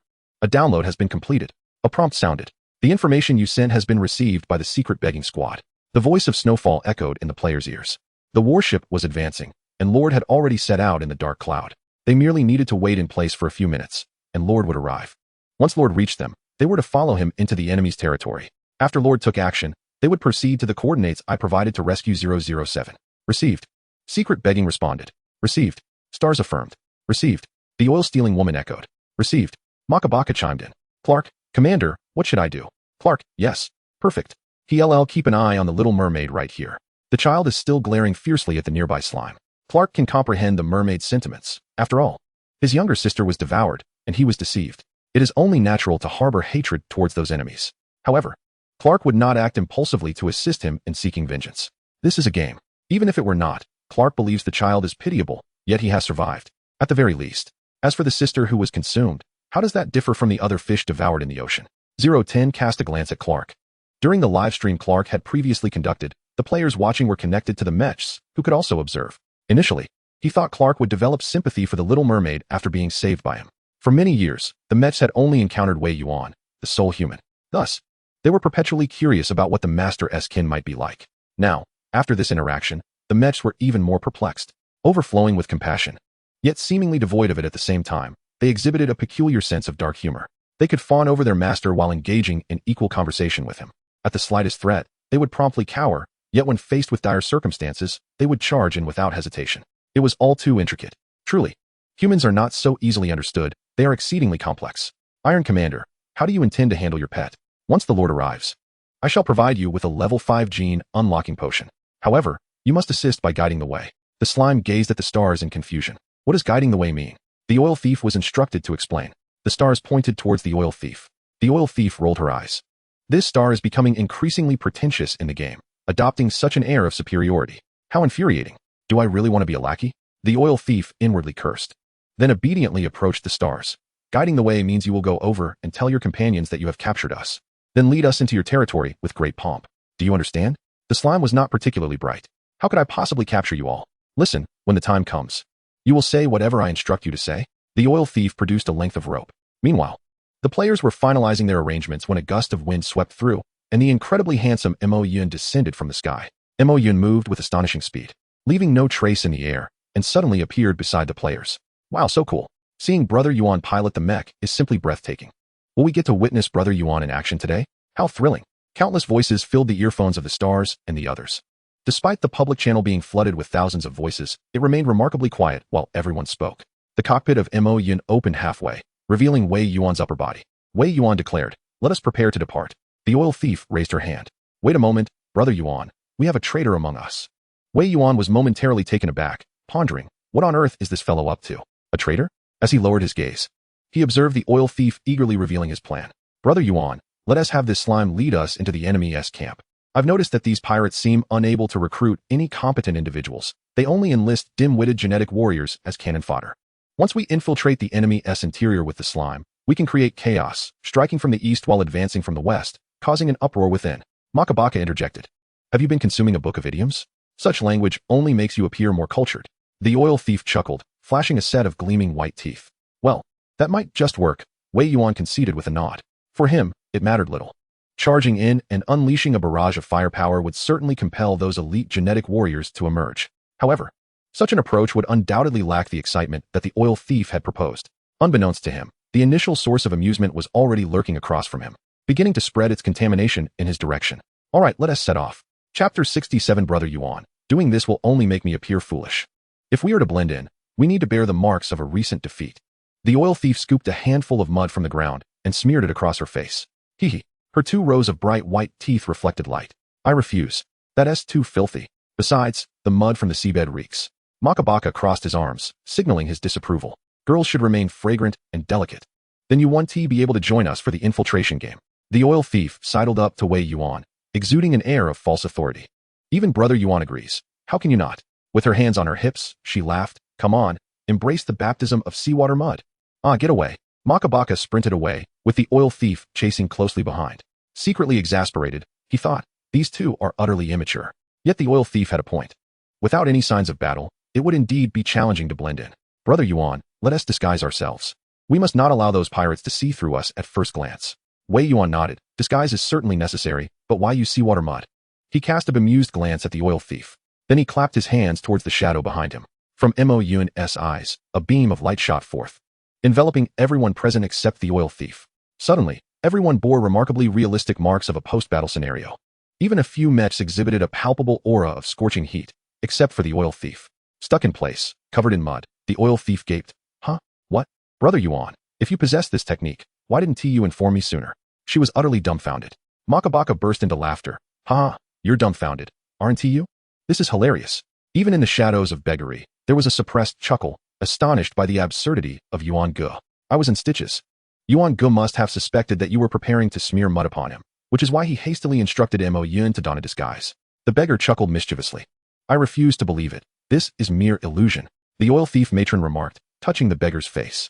The faux wounds upon his visage were extensive yet shallow abrasions, evident at first glance, with scabs that had formed not long ago. As she brushed her hand across his face, the scabs cracked, oozing crimson droplets, while the muddy residue from her hand lingered upon the wound. Goodness, how strikingly realistic.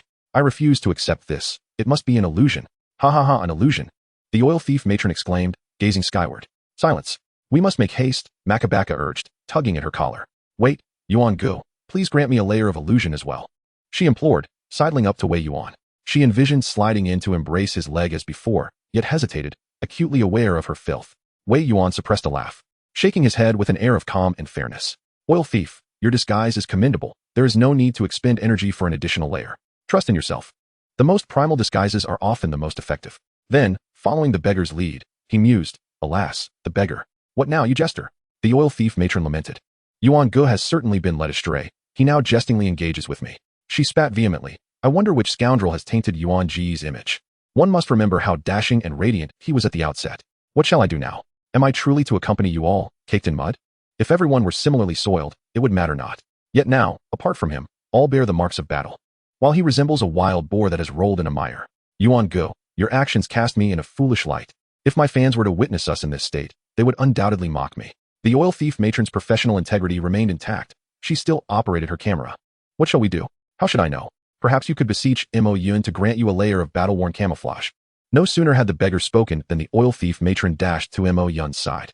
As Mo Yuan strode forward, a sudden sensation at his feet caught his attention. Just as he prepared to kick it away, he looked down to discover the mud-smeared tribesman. What is it? Mo Yuan, please, grant me a layer of disguise. I beg you, appearing like this is utterly embarrassing. He looked up, his face smeared with dark mud, his eyes blinking earnestly. However, they had already reached the enemy's stronghold. Mo Yuan replied forthrightly. Upon his utterance, he sensed that a fragment of his consciousness was still intertwined with his master, whose mood had suddenly brightened.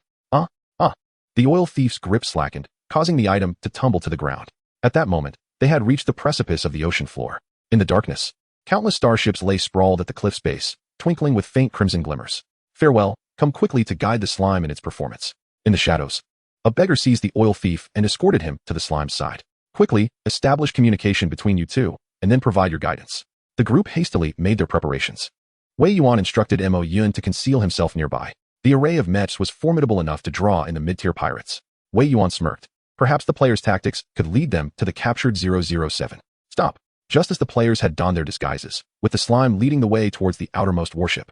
Several green beams of light were directed at them. "It's me." The slime waved his hand. "We were just looking for dried fish." And unexpectedly bumped into those mechs from the same team. The green lights vanished. A few gatekeeping interstellar pirates emerged. Upon seeing the oil thief and his companions, mere secondary gene warriors, they expressed their astonishment. What a splendid mech paired with such pathetic gene warriors. Are they delivering us a feast? Ha ha ha, this is delightful. You're likely to score a level 5 gene serum this time. By the way, where are your teammates? After the gatekeeper spoke, he patted the slime on the shoulder with one hand. In battle, they all perished. The slime waved his hand dismissively. I sent them all to the squad leader. Haha, the credit is solely mine to claim. Hey, don't go. The gatekeeper halted the slime, casually handing him a pack of cigarettes. I heard the squad leader you were with met his end. It was the patrol team's doing, and they are still inside now. Chapter 68, where there are always despicable extortionists, 23. The patrol team? The slime's gelatinous face quivered several times. The captain is dead? He lit a cigarette, savoring it slowly. This was a rare find he had painstakingly acquired. Won't you try some? The slime felt a mix of terror and dread. The patrol team specialized in managing low-tier pirates like them. Any misstep could lead to immediate execution, without the need for justification by the patrol team. The slime swallowed hard. Yet now, there was no turning back. The mech loomed ominously behind him. Caught in a dilemma, the slime failed to perceive the subtle hints from the pirate before him. The gatekeeper, resembling a human yet devoid of skin, was entirely crimson. He fixed his bloodshot gaze upon the slime. And after confirming that the slime had not grasped his implication, he remarked, "What are you standing there for? If you take these mechs inside now, the patrol team will certainly execute you as they did your captain. Brother, why not endure a bit of hardship and let me help you out? I have connections." He subtly gestured towards the cigarette in his hand. Since its introduction to the galaxy by humanity, tobacco has become a sensation throughout the cosmos. However, pirates, due to their status, have been marginalized by the Galactic Alliance. Aside from the high-ranking pirates with connections, the lower-tier pirates, like slime, lack even the means to procure goods, let alone something as coveted as cigarettes. Was that little red fellow just now trying to convey to slime that he had connections? The oil thief fixed her gaze intensely on the red pirate.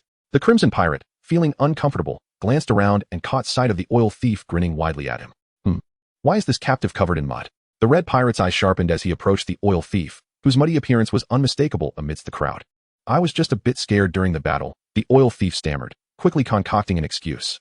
To her surprise, the other party burst into laughter. So you're just a coward. How odd it is for you second-tier genetic warriors to possess such impressive mechs. These mechs are truly wasted on you. The red pirate licked his lips, his gaze sweeping over the players and Wei Yuan. Hand over the control of the mechs to me, and I'll have slime release you. After all, we're leaving tomorrow. What do you say? This deal is rather advantageous. His voice was low enough for the players to hear, but not for slime. The players were momentarily taken aback. The oil thief was the first to break the silence in the group chat. Goodness, it seems there are seasoned players in the galaxy. Makabaka remarked. Did the game designers have some real-world experience before creating such characters? Xingchen chimed in. But should we agree to this? Secretly begging pondered. If we acquiesce, our plan for smuggling in will be ruined. Yet, if we refuse, he likely 1T let it go easily. Can we handle this fourth-tier pirate? Xingchen replied. On my own, it would be challenging, but with the mechs, it's manageable. The oil thief cleared her throat softly, internally scoffing. Of course. If we're using the mechs, what is there to worry about? The main issue is that engaging in battle right at their doorstep would surely attract unwanted attention. Just as anxiety mounted among the players, slime rushed over. Anxious. They are my captives. What do you intend to do? Humph, what do I intend to do? The red pirate sneered, scrutinizing slime from head to toe. Do you even know what you are? Just a slime. To reach the fourth tier is merely luck. Did you really think you held any significance in a pirate crew? I offered you a cigarette as a courtesy, but if you refuse that courtesy, don't blame me. Let me be frank with you. The patrol has departed, yet I shall claim these mechs for myself. The red pirate declared, discarding his cigarette onto the ground, attempting to exude an aura of nonchalance. If you know what's good for you, you will instruct these pilots to grant me access to the mechs controls. Otherwise, death awaits us all. When operating ordinary mechs, as with intelligent cores, a biological gene authentication is requisite.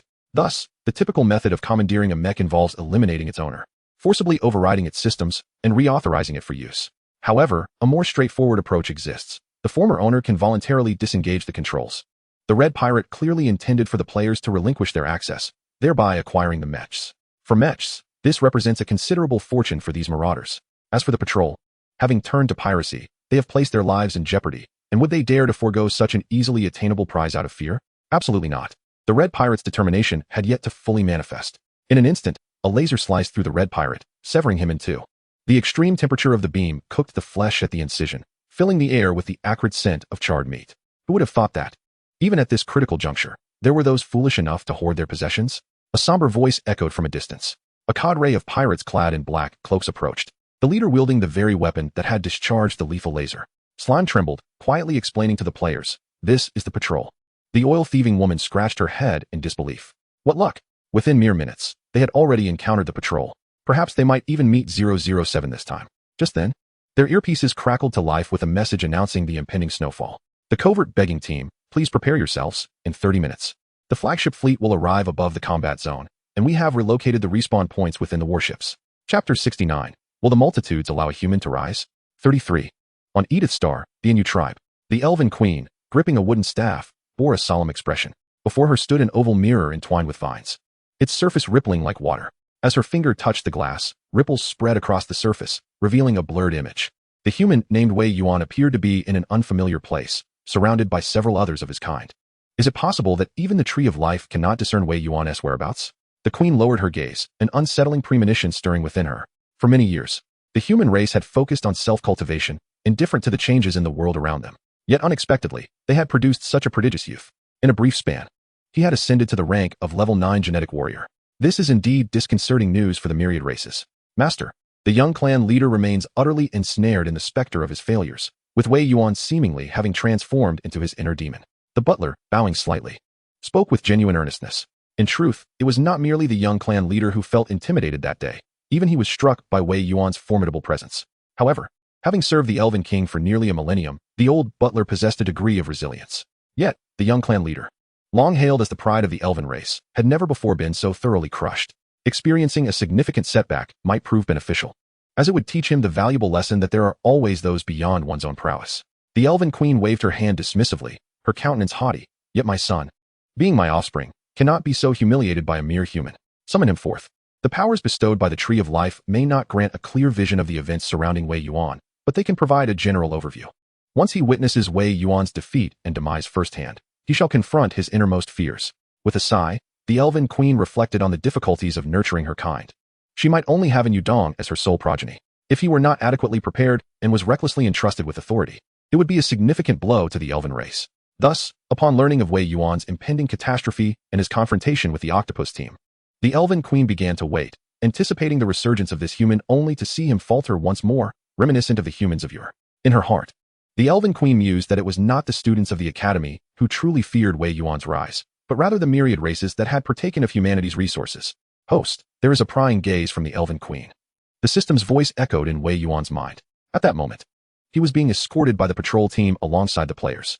The interior of the main battleship was quite spacious, even larger than a typical technology exhibition hall, filled with an array of peculiar objects. The oil thief and the others were curiously gazing about, marveling at the vastness of the space.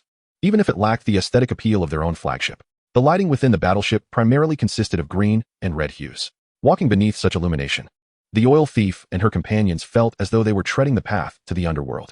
Having left their mechas outside, they now found themselves alone in the lion's den. The slime trembled, envisioning countless scenarios of its potential demise as it traversed this foreboding path. Are you not afraid? The slime inquired, instinctively inching closer to the players. Huh, afraid of what? This road? The oil thief, brushing some mud from her face, replied, to be honest, it does have a bit of a horror movie vibe, but compared to the escape from the insane asylum or the fifth personality we played before, it's still far from terrifying. Chapter 70. The Elven race will not offend humanity, but may reveal Wei Yuan's true strength. Mother, is what you say true? And Yudong's previously vacant eyes sparkled with renewed brightness upon hearing the words of the Elf Queen.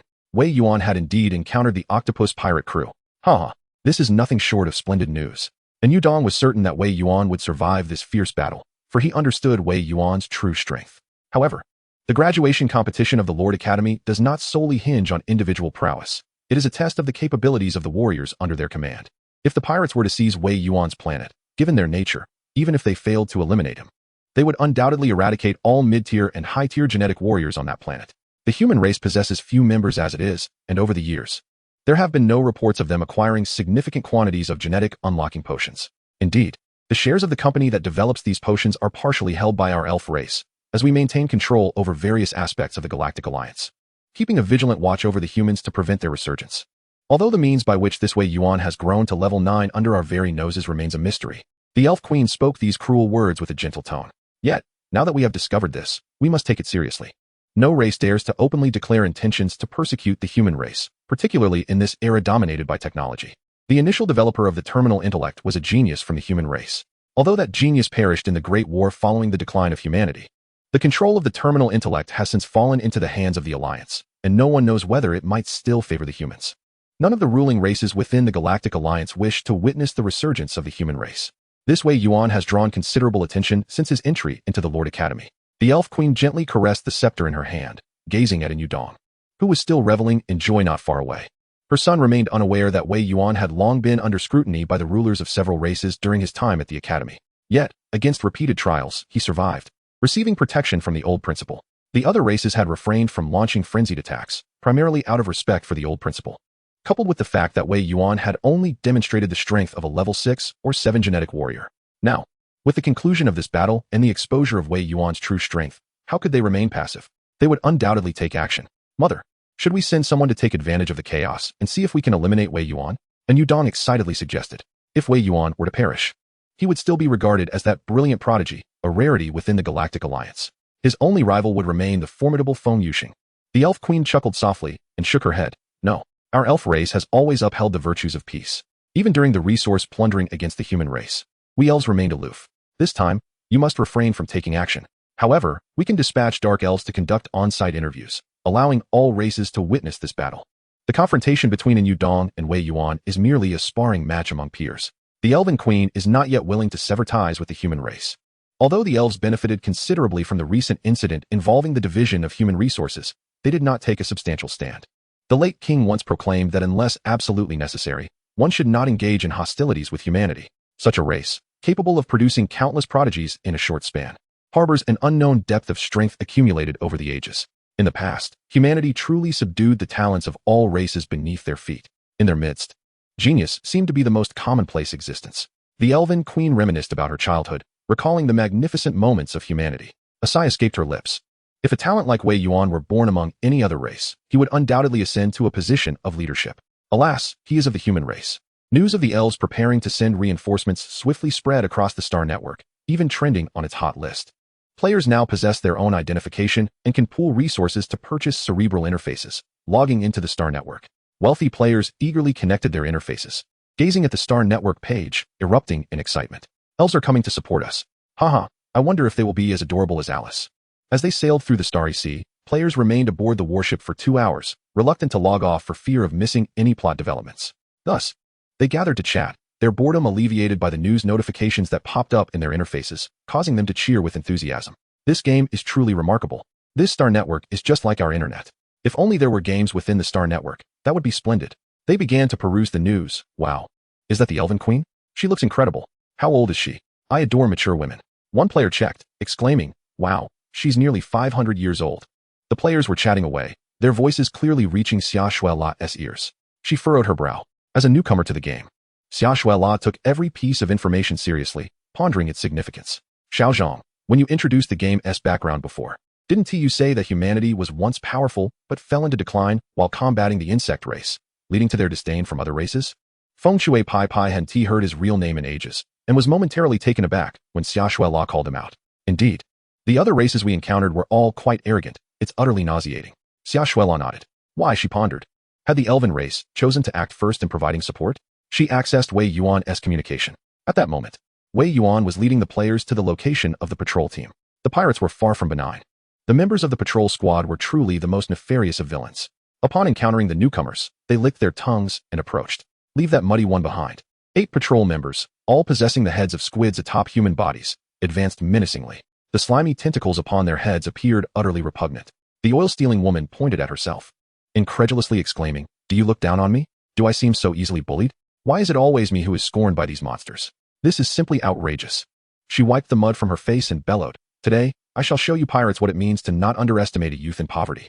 In her hand appeared 3 syringes, a low-grade tier 3 gene serum, a low-grade tier 4 gene serum, and a 5th-grade inferior gene serum. These were the rewards granted to her by the system after it detected an increase in mission difficulty. Upgrading on the spot. "Is this person mad?" shouted one of the squid-headed patrol members. It is well known among normal interstellar races that such gene serums must be injected only when one's body is at its peak condition, and only after fully adapting to the current gene level. In the words of players, it is akin to waiting for one's experience points to accumulate.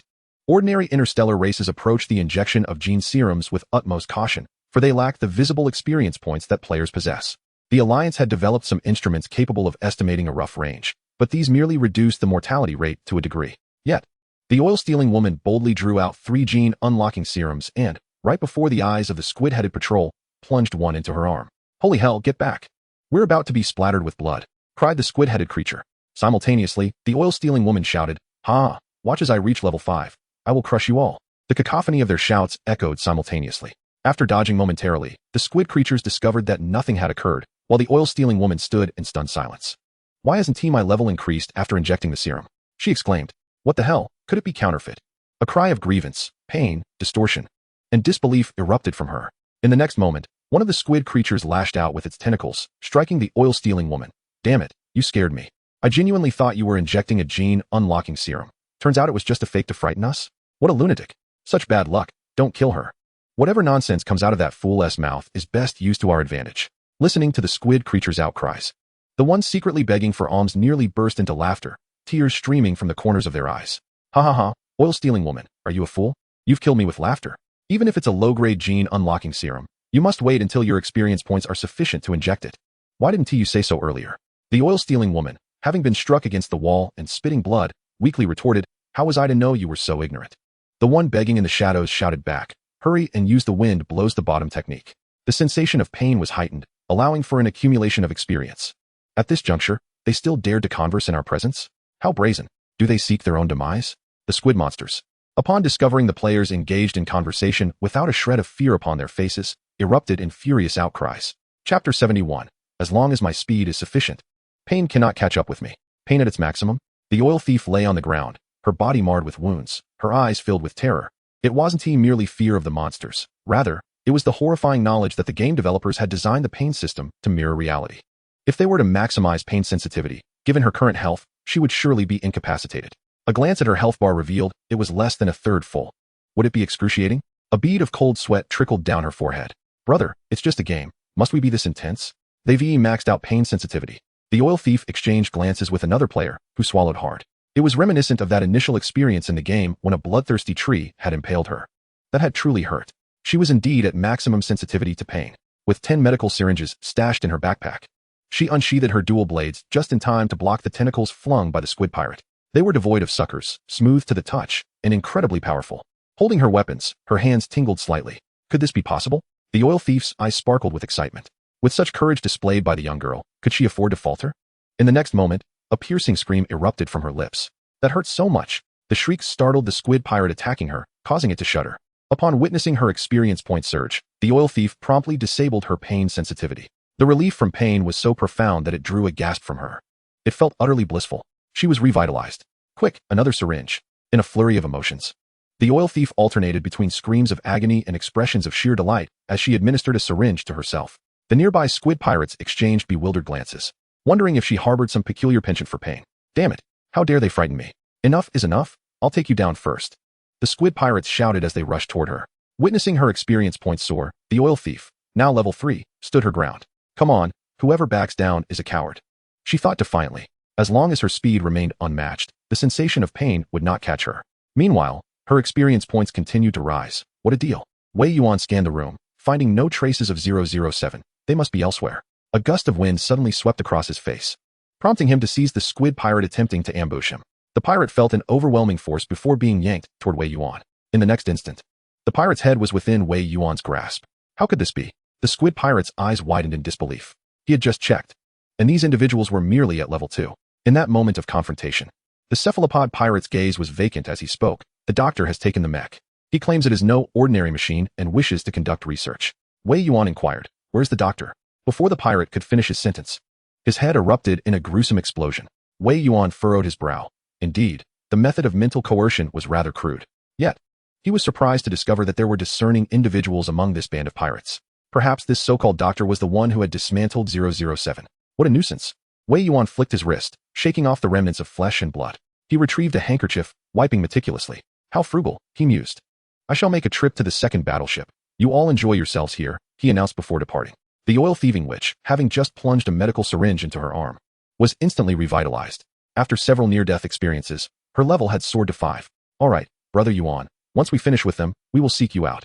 The cephalopod pirates were struck with terror as they realized that those they had previously dominated were now beginning to overpower them. Moreover, why did being beaten evoke such a strange blend of pain and pleasure? What kind of perversion was this? The mechs had activated a signal disturbance, rendering all cries for help within that small room inaudible. The players merely needed to remain there and level up. As Yuan ascended, he transmitted all the visuals he captured to Wei Yuan from above the underwater cliffs. The second battleship was positioned at the heart of the pirate fleet. All obstacles before Wei Yuan were violently dismantled, setting off an enormous alarm. The alert began at the outermost pirate vessel, gradually encroaching towards the center. Alert! Alert! Unidentified enemy detected. The red alarms blared from the 3 central battleships. Meanwhile, Wei Yuan pressed onward, the sound of snowfall echoing in his ears. My lord, the elf clan has issued a statement, claiming they will send reinforcements. Are they friend or foe? The cacophony of explosions and the agonized screams of pirates, dispatched by Wei Yuan with ease, made the brow of Shui Xiala twitch. The lord is formidable. This is surely more than mere game mechanics. Since his departure, Wei Yuan had not had a moment to glance at the Star Network's news. Even if he had time, he likely would not have paid attention. He was taken aback that Shui Xiala would report to him. Could the elf clan truly be so benevolent as to come to his aid? It was a preposterous notion. Those elves, gilded on the outside yet rotten within, would be unlikely to assist the pirates in their downfall at this juncture. The Elven Queen was likely preoccupied with other schemes. Wei Yuan pressed forward, ruthlessly advancing towards the core of the pirate fleet, annihilating countless pirates and obliterating dozens of warships along the way. Ultimately, he halted at the periphery of the central battleship formation, facing a formidable energy shield. Within, several interstellar cannons were aimed directly at him. Outside, countless space pirates brandished their weapons, encircling him. Those elves were certainly not to be trifled with. I suspect they intend to expose my strength, thereby prompting other formidable races to annihilate us. Wei Yuan spoke with a nonchalant tone. Alas, our overwhelming power inevitably breeds envy. Commander, what shall we do? Chapter 72. Humans, halt. Unexpectedly, the Lord inquired about this matter. The degree of freedom in this game was indeed as Zhang Tao had described. Was it truly the case that everything was to be determined by me? A long-lost surge of excitement coursed through Shui Xiala. Of course, in this war, you are the supreme commander. All decisions throughout the conflict will be under your command, Wei Yuan asserted. Trust in those you employ. Those you doubt should not be employed. The players were all summoned from his homeland, and Wei Yuan was confident that his fellow countrymen would not betray him. After all, despite their antics as foolish players, they were still genuine humans. Furthermore, even if Shui Xiala made a misjudgment, he would be there to clean up afterward. As a leader, one must always protect their subordinates. In the vastness of space, humanity had no allies. You are the sole hope for the rise of humanity, Wei Yuan declared. As he spoke, countless shells detonated around him. The roar of explosions filled Shui Xiala's ears. Amidst the hail of gunfire, Wei Yuan strolled with ease towards the central warships of the pirate fleet. His psychic energy field fully activated, causing all firepower to veer away from him. Level 9. Among the pirates, a high-level genetic warrior sensed Wei Yuan's rank and cried out in terror. In the next moment, he was crushed by the psychic field, his neck twisted, and he fell dead, bleeding profusely. Heavens, a level 9 genetic warrior. Could he be from the Interstellar Alliance? Quickly, contact the commander. His target appears to be our warships. Activate all ships. Ascend, ascend. Genetic warriors below level 7, board the warships at once. Those above level 7, gather and eliminate this brat. We've dealt with level 9 warriors before, so what is there to fear? Assemble. The colossal warships in the center, due to their immense size, took longer to ascend. Wei Yuan had already breached their energy shields. He was surprised to discover that among these pirates, there were indeed knowledgeable individuals. The second warship housed the research talents of the pirate crew. Their vessel was the heaviest of all, burdened by numerous scientific instruments. The pirates, being wanderers of the seas, typically carried their possessions with them.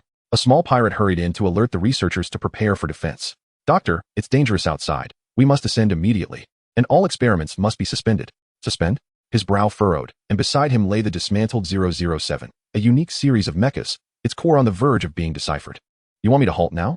Dr. Octopus coldly lashed out with his tentacles. The pirate who had come to report was immediately pierced through the neck. The corpse slumped lifelessly outside the laboratory door, but Dr. Octopus did not spare it a second glance. He activated the video call before him, and the visage of the leader of the Squid Brigade appeared on the screen. Yuri's, this series of mechas is particularly exceptional. I am at a critical juncture in deciphering its core. No matter the circumstances, do not interrupt me. Yuri's, the captain of the Squid Pirates, was also a formidable cephalopod. A level 9 genetic warrior approaches from outside, seemingly human, wreaking havoc on numerous warships along the way. He is likely sent specifically to dismantle our fleet. Are you certain you will not activate the ship as defenses? I cannot. The core program of this mecha is extraordinarily unique. I require the ship's energy to support my algorithm for decryption, Activating the warship would render all my efforts futile. Dr. Octopus frowned upon seeing the figure displayed on the screen. Why must such a person appear at this moment? A human? How rare indeed. A level 9 human. No less. How could the higher echelons of the myriad races tolerate the existence of a level 9 human? Yuri's, you must stop that human. Promise him some incentives. Whatever it takes, prevent him from advancing. Yuri's was distinctly displeased. As the captain of the Squid Pirates, he was the one in command here. Their faction's strength would significantly diminish otherwise. Indeed. Human, halt. Let us converse. Yuri's activated the ship's microphone, addressing the advancing Wei Yuan. At this moment, the only warship that had not ascended or activated its protective shield was the second warship. Observing that Wei Yuan had disregarded his intentions, Yuri shouted in frustration, "Human, I harbor no desire to be your enemy. Depart now, and I may yet spare your life. Are you not aware of the immense losses our kin have suffered within the Galactic Alliance? The Alliance forces have likely sent you here to meet your demise. Cease at once. If you persist, I shall be compelled to act." From the first warship, a towering mecha launched into the air. It was a squid-shaped construct, its mechanical tentacles whipping towards Wei Yuan with astonishing speed. Wei Yuan's gaze sharpened as he swiftly evaded the strike. The ground where he had stood moments before now cracked deeply from the force of the mechanical appendage. The tentacle adeptly altered its trajectory, moving with remarkable swiftness, devoid of any heaviness. This was a top-tier mecha, custom-made, undoubtedly crafted by a master. Wei Yuan could discern at a glance that this was not the work of any of the masters from the Alliance. Did this squid brigade also possess a mecha master? Wei Yuan. The obsidian mech descended from the heavens, its cold mechanical wings unfurling, its size merely half that of the squid mech. Wei Yuan swiftly maneuvered into the cockpit, and in an instant, the two mechs clashed fiercely. Meanwhile, Yuri shouted, "Leave him, leave that mech, and keep the human as well. I must uncover the identity of their creator. That is a battlefield-class mech, on par with yours. Yet, there is no record of it within the Galactic Alliance. Capture him." Inside the squid mech, Yuri's was drenched in sweat from the fierce battle. "You know it's a mech of equal caliber. How am I supposed to capture him? He is also a level 9. A fervent expression danced across his face. "The stellar weapons I designed are specifically for combating high-tier warriors, Yuri's. Seize him. Capture him." The designs, concepts, and even the internal programs of these mechs were exceptionally unique, to the point of potentially generating a new race. No. It should be said that they could refute the mechanical race's claim of being a naturally occurring species. Indeed, the mechanical race must have been created by external forces, differing fundamentally from all other beings. The blue circular patterns on Dr. Octopus's face grew increasingly pronounced, his demeanor becoming more frenzied, tinged with a hint of reverence and longing. Whenever matters of weaponry arose, the doctor became utterly consumed by madness, disregarding any alternative suggestions. Observing the black mech that had once again evaded his attack while destroying one of his tentacles, Yuri's clenched his teeth. It was time to go all out. After all, they had plundered a considerable amount of resources during this raid. He resolved to use the stellar weapon, deeming it a worthy sacrifice for this venture. "All right, doctor. Just don't let me suffer too great a loss." He slammed a crimson button, and the first battleship, which had already ascended, suddenly began to transform. As all energy coalesced, the surrounding air quivered. Wei Yuan looked up, sensing danger. He raised an eyebrow at the first battleship. What is this? Is he playing with fire? According to interstellar protocol, shouldn't we settle the outcome before deploying energy weapons? Yuri's grinned wickedly. "We are pirates. We don't adhere to your rules. Allow me to demonstrate the ultimate weapon of our squid pirate crew. You are the second level 9 genetic warrior to witness it." It seemed he was getting a bit carried away. Wei Yuan halted the ink cloud, realizing that no matter how swift he was, that energy cannon had already locked onto him. Meanwhile, the oil stealer crew had dealt with the squid pirates and were now discreetly concealed among the outer pirates. Stellar weapon consumes the total energy of approximately 3 level 7 planets in a single use. Capable of directly annihilating level 8 genetic warriors and severely injuring level 9 genetic warriors. "Goodness, that weapon in the sky seems rather formidable," the oil stealer remarked, inspecting the stellar weapon, internally anxious as he pondered, "What level is Yuan Go again?" "Level 9. With a pair of twin blades in hand, Xingqian spoke coldly. "Unlike us, they possess but a single life. If Brother Yuan were to suffer grave injury here, it is likely that before our battle even commences, we would have already lost half of it." An analysis was conducted in the shadows. He relayed the situation to Zioxuela, who was advancing at full speed. In 10 minutes, they would reach this oceanic planet. Yet, in those 10 minutes, Wei Yuan would undoubtedly be wounded by the stellar weapons. The healing syringes could only mend the bodies of lower-tier warriors. For higher-tier genetic warriors, their physical forms required far too much energy. The efficacy of the syringes would be negligible at best. Thus, Zioxuela connected with Wei Yuan. "My lord, surrender." A chuckle almost escaped Wei Yuan's lips. "Well, that nearly made me laugh. My lord, we will arrive at the scene in 10 minutes. If the enemy employs the stellar weapons, they must channel all their energy into them. You are our strongest asset. While preserving your strength, try to maintain it as long as possible.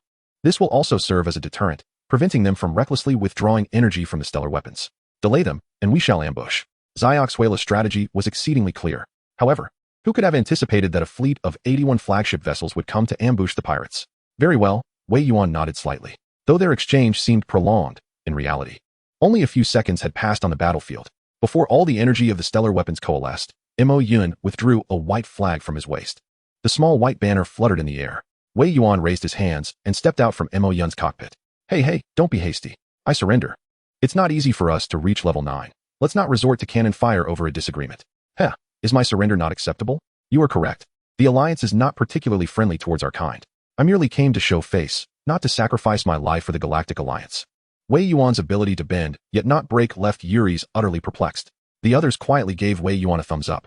Wow, Brother Yuan is truly formidable, so adaptable. What amazes me even more is Zioxuela. She can actually command Brother Yuan. A battlefield commander, do you think it's a joke? Impressive, indeed, to have command over Brother Yuan. If only I could one day become a battlefield commander, I would have Brother Yuan heed my words. What a pipe dream you have. They wore pirate garb. Their voices unreasonably loud. Nearby, a few actual pirates furrowed their brows, observing these newcomers in their pirate attire. Why do these fellows seem so unfamiliar? And their speech is quite peculiar. Which team are you from? A sense of foreboding gripped his heart. They all bore the semblance of humans. Surely, these pirates had not discovered them. Everywhere he looked, he was surrounded by 4th and 5th tier pirates. Cold sweat trickled down his forehead, begging for mercy from the shadows. Just as he sought an excuse, a loud voice rang out. Are you blind? We are the inspection team. The oil thief bellowed, reprimanding the few pirates who had dared to question them. How audacious. You think you can meddle with the affairs of the inspection team? Do you wish for death?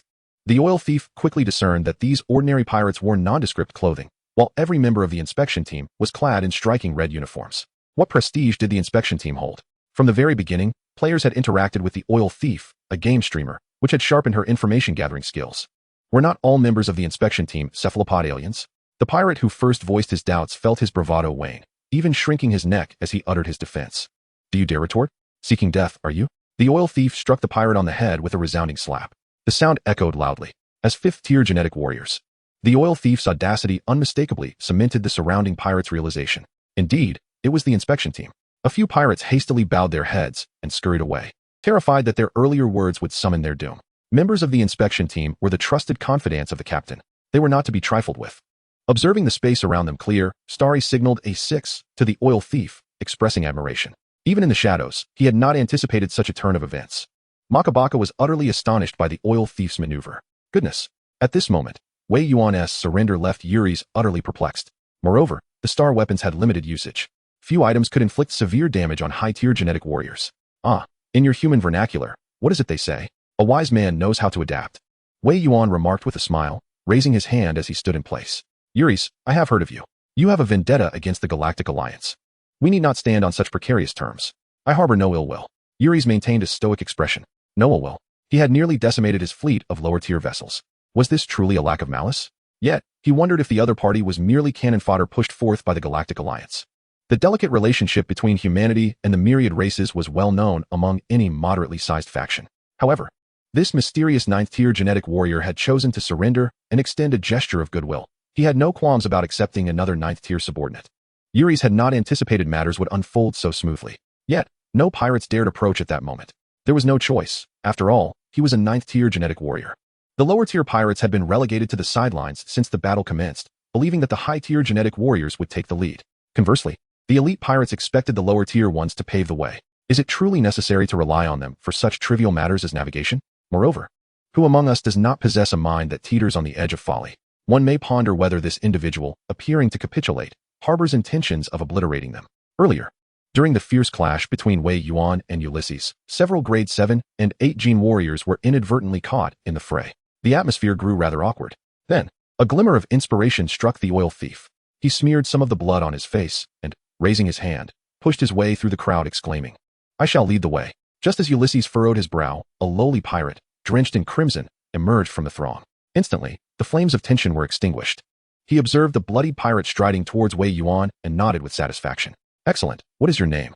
With a sycophantic grin, the oil thief replied, Captain. I am called Oil Thief. Oil Thief? Quite a fitting name indeed.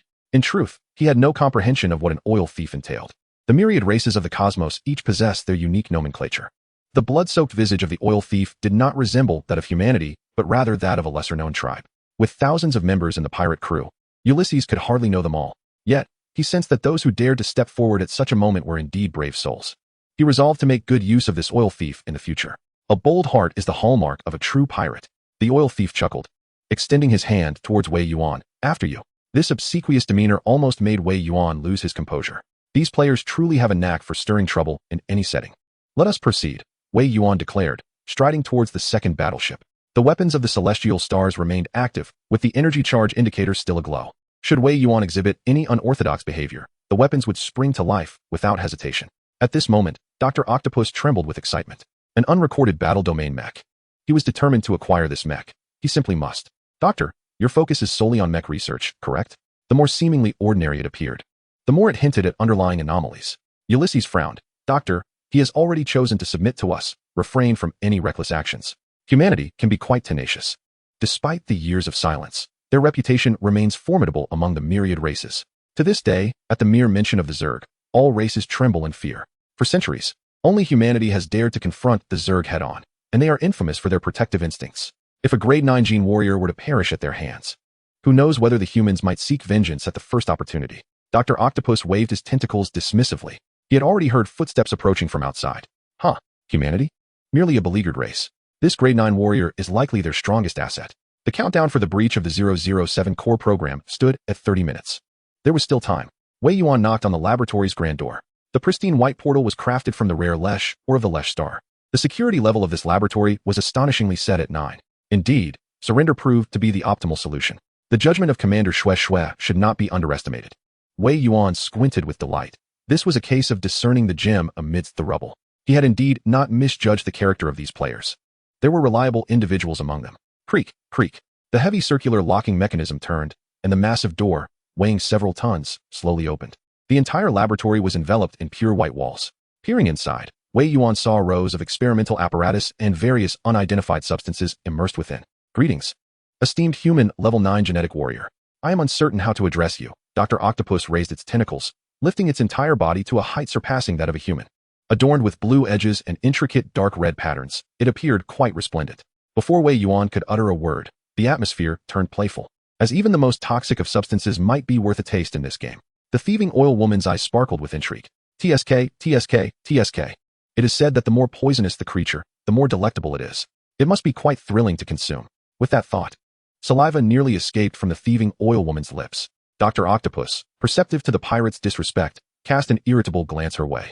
Leave at once. Had it not been for the need to appear somewhat amiable in the presence of this level 9 genetic warrior, he would have dispatched this insolent pirate long ago. Leave? I shall indeed. But mark my words, you shall meet your end soon enough, the thieving oil woman muttered under her breath. Observing her salivating state, Wei Yuan contemplated. If these individuals were to be motivated by honor or dignity, a restart would be utterly improbable. However, if it were for a morsel of food, the possibility became quite tangible. The thieving oil woman turned and departed, as the heavy door gradually closed once more. The members of the Squid Pirate crew held a notable reputation within the Alliance, though regrettably, they were not distinguished graduates, but rather students who had been encouraged to withdraw. Wei Yuan recalled that this was likely due to severe academic deficiencies compounded by mental health issues. Indeed, even in the interstellar age, mental illness remained largely unhealed. Yet, some conditions previously deemed ordinary mental disorders had been reclassified as side effects of extraordinary mental prowess. Wei Yuan, Dr. Octopus's expression shifted dramatically. You are the singular human lord of this cohort? Impossible. You have yet to graduate. How could you possibly attain the status of a level 9 genetic warrior? Dr. Octopus shook its large head vehemently, muttering, a genius such as I has not reached level 9. How could you? Chapter 75. 007 is long dead. 35. What were the symptoms of Dr. Octopus's affliction? Wei Yuan's gaze fell upon the dismantled remains of 007 nearby, his eyes growing increasingly cold. Had you not mentioned it, I might have forgotten. Senior, you too are a student of the Lord Academy. Why were you expelled from the Academy? Dr. Octopus furrowed his brow. Wei Yuan, do not presume that your status as a 9th level genetic warrior makes you exceptional.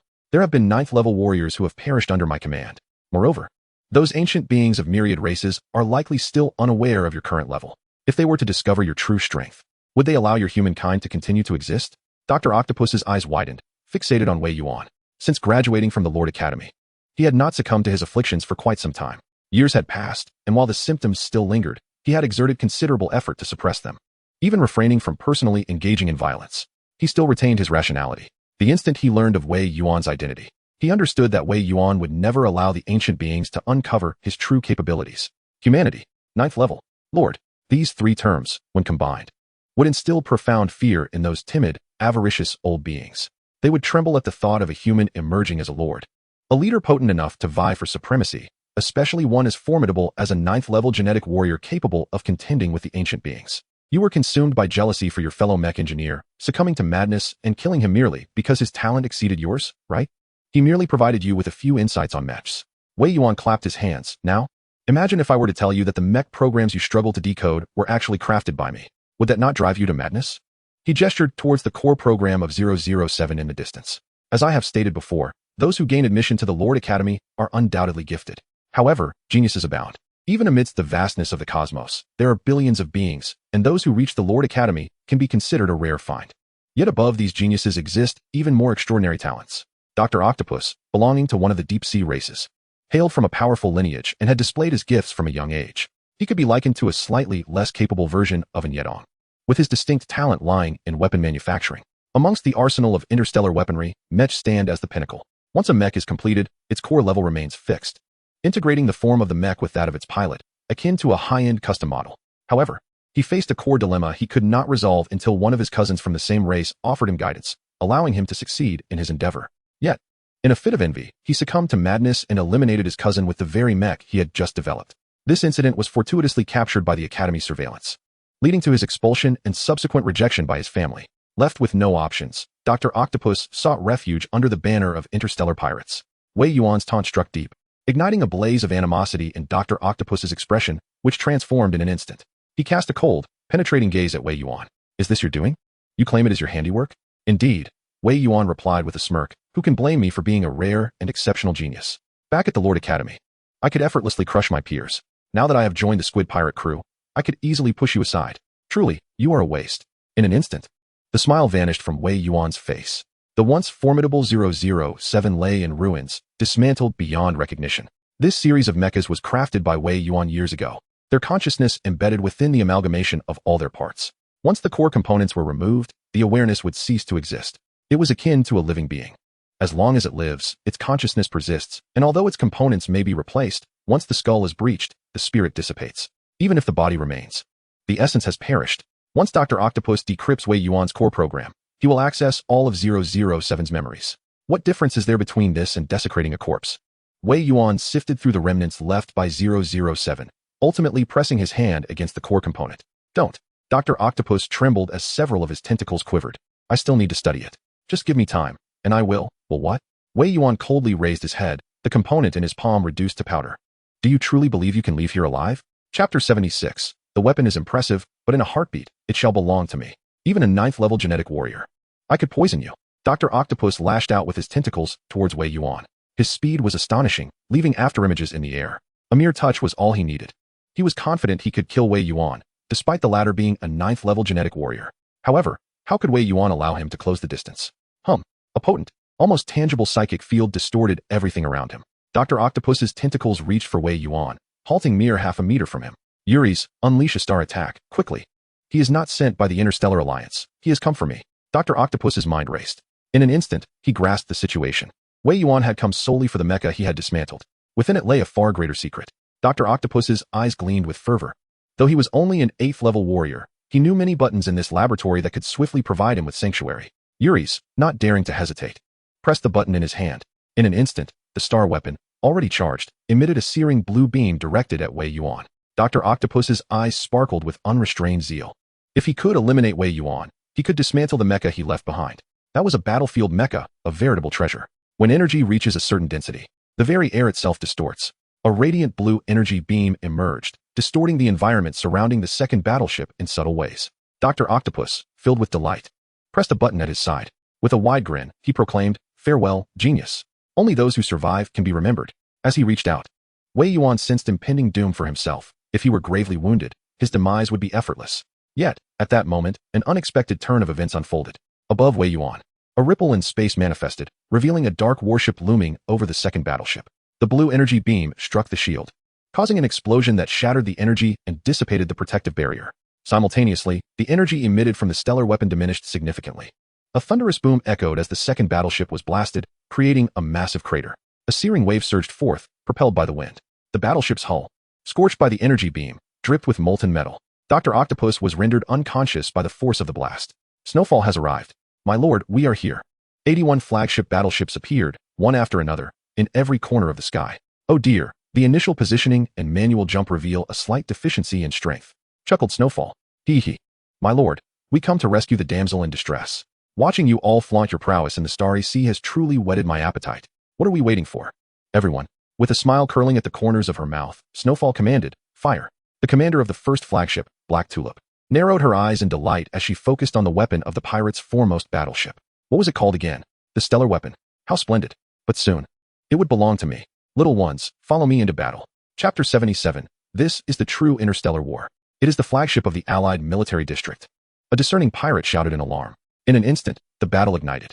Pirates who had not boarded the battleships raised their weapons and fired upon the flagship. Standing beside Snowfall, windblown but felt the impact of the assault on the battleship's exterior, yet inside, there was not even a tremor. Snow Sister, the first battleship has strayed from the formation. His keen eyes spotted the first battleship stealthily approaching the stellar weapon. Adjust the cannon, attack. Snowfall paid no heed to Windblown Butt's shout. She merely cast a glance at the battleship that had broken away from the formation. Such a formidable weapon surely attracted more than just Black Tulip's interest. Go ahead and steal it. Once acquired, it would be uncertain to whom it would be mounted. Snowfall harbored her own devious intentions. However, the primary objective now was to restrain the mighty Yuris, allowing her lord to unleash his full potential without concern. The flagship was equipped with 37 cannons, including energy wave weapons, particle wave weapons, and even ion impact shells. Targeting required a mere 0.3 seconds. The high-end particle wave cannon fired instantaneously, directed at Yuris' mech. Yuris was momentarily taken aback at the appearance of the flagships. Sensing an impending attack, he maneuvered his 8 mechanical tentacles with unparalleled swiftness, deftly evading several energy waves. The advanced particle beams, equipped with tracking capabilities, raised a troubling question in Ulysses' mind. Were these the core personnel dispatched against him? As he adeptly piloted the mech to dodge incoming fire, uncertainty gnawed at his thoughts. The pawn embedded within the Alliance had not communicated with him at any point. Could it be that the piece had been eliminated? Regardless, he resolved to first eliminate these flagship vessels. The pirates utilized standard warships, which paled in comparison to the firepower of the enemy. Moreover, the flagship's protective shield could absorb a considerable amount of damage. With remarkable agility, the 8 elongated mechanical tentacles scuttled about, evading cannon fire. Suddenly, they leapt, crashing down onto the protective shield of a flagship. In that fleeting moment, the shield faltered. The mechanical tentacles swiftly coiled around the protruding cannon of the flagship. In a swift motion, he infiltrated the shield's interior. Inside the flagship, the players erupted into chaos, brandishing their weapons in defense. Ulysses activated his communicator, protect the vessel, engage the enemy with the mechs, evade their fire, storm the flagships, and eliminate them. We are interstellar pirates, not to be trifled with. His command resonated throughout the ranks, prompting all pirate vessels to retreat as countless mechs descended from the ships. The players within the flagship, witnessing the overwhelming swarm of mechs, were left in awe. What a spectacle! Tens of thousands of mechs rose into the air like a swarm of locusts, surging towards the 81 flagships. The Black Tulip, at the forefront, instinctively shouted, "Get out of here!" How was it that no one had informed them of the pirates' formidable mech fleet? It was too late to escape. They were breaching the shield. The Black Tulip activated the surveillance system, revealing a dense mass of mechs surrounding the flagship. Countless energy pulses flickered in the air, the manifestation of mech assaults against the flagship. Is our respawn point set up? The Black Tulip's heart raced. Even in the realm of gaming, such a breathtaking scene could not help but quicken one's pulse and induce a sheen of sweat. How exhilarating. This was the essence of interstellar warfare. Prepared ahead of time, the commander had ensured that all respawn pods were installed within the ship's hull. Beside the Black Tulip, a player named Wu Shixing gazed with fervor. I want to pilot a mech too. Will we get to choose which one we want? The mechs surrounding them were undeniably impressive, despite their current adversarial stance. He had to consider which one to select in advance. The Black Tulip discerned his friend's thoughts instantly. After all, they were engaged in an interstellar game. How could one not be captivated by such machines? They would need to reserve their mechs ahead of time. In the hands of Yuan go lie those spoils which they could not afford to procure. They could certainly be examined. Ha ha. Your words have stirred a sense of exhilaration within me. The Black Tulip inhaled deeply.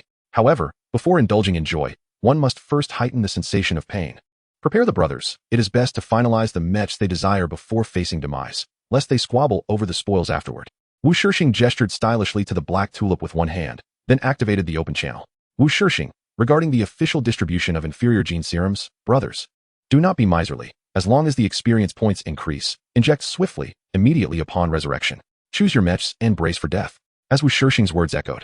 The Black Tulip pressed the button to deactivate the protective shield. Boom. Countless pirate mechs were caught off guard by the sudden disappearance of the shield.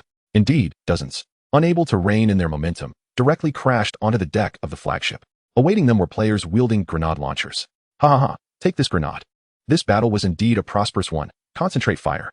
Over 200 players from 1,000 rallied their fire against thousands of mechs. The initial few mechs, caught unawares, were obliterated in an instant. At lower tiers, gene warriors within a 3-level disparity could be neutralized using technological weaponry. However, as mech levels ascended, ordinary weapons would no longer suffice. They were merely second-tier gene warriors, enduring the onslaught to engage in combat. The range of grenade launchers was limited, and the mechs, hovering, unleashed several rocket volleys towards the cluster of players. A cacophony of explosions erupted. Hundreds of players were instantly logged off. Damn, that hurt. Those who died and logged off felt somewhat relieved. The greatest misfortune befell those who were blasted yet survived, writhing in agony and forgetting to deactivate their pain receptors. Damn it, it hurts, it really hurts. Why the outcry? If you Haven T perished, quickly inject the medical syringe. ISNT that cheaper than reviving? The Black Tulip bellowed into the headset. The weapon bay of the flagship was opening. Those resurrecting, hurry to the weapon bay. I have activated permissions for level 4 and 5 weapons. Do not allow the enemy to breach the interior. Received. Chapter 78. I, the Celestial Ancestor, can certainly wield a screwdriver to accomplish great feats. Yuri's wrapped his 8 long legs around the cannon of the 7th flagship. The inverted squid, with its large mechanical eyes, gazed toward the 2nd battleship. At this moment, Wei Yuan still maintained a firm mental grip over him. No killing. Yuri's exhaled in relief. His pupils contracted. What does he intend to do? The battlefield had now spread to the rear, a deluge of mechs rushing toward the flagships. Except for the 1st flagship, which aimed to steal the stellar weapons and stood isolated. The other flagships positioned themselves as per the directives of Shue Shue La, steadfastly using their cannons to block the oncoming vessels. As the snow fell, I observed through the surveillance that the focus had shifted from the cannon of the 7th battleship to the underside of the formidable Yuris. Taking a deep breath, I acknowledged the presence of the 7th battleship's commander, the esteemed Elder Tatian. This figure, easily conjured in the imagination as a temperamental, venerable sage, was surprisingly revealed on the screen as a suave and cultured gentleman. A moment of silence ensued. Indeed, the gaming community is a tapestry woven with diverse characters. One must not judge by appearances nor by first impressions. Yuris currently lingered beneath the hull of our battleship, seemingly inactive, likely deterred by the looming threat posed by the Lord. The 1st battleship was encircled and could not withstand the onslaught for much longer. I must dispatch additional warships for support. Elder Tatian, a seasoned veteran of the gaming realm, possessed a keen understanding of tactics. He recognized that Yuris, lurking below, was akin to a ticking time bomb for the entire fleet. The other navigating warships hesitated to bombard the underside of the 7th battleship, but should Yuris decide to act, the 7th would be commandeered and turned against its brethren. While the protective measures of the navigating warships were formidable, they could not withstand their own assault. Fear not. I stated, I shall inform my subordinates. This imposing figure is likely wary of the Lord, hence his reluctance to strike. Let us attempt to lure him out from beneath the shield. If that fails, I may be left with no choice but to destroy the 7th battleship, and we shall rely on our comrades' resurrection pods to revive our fallen brethren. At this juncture, Elder Tatian frowned. The battleship was a magnificent marvel. The thought of its destruction pained him deeply. But there is no need for self-detonation. If Yuris seizes the vessel, we would undoubtedly be the first to retaliate. With a light chuckle, I replied, consider this a preliminary warning. What a formidable commander this individual was, so resolute. Yet he chose the moniker Shuexia. Silence reigned, akin to the tranquility of tonight's Cambridge, as both sides silently marked one another with the reminder. Appearances can be deceiving, and one must not hastily judge others. With a grin, I concluded the communication. The situation aboard the 1st battleship appeared, for the time being, even more perilous than that of the 7th. Players fell in waves, only to resurrect, inject potions, and then fall once more. How infuriating. Could they not even take down a single battleship? He required at least one navigating vessel to stand a chance. Alone, even commandeering a navigating warship, he could not confidently confront the formidable level 9 human warrior below. Upon witnessing the humans aboard the battleship, Yuris realized the truth. These navigating vessels were indeed of the human race. What a revelation. The once quiet humans possessed such profound depth. 81 navigating warships. This was no trifling fortune, even by interstellar military standards. The legacy of an ancient race is undeniably impressive. Yuris awaited, a pirate by nature, accustomed to the art of plunder. Now, having encountered so many navigating warships, he was poised for action. Even if the opponent boasts a level 9 genetic warrior, he is confident in his ability to prevail. After all, they have only brought a flagship, lacking matching infantry, aerial combatants, and even the sight of mechas is absent. Relying solely on a handful of low-level genetic warriors wielding slightly advanced handheld weapons to confront his octopus pirate crew is tantamount to courting death. Yuri's rotated his neck, his gaze detecting several armed individuals crawling towards him. His cephalopodic eyes shifted, instantly locking onto 9 adversaries, their energy weapons radiating a distinctive energy aura. Utilizing this energy signature, Yuri's mech pinpointed the encroaching figures. As the energy cannon was fired at him, he deftly unleashed his tentacles, evading the blast in an instant, and struck down the attacking player. With a series of piercing sounds echoing, the players collapsed as if strung together like skewered meat. "This is my first time being a kebab, and it hurts like hell," one lamented. "Thank goodness for my quick reflexes. My health is dropping rapidly. This is indeed impressive." Several players struggled to keep their eyes open, blood bubbling from their mouths, as they still found the energy to chat. In the next moment, Yuri swung his tentacles again, offering the players another exhilarating experience. "Wait, buddy, I'm afraid of heights. Don't swing, don't swing," they screamed in terror. Listening to the wails of his teammates, the Elder of Sky stepped back, hoping their spirits were not too bruised. They say people can die from fright. He wondered how they fared. At this moment, the Elder of Sky clung to a corner, having evaded the skewering due to his preoccupation with rallying others to fight. He had forgotten to grab a weapon during his rush to escape the revival chamber. The experience points for those 9 players surged rapidly. That was terrifying. We fell from such a height. Thankfully, I logged out just before plummeting," one exclaimed. "Dude, you were directly scared to death, right?" My brain felt like it shattered into pieces. "How did we revive? What about the Elder of Sky?" "I have no idea. I didn't keep track of how many of us were skewered," another replied. "The old rogue must have hidden and escaped the slaughter." Just as the players were lamenting, a communication from the Elder of Sky came through. "Brothers, bring me a weapon. I arrived in such haste that I forgot to grab anything." The winds were strong at this altitude. The Elder of Sky squatted by the cannon mount, waiting patiently until a screwdriver was delivered to him. "The weapon is here. Let us charge," he shouted. The player who was afraid of heights took the screwdriver and fled, leading to another string of players being skewered. Gripping the screwdriver tightly, the Elder of Sky surged forward. Chapter 79, Support from the Leader. The flagship hovered in mid-air, buffeted by the strong winds. The Elder of Sky's hair was blown back, and the skin on his face tightened slightly. With a screwdriver in hand, he cautiously crawled to the edge of the warship. Here lies a mechanical tentacle of Yuri's. Its tip is thick as a human head. Just as he extended the screwdriver into the crevice where the tentacle was connected, a soft pop resonated in his ears. A warm spray of blood splattered across his face. Turning his gaze, he beheld the very individual who had handed him the screwdriver, now impaled and suspended in midair, waving at him. Damn it, how long must he toil with this screwdriver? The man, mouth agape in a grotesque scream, shouted towards the celestial ancestor. "What did you say?" "The wind is too strong. I can't hear." Before he could finish his words, life fled from him, and he was unceremoniously discarded like refuse. The celestial ancestor felt the blood on his face congeal, and as he touched it, he inadvertently peeled away a piece of flesh. Why, when everyone else could resurrect? Was he not granted the same mercy? He grumbled in frustration, continuing to pry at the tentacle's seam with the screwdriver. Humanity truly baffled him. Yuri sat in the cockpit, his gaze drifting past the celestial ancestor, who would concern themselves with a mere individual armed with a screwdriver, poised to dismantle a mech. Yet, the relentless onslaught of those who approached with weapons was becoming irksome. Yuri's furrowed his brow. He struggled to discern the features of humanity. The players donned identical uniforms, rendering them even more indistinguishable in his eyes.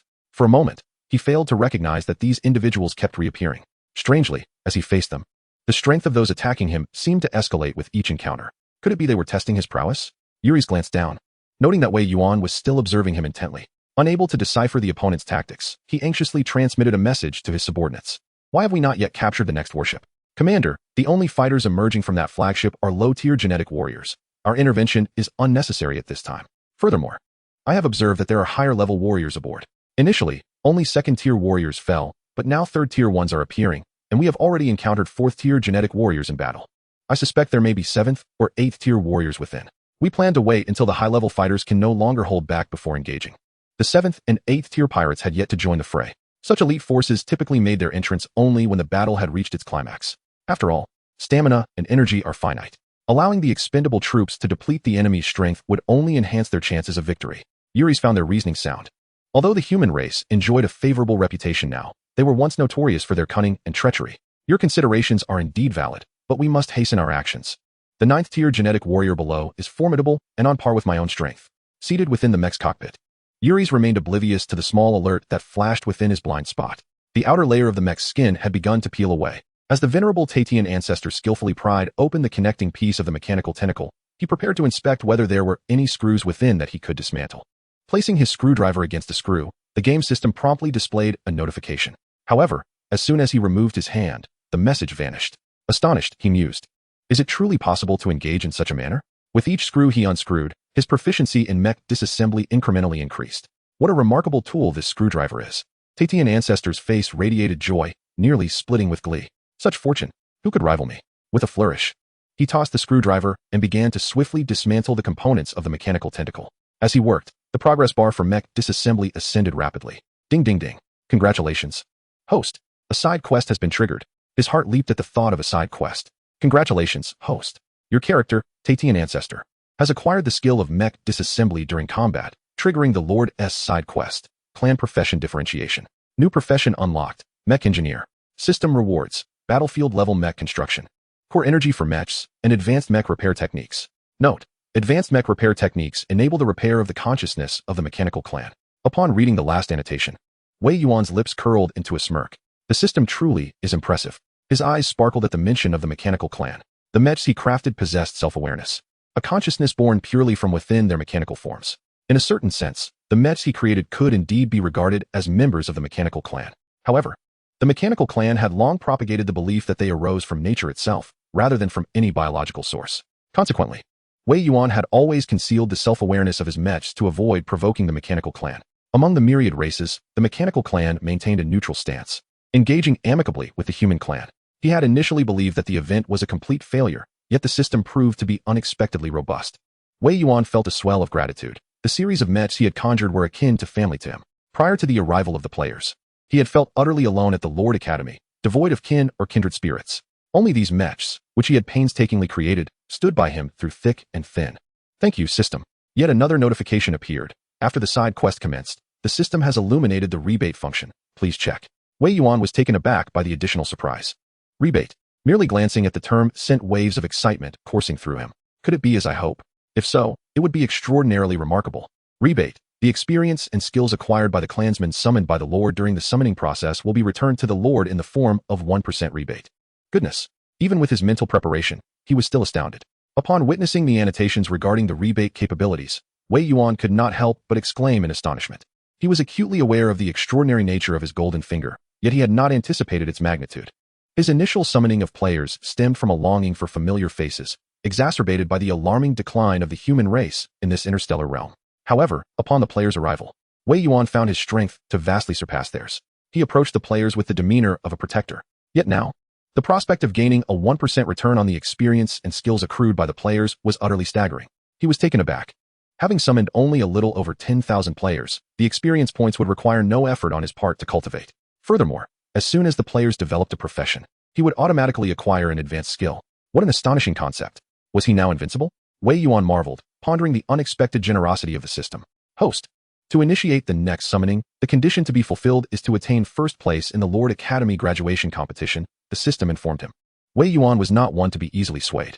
The sudden mention of the Lord Academy competition jolted him back to reality. Indeed, to summon another 100,000 kin, he needed to secure victory in this competition. While he could effortlessly outshine the Academy students, the players were another matter entirely. The competition would not solely gauge the strength of the students, but rather the prowess of the kin they had nurtured. Observing the jovial demeanor of the players filled Wei Yuan with trepidation. During the Lord Academy competition, unlimited respawning for the players would no longer be an option. Meanwhile, the oil thief emerged from the gaping hole of the second battleship, exhaling deeply in disbelief at the prospect of being rendered unconscious within the game. I never imagined I could faint in a game, she muttered. Almost instantly, voices from her headset clamored in concern. Whoa, oil thief, we've been messaging you nonstop. We thought you logged off. How is it going with Source? The sounds of explosions were distinctly audible through the headset. I'm not sure, I just woke up. That blast didn't kill me, but it knocked me out cold, she replied, glancing around. There, not far off, stood Wei Yuan. Source is here with me. Where are you? Believe it or not, I'm inside the enemy's territory, came the response from the player known as Dark Beggar, who activated the game's camera. Surrounding him were a circle of pirates, while rows upon rows of mechas loomed ahead. His task was to assemble the mechas, akin to an assembly line worker. Why is it that, as a pirate, you get to dine at the adults' table? Makabaka lamented as she struggled to reload her weapon, feeling utterly exasperated. It was all the oil thief's fault. In an attempt to pose as a pirate, she had insisted that they all disguise themselves. Now, they found themselves ensnared within enemy lines. She, a blossoming young woman with formidable strength and abilities, was caught in quite the predicament. To my astonishment, I have been assigned to the task of loading explosives. What of Xingqian? The oil thief woman stroked her chin, Sensing that the situation had taken an intriguing turn, Xingqian replied, I am inside the mech, currently being dispatched towards the first battleship. The oil thief woman remarked, impressive, my esteemed leader. The one secretly begging quipped, just don't use the mech I assembled. I haphazardly put it together, and it might disintegrate mid-flight. Makabaka interjected, the ammunition I loaded are all blanks. Xingqian pondered anxiously whether she would soar through the air only to find the mech disassembling mid-flight, and then worry about accidentally blowing herself up when firing the cannons. I commend you all, she icily stated, eliciting a burst of laughter from the one secretly begging. I mean, how does that not count as contributing? He said, his voice echoing in the hushed surroundings. Here, within the confines of the pirate's battleship, the assembly line operated with a fluidity reminiscent of a factory screwing in bolts. Several pirates glanced with disdain at the one secretly begging, who was swiftly piecing together components, and their irritation intensified upon hearing his words. What are you assembling? Do you think performing here will earn you recognition and elevate you to a higher position in the mech assembly? They scoffed. Seriously, assembling a leg component and feeling superior? Working so hastily, are you trying to step on us to showcase your talents? How ludicrous. Surely, you don't believe anyone will come to inspect you now, do you? Working at such a pace is truly nonsensical. The one secretly begging, engrossed in a conversation with others, abruptly halted upon hearing the mocking voices nearby. What was happening? Goodness. Did this pirate truly believe that his remark about not contributing was directed at them? He cast a glance at the other pirates, who were all regarding him with eyes that bore the look reserved for traitors. A chill ran down his spine. Oh no, have I become a traitor? His haphazard assembly, although following the process, lacked proper alignment between the components. A slight jolt could cause it to fall apart. Naturally, his workload was nowhere near as demanding as that of the other pirates, who meticulously secured their fittings. He rubbed his hands together, contemplating whether to clarify his intentions. He truly did not mean to outshine them. In the real world, I have grown accustomed to toiling like a beast. Just as he prepared to slow his pace, a sharp reprimand rang out from behind them. In the midst of such fierce combat ahead, you may be slacking off, but to mock a fellow who is working diligently? A 7th-level squid pirate emerged. You're fortunate enough not to have to dash into the fray and meet your demise. Do you understand that? His authoritative gaze swept over the assembly, softening as it landed on the one secretly begging. You are quite adept, your hands move swiftly, and your thoughts are commendable. I overheard your earlier remarks, and as it happens, there is a shortage of personnel for the overall mech assembly. Come with me. The one secretly begging, bewildered, glanced around before tentatively pointing to himself. Me? Yes, precisely you. The level 7 squid pirate nodded. In truth, lower-tier mechs are merely assembled from a variety of components. These parts are pieced together in a production facility, transforming into limbs and torsos. Stealthily following this level 7 squid pirate, they found themselves in a more advanced location than the previous assembly line. Here, mechs were undergoing their final assembly. Each mech was equipped with 10 rounds of ammunition, with heads, shoulders, and legs assembled according to the blueprint. Chapter 80. The Importance of an Excellent Commander. Wei Yuan nearly faced disaster. Goodness, these fellows seem to be having an absolute blast. Feng Shui Pai Pai observed the video calls initiated by the players in the group. On the battleship number 1, Black Tulip was fervently leading the crew in a barrage against the mechs storming the deck. Wu Shixing assumed the role of a temporary war correspondent. Brothers, what we are witnessing is the situation aboard battleship number 1, which is still holding its ground. The camera was positioned directly on the deck, capturing a brown, battle-damaged mech that charged onto the deck from midair. After a roll, several cannon ports emerged from its back, launching 10 rockets directly. The camera of Wu Shixing was aimed at one of the incoming rockets. By the way, do we have any brothers who haven't reached level 5 yet? Allow me to demonstrate what 1's prowess is like after reaching level 5. Wu Shixing's camera shook slightly, yet it still clearly captured his hand slicing through the air, effortlessly catching a rocket. The warhead was as large as a human head. Wow, can you believe it? Not only the other players in the video, but even Wu Shixing himself was momentarily stunned. Am I really this formidable now? The scorching sensation in my hand, the heavy feeling of the shell. Ha ha ha, I can now catch rockets barehanded. Wu Shixing shouted exuberantly, his laughter nearly splitting his face. Brothers, stop messing around and catch the enemy's shells. Who knows, we might be able to utilize them later. Just as he finished speaking, the camera recorded several players who, having heeded his advice, failed to dodge the incoming shells and were obliterated. Wu Shixing, the players who had just been annihilated were still experiencing pain. Meanwhile, Makabaka, who had been observing and packing explosives, turned on his mic. Ha, brother, the shells you caught were filled by me, right? Is that even possible? Wu Shixing gazed at the few players emerging from the revival pod, their fierce demeanor leaving him frozen in place. Spare me, please. Spare me, he pleaded. Just as he uttered these words, an enormous metallic sword fell from the sky, cleaving through a group of players. Ah, Wu Shixing shuddered in pain, instinctively reaching for his waist. Still here, still here. Gasping for breath, he finally opened his eyes. What the heck, I'm offline. What just happened? How did I die? Within the confines of the gaming pod, Wu Shixing wiped the cold sweat from his forehead and pushed open the pod's door. What greeted his eyes was a wall adorned with figurines, while several towering mech models stood prominently in the center of the room. The time displayed indicated that he had been immersed in the game for nearly a week. He sighed. After this intense battle, he would need to purchase some nutritional supplements for the gaming pod.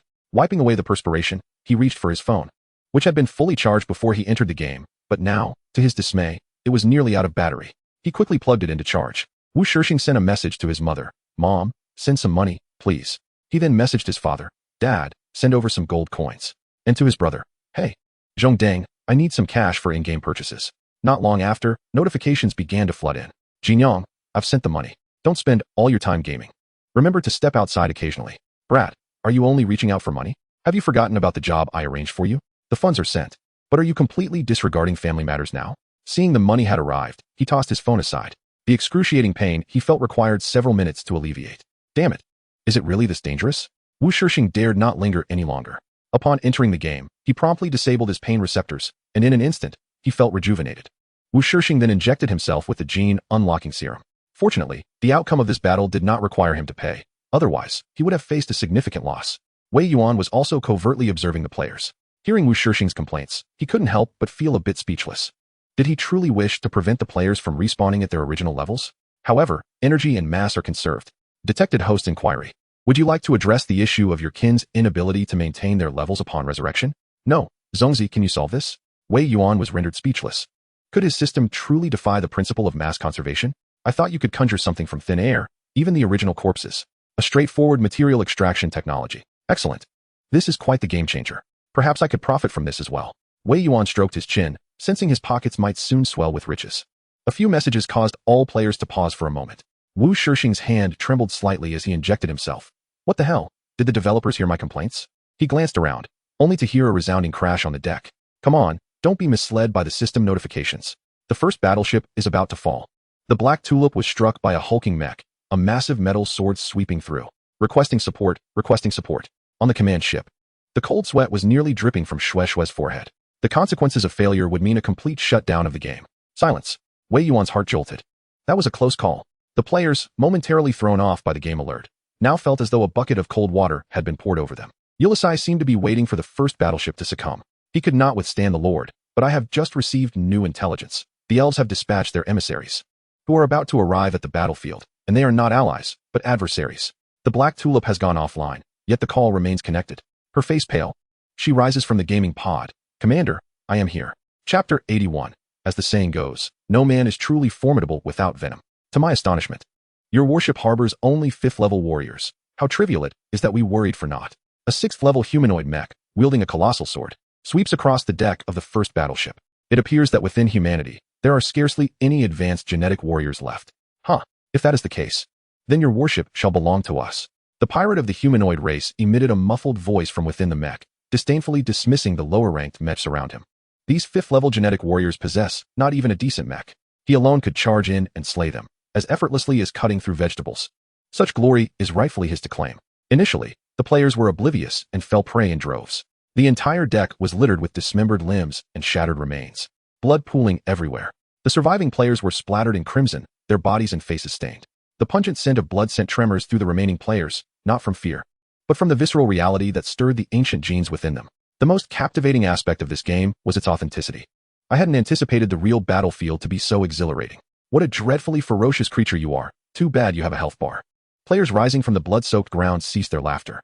Activating observation mode, the health bars appeared above their opponents' heads. As long as there is a health bar, even gods can be slain. One by one, players emerged from the carnage.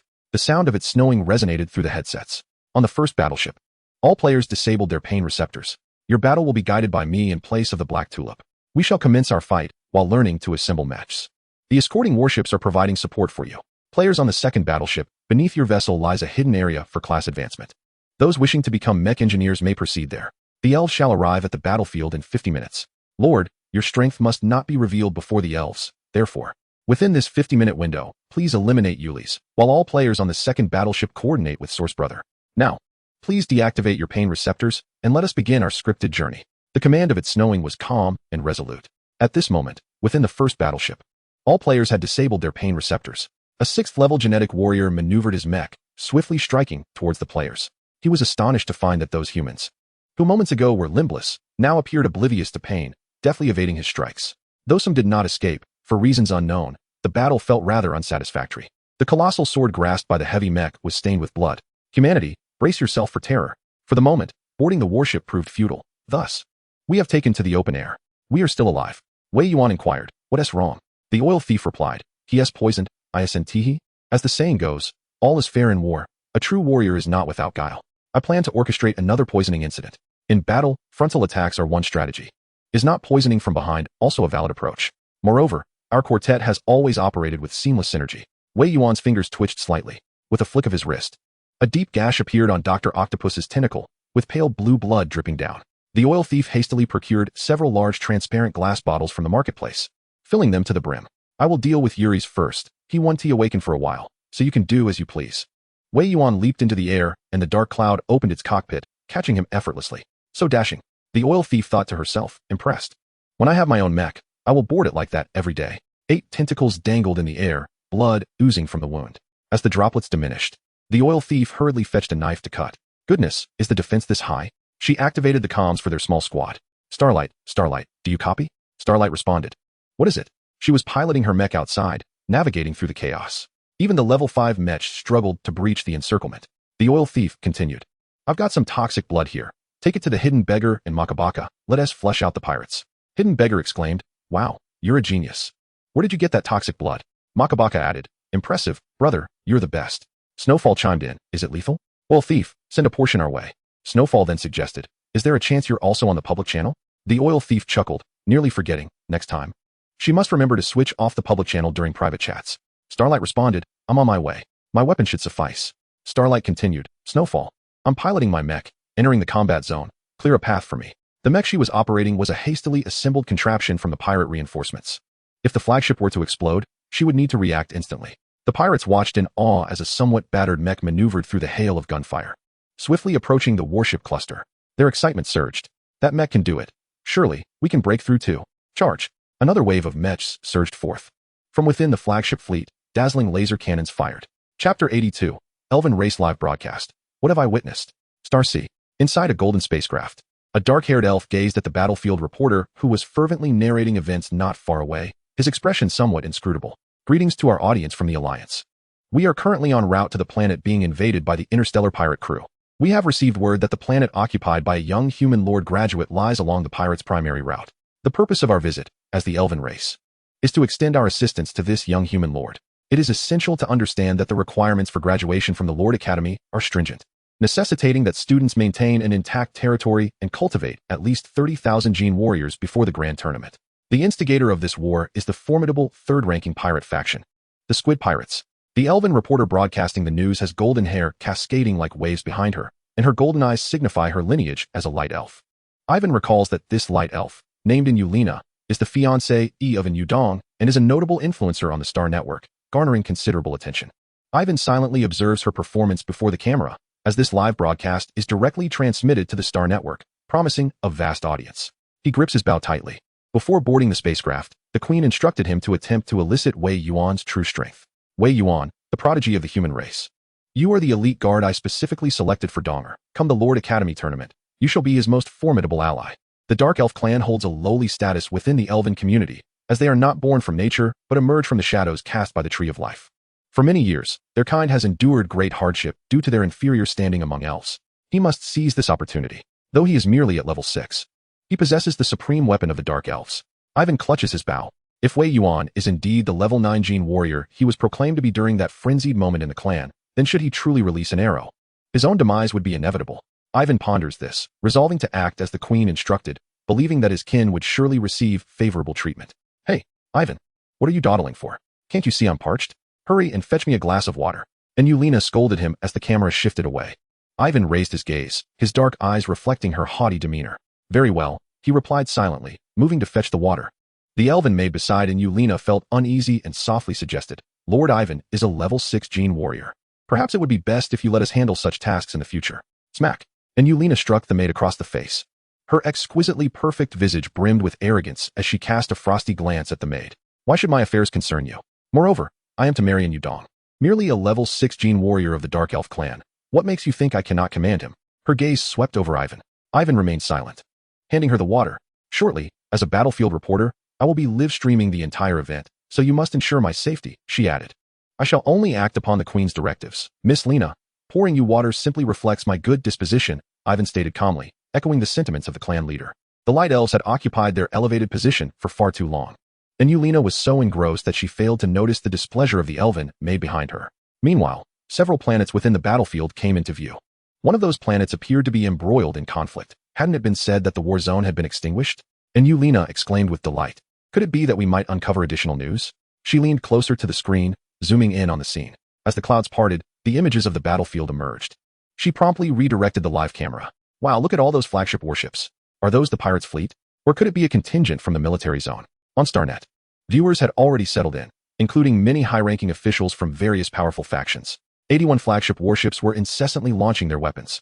On the opposing side, the pirate fleet was gradually retreating, with warships occasionally being downed. Above, swathes of mechs evaded the flagship's assaults and charged towards them. It's the human race. And Yulina gasped upon recognizing the players aboard the flagship warships. These flagships belonged to the humans. Could it truly be that the humans had? And Yulina recalled that this was being broadcast live and quickly covered her mouth in astonishment. This was utterly incredible. Let us together witness what is unfolding below. At that moment, the Elven Queen was also watching in Yulina's livestream on Starnet. Upon seeing those 81 flagship warships, her expression transformed instantly. The humans possessed flagship warships? Such vessels had only been developed after the decline of the human race, primarily supplied to the military zones, with only a small portion allocated to more dominant races. Based on her understanding, the humans of Ur could never have obtained so many flagship warships. Could it be that other factions were feigning neutrality while secretly supporting the humans? The more she pondered, the more plausible it seemed. The crew aboard those flagship warships appeared to be all 5th-level genetic warriors. Furthermore, there was a 9th-level genetic warrior among them. From whence did the humans acquire such resources to cultivate talent? Others may be oblivious, but did she not know? The resources of the human race had long been divided among several great factions. Among the myriad races, who could possibly be supplying resources to the humans? As the Elven Queen engaged in this mental exercise, and Yulina in the live stream gasped in astonishment. Heavens, what is happening? As the aircraft broke through the atmosphere, the visuals became increasingly clear. After a brief tremor, and Yulina's camera focused on a warship that had been breached below. It was one of the core members of the Octopus Pirate Group, a genius expelled from the Lord Academy. A multitude of titles surrounded the villain, who, at this very moment, found himself suspended in midair.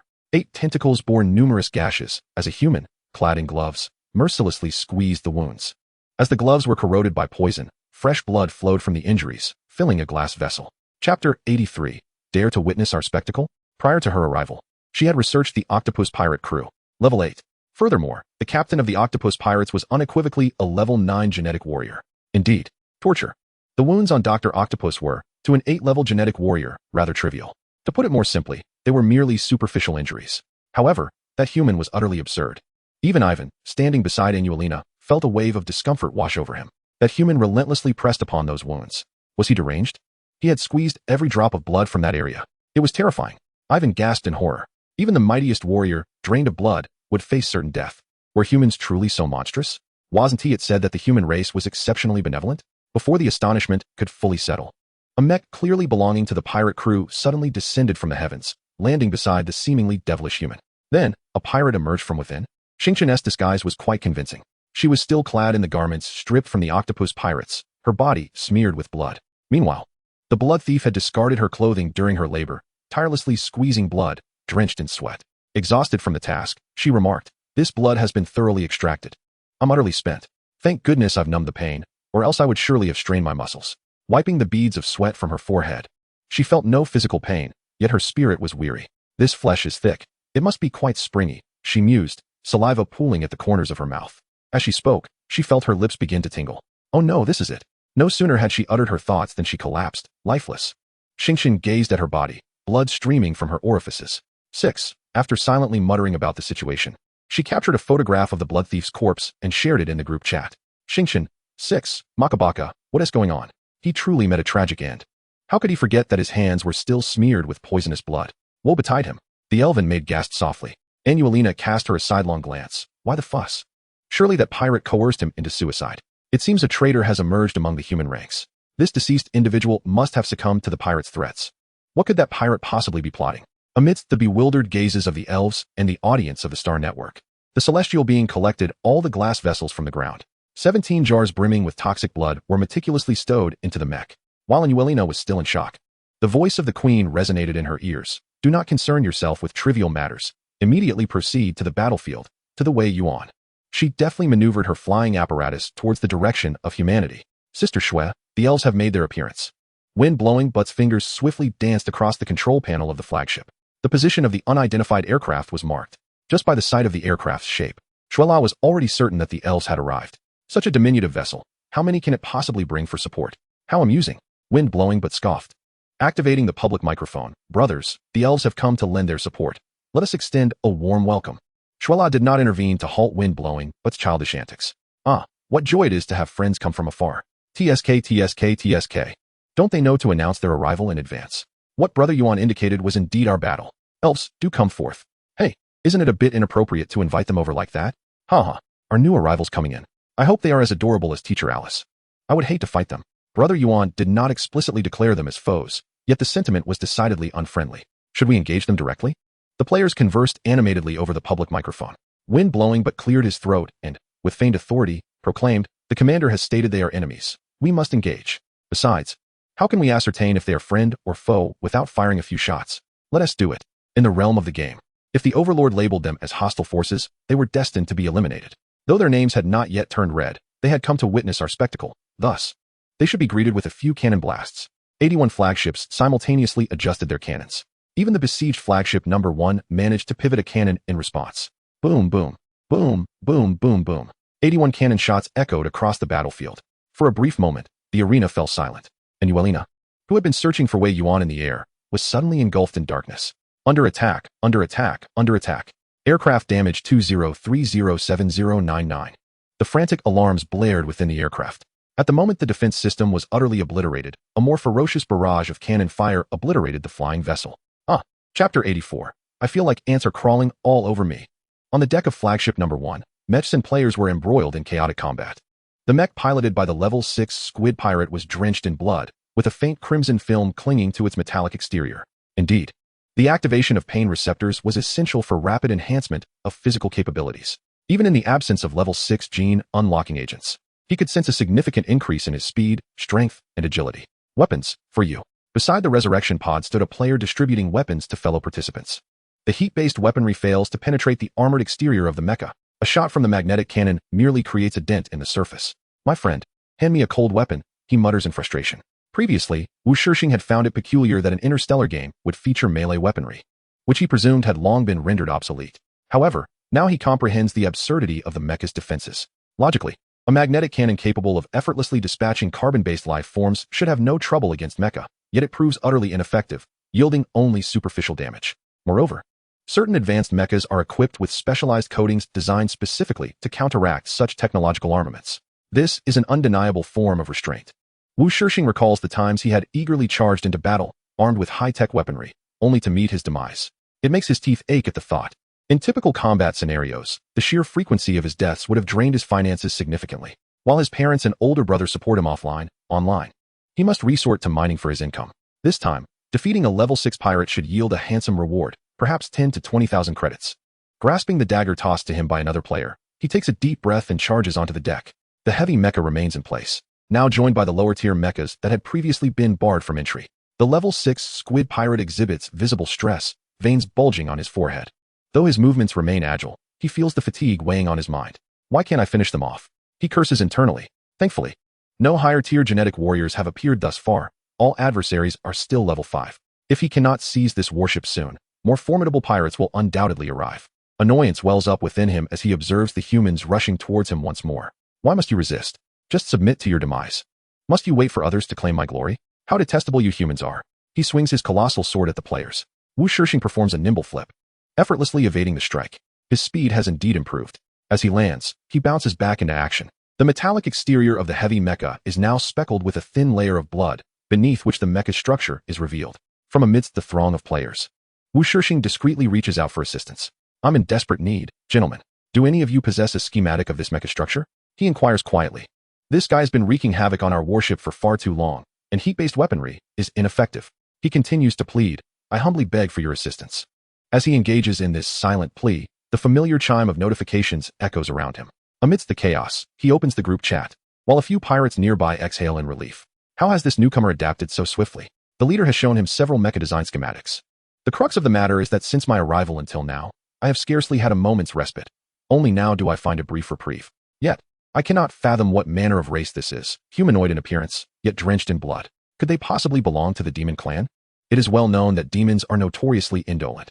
Are there truly any races among the myriad that are this industrious? I feign ignorance to their hushed whispers as they covertly beg for assistance. It leaves me utterly speechless, my comrades. Must I endure mockery, even while playing games? Being likened to beasts of burden? I merely approach this task as I do my daily work, vacantly piecing things together. Furthermore, I possess the design blueprints. This endeavor is simpler than assembling Lego. If this were to transpire within the circles of model enthusiasts, you would all find yourselves unemployed. Having vented my frustrations regarding these pirates, I surreptitiously glanced at the plea for help sent by a fellow named Wushixing. Wushixing, O Father of Justice. Little did Wushixing anticipate that his gamble would yield results. He hastily opened the detailed image. In that instant, he comprehended the structure of the mecha with utmost clarity. The gaming community is rather limited. The realms of anime, modeling, and figurines.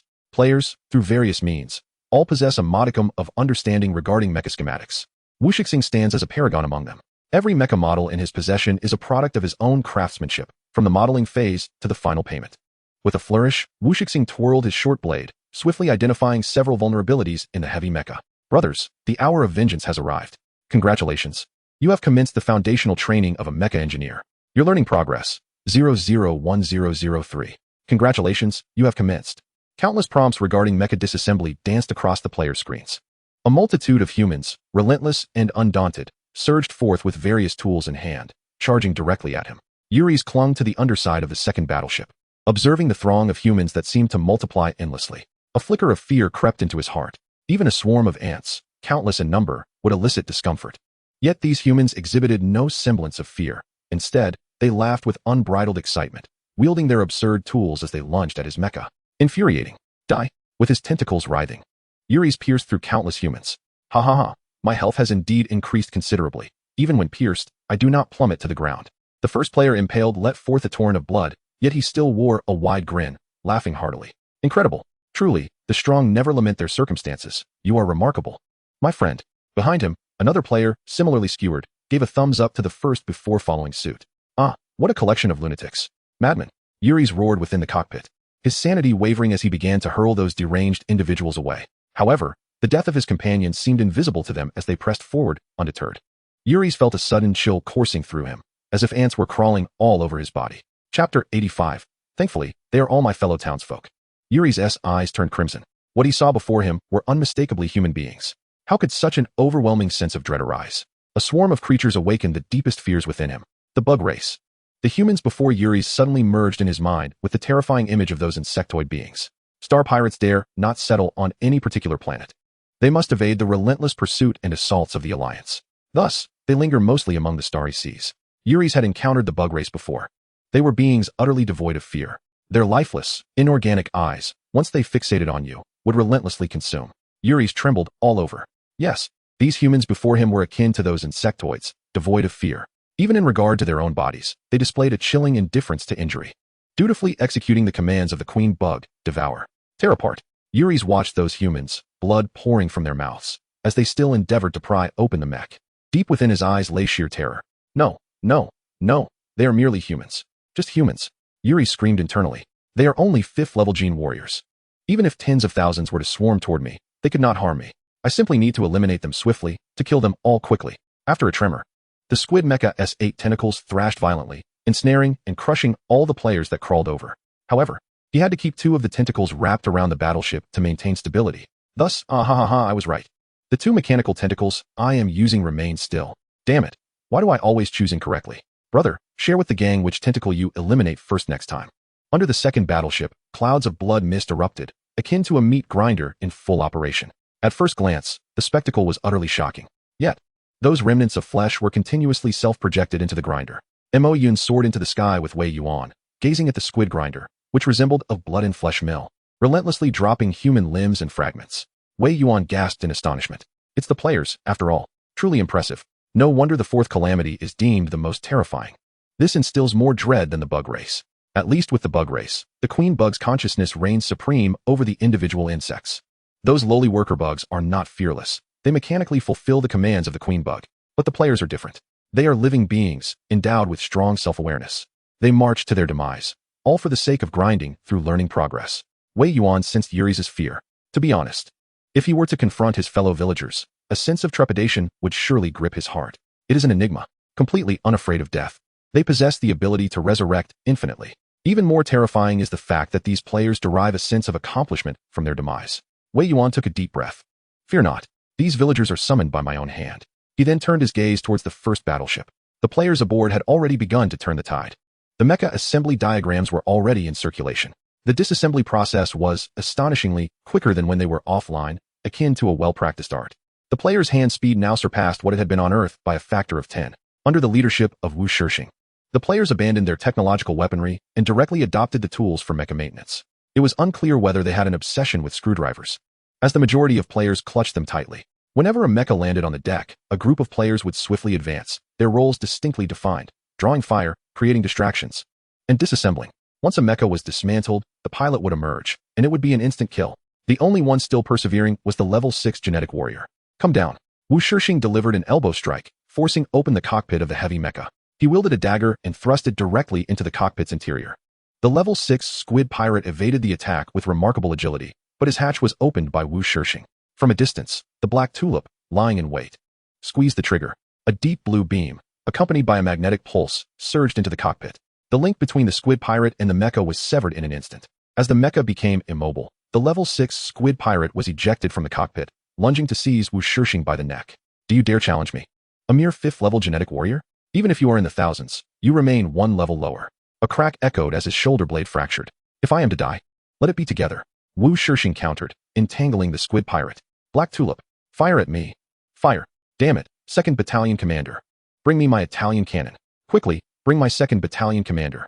Fire. The players roared as they unleashed artillery towards Wu Shishing's position. Boom. Flames erupted. Without the protection of the mecha, combined with Wu Shishing's entanglement, the level 6 squid pirate had no chance of defense and was obliterated. Until his last breath, he could not comprehend why reinforcements from the higher echelons had yet to arrive. Meanwhile, in the wake of the mecha tide, Wei Yuan swiftly traversed the air, and all pirates of level 6 and above fell silently. Wei Yuan unleashed her mental domain, and although the number of advanced genetic warriors was vast, eliminating them was a simple task. In the rear of the squid pirate stronghold, it began to rain. She spotted a battleship and fired a venomous blood projectile. As the blood mist enveloped the surroundings, a pungent, sweet odor permeated the air. The blood vapor coalesced into gas, infiltrating the interior of the warship. At that moment, Makabaka, who was laboriously loading bombs, suddenly caught a whiff of the foul scent. What on earth? Who passed gas? She exclaimed, covering her nose, ready to chastise whoever had let it escape. Yet, she was met with the sight of the surrounding pirates, their faces turning a ghastly hue. White foam oozing from their lips. Could it be that the stars have unleashed toxic blood? She pondered, feeling the froth seeping from her own mouth. It was too late. She had no idea which warship had detonated first. In any case, the rear of the pirate fleet was suddenly engulfed in flames. The toxic gas surged upwards with the fire, spreading even further. The toxin of Dr. Octopus could slay even the 9th-level genetic warriors. On another desiccated seabed, Enuelina, pale-faced, was grasped within the clutches of Ivan's mech. Humanity was indeed formidable. Behind them loomed 36 Dark Elf mechs. Chapter 86. Are you a fool? Wow, brother. Do you truly remember where you met your demise? Beneath the thunderous cannon fire at the underwater cliff, a player known as Potato Eater was hunched over, rummaging through the mud of the seabed. For those who relished combat, it was a game of domination. Yet, there existed players who held no interest in warfare and instead sought a different avenue for profit, recovering corpses. New players had not injected any special genes and could respawn at will. After all, the current official event granted unlimited revivals, with all genetic unlocking potions supplied free of charge. However, some veteran players had indeed injected special genes, which could not be reused. At this moment, beneath the 2nd warship, chaos reigned with blood and flesh scattered everywhere. For novice players, this was more lucrative than mining. Recovering bodies yielded gold. A torso had been found, but the head was missing. The voice of Cherry Mane was notably gruff. He was among the skilled players who had entered the game alongside the oil thief. Being forced to log off while still searching for his head was truly unbearable. Dude, before you died, you didn't remember where you fell? Potato Eater's eyes were nearly crossing with frustration. What a loss. Yet, he was reluctant to relinquish the precious genes he had worked so hard to obtain. Ah, brother. It was dizzying when I died. All I saw was mud everywhere, and this parched seabed is nothing but sludge. Cherry Mane suggested. Why don't you search a bit further? The parts that were flung away must have landed farther. How about I offer you some extra gold? An additional 5,000. 5,000, exclaimed Potato Eater. That's a fortune. Veteran players indeed have money. What kind of jeans are you using, buddy? They're worth so much. Huh. Goblin jeans, Cherry Mane replied. I earned them during the last mission. As Potato Eater continued to scour the ground, he clicked his tongue. Those goblins are so ugly they're hard to look at. You see, you cannot comprehend this. The goblin gene I have injected enhances my arms. My weapon of choice remains the mighty hammer. Do you think such a serendipitous genetic enhancement could be exchanged? If my corpse is not found, I would have to resort to another gene injection, and who knows what it might augment then. The itch in my arms has returned. After the injection of the goblin gene, there has been no alteration to my appearance. Rather, it allows players to inherit a fraction of goblin capabilities. Upon completing the injection, my arms were fortified. Coincidentally, I am adept at wielding hammers. With a swing, the hammer sparks flew, crushing Ulysses' mechanical tendrils with a resounding impact, only for him to be subsequently strangled by those very appendages. In a grim spectacle, his head was wrenched off and discarded. Recalling the horrific scene from before my demise sends a shiver down my spine. Although I no longer feel pain, witnessing my headless body, still clutching the hammer and striking instinctively, is utterly surreal. The potato-eating chicken clucked softly. He had already ventured beyond the battlefield. Glancing upwards, he noticed that the second battleship now appeared no larger than a fist. Continuing forward would lead him to the precipice. The potato-eating chicken soon spotted the cliff. If he failed to recover the head of Sakura's mane, this would indeed be a tremendous loss. Suddenly, a creature emerged from the muddy abyss, brandishing two pincers and launching an assault on the approaching human. What an ugly crab. The potato-eating chicken delivered a swift kick, sending the blue creature, reminiscent of a crab, flying. With a resounding smack, a dark gray mech swung its arm to intercept the airborne blue crab. Humans? A voice from within the mech, belonging to a dark elf, resonated. Over 30 mechs fixated their gaze upon the potato-eating chicken. The potato-eating chicken exclaimed, "What the hell? This is no longer about locating your corpse." He activated a live broadcast. Who the hell is going to collect my body later? On the public screen, players witnessed the live stream sent by the potato-eating chicken. Enyelina had already awakened, her own stream still active. Upon seeing this human, who failed to greet them, she frowned in discontent. The lowly gene warriors of humanity truly lack any sense of decorum. Non-immortal beings are indeed uncouth. Gracefully, she descended from the mech, embodying the quintessential elven beauty, her golden hair cascading elegantly. A look of haughty pride adorned her face as she approached the potato-eating chicken. "Human, we have come as reinforcements from the elven race. Summon your lord, Wei Yuan, to meet with me." Just before hearing Enyelina's words, the potato-eating chicken was struck by her beauty. In the next moment, however, he retorted, "Are you a fool?" and raised his middle finger towards Enyelina. "Do you dare to insult me? How bold?" Enyelina raised her hand, and the mechs behind her mirrored her action. The laser pierced through the brow of the potato-eating chicken. In an instant, the chicken was offline. As it fell, its gaze landed upon the dark elves behind it. "Buddy, I can see your head." Chapter 87. Wait, this lady is quite fierce too? A mere human dares to speak disrespectfully to me. The human race truly lacks decorum. The pale golden leather boots stepped upon the corpse of the potato-eating chicken. Observing the dark, gaping wound on its forehead, Enyelina smirked disdainfully. "When I meet Wei Yuan later, I must express my discontent about his subordinates' utter disregard for etiquette. How can one expect to navigate the central star system like this?" "Enyelina, your actions are somewhat excessive," Ivan frowned. He certainly did not wish to offend the humans at this moment. For reasons unknown, after witnessing the blaze, a sense of trepidation gripped him. He felt that the humans were not as the Queen or the rumors on the Star Network portrayed them. "What are you worried about? We are here to support the humans." Enyelina cast a sidelong glance at Ivan. "Shouldn't Wei Yuan come to greet us? Allowing such a foolish human to approach is simply disheartening." The Dark Elves are indeed timid and lack ambition. Behind them stands the support of the Elven Queen. Moreover, the Queen has stated that Wei Yuan possesses formidable strength, potentially being a 9th-level advanced genetic warrior. However, he certainly wouldn't dare reveal it in front of them. After all, the high-ranking officials of various races are undoubtedly watching her live broadcast. If he does not exert his full strength, he will surely be unable to defeat Urius. At that time, these humans will undoubtedly suffer great losses. Without their kin, he cannot hope to win the Lord Academy competition alone. Enyelina smiled with confidence. Observing her expression, Ivan remained silent. Behind Enyelina stood the latest mech of the Light Elf race, equipped with the most advanced weaponry. Before their arrival, the energy had already been fully charged. Ivan pondered if such equipment would suffice for a retreat. Little did they know, the potato-eating chicken had been live-streaming their actions all along. Silence. The previously boisterous players now watched in quiet awe at the image of Enyelina. As they approached the warship, stepping out of the potato-eating chicken's field of view, the players finally shifted their gaze. My goodness. Making such a grand entrance and expecting Wei Yuan to greet her? She has quite the audacity. Does she think Wei Yuan considers us dead? Red name. This one is definitely a red name. Sinister, truly sinister.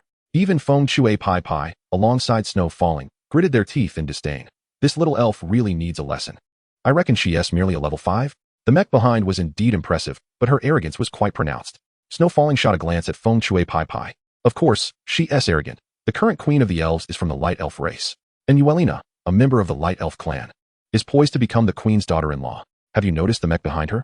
It is a product of the elves' own development, with weaponry that rivals our warships. What do you intend to compare against that? Windchaser, taken aback, gasped in awe.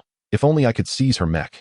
Wouldn't that be a fortune? Before Windchaser could finish, Zerg shot him a disapproving glance. Attention, all players, a melodious voice echoed through their headsets. Attention, all players, the enemy elf clan has made their appearance. The information we currently possess is as follows. 1. Yuelina has initiated a live broadcast on the Star Network. 2. The elf clan holds a hostile stance towards us. Yet they seem to maintain a facade of neutrality or even cordiality for reasons unknown. 3. Their purported assistance is, in fact, a means to gauge our strength, with a particular focus on that of our leader. Yuelina, a member of the Light Clan, is engaged to Inyedong, the fiancé of the Elven Queen, and Inyedong has consistently ranked 3rd at the Lord Academy. Our leader, on the other hand, has held the top position for years, suggesting that the elves may have ulterior motives rooted in personal vendettas. Prior to their arrival, they commenced a live stream on the Star Network, raising suspicions that they seek alliances or aim to unveil the strength of humanity to gain the attention of other races. My lord, are you willing to reveal our capabilities in advance? As Zuexiela posed her final question, she passed the microphone to Wei Yuan. Startled, Wei Yuan inhaled sharply, recognizing the player's remarkable insight. Truly, she was deserving of her reputation as the most perceptive player. Her intellect was swift, almost edging towards the truth. Wei Yuan felt a twinge of pressure. This individual was astute, and she hoped that the illusion of the game would remain intact. Yet, the priority was to address Zuexiela's query. To reveal our strength? Surely, the old-timers were watching. Commander, this battle is yours to orchestrate. Hence you shall decide whether to disclose our capabilities. Wei Yuan remarked with a soft chuckle. Having an intelligent subordinate was a delightful advantage. Someone like her would surely consider the broader implications of every move. Upon hearing Wei Yuan's response, Zuexiela raised an eyebrow, pondering the high level of openness within this game. Was the entire narrative driven by the players? The arrival of the elves would surely lead to vastly divergent outcomes based on their responses. She glanced at Windchaser, who had been busy bantering in the chat. The tension in her forehead pulsed slightly. This individual. She called out to Windchaser, Xiaozhang. What is the sentiment among the players? The wind rustled as a sharp reprimand startled him into raising his head. What? Snow Sister, isn't it your prerogative to make this decision? Shuejie cast a sidelong glance at Feng Shui Pai Pai. This is a game, and what is its ultimate purpose? What is it?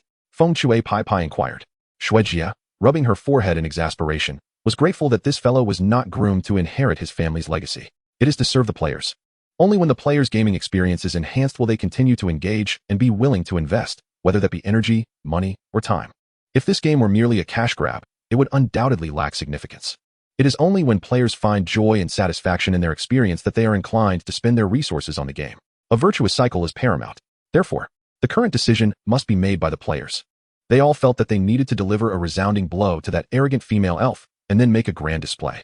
The notion of attacking was one Feng Shui Pai Pai preferred to keep to himself. Thus, he expressed the players' sentiments with subtlety. Shuejie nodded in agreement. Indeed, everyone plays games for enjoyment. That in Yuelina is excessively haughty. To act arrogantly towards the players is a path to ruin. Moreover, she killed a player upon their first meeting. I hereby announce the final decision, Shuejie began, capturing Wei Yuan's undivided attention. Seated within the mech of Mo Yuan, he listened intently as Shuejie continued. I have resolved to support the ascendants of the Dark Elf clan. What? Wei Yuan's jaw nearly dropped in disbelief. Is this sister truly so reckless? Wait, Snow Sister. Feng Shui Pai Pai leaped to her side, his tone filled with fervor. We are currently discussing how to eliminate these elves. Just moments ago, you mentioned letting the players have their fun. That undoubtedly means we must vanquish these arrogant elves. How did your words suddenly shift to supporting the Dark Elves? How dare they insult me while stepping over my corpse? No matter how beautiful they are, it is unforgivable. Indeed, those with red names are monsters. Their appearance is irrelevant. Though beauty may hold some merit, my brothers. At least the conversation veered off course as players began to chatter. Shuejie found herself at a loss. An explanation seemed futile. The players appeared more eager for battle. Indeed, they were a band of war enthusiasts. Even as the battle on this front remains unresolved, Shuejie activated all microphones. As you all know, the Elf clan is at odds with us. However, should we engage this long-established race, it would likely escalate into a clan war. The strength of the Elf Queen surpasses that of our Wei Go. If a true confrontation arises, we will be the ones to suffer. Until now, They have refrained from direct confrontation, undoubtedly harboring reservations about the human race. The game we are engaged in is well known, interstellar humanity. As a native of the human race, Yuan Gu cannot possibly represent his entire kind alone. There must be others among the human beings. Although we have yet to uncover the specific backstory, the sense is palpable. The elven race holds certain apprehensions towards humanity. Thus, we need not overthink the situation. Let us assume there is a formidable backing behind us. After all, the information I have gleaned from the Star Network reveals little about the current state of humanity. Feng Shui Pai Pai scratched his head, perplexed after listening attentively. Sister Shui, what do you mean? He had not quite grasped the point. Hadn't we been discussing the elven race? Why was there now a shift towards humanity? Shui Shuela, interrupted by his inquiry, realized she might have been overly convoluted in her explanation. To put it succinctly, humanity was once formidable, yet its strength seems to have waned. However, the various races remain uncertain whether humanity has truly diminished. They fear that we might still possess the prowess of old and remain wary of our potential. Thus, they direct their attention towards Yuan Gu, while simultaneously hesitating to act overtly against him. The elven race, in particular, is eager to expose Yuan Ji's capabilities, all while feigning assistance. To put it plainly, their queen is also fearful of humanity. Therefore, we, as relatively weaker players, can brandish the tiger's skin of humanity and project an air of intimidation. Moreover, we can feign that our elders hold a favorable view of the dark elves. Shui Shuela pondered. As the saying goes, to kill is to strike at the heart. This in Yuli Na is proud, and rightfully so, as she belongs to the lineage of light elves, a more esteemed faction within the elven race. If we were to undermine the light elves and elevate the dark elves, wouldn't that infuriate her? Feng Shui Pai Pai comprehended this time, yet he scratched his head. Isn't the time frame too extensive? We must proceed with caution. Nevertheless, the players are eager to deliver a resounding slap to in Yuli Na's face. Shui Shuela instantly perceived Feng Shui Pai Pai's unspoken thoughts. She sighed, exasperated, and remarked with a wry smile, I never said we shouldn't confront her.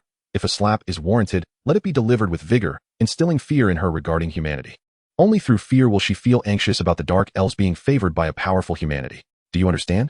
Before Feng Shui Pai Pai could respond, the potato-eating chicken leaped forth, exclaiming in the chat, I understand.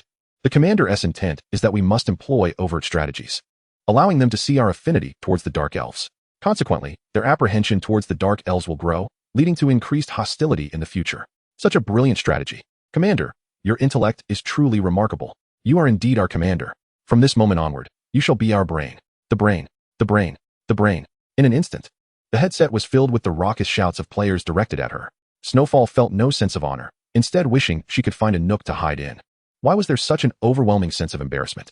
She recalled what Wine-Blowing but had said earlier. These players and their circle were utterly different from her own. Goodness. They could throw around such shameful titles without a second thought. Snowfall covered her forehead with her hand, mortified. Yet, to be honest, there was a peculiar thrill to it. The player's adoration for the strong was refreshingly candid and fervent. Despite the blush of shame on her cheeks, the corners of her mouth betrayed a smile. Ah, truly. There was no arguing with them. For reasons unbeknownst to her, she felt compelled to utter those words. Meanwhile, Wei Yuan was left dumbfounded. Was this really happening in front of him? How had he, a grand commander, a figure of utmost seriousness, been reduced to this absurdity? His eyes widened as he listened to Snowfall affectionately address her players, exclaiming that she had no way to deal with them. He was utterly stunned. This was disastrous, completely catastrophic. Even someone as sharp as Snowfall, with an innate understanding of 20, had succumbed?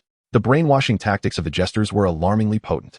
Suddenly, Wei Yuan felt a sense of insecurity. Was he still fit to guide the players to meet the elders of the human race? In deep contemplation, he found himself enveloped in silence due to Snowfall's remark. At that moment, wind blowing, but had already located the wandering quartet. Masters, I beseech you for assistance. It's time for your performance. Speak, our brains lackey, came the reply from Makabaka. As Snow Sister's humble servant, it is my honor. I hope my flattery will reach Snow Sister's ears, so that when I log off, she might speak a word of kindness to old Deng, and I could earn a bit more pocket money. Just as wind blowing Butt and the others prepared to act, on the other side, Yuli's was utterly enraged. A mere swarm of ants dared to attempt a gamble against him, relying on sheer numbers to sap his energy? Yuli's observed as Wei Yuan moved toward the pirate crew. He must be heading to eliminate those pirates of level 6 and above. The breath he exhaled was tinged with crimson. Indeed, humans were cunning and treacherous, deploying so many level 5 gene warriors merely to serve as cannon fodder. Yuli's, with his cephalopodic eyes, struggled to discern human features, relying solely on their levels. Even now, he remained oblivious to the fact that each fallen human was part of the same group. Nevertheless, fatigue began to weigh upon him, regardless of who it was. Controlling a mech for hours on end would leave anyone feeling drained. Moreover, these humans kept appearing in relentless succession. How infuriating. His eyes darted around, surveying the surroundings. The cannons of the other 79 flagship battleships were all trained upon the second battleship, as if everyone were intently watching him seize control of it. As soon as he entered the fray, the 79 flagship warships would inevitably bombard him with a volley of cannon fire. Reluctantly, Yuri's had to abandon this vessel.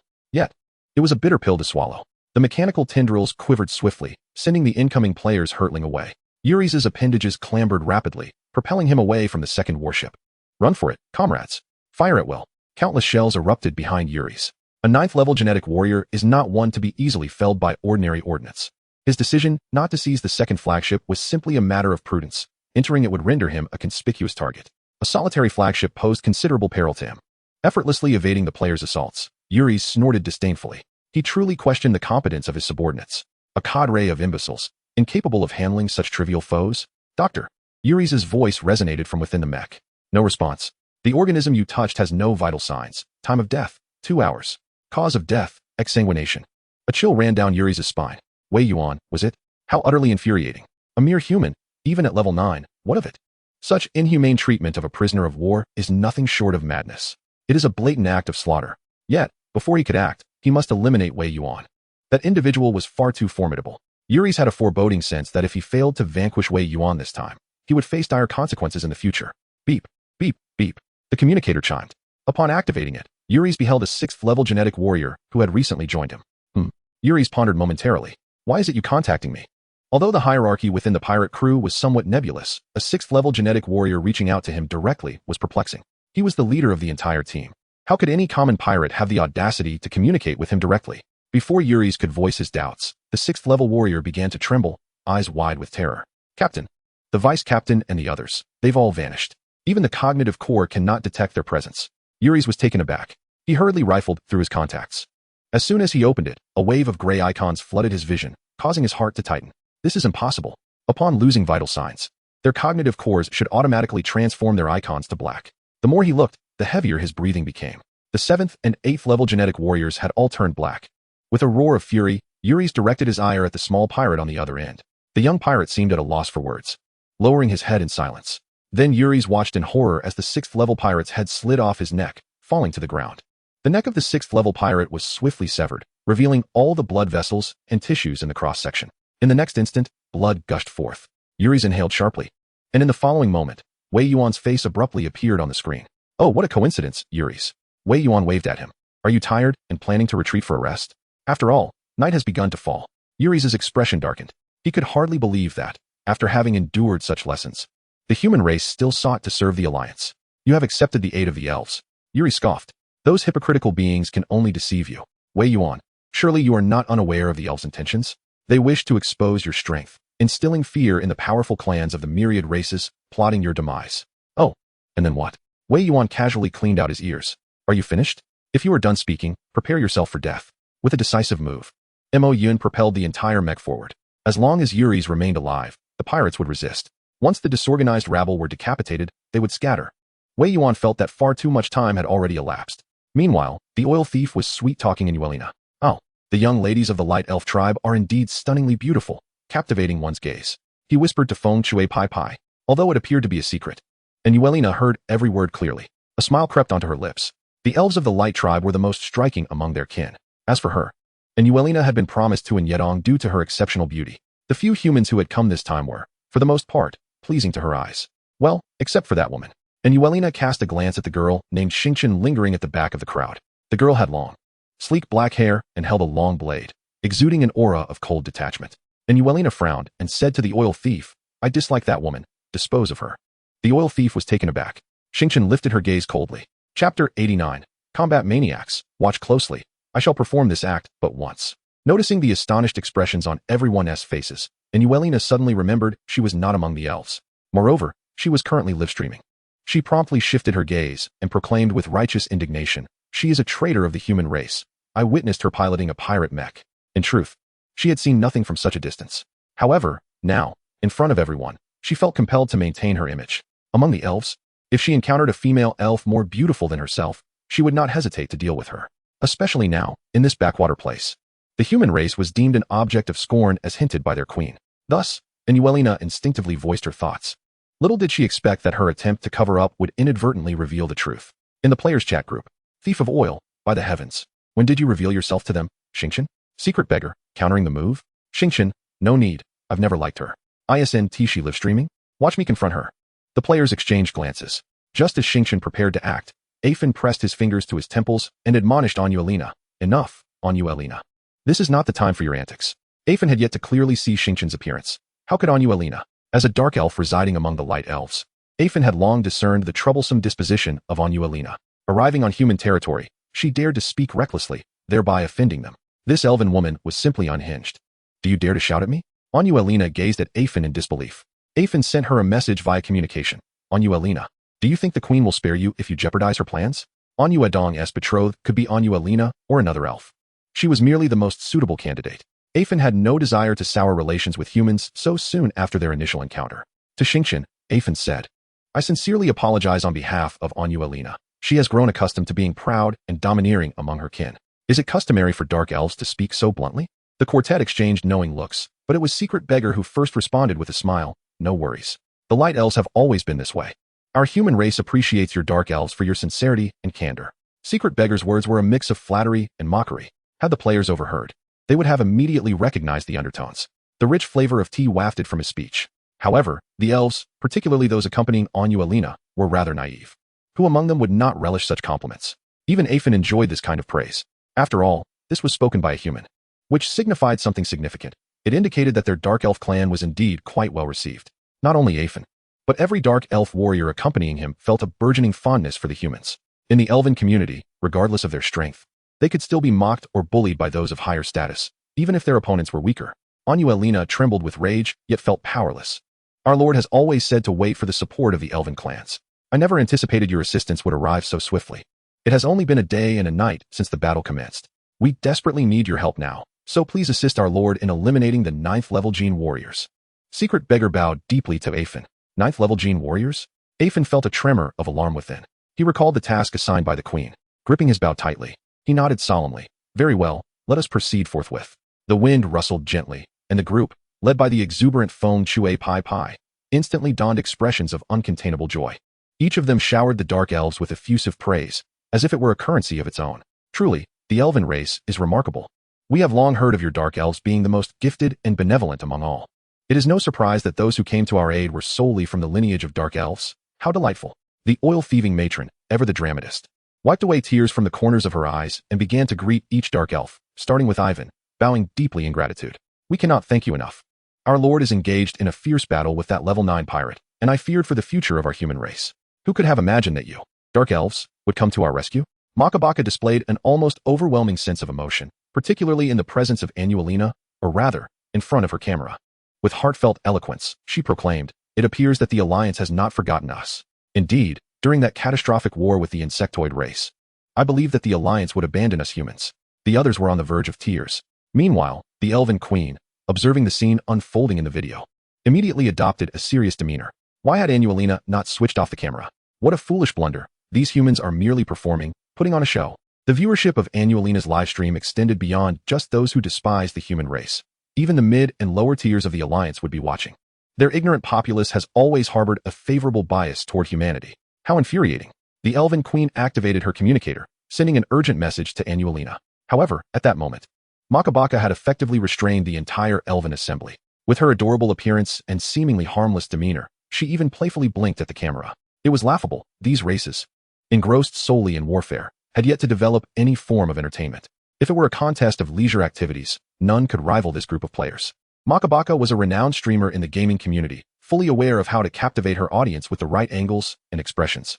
Having just injected a level 5 gene unlocking serum, she embraced Anuelina with no ill intent and expressed, the elven race will forever remain allies of humanity.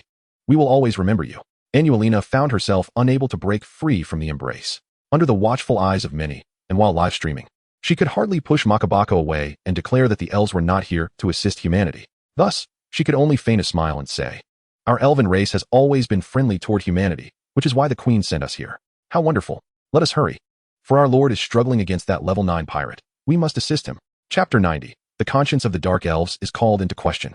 Ivan led a host of dark elves, following closely behind the players. They gazed ahead, their innocent faces aglow with joy, yet a profound silence enveloped them. All were acutely aware of the queen's intentions in sending them forth. They were to extinguish the hopes of humanity. That hope, which had always been overshadowed by Nyedong within the confines of the academy. If Wei Yuan's 9th-level prowess were to be revealed, would the factions of the alliance, those at odds with humanity, remain indifferent? The Dark Elves exchanged glances. Among the Dark Elves dispatched this time, save for Ivan, all were middle-aged, surpassing 3 centuries in age. Within the cadre of 36 Dark Elves, there were 3 8th-level Gene Warriors, 13 7th-level Gene Warriors, and the rest were all of the 6th level. Such formidable assembly was not meant to aid humanity, but rather to restrain Wei Yuan at a pivotal moment, allowing Ivan the opportunity to draw his bow and release that fateful arrow. Surely, they could not genuinely believe that they had come to rescue them, could they? A middle-aged elf observed the exuberance of the human children, feeling a twinge of discomfort within. Humanity had once shown their elven kin a far more favorable disposition than other races. Yet, now they found themselves in such dire circumstances. They remained oblivious to the reality. Once we unveil Wei Yuan's true strength, we shall simply withdraw, shall we not? The queen had not specified how to deal with the remaining humans, so we could just depart, granting them a chance for survival. Several elder elves conversed quietly, and Yuelina overheard their exchange. With a cold snort, she remarked that the queen would undoubtedly have her plans in place. Were they truly feeling pity for humanity? Was it because those few had spoken kindly of the Dark Elves that they contemplated defying the queen's command? Such a heavy accusation silenced them. After all these years of intermingling among the races, the younger generation of elves had long since succumbed to corruption. Noticing their continued disregard, and Yuelina brushed past them with disdain and continued forward. Even with the passage of millennia, the light elves remained nobler than their dark counterparts. They were but shadows left behind by the Mother of Life. As they spoke, the group had already arrived at the human encampment. It had begun to snow, prompting several of the less occupied warships to descend. She approached the landing bay of the ship personally. Thousands of players stood in neat formation, had the circumstances allowed. They would have prepared a ceremonial procession and a display of fireworks. That esteemed figure was our commander, Shuexia. The beaming oil thief, with a grin, led Ivan towards Shuexia. Although puzzled by the peculiar names humans adopted, Ivan nodded respectfully at Shuexia. Are we to provide assistance to your lord now? Shuexia inquired gratefully. Are you truly departing so soon? I cannot express my gratitude enough. The Dark Elves' assistance to our kind shall never be forgotten. Never forgotten. Never forgotten. Never forgotten. The players, summoned for this performance, shouted at the Dark Elves with fervor, as hundreds and thousands of voices resonated in unison. They proclaimed that the human race would not forget the aid offered by the Dark Elves. The sheer intensity of the moment was overwhelmingly exhilarating, causing a faint flush to rise upon Evan's cheeks. Did they truly have such unwavering faith in us? His gaze swept across the assembly of humans, and not a single individual bore a hostile demeanor. All eyes were alight with excitement, as if these Dark Elves were divine beings come to their rescue. Some even waved enthusiastically at Evan. A tremor of conscience rippled through him. Did they genuinely regard us as heroes? This was a privilege never before afforded to the elven kin. Memories flooded back to Evan's time alongside Anyuadong, where all accolades belonged to him. Even the resources he had seized were taken by Anyuadong. The attention had always been focused solely on the Light Elves.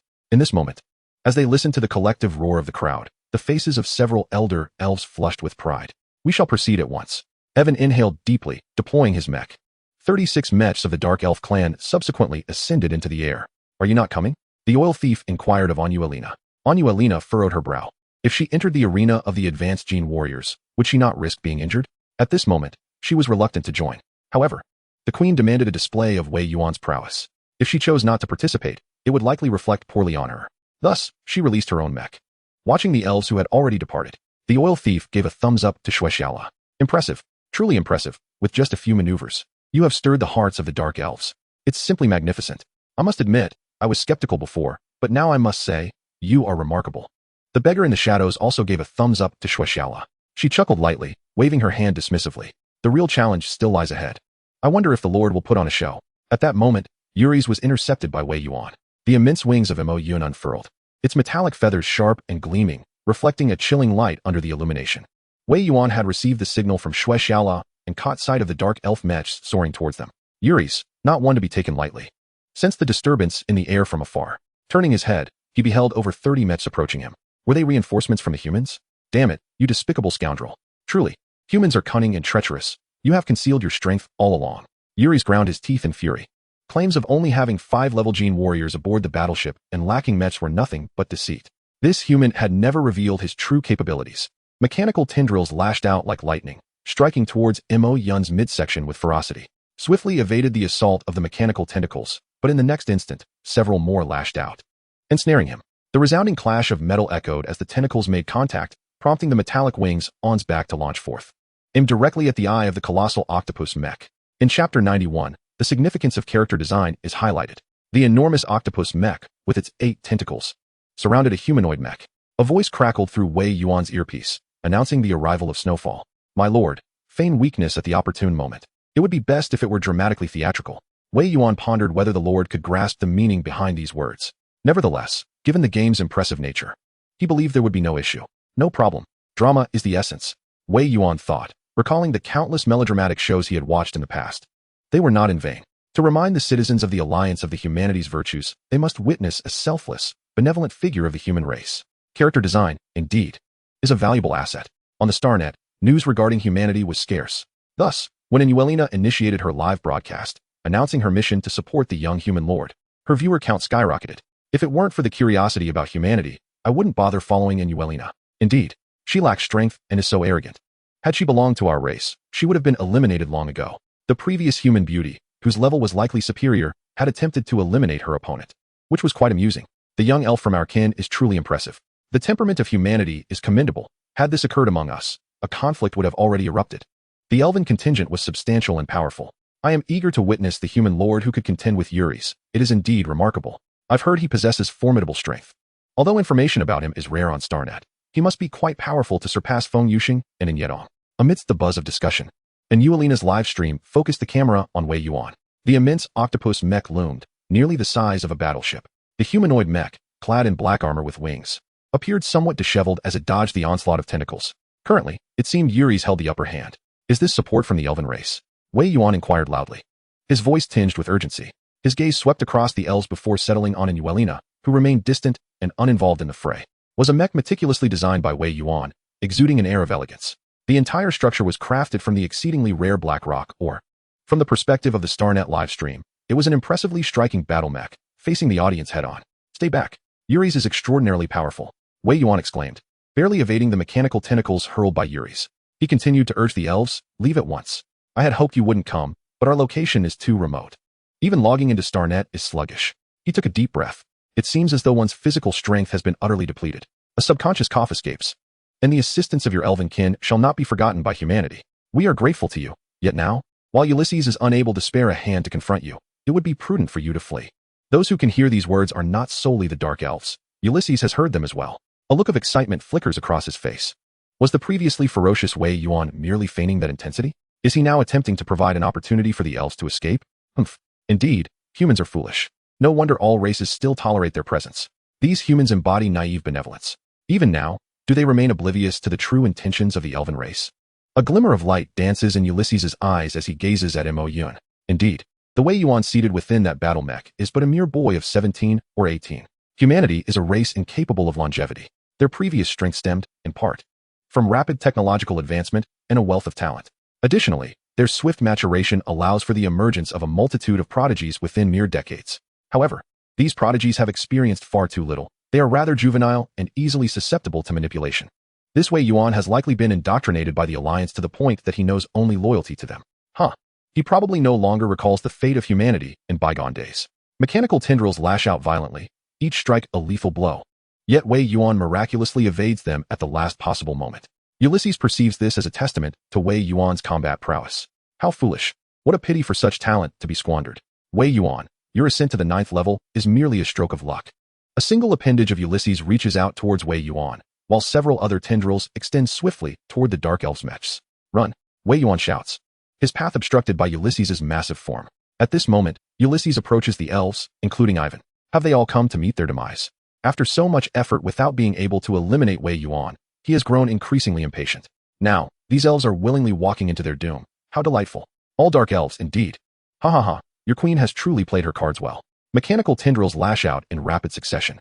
The 3 8th level dark elves at the forefront simultaneously position themselves in front of their kin. Ulysses, we pledge our loyalty to Her Majesty the Queen. Do not attempt to sow discord here. The trio of dark elf mechs deftly evades Ulysses's mechanical tendrils. Ulysses is far too powerful. You must retreat and stay back. Ivan, you and Inuelina should distance yourselves. The other elves, prepare from the sidelines. The 3 mightiest mechs draw forth their bows from their backs. These great bows have been specially crafted for the elven race. As they are readied, pale gray energy arrows rest upon the bowstrings. As soon as Yuri's voice fell, 3 mechanical tentacles surged forth from the back of the elven mech. His mechanical appendages were extendable, swiftly unfurling with a whoosh. The enormous mechanical tentacles, tipped with drill-like weapons, pierced through the elven mech's body with a decisive thrust. Crack! The sharp sound of shattering energy glass echoed hauntingly. The cockpit split open. The mech, poised to unleash arrows, suddenly lost power, its arms falling helplessly. The mech and its pilot were linked by brainwaves, and now, that connection was severed. How pitifully weak they are. I hardly feel compelled to intervene, Yuri scoffed, yet I find myself in dire need of some elite genetic warriors' corpses. These beings, though bothersome as they approached, had nearly led him to believe that the human race concealed formidable genetic warriors. To his surprise, they were merely elves. How delightful. Chapter 92. How splendid it is to encounter normal interstellar debris once more. These elves, despite their higher levels, lacked the combat awareness of humanity.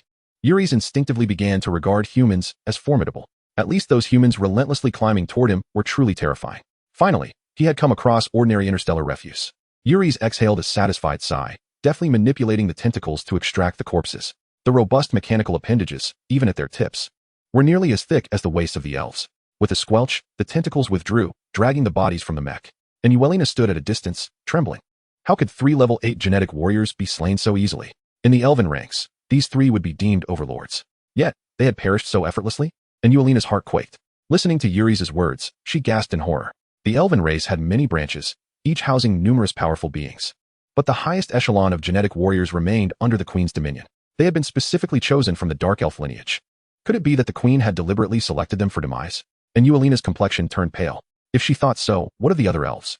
At the very least, Afen, gripping his longbow, had begun to loosen his hold. The 3 elders had watched Afen grow up. No. Afen witnessed Yuri's mechanical tentacles extracting the corpses from the cockpit. The 3 bodies hung limply, blood oozing from their wounds, gushing forth in torrents. Yuri's trembled with exhilaration. This is how it should be. Whose corpse would still engage in conversation before death? The massive penetrating wounds, the copious loss of blood. Fear and pain rendered the biological instinct to faint, leading to instantaneous death. This is how it ought to be. This is the correct order of things. Those humans are the truly abnormal ones. Just look. Even upon reaching level 8, being pierced through and subsequently extracted would render one's mind utterly lifeless. How could one still engage in conversation? Yuri sat within the confines of the mech, yearning to retrieve a cigarette from his pocket. He found himself craving a smoke. A moment of respite to ponder the enigma of why those humans could still chat before their demise. Even more absurdly, when he had pulled out those corpses moments ago, he instinctively desired to listen to what they might discuss. It was utterly insane. Yuri's shivered slightly. Indeed, humanity was quite peculiar, and it had rendered him equally so. He had long since depleted his cigarettes beneath the No. 2 navigation battleship, leaving only an empty pack. He tossed the pack aside and rubbed his cheeks vigorously. If Wei Yuan were to discover his current state, he would undoubtedly exclaim, "Brother, you've been tainted. Do you not realize you've been polluted?"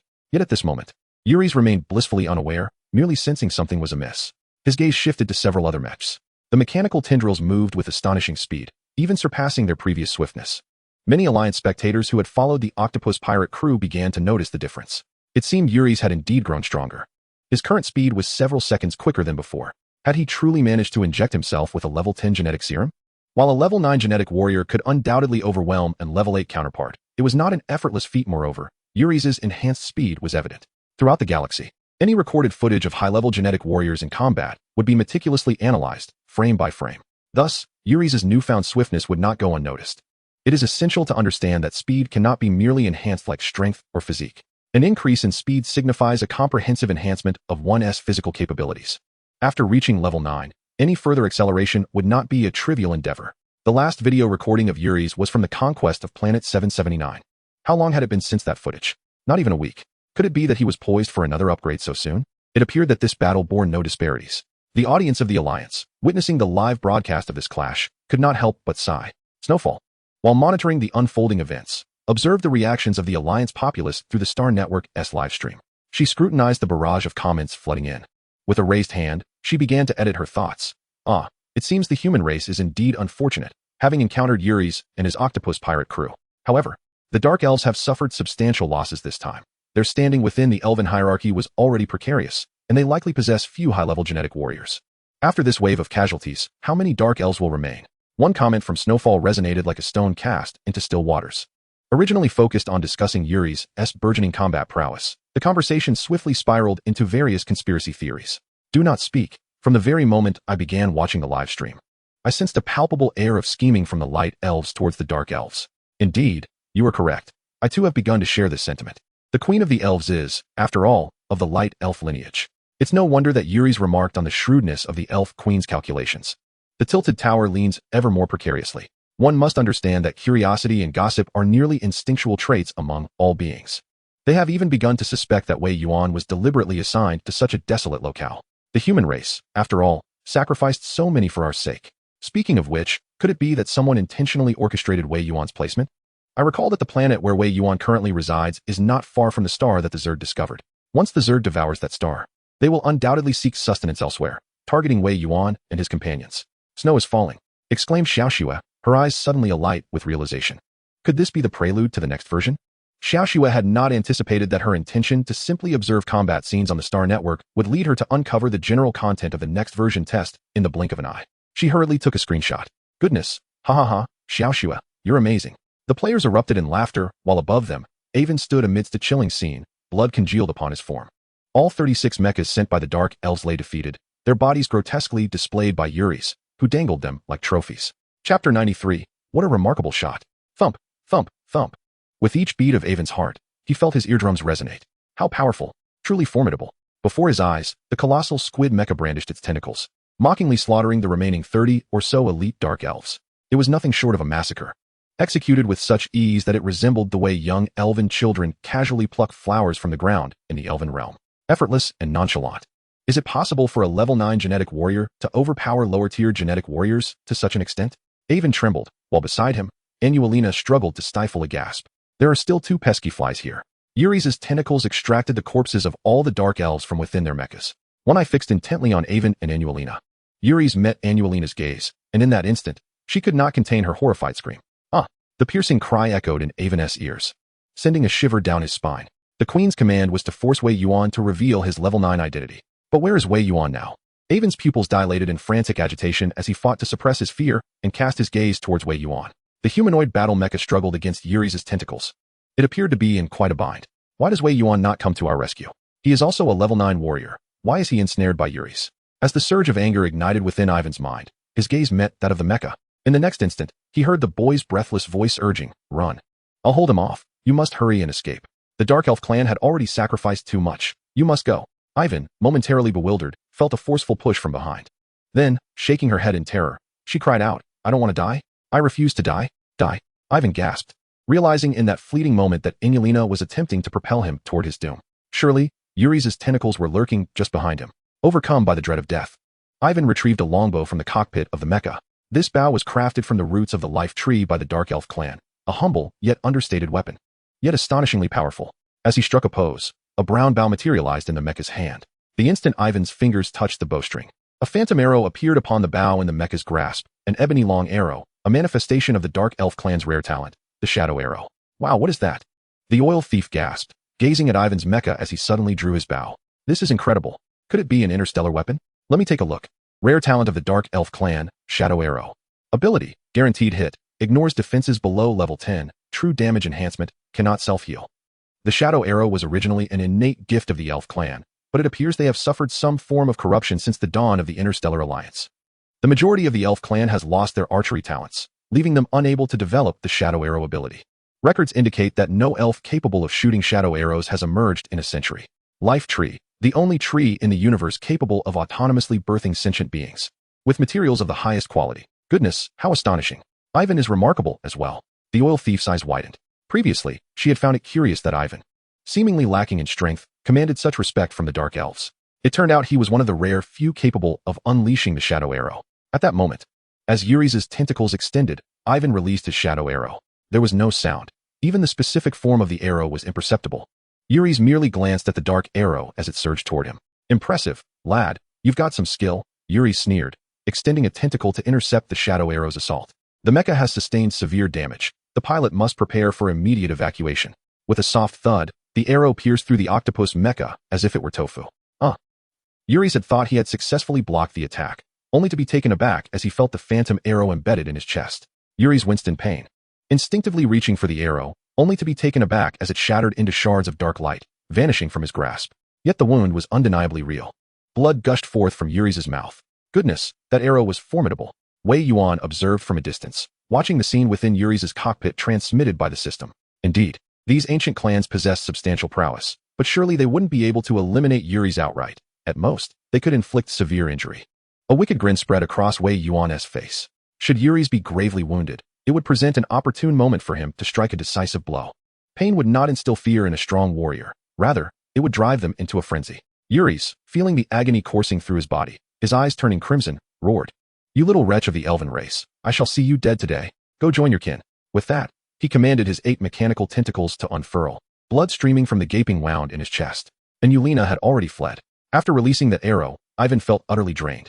Gazing up at the colossal squid mech that loomed above him, could this be the day he met his end? He hadn't even contemplated what lay beyond death. Suddenly, from the shadows, a humanoid mech sprang forth. Just as Yuri's tentacles were about to pierce Ivan, Wei Yuan deftly snatched him away from Yuri's encirclement. "Hey, brother.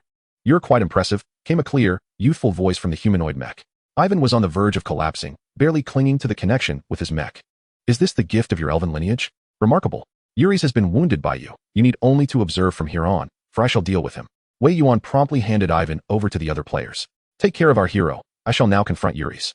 Wei Yuan waved goodbye to Ivan, who had emerged from his mech. The dark cloud swirled upwards as he unfurled his metallic wings. Around him, the humans erupted in excited chatter. "Incredible, brother. You've saved us from dire straits. That arrow you shot was nothing short of magnificent. Did the elven clan send you specifically to launch that shot in our aid?"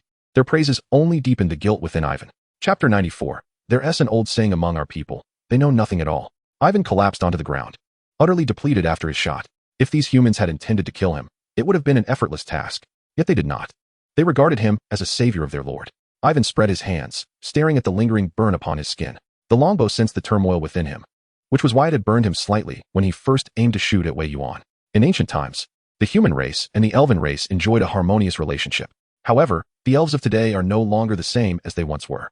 Ivan recalled that upon discovering his exceedingly rare talent, the leader of the Dark Elves had remarked that when the Tree of Life could still naturally birth elves, the talent for phantasmal arrows was not rare at all. In fact, it was possessed by all elves. It was only after the insectoids gnawed at the roots of the Tree of Life, leading the elven race to explore alternative means of reproduction, that their original talents began to fade. The leader of the Dark Elves had speculated that their greatest difference lay in benevolence. Elves devoid of a kind heart could not develop the talent for phantasmal arrows. Yet just moments ago, he had prepared to aim his phantasmal arrows at Wei Yuan while dealing with Yuli's. Ivan clasped his hands over his head, realizing this was, in truth, the Queen's command. But does that mean the Queen's words are always correct? Why would she send several high-genetic warriors from the Dark Elf clan into such a perilous situation? Fully aware of the dangers involved, their clan already had so few elves remaining. Ivan wallowed in self-pity, unable to comprehend the rationale behind these matters. Oh, that elf, could it be? He appeared to be lost in thought. Ha ha ha, shall we go and deceive him? Didn't the commander mention that we need to elevate the Dark Elf clan? The others had perished, and now he was the last one left. Moreover, this fellow possesses some talent. Perhaps he is a genius, and we could extract some information? On the battlefield, it was the players on the frontline battleship who felt the tension. The players in the rear had little to occupy their time, merely awaiting the conclusion of the battle to collect their spoils. With nothing else to do, they gathered around Ivan. With the oil-sneaking rogue intending to glean more information about the elven race from him, he stealthily settled beside Ivan. "Brother, what are you pondering?" Ivan lifted his head, only to realize that he had unwittingly attracted a crowd. He stared in astonishment at the familiar oil-sneaking rogue who had approached. "You're not worried about that fleeing elven girl, are you?" The rogue pointed in the direction wherein Yulina had escaped. "One must admit, there is something amiss with that girl. Regardless of her beauty, she shouldn't have been thrust into the role of cannon fodder." As the rogue spoke, he clicked his tongue in disapproval. Hearing this, Ivan was reminded that it was indeed Yulina who had nearly caused his demise. That elven woman. A spark of anger ignited within Ivan. He had nearly lost his life at the hands of an elf of his own kin. Conversely, it was a human, whom their queen had specifically targeted, who had nearly wounded him but ultimately saved him. How utterly ridiculous. Ivan chuckled bitterly. This trip to the war zone had truly broadened his horizons. She belongs to the illustrious lineage of light elves, her status surpassing mine, and it is only natural that she would push me forward to avert disaster. Ivan's expression fell into despair. The hierarchical distinction of the elf race seemed to have been inscribed into his very being since the moment of his birth. What could he achieve? Even if he were incensed? The queen herself hails from the light elf clan. What power does he possess? Anger? It would only lead to further injustices inflicted upon his kin. "Ah, brother, your words are misguided," the oil thief exclaimed, rising with fervor, his voice resounding with passion. He pointed one hand towards the heavens while the other rested firmly on Ivan's shoulder. "In our human culture, we have an ancient adage. Do noble lords possess any special breed? Aside from their elemental affinities, what makes the light elves superior to us dark elves? That young lady is indeed a light elf, yet she appears to be of a similar age to you. How is it that her rank is inferior to yours? Is she not impressive? Moreover, her character is abominable. A light elf resorting to such despicable acts is utterly disgraceful. To cast her teammate aside in battle? Such a person would be subjected to public shame among our kin. The oil thief's impassioned speech left Avon in a state of bewilderment. Indeed, why must our elf race be divided into tiers of superiority and inferiority? Why should the light elves, all born from the world tree, be deemed more exalted than I? Furthermore, many of the younger elves today are born through alternative means of reproduction. By what right do they claim superiority? Avon gazed at the oil thief with eyes shimmering with insight. No one had ever spoken such words to him before. Do you not know? In our human society, all are equal. Even the elite gene warriors are treated no differently than the common folk. The oil thief affirmed with conviction. Indeed, we all engage in the same toil, mining, lumbering. The profits are no greater for one than the other. I wonder what the game developers are thinking. They cannot profit from this endeavor. Why make it so realistic? The oil thief pondered with bitterness. At that moment, Wei Yuan, engaged in a fierce battle with Yuli's, sneezed unexpectedly. Who dares to insult me? Wei Yuan frowned, narrowly evading Yuli's attack. Observing Wei Yuan's increasing speed and agility, Yuli's grew anxious. TSK, TSK, TSK, you dig up the corpses of a few high-ranking gene warriors. And now you're preparing to assemble a corpse army, Yuli's? Is that your strategy? Wei Yuan taunted. You shameless human. Your earlier bravado was merely an act. Yuli seethed. Despite his frantic attempts to accelerate, his tentacles could not brush against Wei Yuan's mech. Clearly, Wei Yuan had been feigning vulnerability during Yuli's prior rampage against the elven race. What was this human truly after? What could he possibly desire? Speak. My pirate crew is already doomed. You and I are both level 9. You cannot kill me. Do not waste any more time.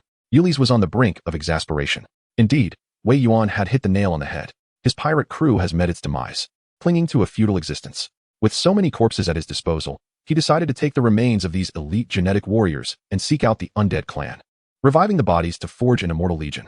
My intentions are quite straightforward, to annihilate your entire pirate crew. Suddenly, the wings of Wei Yuan unfurled, and sparks erupted from the small apertures within his metallic wings. In an instant, crimson flames blazed fiercely behind the black mech. Moreover, who dares to assert that I cannot slay you? Just moments ago, he was merely scouting for a weakness in Ulysses. The battlefield mech is not to be compared with ordinary mechs. Ulysses' defensive capabilities are even superior to those of Wei Yuan. However, he has now discerned a vulnerable point. Among the 8 tentacles, one bore a small gap at the wrist position. It was minor, yet it had indeed been pried open. That was the breach created by the ancient ancestor of the Sky Treader. Under Wei Yuan's command, flames surged directly into that seemingly insignificant opening.